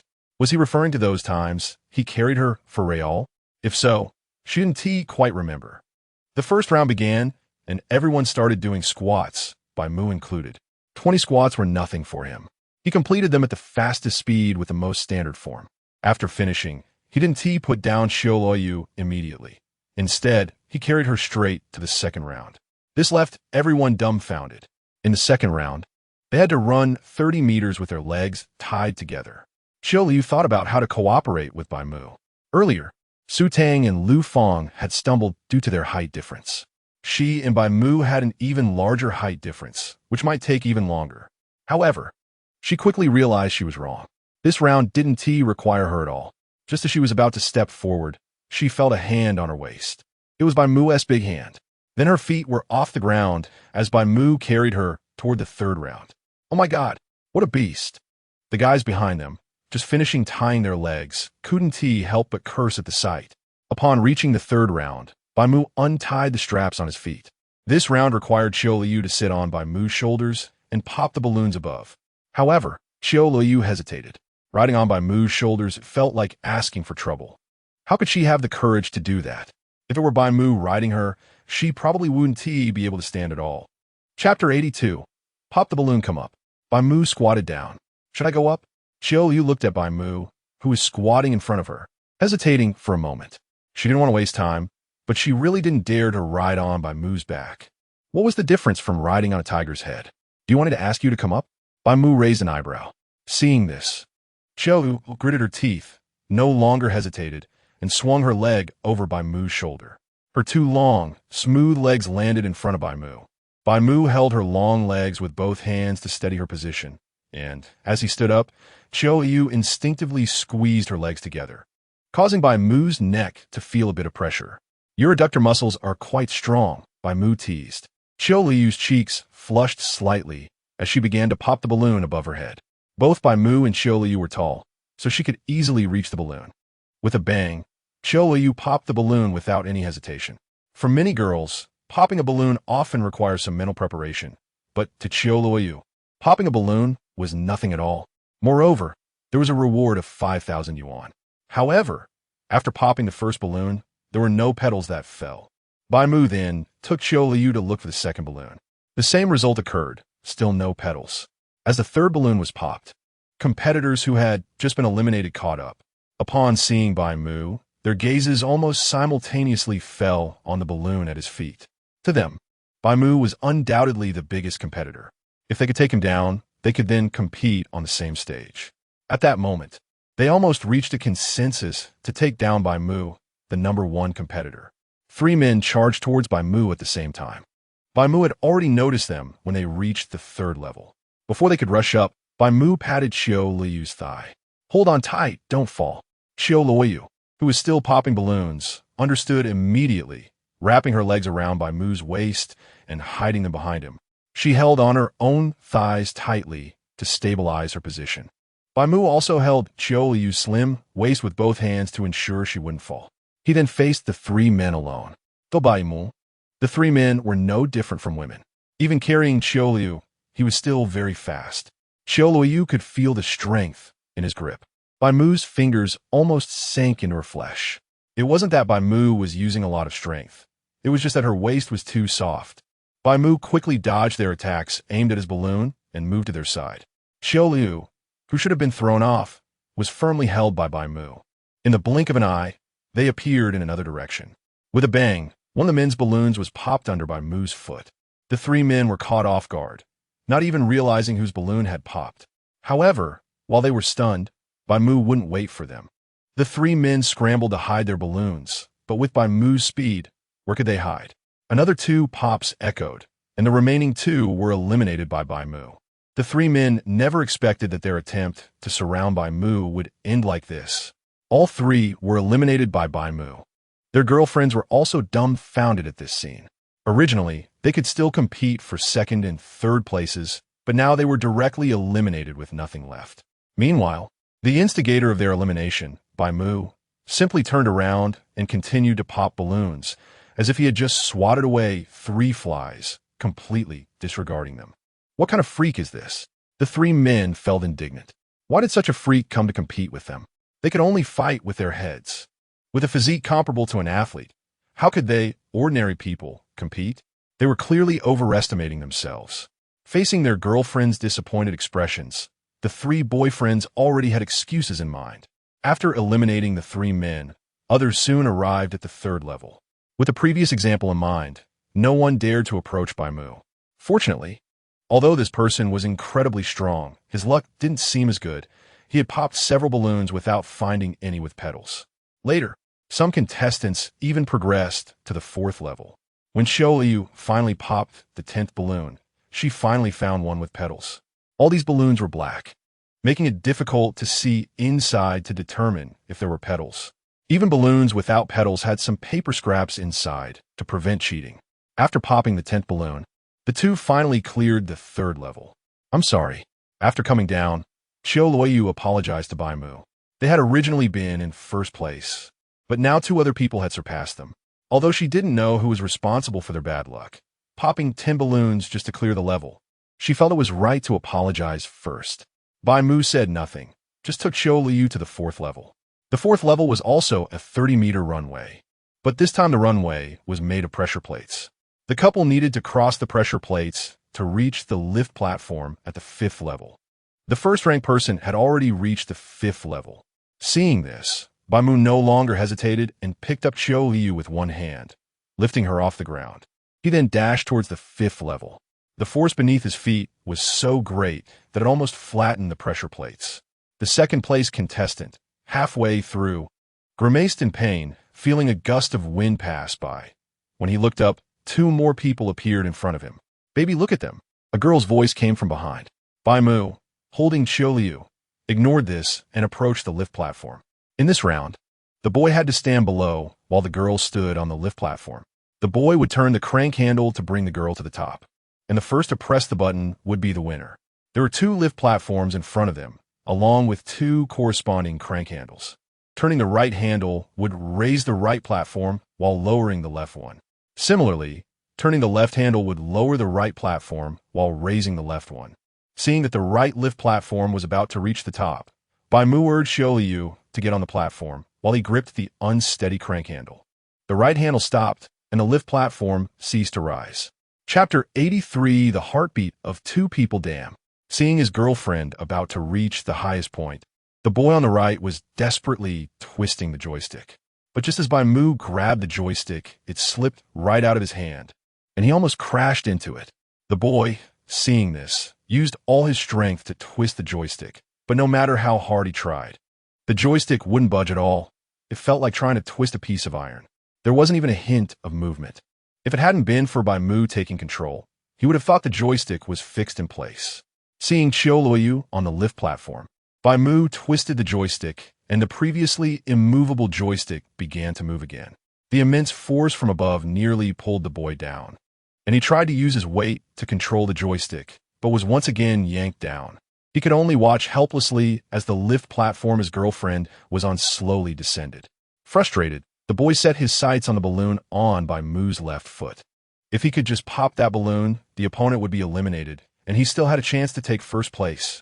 With that thought, he charged at Bai Mu, who was calmly shaking the joystick, and sidestepped without changing his expression. The boy missed completely. Bai Mu let out a cold laugh and accurately stepped on the balloon next to his foot, with the sound of the balloon bursting. The boy and his girlfriend were eliminated. The boy lay on the ground, tears of regret streaming down his face. Now he had no chance of even coming in second. Qiu Luoyu successfully reached the top and pressed the button for first place. They had successfully secured the first position. Seeing this scene, Su Tang and the audience cheered. "Sister Qiu, you're amazing." After picking Qiu Luoyu up from the lift platform, Bai Mu asked her, "How does it feel to get first place?" Qiu Luoyu covered her chest, still unable to recover from the excitement of just now. "Pretty good," she replied honestly. Bai Mu pinched her cheek. "As long as you listen to me, there will be many more opportunities like this in the future." Qiu Luoyu looked at him, her eyes flickering. She felt that Bai Mu wasn't just making empty promises. If she listened well, maybe Bai Mu would really treat her better. Regardless of whether Bai Mu was being impulsive or sincere, at least compared to before, her life was definitely much better now. At least she no longer had to face Bai Mu's cold gaze or suffer his harm and insults. Nowadays, Bai Mu was still fierce in tone sometimes, but generally treated her quite gently. Qiu Luoyu took the initiative to hold Bai Mu's hand, her head lowered, lost in thought. After collecting their prize and stepping out, Su Tang immediately congratulated them. "Sister Qiu, you're fantastic. You really succeeded in the challenge." Su Tang excitedly hugged Qiu Luoyu's arm, feeling as if she had won first place herself. With 5,000 yuan in hand, Qiu Luoyu was in a good mood. "It's all thanks to my husband. I didn't do much." She glanced at Bai Mu beside her. Without Bai Mu, she would never have been able to take first place. In other words, no matter who Bai Mu partnered with, they would be able to win first. Su Tang naturally noticed Bai Mu's performance earlier. It was simply extraordinary. Even as an outsider, she found Bai Mu's speed terrifying. During the final round on the lift platform, their competitor had been directly pulled down by the joystick, showcasing Bai Mu's incredible strength. Just moments ago, many people in the crowd were discussing how exaggerated it was.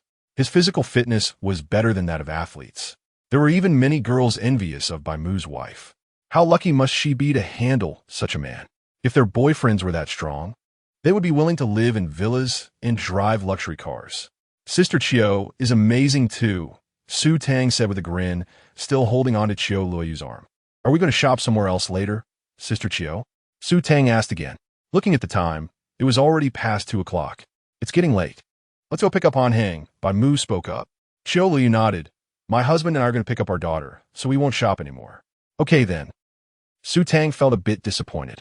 After bidding farewell to Su Tang, Qiu Luoyu returned to the parking area with Bai Mu. It would take half an hour to get to the villa where, Bai Qiu Han's classmate lived. If they waited a bit longer, it would take even longer during rush hour. Is it too early to pick up Han Heng? Qiu Luoyu asked as she looked at the time in the car. Even if they arrived, it would only be a little after 3, and she wanted her daughter to spend more time with her classmate. As it was rare for Han Heng to visit, Bai Mu acknowledged, It is indeed too early. Let's find a place to rest first. Going home? It would take an hour to drive back from here. No, let's just find a hotel to rest for a bit, Bai Mu said with a meaningful smile. Qiu Luoyu opened her mouth. Did you just think of this? One could say so. Bai Mu did not deny it. Qiu Luoyu pressed her lips together and fell silent. Bai Mu had brought Qiu Luoyu out today with the intention of spending time alone together, but they just happened to run into Su Tang and her boyfriend. The mention of picking up their daughter was merely an excuse. Just for sleeping? What do you think? How would she know? I started my period today. Doesn't matter. Is there any water? Free water? Bai Mu picked up a bottle of mineral water from the coffee table in the room, twisted the cap off, and handed it to Qiu Luoyu. After taking a couple of big sips, Qiu Luoyu finally felt much better. How do you feel?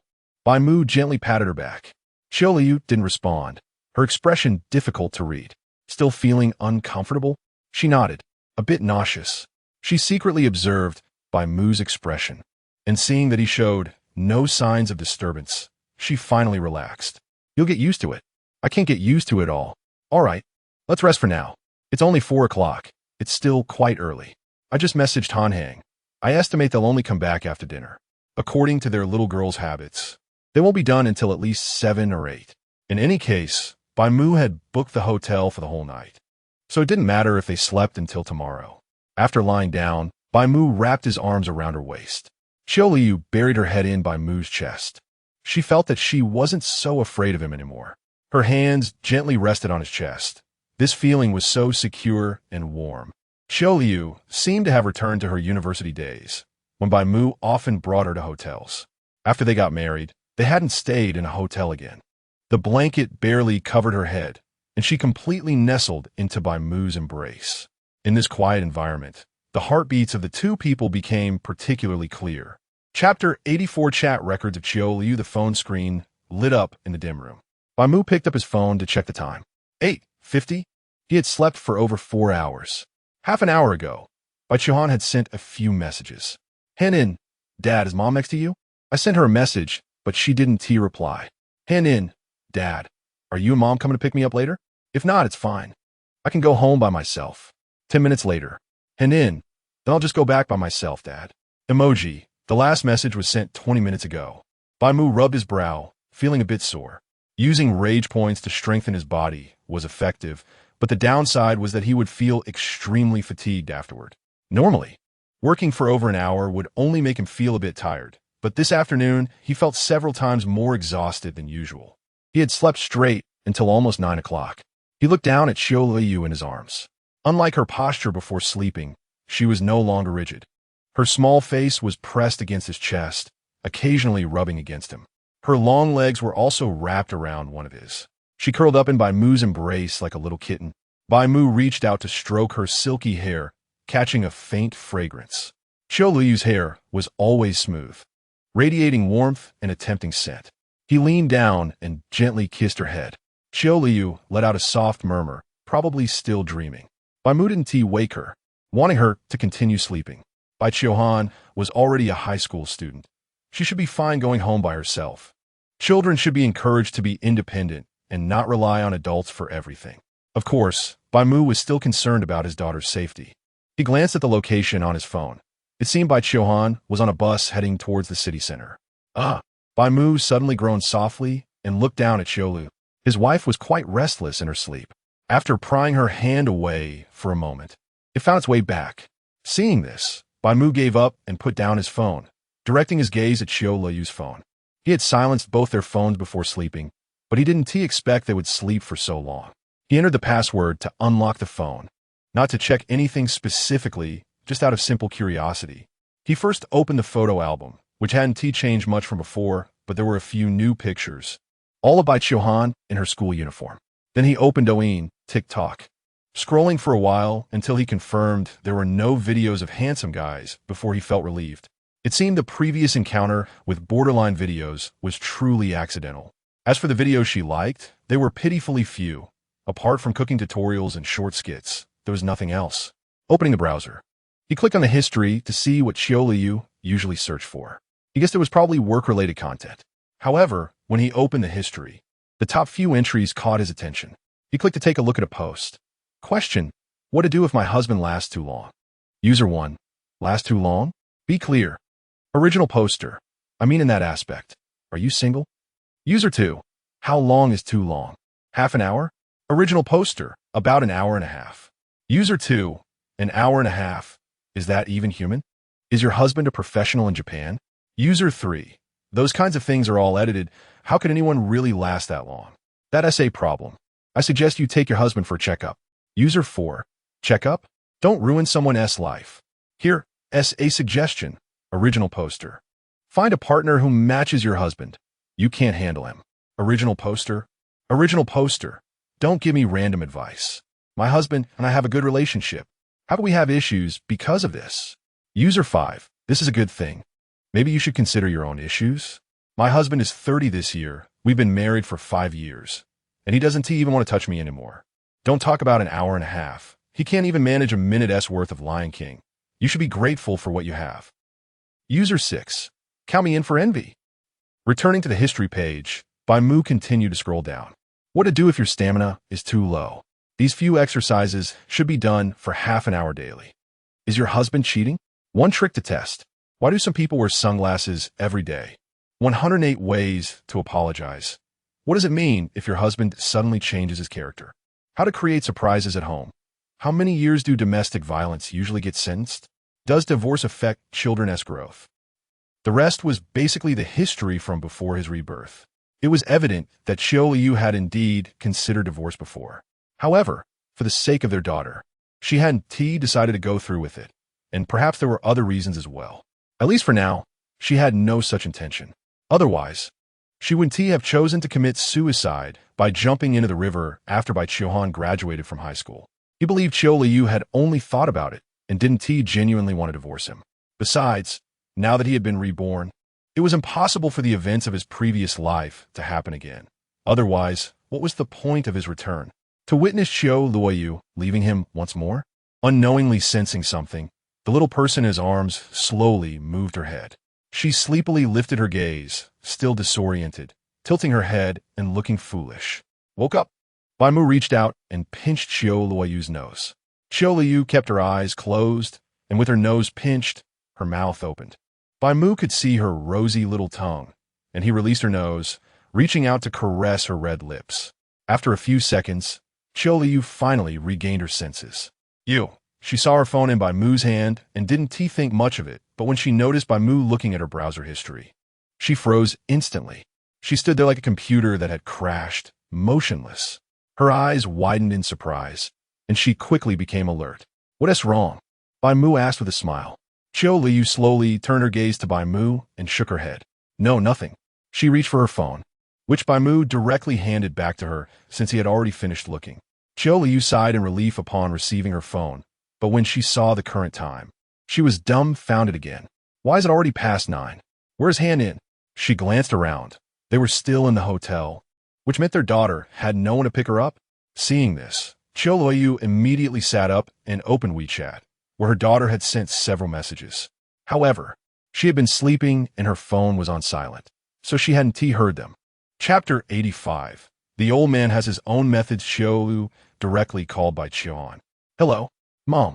After the call connected, Qiu Luoyu heard the broadcast in the bus and her daughter's voice, which made her breathe a sigh of relief. And where are you now? I was sleeping and didn't see your WeChat message. Oh, I'm almost at the city center now. Bai Mu glanced at the bus stops inside. Okay, be sure to pay attention to safety. Your dad, and I will pick you up later. Really? Bai Qiuhan's face lit up with joy. Send me a message when you arrive. Yay. After hanging up the phone, Qiu Luoyu patted her chest. She had planned to sleep for a while and then go pick up her daughter, but she didn't expect to sleep until 9 o'clock. To be honest, even after such a long sleep, she still didn't feel fully rested. It was just too comfortable. This nap was even better than before, and if she could, she would want to continue sleeping, but right now, picking up her daughter was the most important thing. She turned back to look at Bai Mu, who was propping himself up on one hand, looking at her with a hint of a smile in his eyes. Qiu Luoyu glanced at herself. She didn't know when her clothes had come off, and she was only wearing a pair of underwear on her lower half. In the past, she would wear pajamas when sleeping at home, but it seemed that Bai Mu had taken them off while she was asleep. She opened her mouth and slightly covered herself with the quilt. Old couple still shy? Bai Mu pulled the quilt away and also pulled Qiu Luoyu down. Because Qiu Luoyu was sitting, the cold air rushed into the quilt, but once she lay down, her body warmed up again, being held in by Mu's arms. Qiu Luoyu felt her heart unconsciously speed up. Can we go pick up Henin later? Qiu Luoyu asked, as when she agreed to her daughter. She hadn't consulted Bai Mu's opinion. She didn't know if Bai Mu was willing to go out to pick up their daughter. Let us lie down for 5 more minutes first. Bai Mu wrapped his arms around Qiu Luoyu's soft waist, with her skin pressed against Bai Mu's warm body. Qiu Luoyu's face unconsciously flushed. Bai Mu was definitely not gentle in some aspects. At least right now, when he held her, he was using quite a bit of strength, making her soft waist feel like it was about to be squeezed. On the bus, Bai Qiuhan was sitting in her seat, and the bus was packed with people. Even though it was the last bus, there were still many people on board. In front of her stood a young man, and in the crowded bus, it was common for collisions to happen while swaying back and forth. The young man had a stern expression, one hand gripping the handrail while the other hand was propped against the side. If anyone leaned this way, his arm would block them, but it could be seen that his arm was bandaged, indicating he had just been injured. Brother, why don't you sit for a while? Bai Qiuhan looked up at the young man, who had beads of cold sweat forming on his forehead. Most of the people on the bus were elderly, seemingly returning from some activity. Those without seats had to stand, and because of their age, they couldn't stand steadily. As the bus jolted, they swayed back and forth. If Xie Chun hadn't blocked them, the elderly man beside him would have likely bumped directly into Bai Qiuhan. Xie Chun shook his head. You sit down. I don't need it. Okay. Bai Qiuhan saw how determined Xie Chun was and didn't say anything more. To be honest, she hadn't expected to encounter this brother again. About 20 minutes ago, Xie Chun had boarded the bus at a certain stop but hadn't brought any coins, and his phone was dead, so he couldn't pay, since the place he currently lived was far from where he had boarded. Taking the bus was the most economical option. He hadn't been able to pay before his phone died, and, in the end, it was Bai Qiuhan who recognized him and paid for him, allowing him to get on the bus. There were no seats left for him, so he stood beside Bai Qiuhan. He told Bai Qiuhan his name and left his phone number, promising to transfer her the money once he got home and charge his phone. Bai Qiuhan certainly wouldn't accept it. After all, Xie Chun had saved her life yesterday. How could she possibly quibble over $2 with her savior? Moreover, logically speaking, she should bear the medical expenses he incurred due to his injury. After adding each other as friends later, she should actually transfer the medical expenses to him. As more and more people boarded, the bus became increasingly crowded. Many young people who were sitting stood up to give their seats to the elderly. Bai Qiuhan originally planned to give up her seat too, but when the elderly man beside Xie Chun saw other young people giving up their seats, he started to make sarcastic remarks since Bai Qiuhan hadn't done the same. Nowadays, the young people are quite sensible, knowing to respect the elderly and cherish the young, but there are always a few rotten apples that spoil the whole barrel. Knowing that the elderly can't stand well, they still want to lift their noble but to give me a seat. His voice wasn't too loud, but just enough for those around to hear. Everyone turned to look over this way, and they all knew who the old man was referring to, besides Bai Qiuhan. Who else could it be? However, no one was willing to meddle in other people's affairs. As soon as Bai Qiuhan stood up, hearing the old man's words made her cheeks flush with embarrassment. For a moment, she didn't know whether she should give up her seat or not. Seeing Bai Qiuhan stand up, the old man reached out to push her aside to sit down, fearing that someone would take the seat away. However, Xie Chun blocked his hand and pressed Bai Qiuhan back down. Just sit tight. No need to give your seat to someone like this. Xie Chen's voice was steady, instantly shifting the focus from Bai Qiu to himself. The old man, seeing Xie Chen holding his hand, widened his eyes. What is wrong with you, young man? She wants to give up her seat, and you're managing it? Are you trying to snatch my seat? The old man's voice suddenly rose, attracting the attention of other passengers behind. Xie Chen didn't speak, just cast a glance at the old man, and then let go of his hand. He didn't want to make trouble. After all, he couldn't afford to mess with an old person, nor could he afford the consequences. Seeing that Xie Chen didn't say anything, the old man felt emboldened and immediately began to scold him, pointing at Xie Chen's face. Many of the words were unpleasant, but Xie Chen treated them all as if they were just the wind passing by, keeping his gaze fixed on the window. The old man scolded for quite a while, and seeing that Xie Chen ignored him, he soon ran out of things to say. After that, every time the bus jolted, he would deliberately bump into Xie Chen's injured arm. Knowing that Xie Chen's arm was hurt, he put all his strength into it, gritting his teeth as he slammed into it. Xie Chen remained silent. The old man was sure that Xie Chen wouldn't dodge. After all, if he did, then the young girl sitting would suffer. He was an old man, and old men have their own ways. Even if he really bumped into someone, so what? Young people should give way to the elderly. Chapter 86 Arrival at Boyun Road. Xie Chen's arm was injured, and you could tell from his expression that it was quite serious. Bai Qiu, seeing this, couldn't stand it any longer. She frowned and said to the old man, who kept bumping into Xie Chen, "Sir, could you please stop deliberately bumping into people? Just because you're old doesn't mean you're right. Can't you see my friend is hurt?" The old man rolled his eyes, clearly disdainful. "What does his injury have to do with me? And this bus is shaking so much. Some people want to give me a seat. And I'm old with legs that aren't as nimble. What can I do?" The old man thought he was being reasonable and even egged on the people around him. "Isn't that right? This little girl is quite funny." Bai Qiu pouted, not expecting this old man to be so shameless. It was obvious he was doing it on purpose and just making excuses. He would only bump into people on one side. And when he bumped into someone, his eyes were as wide as copper bells, looking fierce enough to scare anyone. "If you bump into him again, we'll make you pay for his medical expenses," Bai Qiu said, lifting her chin and gathering her courage. However, the old man was not afraid of this little girl at all. "If you're so worried, why don't you stand up and give him your seat instead of sitting there? Anyone can just talk." Bai Qiu felt very indignant upon hearing this. She stood up. "Say, you sit, I'll stand. If this old man bumps into me, I'll bump him back." Xie Chen shook his head. "Don't mind him. You can't win an argument with him." This kind of old man was the most annoying, always scolding young people from a moral high ground. The best way to deal with it was to ignore him. But being told off by the old man made Bai Qiu unwilling to sit down. She preferred to stand rather than be disgusted by this old man. Just when the old man thought he finally had a seat, Bai Qiu helped a very kind-looking old lady to a seat instead. "Grandma, please take a seat." The old lady looked to be in her 70s, with gray hair and unsteady legs. After being helped to a seat, she smiled kindly at Bai Qiu. "Good child, thank you," she praised while stroking Bai Qiu's hand.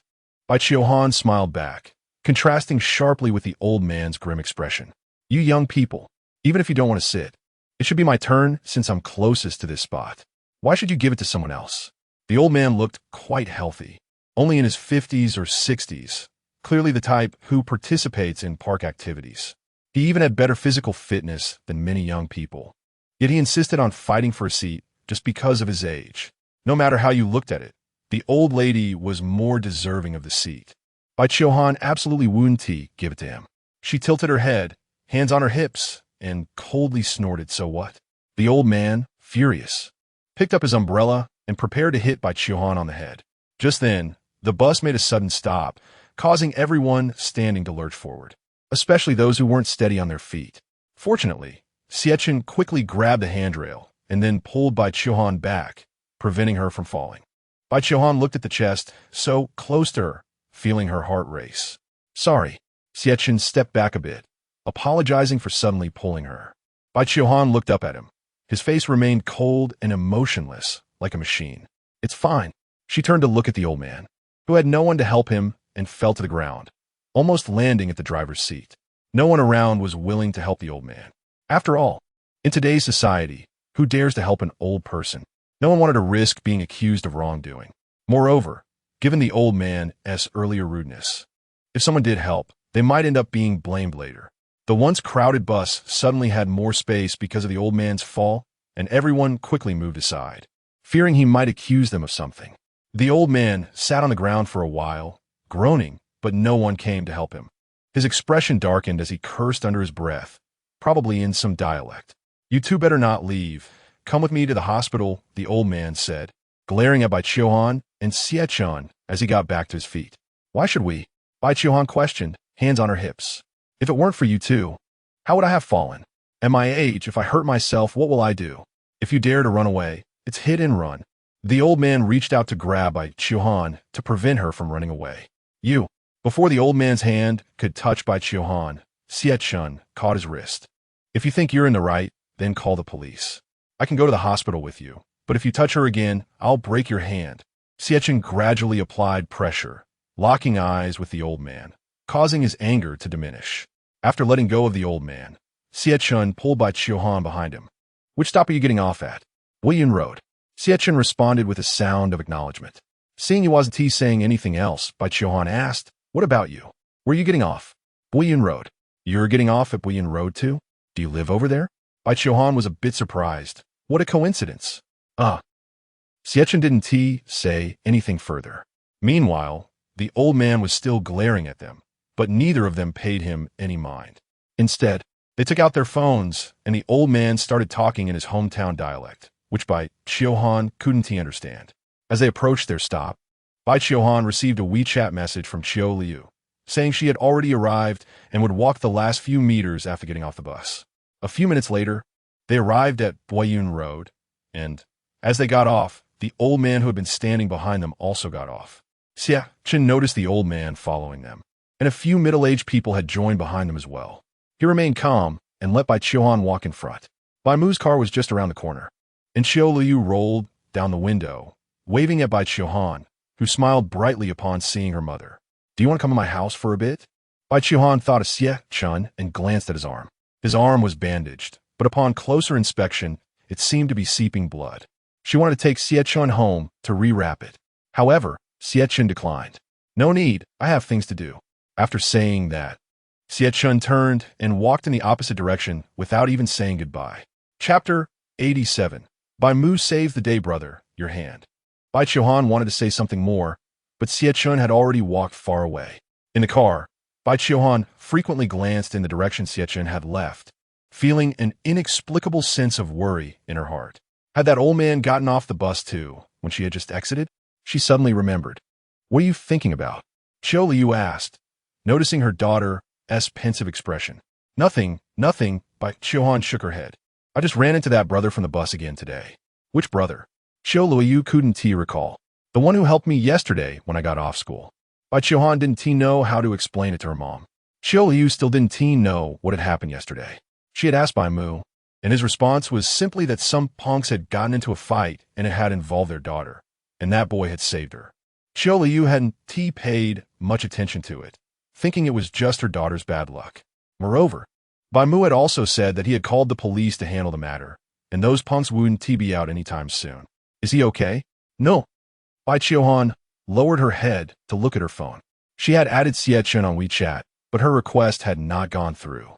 She recalled that his phone seemed to be out of battery, so she figured she would have to wait until he got home to charge it before he could accept her request.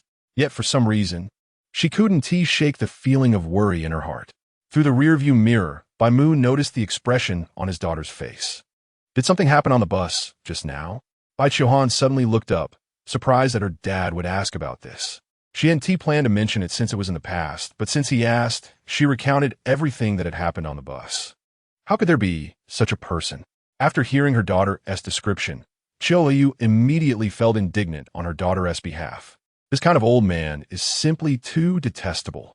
It's not that old people have turned bad, but rather that bad people have grown old. That saying is certainly true. Bai Mu didn't react much. Widened Road was very close to Widened community, and they arrived in just a few minutes. Once they reached the bottom of the apartment building, Bai Mu parked the car and told the mother and daughter to go upstairs first while he went back out. He didn't say where he was going, and Qiu Luoyu didn't ask. Bai Mu exited the community and returned to the previous location.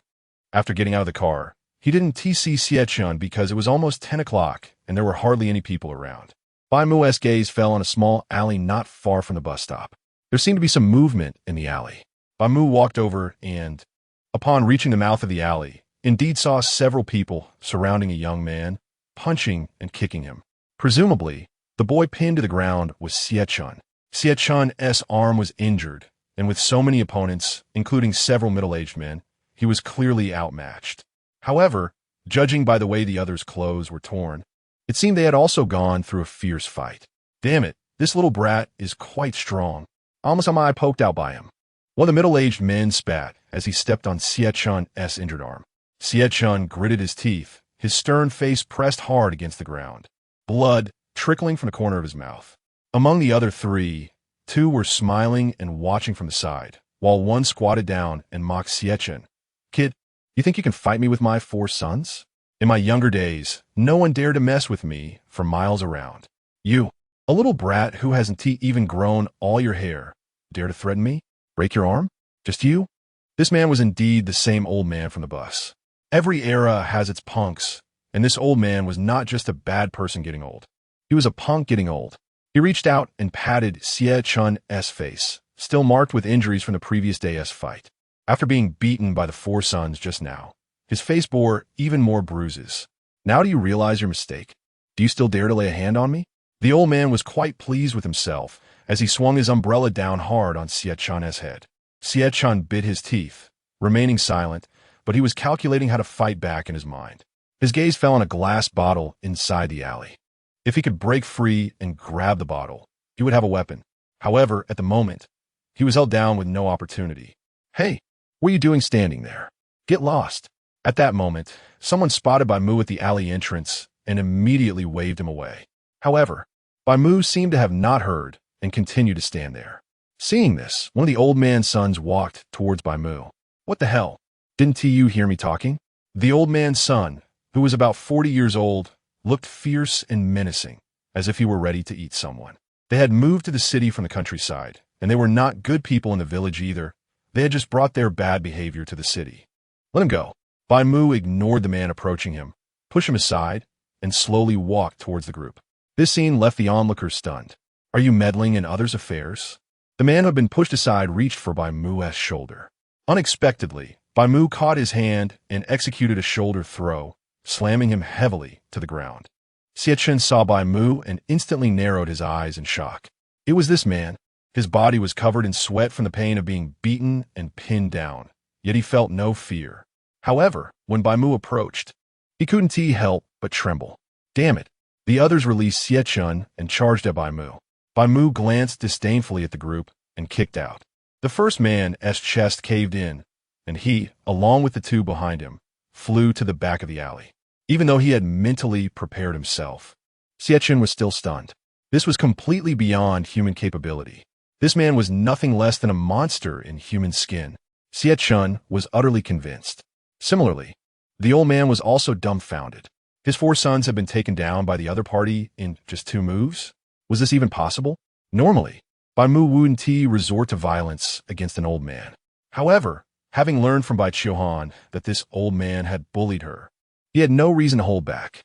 With a single slap, the old man was slammed against the wall, knocked unconscious. Bai Mu slowly walked up to Xiechun, looking down at him. Can you still stand up, kid? Bai Mu's deep voice was like a devil's whisper in Xiechun's ears, causing his heart to race uncontrollably. Fine beads of sweat trickled down his back. This was a fear that stemmed from his very genes. Chapter 88, about to overflow. In the dim light, Bai Mu's figure stretched out, appearing like a giant demon in Xiechun's eyes, making him dare not look up directly. In this deserted place, if the other party wanted to kill him, there would be no hesitation. Xiechun slowly stood up and met Bai Mu's gaze. He would not allow himself to lack the courage to look the other in the eye. Bai Mu stared at Xiechun's stubborn eyes and the cold sweat trickling down his forehead. A slight smirk appeared on his lips. After all, he was still an underage child. Achieving this level was already quite impressive. Bai Mu reached out and patted Xiechun on the shoulder. Xie Chun felt a heavy weight on his shoulder, as if he had been struck by a steel rod. This time he truly experienced the terrifying strength of the other party. Bai Mu had already exited the frenzied state, but his power had not completely faded. He glanced at the frenzy value in his mind, which was not decreasing but instead increasing. As expected, relying on active release and attacking others in this way was not feasible. Even if he consumed a lot this way, it would rebound quickly, rising far faster than the usual rate. Your name is Xie Chun. Yes. Your mother is Xie Lin. How do you know? Xie Chun frowned. Bai Mu did not explain and continued. You came back to Haishu this time for a man, right? Xie Chun fell silent, looking at the man before him in disbelief. What else do you know? Everything. If it were someone else saying this, he would definitely think the other was bragging. But the man before him felt completely different. He was absolutely not boasting. What do you want? Xie Chun asked. Since this man appeared here and knew all his information, he must have ulterior motives. His mother was seriously ill, and the purpose of bringing her back to Haishu was simply to see that man one last time. As long as she could see him one last time, his mother would have no regrets. I can let you see that man. Xie Chun's eyes flickered, feeling uncertain. Can you really let me see him? The man's identity and status were not simple. It wasn't easy to see him. Yes, but not now. Then what are your conditions? Xie Chun did not believe that the other would help him unconditionally. There were no such people in the world. I want you to obediently listen to me. Bai Mu's voice was very flat, but Xie Chun heard a hint of threat in it. I agree. Xie Chun did not think for long before agreeing. For him, his mother was the most important. Now that she was critically ill, he had only one wish, and as a son, he had to fulfill that wish. What he could offer was merely a worthless life. How could that compare to his mother? Bai Mu nodded in satisfaction. Good, when the time is right, I will inform you. After speaking, Bai Mu reached out and grabbed Xie Chun's arm, and Xie Chun immediately felt a sharp pain, as if something had been pressed into his body. Seeing Bai Mu finish speaking and prepare to leave, Xie Chun suddenly became anxious. Wait, when will the time be right? My mother might not last long. Don't worry, I will arrange it. The hospital will do everything possible to treat your mother. Xie Chun's mother was seriously ill due to excessive labor in her early years, resulting in severe physical damage. If money were spent, she could live another 2 or 3 years. However, from what the doctor said, Xie Chun's mother did not really want to continue living. In other words, she had already resigned herself to death, which was why her illness was so severe. The upheaval at Gu Group had only happened within the last few months. By then, Gu Weimin would definitely return from abroad, and he would seize the opportunity to acquire a large amount of Gu Group's shares. Bai Mu did not want to appear on the surface, so supporting someone to rise was also a good choice. Therefore, he set his sights on Xie Chun. Xie Chun looked at Bai Mu's back and then at his own arm. Just now, when the other person held him, he felt something pressed into his flesh. What could that be? Xie Chun did not dare to think too much, but it did not matter.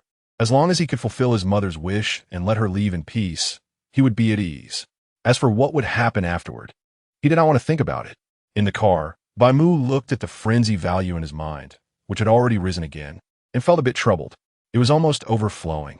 He hadn't consumed much when dealing with those few people earlier, but it had increased a lot instead. If he didn't find a way to eliminate it, it would probably explode in a day or two.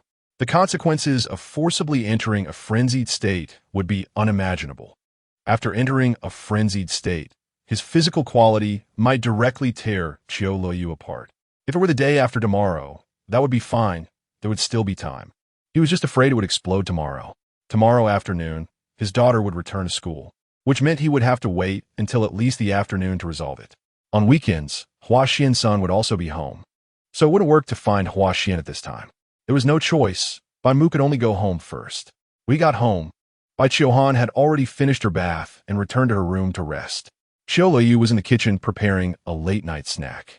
She and Bai Mu hadn't eaten dinner, so she was now preparing a late-night snack for both of them. Seeing Bai Mu return, Qiu Luoyu quickly brought over a bowl of steaming noodles. She handed him a pair of chopsticks, but Bai Mu did not take them. Instead, he gently rubbed Qiu Luoyu's cheek. Her fair and tender face looked as if it could be pinched and swollen with just a touch. Let us not eat yet. Let us go back to the room and get down to business. Qiu Luoyu frowned slightly. Henin is still at home, and we just... Not enough. Husband. Please just hold on for these 2 days, okay? Qiu Luoyu, in order to prevent their daughter from finding out, even took the initiative to act spoiled to appease Bai Mu. Seeing Qiu Luoyu's shy demeanor, the flames in Bai Mu's heart grew stronger. Are you trying to entice me to hold back or not hold back? Bai Mu asked, pinching Qiu Luoyu's face. If Qiu Luoyu kept talking like this, he would no longer care about so much. During this period, he felt he had been very gentle. After the week of Cold War, and then 3 days of team building, he had been holding back almost the entire time. If it weren't for Hua Xian, he would have lost control long ago. Seeing this, Bai Mu directly returned to the room, leaving the noodles on the table untouched. Qiu Luoyu watched Bai Mu's departing figure, feeling a bit at a loss. Why did it seem that he had become distant again after coming back? Did something happen? Or was he already tired of it? Qiu Luoyu lowered her gaze, a hint of disappointment unconsciously surfacing in her eyes. She thought it could last for a while, but she didn't expect it to end so quickly. Would she have to return to her previous life? Chapter 89. Qiu Luoyu dancing in the room. Qiu Luoyu walked out of the bathroom after taking a shower. The black silk nightgown accentuated her figure beautifully. She silently got into bed, lying next to Bai Mu, as a faint fragrance wafted into Bai Mu's nose. Qiu Luoyu closed her eyes, but her attention was on Bai Mu behind her. Has he really grown tired of her? He was so gentle this afternoon. Can a person really be so changeable? As she thought this, the man beside her began to move. A large hand wrapped around her waist, pulling her into his embrace. Feeling a sense of constraint, Qiu Luoyu turned her head. She was about to speak when Bai Mu sternly reprimanded her. Qiu Luoyu immediately shut her mouth, her body beginning to tremble. Indeed, he had grown tired of her and reverted to his old self. Even without doing anything, Qiu Luoyu could sense a restless energy emanating from Bai Mu. His breathing became rapid, a sign of his agitation reaching its peak. If she didn't comply with him at this moment, she would definitely be in for a beating. Why did you change into this nightgown? Bai Mu tugged at the silk nightgown on Qiu Luoyu, almost tearing the buttons off. I just wanted to wear it. You smell so good. Did you use perfume? Tonight, Qiu Luoyu was particularly fragrant. I got my period, and there was a bloody smell, so I used a stronger shower gel. Qiu Luoyu felt a bit lacking in confidence, shrinking back. Oh, is that the reason? Qiu Luoyu bit her lip, leaving a mark on her lips. However, the next moment, Bai Mu pinched her mouth shut. Why are you so nervous? Do you think I would do something to you? He pried her mouth open, preventing her from biting her lip, gently stroking Qiu Luoyu's red lips, which were full of elasticity. Not nervous, just a bit unaccustomed, Qiu Luoyu explained. Unaccustomed? What have you gotten used to these days? Bai Mu laughed, his tone teasing. Qiu Luoyu remained silent, subtly creating distance between them. However, Bai Mu pulled her back again. I still have an account to settle with you today. Account? What account? Qiu Luoyu was taken aback. She seemingly couldn't remember any account. I saw your chat records. You want to divorce me? You even want to send me away? Bai Mu questioned. Qiu Luoyu's face turned pale. No. She didn't dare to speak anymore. That night, she saw Bai Mu browsing her phone's history and thought he hadn't noticed when he didn't explode. Now it seemed he hadn't wanted to explode then, but was saving it for tonight to confront her. Still trying to argue? Bai Mu snorted coldly, startling Qiu Luoyu. At this moment, Qiu Luoyu didn't dare to speak at all, only shrinking her head. Tell me, why did you search for these? Do you really have such thoughts? Or are you preparing to do it? Qiu Luoyu turned her head to see Bai Mu's serious expression. Her words felt like they were stuck in her throat, and her mind blanked, not knowing how to answer him. I was wrong. Could simply saying I was wrong make this go away? Bai Mu raised an eyebrow. Qiu Luoyu immediately lowered her head. Then, what should I do? What do you think? Bai Mu looked at Qiu Luoyu. Qiu Luoyu gritted her teeth, but I can't. She had already done what she was supposed to do in the afternoon. How could she do anything more? Have you learned the dance I asked you to? Bai Mu asked. Qiu Luoyu's expression stiffened. It was evident she hadn't learned it yet. Come on, dance for me to see. Bai Mu lightly raised his chin, signaling Qiu Luoyu to demonstrate. Qiu Luoyu opened her mouth. I haven't learned it yet. Let me see your progress. Bai Mu insisted on watching, leaving Qiu Luoyu with no choice. She took out her phone and watched the previous video again. She got out of bed and came to Bai Mu. I dance poorly. If it's poor, then practice. If 10 times isn't enough, then do it 100 times. Qiu Luoyu sniffed and nodded. As the music started, she began to dance to the rhythm she remembered. Qiu Luoyu had a good memory, so she grasped the beat well and remembered the movements clearly. The only shortcoming was that she couldn't let go. For some movements that required a larger swing, she simply skipped them, doing them half-heartedly. After finishing her dance, she immediately looked at Bai Mu. Seeing his dissatisfied expression, her heart sank. How do you think you danced? Qiu Luoyu lowered her head in reflection. Poorly. Where was it poor? You danced without emotion. Since you know that, why didn't you do it? Qiu Luoyu fell silent. She didn't like dancing. If she didn't like it, how could she have any emotions about it? If it was to please Bai Mu, she was even less willing.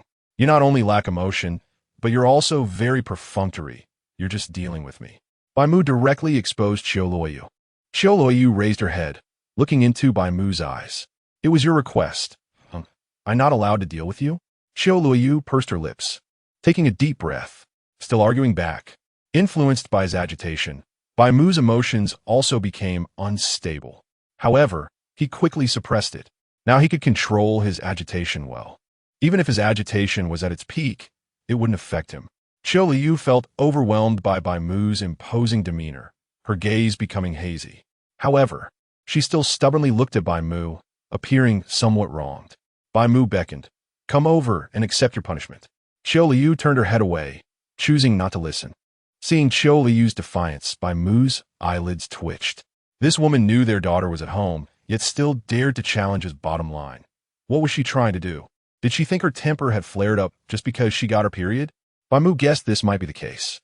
Seeing this, he didn't want to talk to Qiu Luoyu anymore, fearing it would only make him more agitated. When Qiu Luoyu noticed Bai Mu wasn't speaking, she got into bed and lay on the other side. For a moment, it felt like they were back in a Cold War, ignoring each other.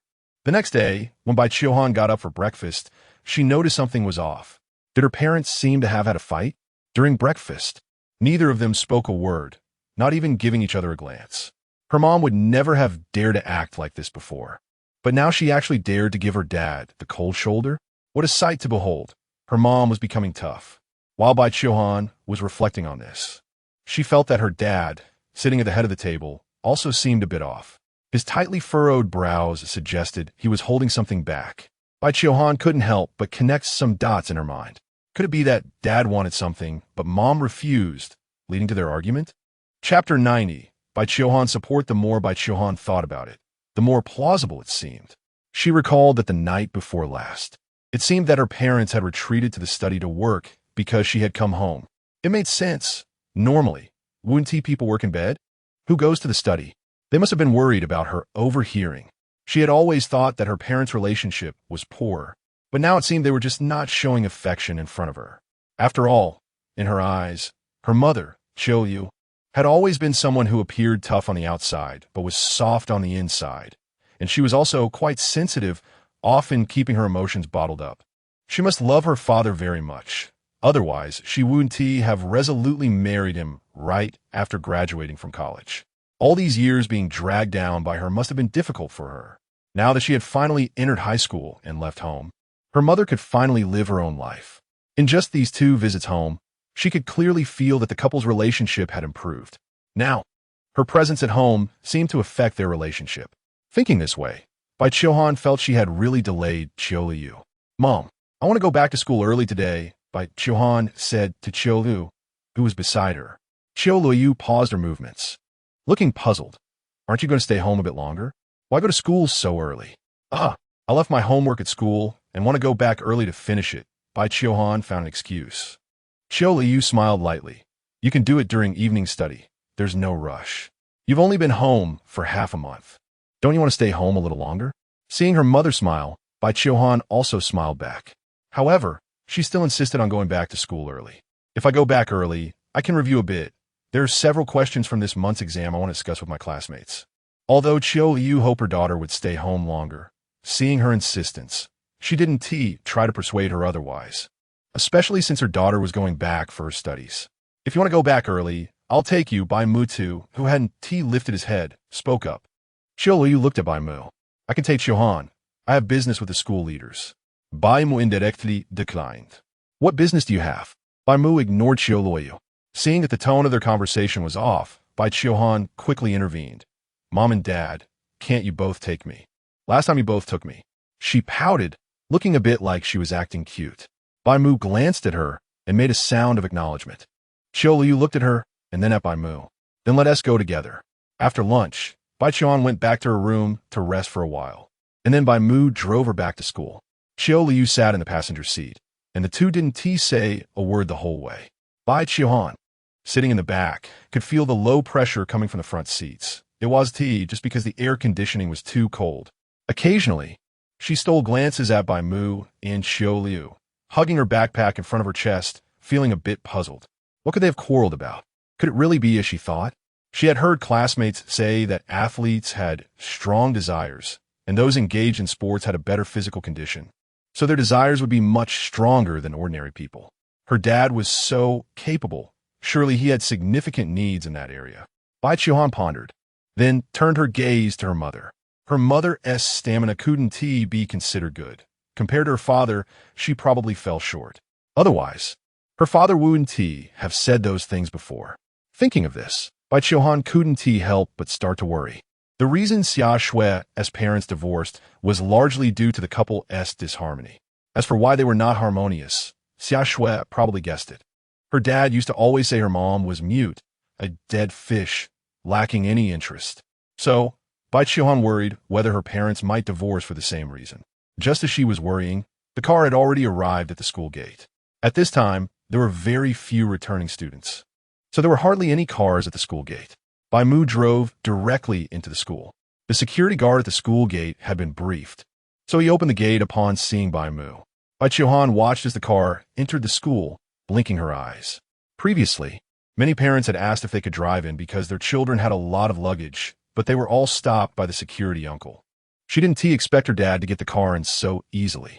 After parking the car in the school parking lot, Bai Mu got out. Qiuhan, wait here for a moment, he said to Qiu Luoyu. Huh? Mom, are you staying in the car? Bai Qiuhan was taken aback. Bai Mu looked at her. I'm mainly here to handle your matters, you know? Bai Qiuhan looked at Bai Mu's eyes and roughly understood something. She nodded repeatedly. Got it, Dad. Bai Mu acknowledged with a sound, then glanced at Qiu Luoyu. Because of what had happened last night, the two had resumed their Cold War. But hearing Bai Mu telling her to stay in the car, Qiu Luoyu didn't dare to argue. After all, Bai Mu must have his reasons, and there were some matters she didn't need to inquire about. However, she was a bit curious about what business Qiuhan had to handle. The fact that Bai Mu came specifically to resolve it indicated it was likely significant. Otherwise, he could just make a phone call to explain. There would be no need for him to come personally. Although curious, she didn't ask directly. Whether Bai Mu would tell her or not was one thing. He probably wouldn't share, especially since they were still in a Cold War. Dad, are we going straight to the principal's office? On the way, Bai Qiuhan felt Bai Mu pulling her hand, and seeing they were headed toward the principal's office, she asked, Yes, I'll handle this matter well, so don't worry. Bai Mu replied lightly, as if discussing something trivial. Bai Mu gave Bai Qiuhan the impression that he was there to deal with something inconsequential, providing her with a sense of security. Bai Qiuhan looked at Bai Mu with admiration in her eyes and nodded vigorously. She felt like she now had a strong backing. She wouldn't be bullied easily anymore. The two quickly arrived at the principal's office. Bai Mu pushed the door open. Inside, beside Zhao Linxiang and Secretary Wang, there were two other people. One of them was Jiang Yi, who had bullied Bai Qiuhan, and the woman next to her, who resembled her, was likely her mother, one of the school board members of Haisher No. 1 High School. Upon seeing Bai Mu enter, Zhao Linxiang instructed Secretary Wang to make tea. Xiao Bai, you're here. Bai Mu responded with a sound, his tone indifferent, seemingly reluctant to engage with Zhao Linxiang. Zhao Linxiang smiled, not minding, and invited Bai Mu to sit opposite him, handing him a cup of tea. Chapter 91. An eye for an eye. Bai Qiuhan, after all, is a student, and she felt a bit intimidated facing the school principal and secretary. When Bai Mu sat down, she hesitated whether to sit as well. Seeing Jiang Yi also sitting beside her mother, she followed suit. Her gaze met Jiang Yi's, who at that moment was no longer as arrogant as usual. In front of her mother, Jiang Yi looked like a little lamb, completely devoid of temper. Jiang Ro, her mother, had a blank expression, appearing rather unapproachable. Since everyone was here, let's talk. Jiang Ro spoke first. Bai Mu picked up the teacup in his hand, not drinking from it, but examining it for a moment. Then let out a cold laugh. Talk? Who are you talking to? He raised his head, a cold glint flashing in his eyes, and Jiang Ro frowned. Before she could question what Bai Mu meant, she saw his hand slowly tighten, and the ceramic teacup was crushed to pieces by him, hot tea flowing through his fingers. This scene stunned everyone present. Even Zhao Linxiang, who had long been trained by Bai Mu's father, was left speechless at this sight. Is it humanly possible to crush a ceramic teacup with bare hands?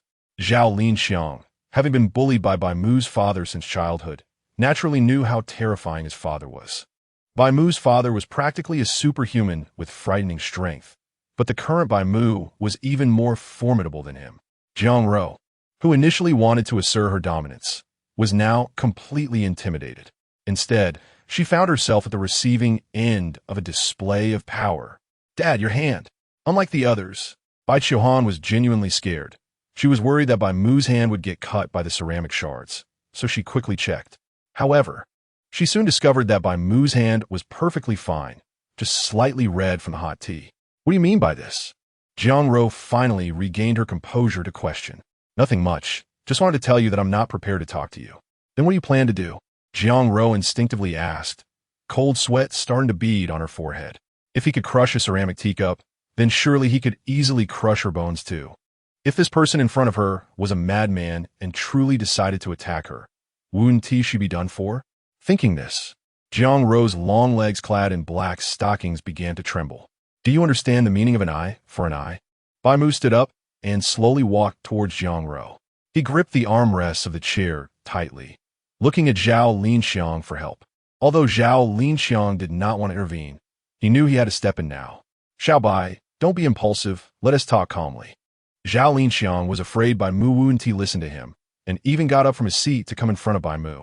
Bai Mu glanced at Zhao Linxiang and stopped. Seeing that Bai Mu did not approach any further, Jiang Ro let out a sigh of relief. Not just her. Even Jiang Yi beside her felt her heart relax.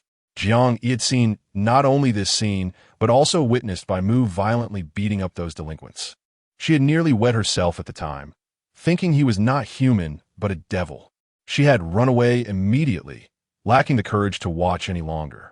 After returning home, she locked herself in her room, afraid to come out, and had nightmares that night. Later, when her mother Jiang Ro noticed something was off, she asked about it. At first, Jiang Yi didn't dare to say anything, but eventually, scared, she told Jiang Ro what happened. Jiang Ro didn't think much of it, but by coincidence, she received a message from Principal Zhao that a parent of the child bullied by her daughter wanted to talk, leading to the current situation. This is a society governed by law. If you hit someone, you could get arrested.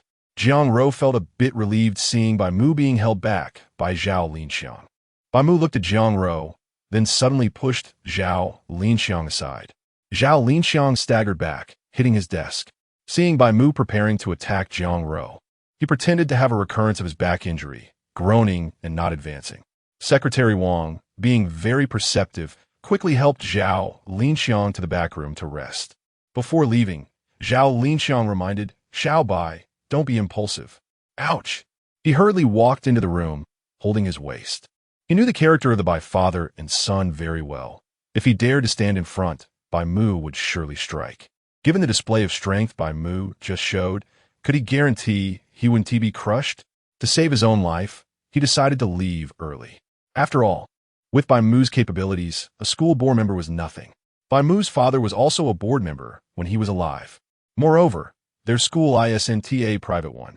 In private schools, board members might have higher status than the principal, but they're a public school. In public schools, board members are far lower in status than the principal. He didn't want to get involved in this mess. Seeing Zhao Linxiang run away, Jiang Ro panicked. You would really dare to hit me, would you? We can talk things over. Jiang Ro stood up, wanted to take her daughter away. But Bai Mu's large hand landed on her shoulder. It felt as though a massive stone was placed on her shoulder, causing her to sit back down. I said, I just want an eye for an eye. It's a very simple matter. Don't you understand?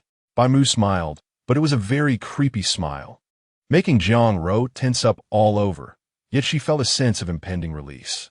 Bai Mu waved his hand, signaling Bai Qiuhan to come over. Bai Qiuhan hurriedly ran to her father's side. Tell me, How did she bully you? Bai Mu stroked Bai Qiuhan's head with one hand, his gaze landing on Jiang Yi beside Jiang Ro. At that moment, Jiang Yi didn't dare to look up at all, with her mother being held in check. She felt like a lamb waiting to be slaughtered, not daring to speak. If there was a hole below, she would want to crawl into it. Unfortunately, there wasn't tea. Bai Qiuhan didn't think too much and replied, "She slapped my face." As soon as she finished speaking, a loud slap echoed. The slap didn't land on Jiang Yi's face, but instead struck Jiang Ro's face. Jiang Ro's delicate face instantly swelled up. Her eyes were filled with disbelief. Why did she get hit? Of course, it wasn't he, just her. Bai Mu nodded at his daughter. You hit her back. Hearing her father's words, Bai Qiuhan gritted her teeth and reached out to hit Jiang Yi, but because Jiang Yi had her head down, the slap landed on her head. Lift your head. Again. Bai Mu's reprimand made Jiang Yi tremble and timidly raise her head, bringing her face closer. Slap. Chapter 92. Falling in love with this feeling Bai Qiuhan's palm struck Jiang Yi's face, leaving a clear mark. She looked at her hand, still feeling a bit numb, unable to believe she had actually hit someone and given the other person a slap. Did that mean she had become a bad kid now? Bai Qiuhan looked at Bai Mu, her eyes questioning whether what she did was right. Bai Mu nodded at her, offering encouragement. Bai Qiuhan, who had been somewhat worried, suddenly felt excited. She had not been blamed. Instead, she received encouragement from her father. If it had been her mother, she would have definitely scolded her. In contrast, Jiang Yi was now hanging her head, completely stripped of her previous arrogance, replaced instead by a pitiful appearance. However, Bai Qiuhan did not feel guilty upon seeing her like this. There must be something hateful about a pitiful person.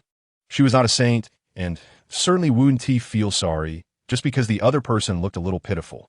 When Jiang Yi and her followers were bullying her earlier, did she ever think about such a consequence? Moreover, Jiang Yi's prohibition against bullying wasn't aimed solely at her. No one knew how many people she had bullied in private. Seeing her daughter being slapped, Jiang Ro dared not say a word, simply because the man in front of her was watching her intently. If she dared to speak, a loud slap would land on her face. But would she be safe by keeping silent? That was clearly impossible. At the moment their eyes met, Bai Mu unhesitatingly slapped Jiang Ro. The slap mark on her face mirrored the one on Jiang Yi's, leaving her stunned in her seat. She gripped her phone tightly, vowing that when she returned, this man would pay the price. Seeing the malice in Jiang Ro's eyes, Bai Mu didn't care. Your husband is an executive at an overseas company, right? Bai Mu spoke slowly, casually pulling out his phone. How do you know? Did you investigate me? Jiang Ro was somewhat surprised. Was she being background checked? Bai Mu chuckled lightly and held his phone out to Jiang Ro.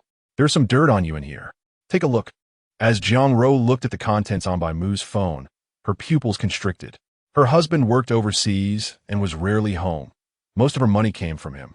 A woman in her 30s was in the prime of her life, so it was inevitable that she would have some thoughts when her husband was away. The dirt Bai Mu had collected was all about her keeping a male model. If her husband saw this, it would be disastrous. Are you trying to threaten me with this? Jiang Ro gritted her teeth. If looks could kill, she would have shot daggers at Bai Mu. Slap. Another loud slap echoed. Jiang Ro looked in shock at the chair beside her. Her face turned to the side from the force. What did you do wrong this time? Did she not get enough slaps? Do you want two more? Bai Mu sneered, still daring to glare at him. He switched off the phone and put it in his pocket. I'm not showing you this to threaten you. Then what do you want? Jiang Ro suppressed her anger. Now was not the time to be angry. She needed to find a way to appease the person in front of her and prevent him from leaking the photos. Bai Mu shook his head helplessly. How can you be so stupid?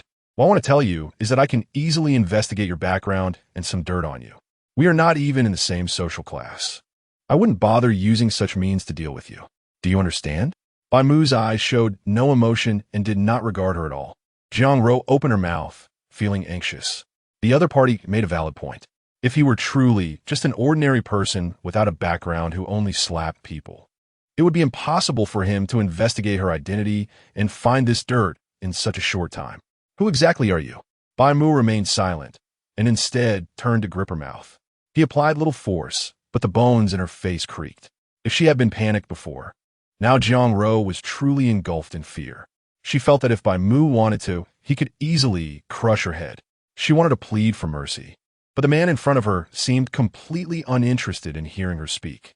Han, how else did she bully you? Bai Mu asked. Jiang Ro's gaze involuntarily fell on Bai Qiu. She looked at Bai Qiu with a pleading expression, hoping she wouldn't say anything more. Otherwise, she feared she would be hit again. It was one thing for her daughter to be hit, but she would also be caught in the crossfire. It wasn't that she didn't love her daughter. It was just that her father's strength was too great. Recalling the time in the restroom behind the playground when Jiang Yi had spat at her, Bai Qiu spoke without thinking. She spat at my face. Upon hearing his daughter's words, Bai Mu's expression darkened instantly. He slowly met Jiang Ro's gaze, and she shook her head frantically, her eyes filled with fear. Bai Mu sneered. He certainly wouldn't choose to reward Jiang Ro, but instead dislocated her jaw. A wave of intense pain hit her, and she couldn't stop her saliva from flowing out. She hurriedly covered her mouth, but it was futile. Bai Mu released Jiang Ro and moved in front of Jiang Yi. He wouldn't lay a hand on a child, but he wouldn't hold back against a child who bullied his daughter. However, since Bai Qiu was still there, he was worried about his daughter being influenced negatively. So he decided to accumulate some virtue for himself for now. If you dare to lay a hand on my daughter again, I'll find someone to deal with you. You find one person to bully my daughter, and I'll find 10. Do you understand? Yes, Jiang Yi was so frightened that she stuttered. Bai Mu took Bai Qiu out of the office, and she was still in a state of excitement. Bai Mu glanced at Bai Qiu. How do you feel? So good. Bai Qiu felt she had finally vented her anger. She now had her dad protecting her, no longer someone who could be bullied at will. With Jiang Yi's earlier demeanor, she would definitely have to lower her head when she saw her in the future. How could she dare to cause her trouble again? This feeling was simply too exhilarating. Bai Qiu giggled. She had never imagined that bullying others could feel like this. However, Bai Mu's large hand rested on her head. Unlike before this time, his hand was somewhat rough, messing up her hair. Today, I help you vent your anger because someone bullied you. They deserved it. But you must not fall in love with this feeling, understand? Chapter 93. Mania state, do you love this feeling? Bai Qiu was slightly taken aback. Love this feeling of hitting someone? How could she love such a feeling? She wasn't someone with violent tendencies, worried that her father might misunderstand. Bai Qiu quickly explained, No, Dad, I wouldn't like this feeling. It's just that I've been holding in this grievance for so long, and today I finally let it out. So it feels really good. The more she spoke, the quieter her voice became, and when she looked up at Bai Mu, her lips were all pouted. She was really afraid Bai Mu would think she was a bad girl. Bai Mu gently stroked her head. I'm not blaming you. I'm telling you not to become addicted to this feeling because it can really be addictive. Huh? Bai Qiu didn't quite understand. What feeling was he referring to?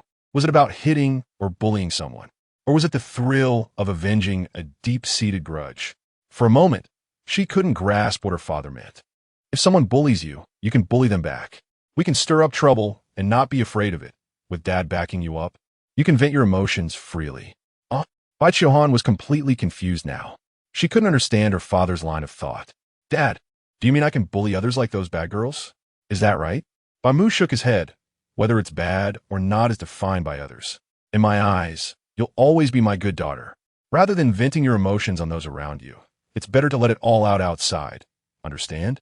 Bai Qiu didn't understand and shook her head. Seeing this, Bai Mu didn't explain further but continued to rub her head. You must tell Dad about anything that happens in the future. Dad will solve it for you. Instead of self-consuming, it's better to bother others. I will always be your support. Bai Qiu understood this part.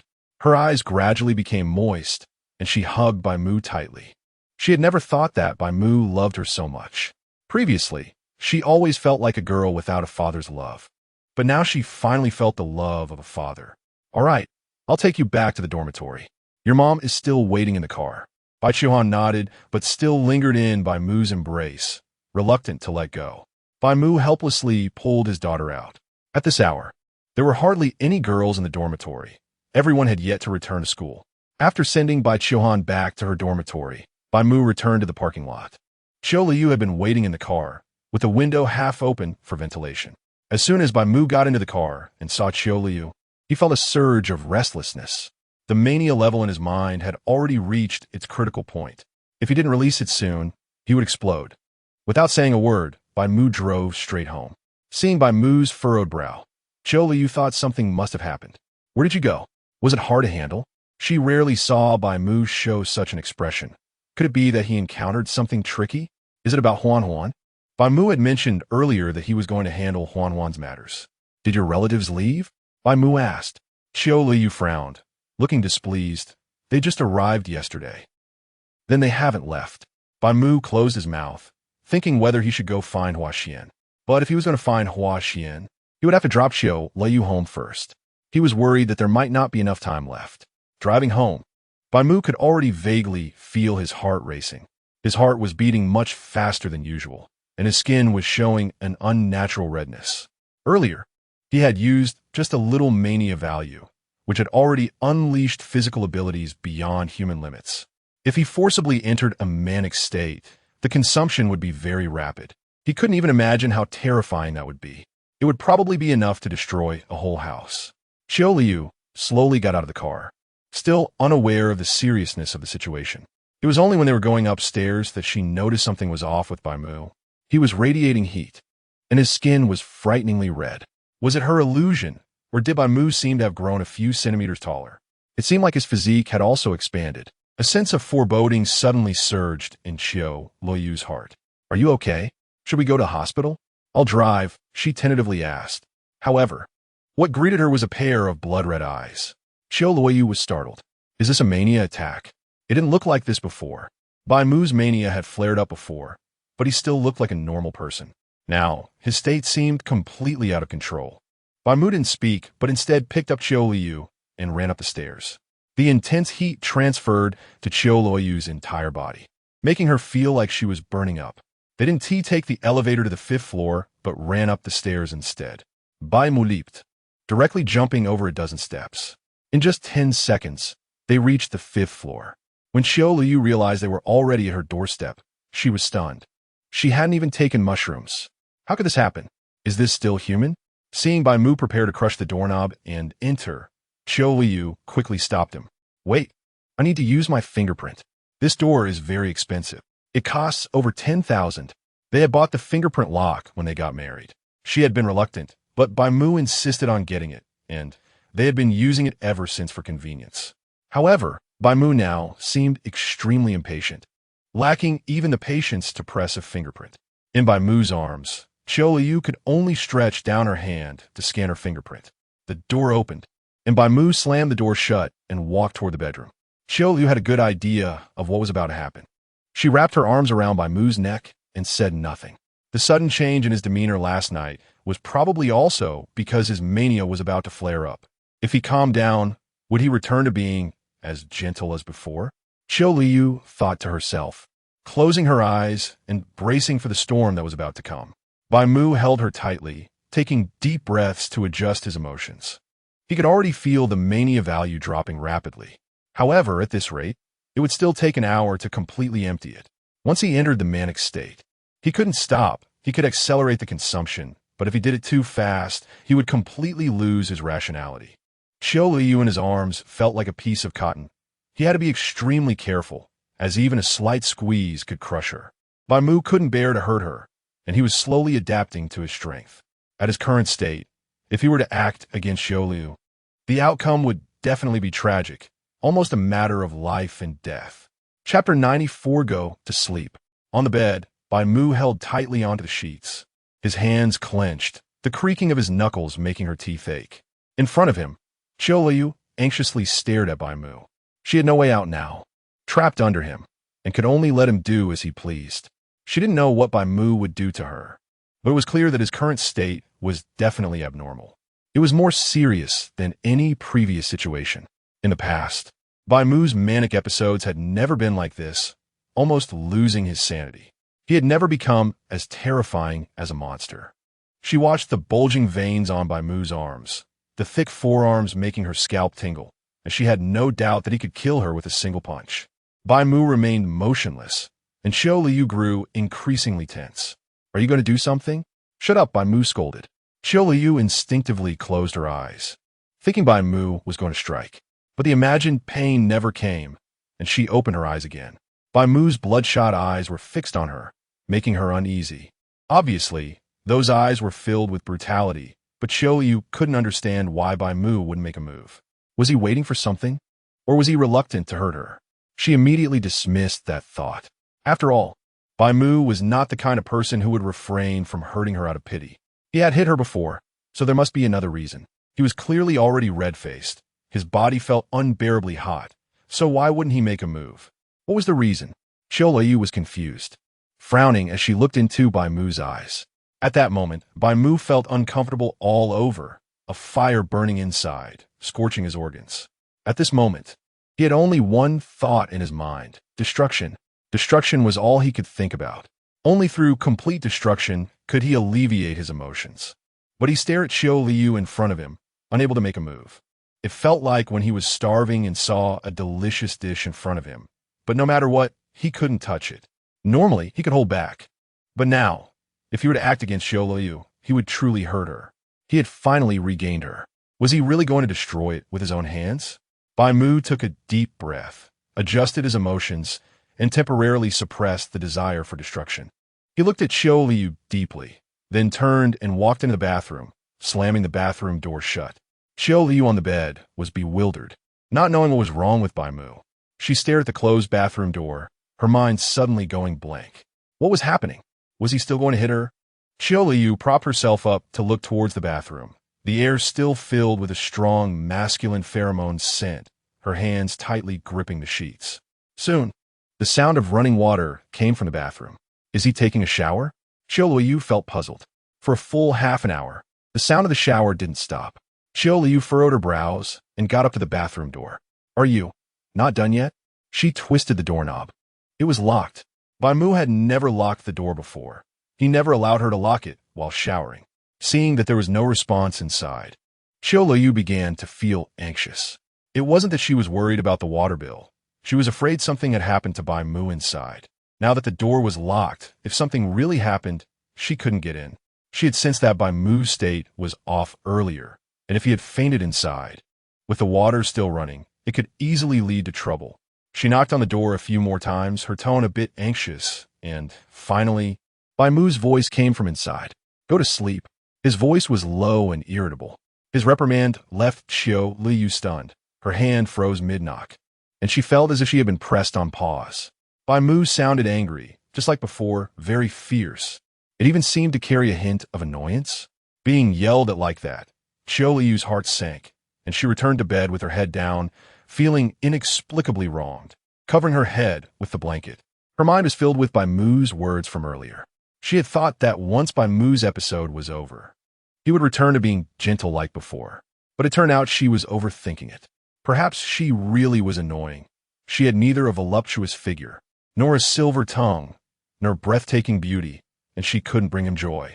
Maybe that was also the reason for his sudden change in attitude towards her after marriage. She had thought she really hated being bullied by Bai Mu, but unexpectedly, when he actually didn't bully her, she felt a sense of loss. She had lost her last value. The only way to make Bai Mu happy was gone. Thinking of this, Qiu Luoyu felt a chill all over, a coldness spreading from her heart. Later, she didn't even know how she fell asleep. In a half-asleep state, she felt as if Bai Mu had come out of the bathroom in the middle of the night. Then he held her and slept for a while. She wasn't sure if she was dreaming, but when she woke up in the morning, there was no one beside her, only an empty spot. The flat bed surface looked as if no one had slept there at all, and even the quilt had no warmth left. She didn't see Bai Mu in the living room or on the balcony. Checking the time, it was just past 6 in the morning. Had he gone out this early? Qiu Luoyu frowned. Bai Mu usually didn't get up this early. Today he was up unusually early. Recalling what had happened yesterday, she thought she would be in for a tough day and might need to take a day off. To her surprise, Bai Mu hadn't laid a finger on her at all. Although he had been fierce later on, every time Bai Mu had acted against her, he had scolded and humiliated her. So after a night of sleep, she had somewhat processed her emotions. That said, Qiu Luoyu also dismissed the idea of messaging Bai Mu to ask where he was. It wasn't until she arrived at the company at 9 o'clock that Qiu Luoyu finally saw Bai Mu disguised as Manager Mu. She didn't know if it was because he had just had his episode last night, but Bai Mu's disguise today seemed particularly clumsy. He usually at least put on some makeup, wore heels, and changed his voice. Today, he couldn't even be bothered to do his hair, simply wearing sunglasses, as if he was afraid she wouldn't recognize him. He wasn't even pretending anymore. If Bai Mu had looked like this from the start, she would have recognized him at a glance. "Good morning, Manager Mu." As Bai Mu passed by Qiu Luoyu's workstation, she greeted him. She wanted to see how Bai Mu was feeling, and she felt a bit hopeful. However, Bai Mu merely responded with a faint HM, then walked straight into his office. Watching Bai Mu's back, Qiu Luoyu fell silent for a moment. Bai Mu was so cold. Chapter 95. Is Bai Mu having an affair? Qiu Luoyu adjusted her emotions and prepared to start today's work. Since the last team-building event, the HR department had realized that their new manager, Mu, held Qiu Luoyu in high regard. As a result, many people began to list Qiu Luoyu as someone they should not offend. Consequently, her treatment within the department improved significantly. At least every time she got up to move around and encountered a member of the department, they would actively greet Qiu Luoyu. She didn't pay much attention to this, as she knew the reason behind these sudden changes. During lunch, the leader of the neighboring team wanted to invite her to eat together, but Qiu Luoyu declined. She had already made plans with Su Tang. In the cafeteria, the two sat across from each other, and Su Tang noticed Qiu Luoyu seemed distracted, so she quietly asked, "Sister Qiu, are you dealing with something? Do you want to talk about it?" Su Tang tentatively inquired, suggesting that if it was inconvenient to discuss, she wouldn't press further. If it was something she could discuss, she could also help Qiu Luoyu brainstorm ideas. Upon hearing Su Tang's words, Qiu Luoyu, who had been suppressing her feelings all night, bit her lip and nodded. "I do have something on my mind." She was uncertain whether to confide in Su Tang. "Then tell me, and I'll help you think it through," Su Tang said with a smile. Su Tang se met tat fa. And through their interactions, Qiu Luoyu was sure that she was a girl who could keep a secret. "Okay, but you must promise not to tell anyone else." "Don't worry, Sister Qiu, I'm very tight-lipped." Su Tang patted her chest in assurance. Qiu Luoyu nodded. "Actually, I'm just a bit confused." "What's wrong? Did you have a fight with your husband?" Su Tang's curious eyes could hardly hide her excitement. Qiu Luoyu pressed her lips together, pondering that it didn't quite feel like a fight. "No, but it does relate to him. It seems like he is not very interested in me anymore." "Oh, what do you mean?" Su Tang blinked and perked up her ears. Their voices were low enough that even people sitting at the adjacent table couldn't hear what they were discussing. "He used to do a lot of things for me, but over the past month, it has decreased significantly, and he doesn't seem as enthusiastic as before." Qiu Luoyu recalled Bai Mu's changes over the last month. Although he was still the same person and still capable, the frequency and intensity of his actions were far less than before. Su Tang stroked her chin and quickly understood what Qiu Luoyu was trying to express. After looking around to ensure no one was paying attention to them, she quietly asked, "Sister Qiu, do you think it could be that your husband is getting older and feeling a bit less capable?" Su Tang knew that Qiu Luoyu was already 29 this year, approaching 30. Her husband was definitely older than her, probably at least 30, although he seemed young and strong. Who could say for sure? Last time they went to the hot springs, Qiu said her husband was very capable, but who knew if that was just to save face? Qiu Luoyu frowned. Less capable? Considering Bai Mu's physical condition, which is better than average. That doesn't seem to fit. She seriously doubted whether Su Tang was thinking too far afield, but it was hard to explain. Whether it was about Bai Mu being abusive or any other aspect, it was difficult to address. So she shook her head. "It's not about being less capable." "You're mistaken." Su Tang responded with an "oh" when Qiu Luoyu denied it. "Since it's not about being less capable, then there's only one reason left. Could he be having an affair?" "Huh?" Qiu Luoyu was taken aback. "How could that be?" She denied it without a second thought. Seeing Qiu Luoyu suddenly get agitated, Su Tang quickly explained, "I was just joking, Sister Qiu. Don't get worked up. It was just a guess." She realized she had misspoken. Such things shouldn't be said lightly. If it weren't true, wouldn't she be sowing discord? If her words affected the couple's relationship, that would be a serious issue. Qiu Luoyu calmed herself down. Although she felt Bai Mu wouldn't cheat, she couldn't be blindly confident, could she? She believed she had no significant advantage that kept Bai Mu with her. If Bai Mu met a better woman, it wouldn't be impossible for him to leave her. Seeing Qiu Luoyu lost in thought, Su Tang raised her eyebrows. "Sister Qiu, you can't really believe my guess, right? I was just joking. Don't take it seriously." "Su Tang, tell me why you thought that." I just feel that way, Su Tang replied, feeling a bit stuck. But you must have some basis for it. What is your reasoning? Su Tang pouted. If I say it, you can't think I'm trying to sow discord. Qiu Luoyu nodded, seeing that Qiu Luoyu was so insistent. Su Tang had no choice but to speak. I always felt your husband didn't treat you well, and his attitude was off. Even when you went out to eat the other day, he didn't pay for you. It's one thing when you're dating, but you're already married, and he still keeps it so separate. Plus, I didn't see anything good about him. You listen to him so much, and the more you do that, the less he appreciates you. It's the same for both men and women, Sister Qiu. Is that all? Qiu Luoyu's expression didn't change. Just because others couldn't see Bai Mu's tenderness towards her didn't mean it didn't exist. She could feel it herself. Su Tang shook her head. My boyfriend says that if a guy has nothing to do all day, doesn't play games, fish, or have any way to pass the time, then it's easy for him to go out and chase women. Does your husband have any hobbies? None. Qiu Luoyu shook her head. If we're talking about hobbies, then it's only hitting her. But now he didn't even do that anymore. Then that's it. Your husband isn't interested in you right now, has nothing to do all day, has no hobbies, and has money. A man like that is the most likely to play around, Su Tang said seriously. Qiu Luoyu shook her head. He is not that kind of person. Qiu Luoyu knew Bai Mu's character well. Although he could be violent and unpleasant at times, he wouldn't go out and fool around. Didn't he turn down that supervisor named Su who came onto him last time? After so many years of marriage, Qiu Luoyu still had a certain level of confidence in Bai Mu. Seeing this, Su Tang didn't say much more. After all, she didn't know him well. She was just giving a reminder. The more she said, the more it would seem like she was trying to sow discord. Moreover, it was best for her not to interfere too much in Qiu Luoyu's family matters. What are you two talking about? At that moment, a familiar voice rang from behind Qiu Luoyu. The lively Su Tang's eyes lit up. Manager Mu. The person behind Qiu Luoyu was Bai Mu. Chapter 96. Who is better? The two of us? Qiu Luoyu turned her head and saw Bai Mu, surprise flashing in her eyes. Manager Mu. Bai Mu nodded, then placed the tray in his hand next to Qiu Luoyu's seat. Qiu Luoyu and Su Tang were sitting at a four-person table, with the adjacent seat empty. Since there were many seats in the restaurant, everyone was seated quite far apart. Today, Qiu Luoyu and Su Tang were at the regular employee section, and unexpectedly, they ran into Bai Mu. Was he specifically looking for her? Qiu Luoyu thought to herself. Do you mind if I sit here? Bai Mu asked Qiu Luoyu.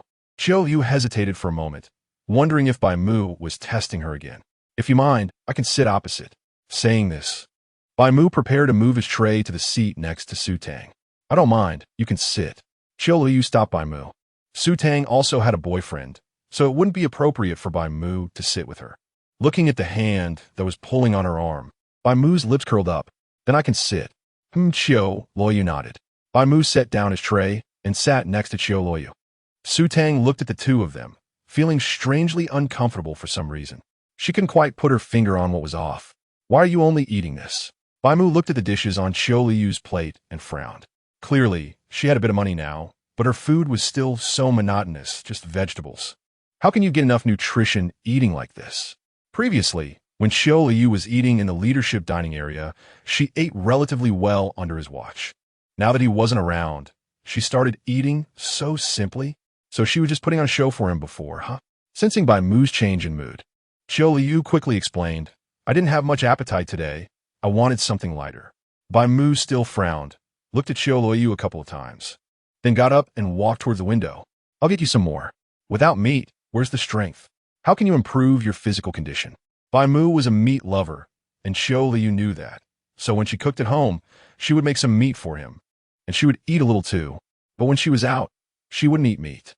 If it had been before, Bai Mu would definitely not have been so forceful today. After all, his disguised identity as Manager Mu was relatively gentle. Was Bai Mu not planning to pretend anymore? Or was he testing her to see if she recognized him? Qiu Luoyu found it somewhat difficult to read. Su Tang, on the other hand, became curious. Suya, what's the situation between you and Manager Mu? Su Tang leaned over and asked in a low voice, her face full of gossip expression. There's no situation. Qiu Luoyu ended Su Tang's curiosity with one sentence. Su Tang tilted her head, no longer asking. Soon Bai Mu came back. He brought 2 plates of meat dishes, 1 plate of minced meat steamed egg, and 1 plate of grilled steak. You have to finish these 2 plates, Bai Mu said to Qiu Luoyu in a commanding tone. Qiu Luoyu naturally nodded. The reason she had no appetite was mainly because of what happened last night, plus Bai Mu's indifference that morning. Now that Bai Mu took the initiative to come to her, didn't that mean that what happened last night was in the past? What were you talking about before I came? Bai Mu asked after sitting down. He was mainly looking at Su Tang across from him. Hearing Bai Mu's question, Qiu Luyu's heart tightened, and she immediately answered. Nothing, just some trivial matters.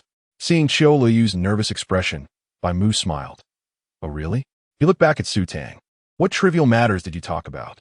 Su Tang, under Bai Mu's gaze, touched her face, her eyes rolling as she thought about how to answer Manager Mu. It was about my boyfriend. Su Tang suddenly brightened up. Oh, what's wrong with your boyfriend? He has a bit of kidney deficiency. Su Tang silently apologized to her boyfriend. As soon as this was said, Qiu Luoyu slowly looked at Bai Mu, who was also looking at her. Bai Mu asked Su Tang again, why did you tell Secretary Qiu this?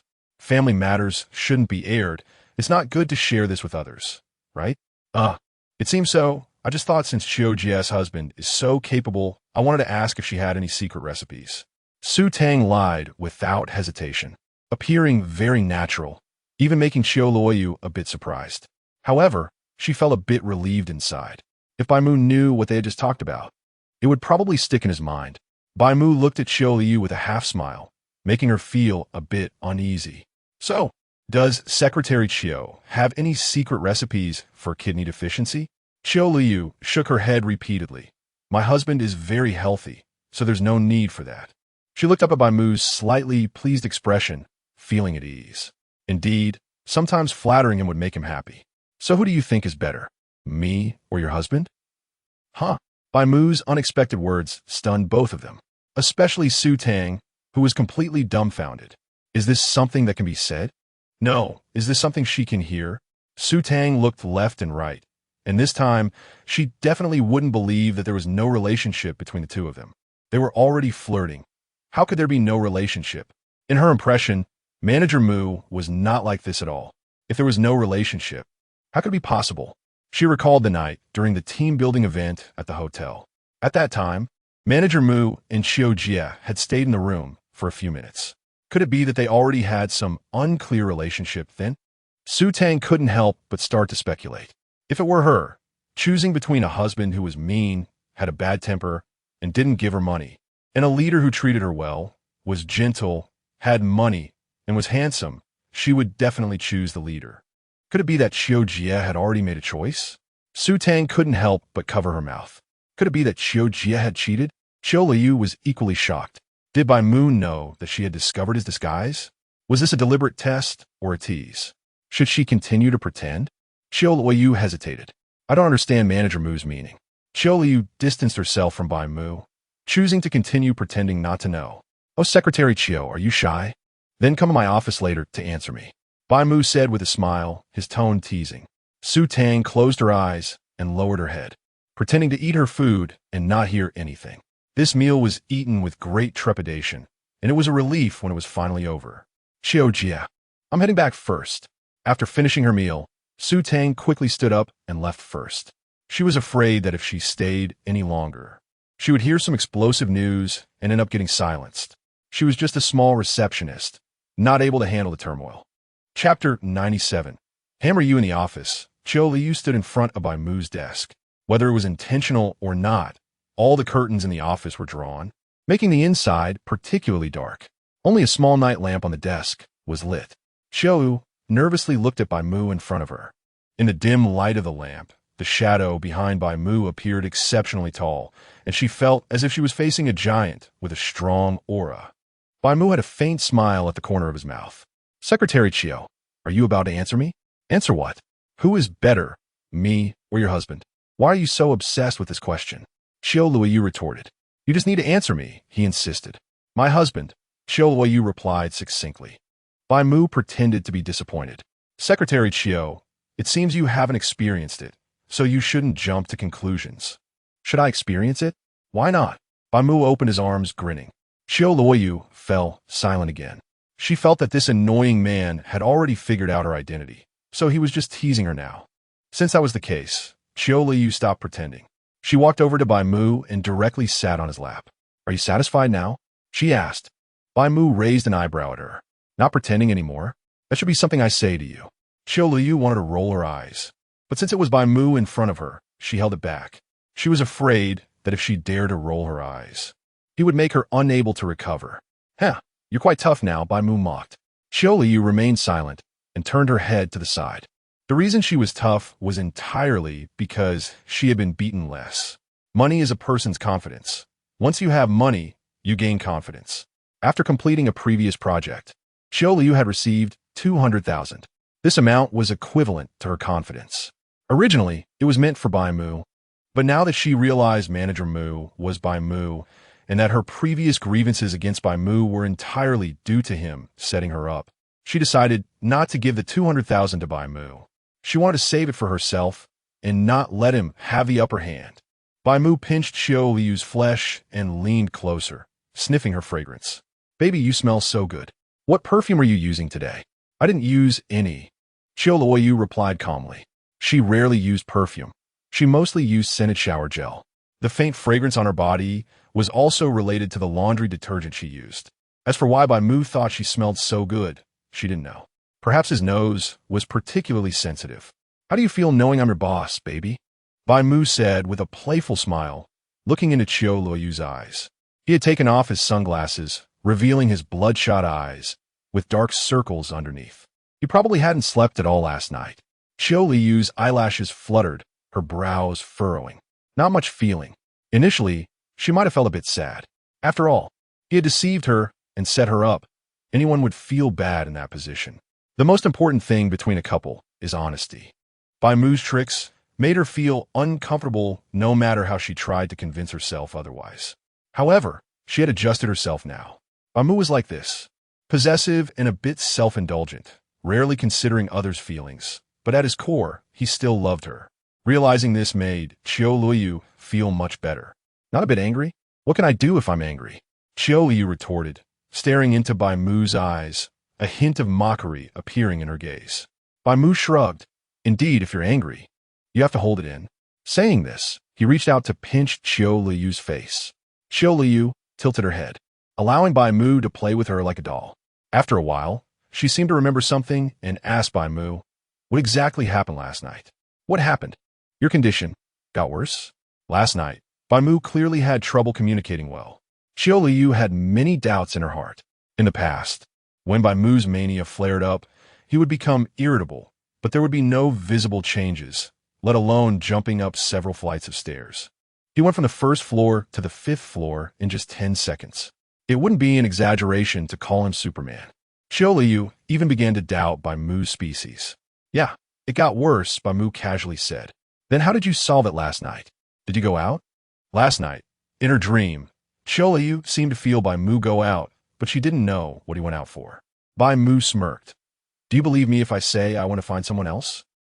Qiu Luoyu's heart sank. She certainly believed what Bai Mu said. If he hadn't hit her, he must have gone to hit someone else, right? Thinking of this made a surge of anger rise in Qiu Luoyu's heart. "Then why did you go find someone else?" Qiu Luoyu asked in an almost accusatory tone. "Is that not allowed?" Bai Mu raised an eyebrow. "You won't let me take action, so I can only find someone else. I just want to vent my emotions, not to cheat or anything. What's wrong with that?" Bai Mu shrugged, appearing indifferent. Qiu Luoyu fell silent, biting her lip, her eyes unconsciously reddening. Seeing that Qiu Luoyu wasn't speaking, Bai Mu continued to stoke the fire. "You used to hate me hitting you. I do this for your own good. Look, you can't handle it, and you can't stand being wronged, so I can only find a way." "No." Qiu Luoyu's lips trembled, her nose wrinkling, clearly looking very unhappy. "What you're doing is also cheating." Qiu Luoyu grabbed Bai Mu's shirt. Bai Mu was wearing a black suit today, and being grabbed by Qiu Luoyu made the originally neat suit wrinkle immediately. How can this be considered cheating? Bai Mu laughed. "Even if it is." Qiu Luoyu punched Bai Mu lightly. "It doesn't count." "It counts." Qiu Luoyu was angry and punched again. Bai Mu chuckled. "If I don't agree with you, you hit me?" Qiu Luoyu didn't deny it. She just looked at Bai Mu angrily. "Then go ahead and hit me." Bai Mu nonchalantly opened his arms, inviting Qiu Luoyu to hit him. Qiu Luoyu pouted, feeling very wronged. She knew her strength was nothing to Bai Mu. But how could he be like this? In a fit of pique, she hit him several more times, only to find her own hands turning red first. Bai Mu caught her wrist. That's enough.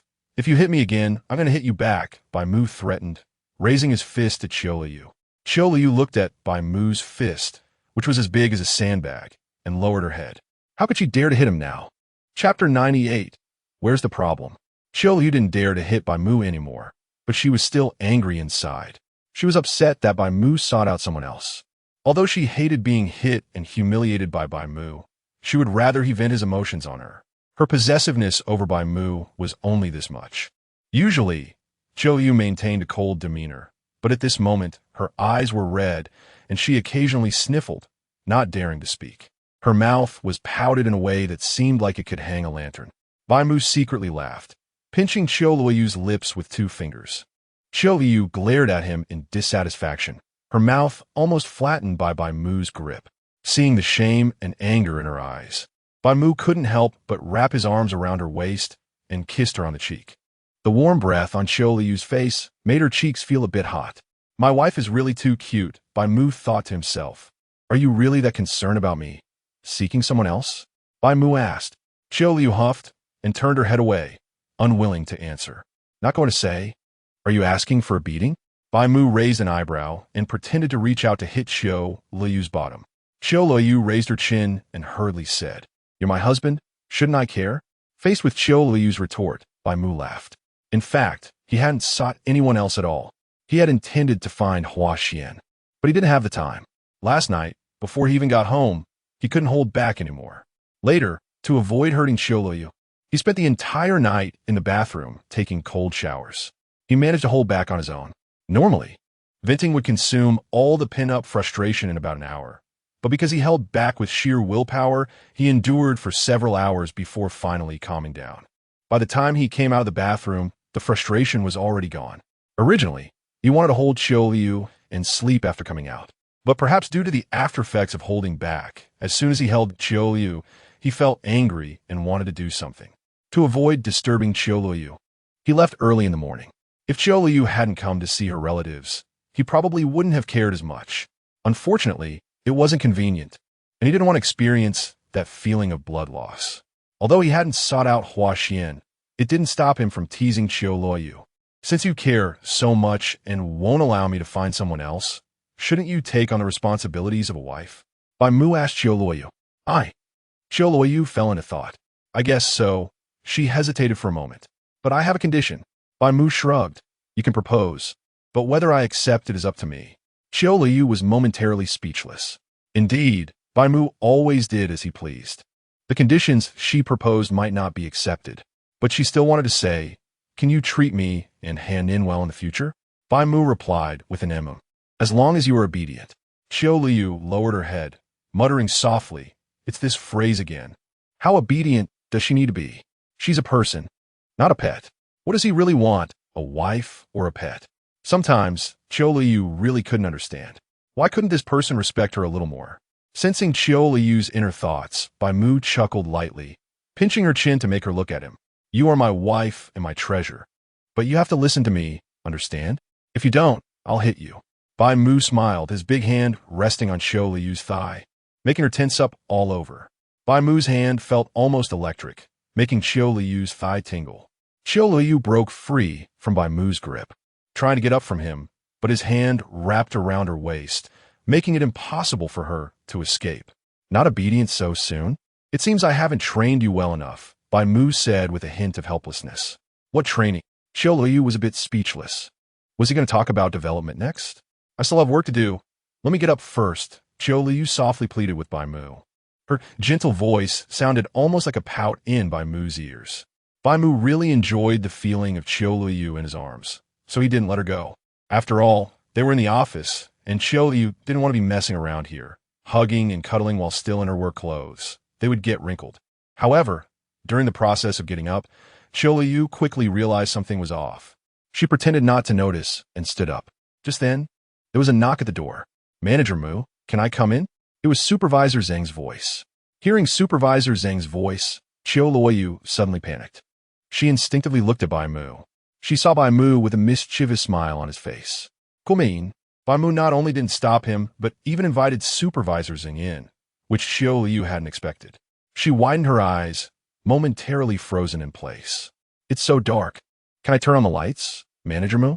Supervisor Zeng said as he entered, noticing that Bai Mu's office was pitch black, with only a small nightlight on. The light is by the door. You can turn it on. It was a rainy day, and the sky outside the window was quite gloomy. So without turning on the lights, almost nothing could be seen inside. When the light was turned on, it brightened up a bit. But Supervisor Zeng didn't turn on all the lights. In the office, besides him, there was only Manager Mu. Supervisor Zeng approached with a flattering expression. Just as he was about to walk to the desk, Bai Mu spoke up. Just stand here. What's the matter?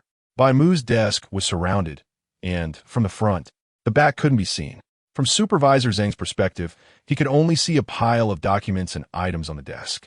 Supervisor Zeng nodded. It's like this, Manager Mu. You asked me to handle a few projects before, and now some procedures need your review. He handed over several documents. Ahem. Bai Mu cleared his throat, signaling Supervisor Zeng to hand over the documents. Supervisor Zeng nodded and bowed like a dog, placing the documents on Bai Mu's desk. Bai Mu casually flipped through the files, his brows furrowed, making Supervisor Zeng feel uneasy. Is there a problem, Manager Mu? Do you think there's a problem? Bai Mu retorted, still frowning. Supervisor Zeng's heart sank. Was it really a problem? Seeing Manager Mu's serious expression, could it be that he had overlooked something? With a self-doubting attitude, Supervisor Zeng took the documents back to review them again.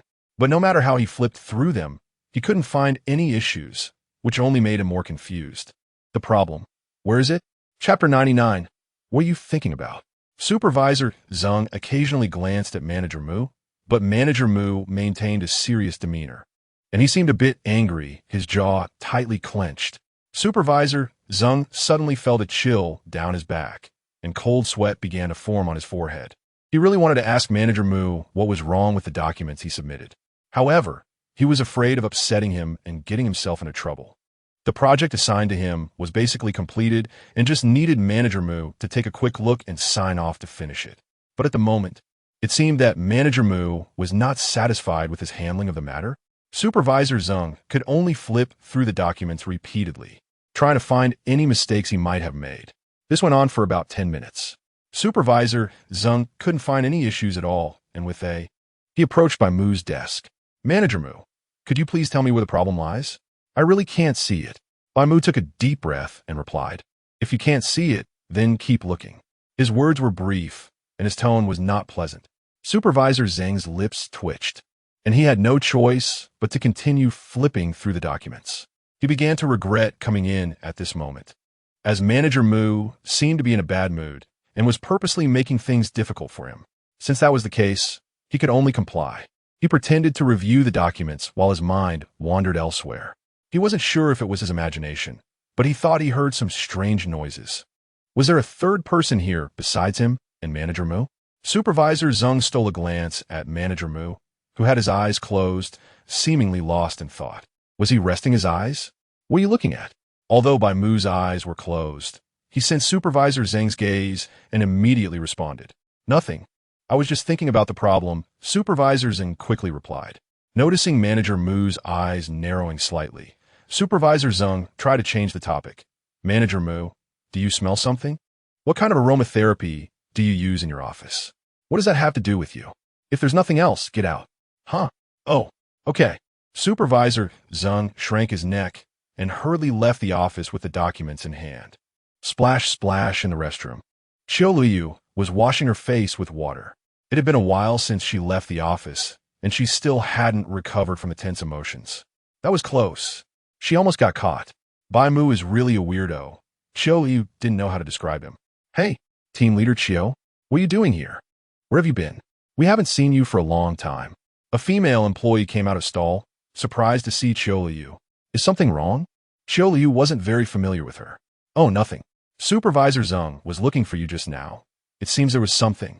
The female employee explained. I see. Qiu Luoyu nodded. Back at her workstation, Supervisor Zeng was already waiting for her. Upon seeing her return, he looked displeased. Where were you slacking off just now?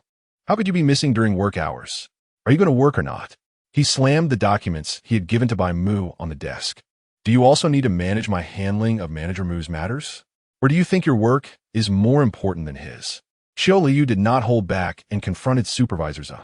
Things were different now. The situation had already reversed. She didn't need to put up with his attitude. Supervisor Zeng didn't expect Qiu Luoyu to speak to him like that, and he angrily pointed the documents at her. But then he remembered that she was Manager Mu's person. So he huffed and placed the documents down. Take these documents to Manager Mu and find a way to get him to sign them, understand?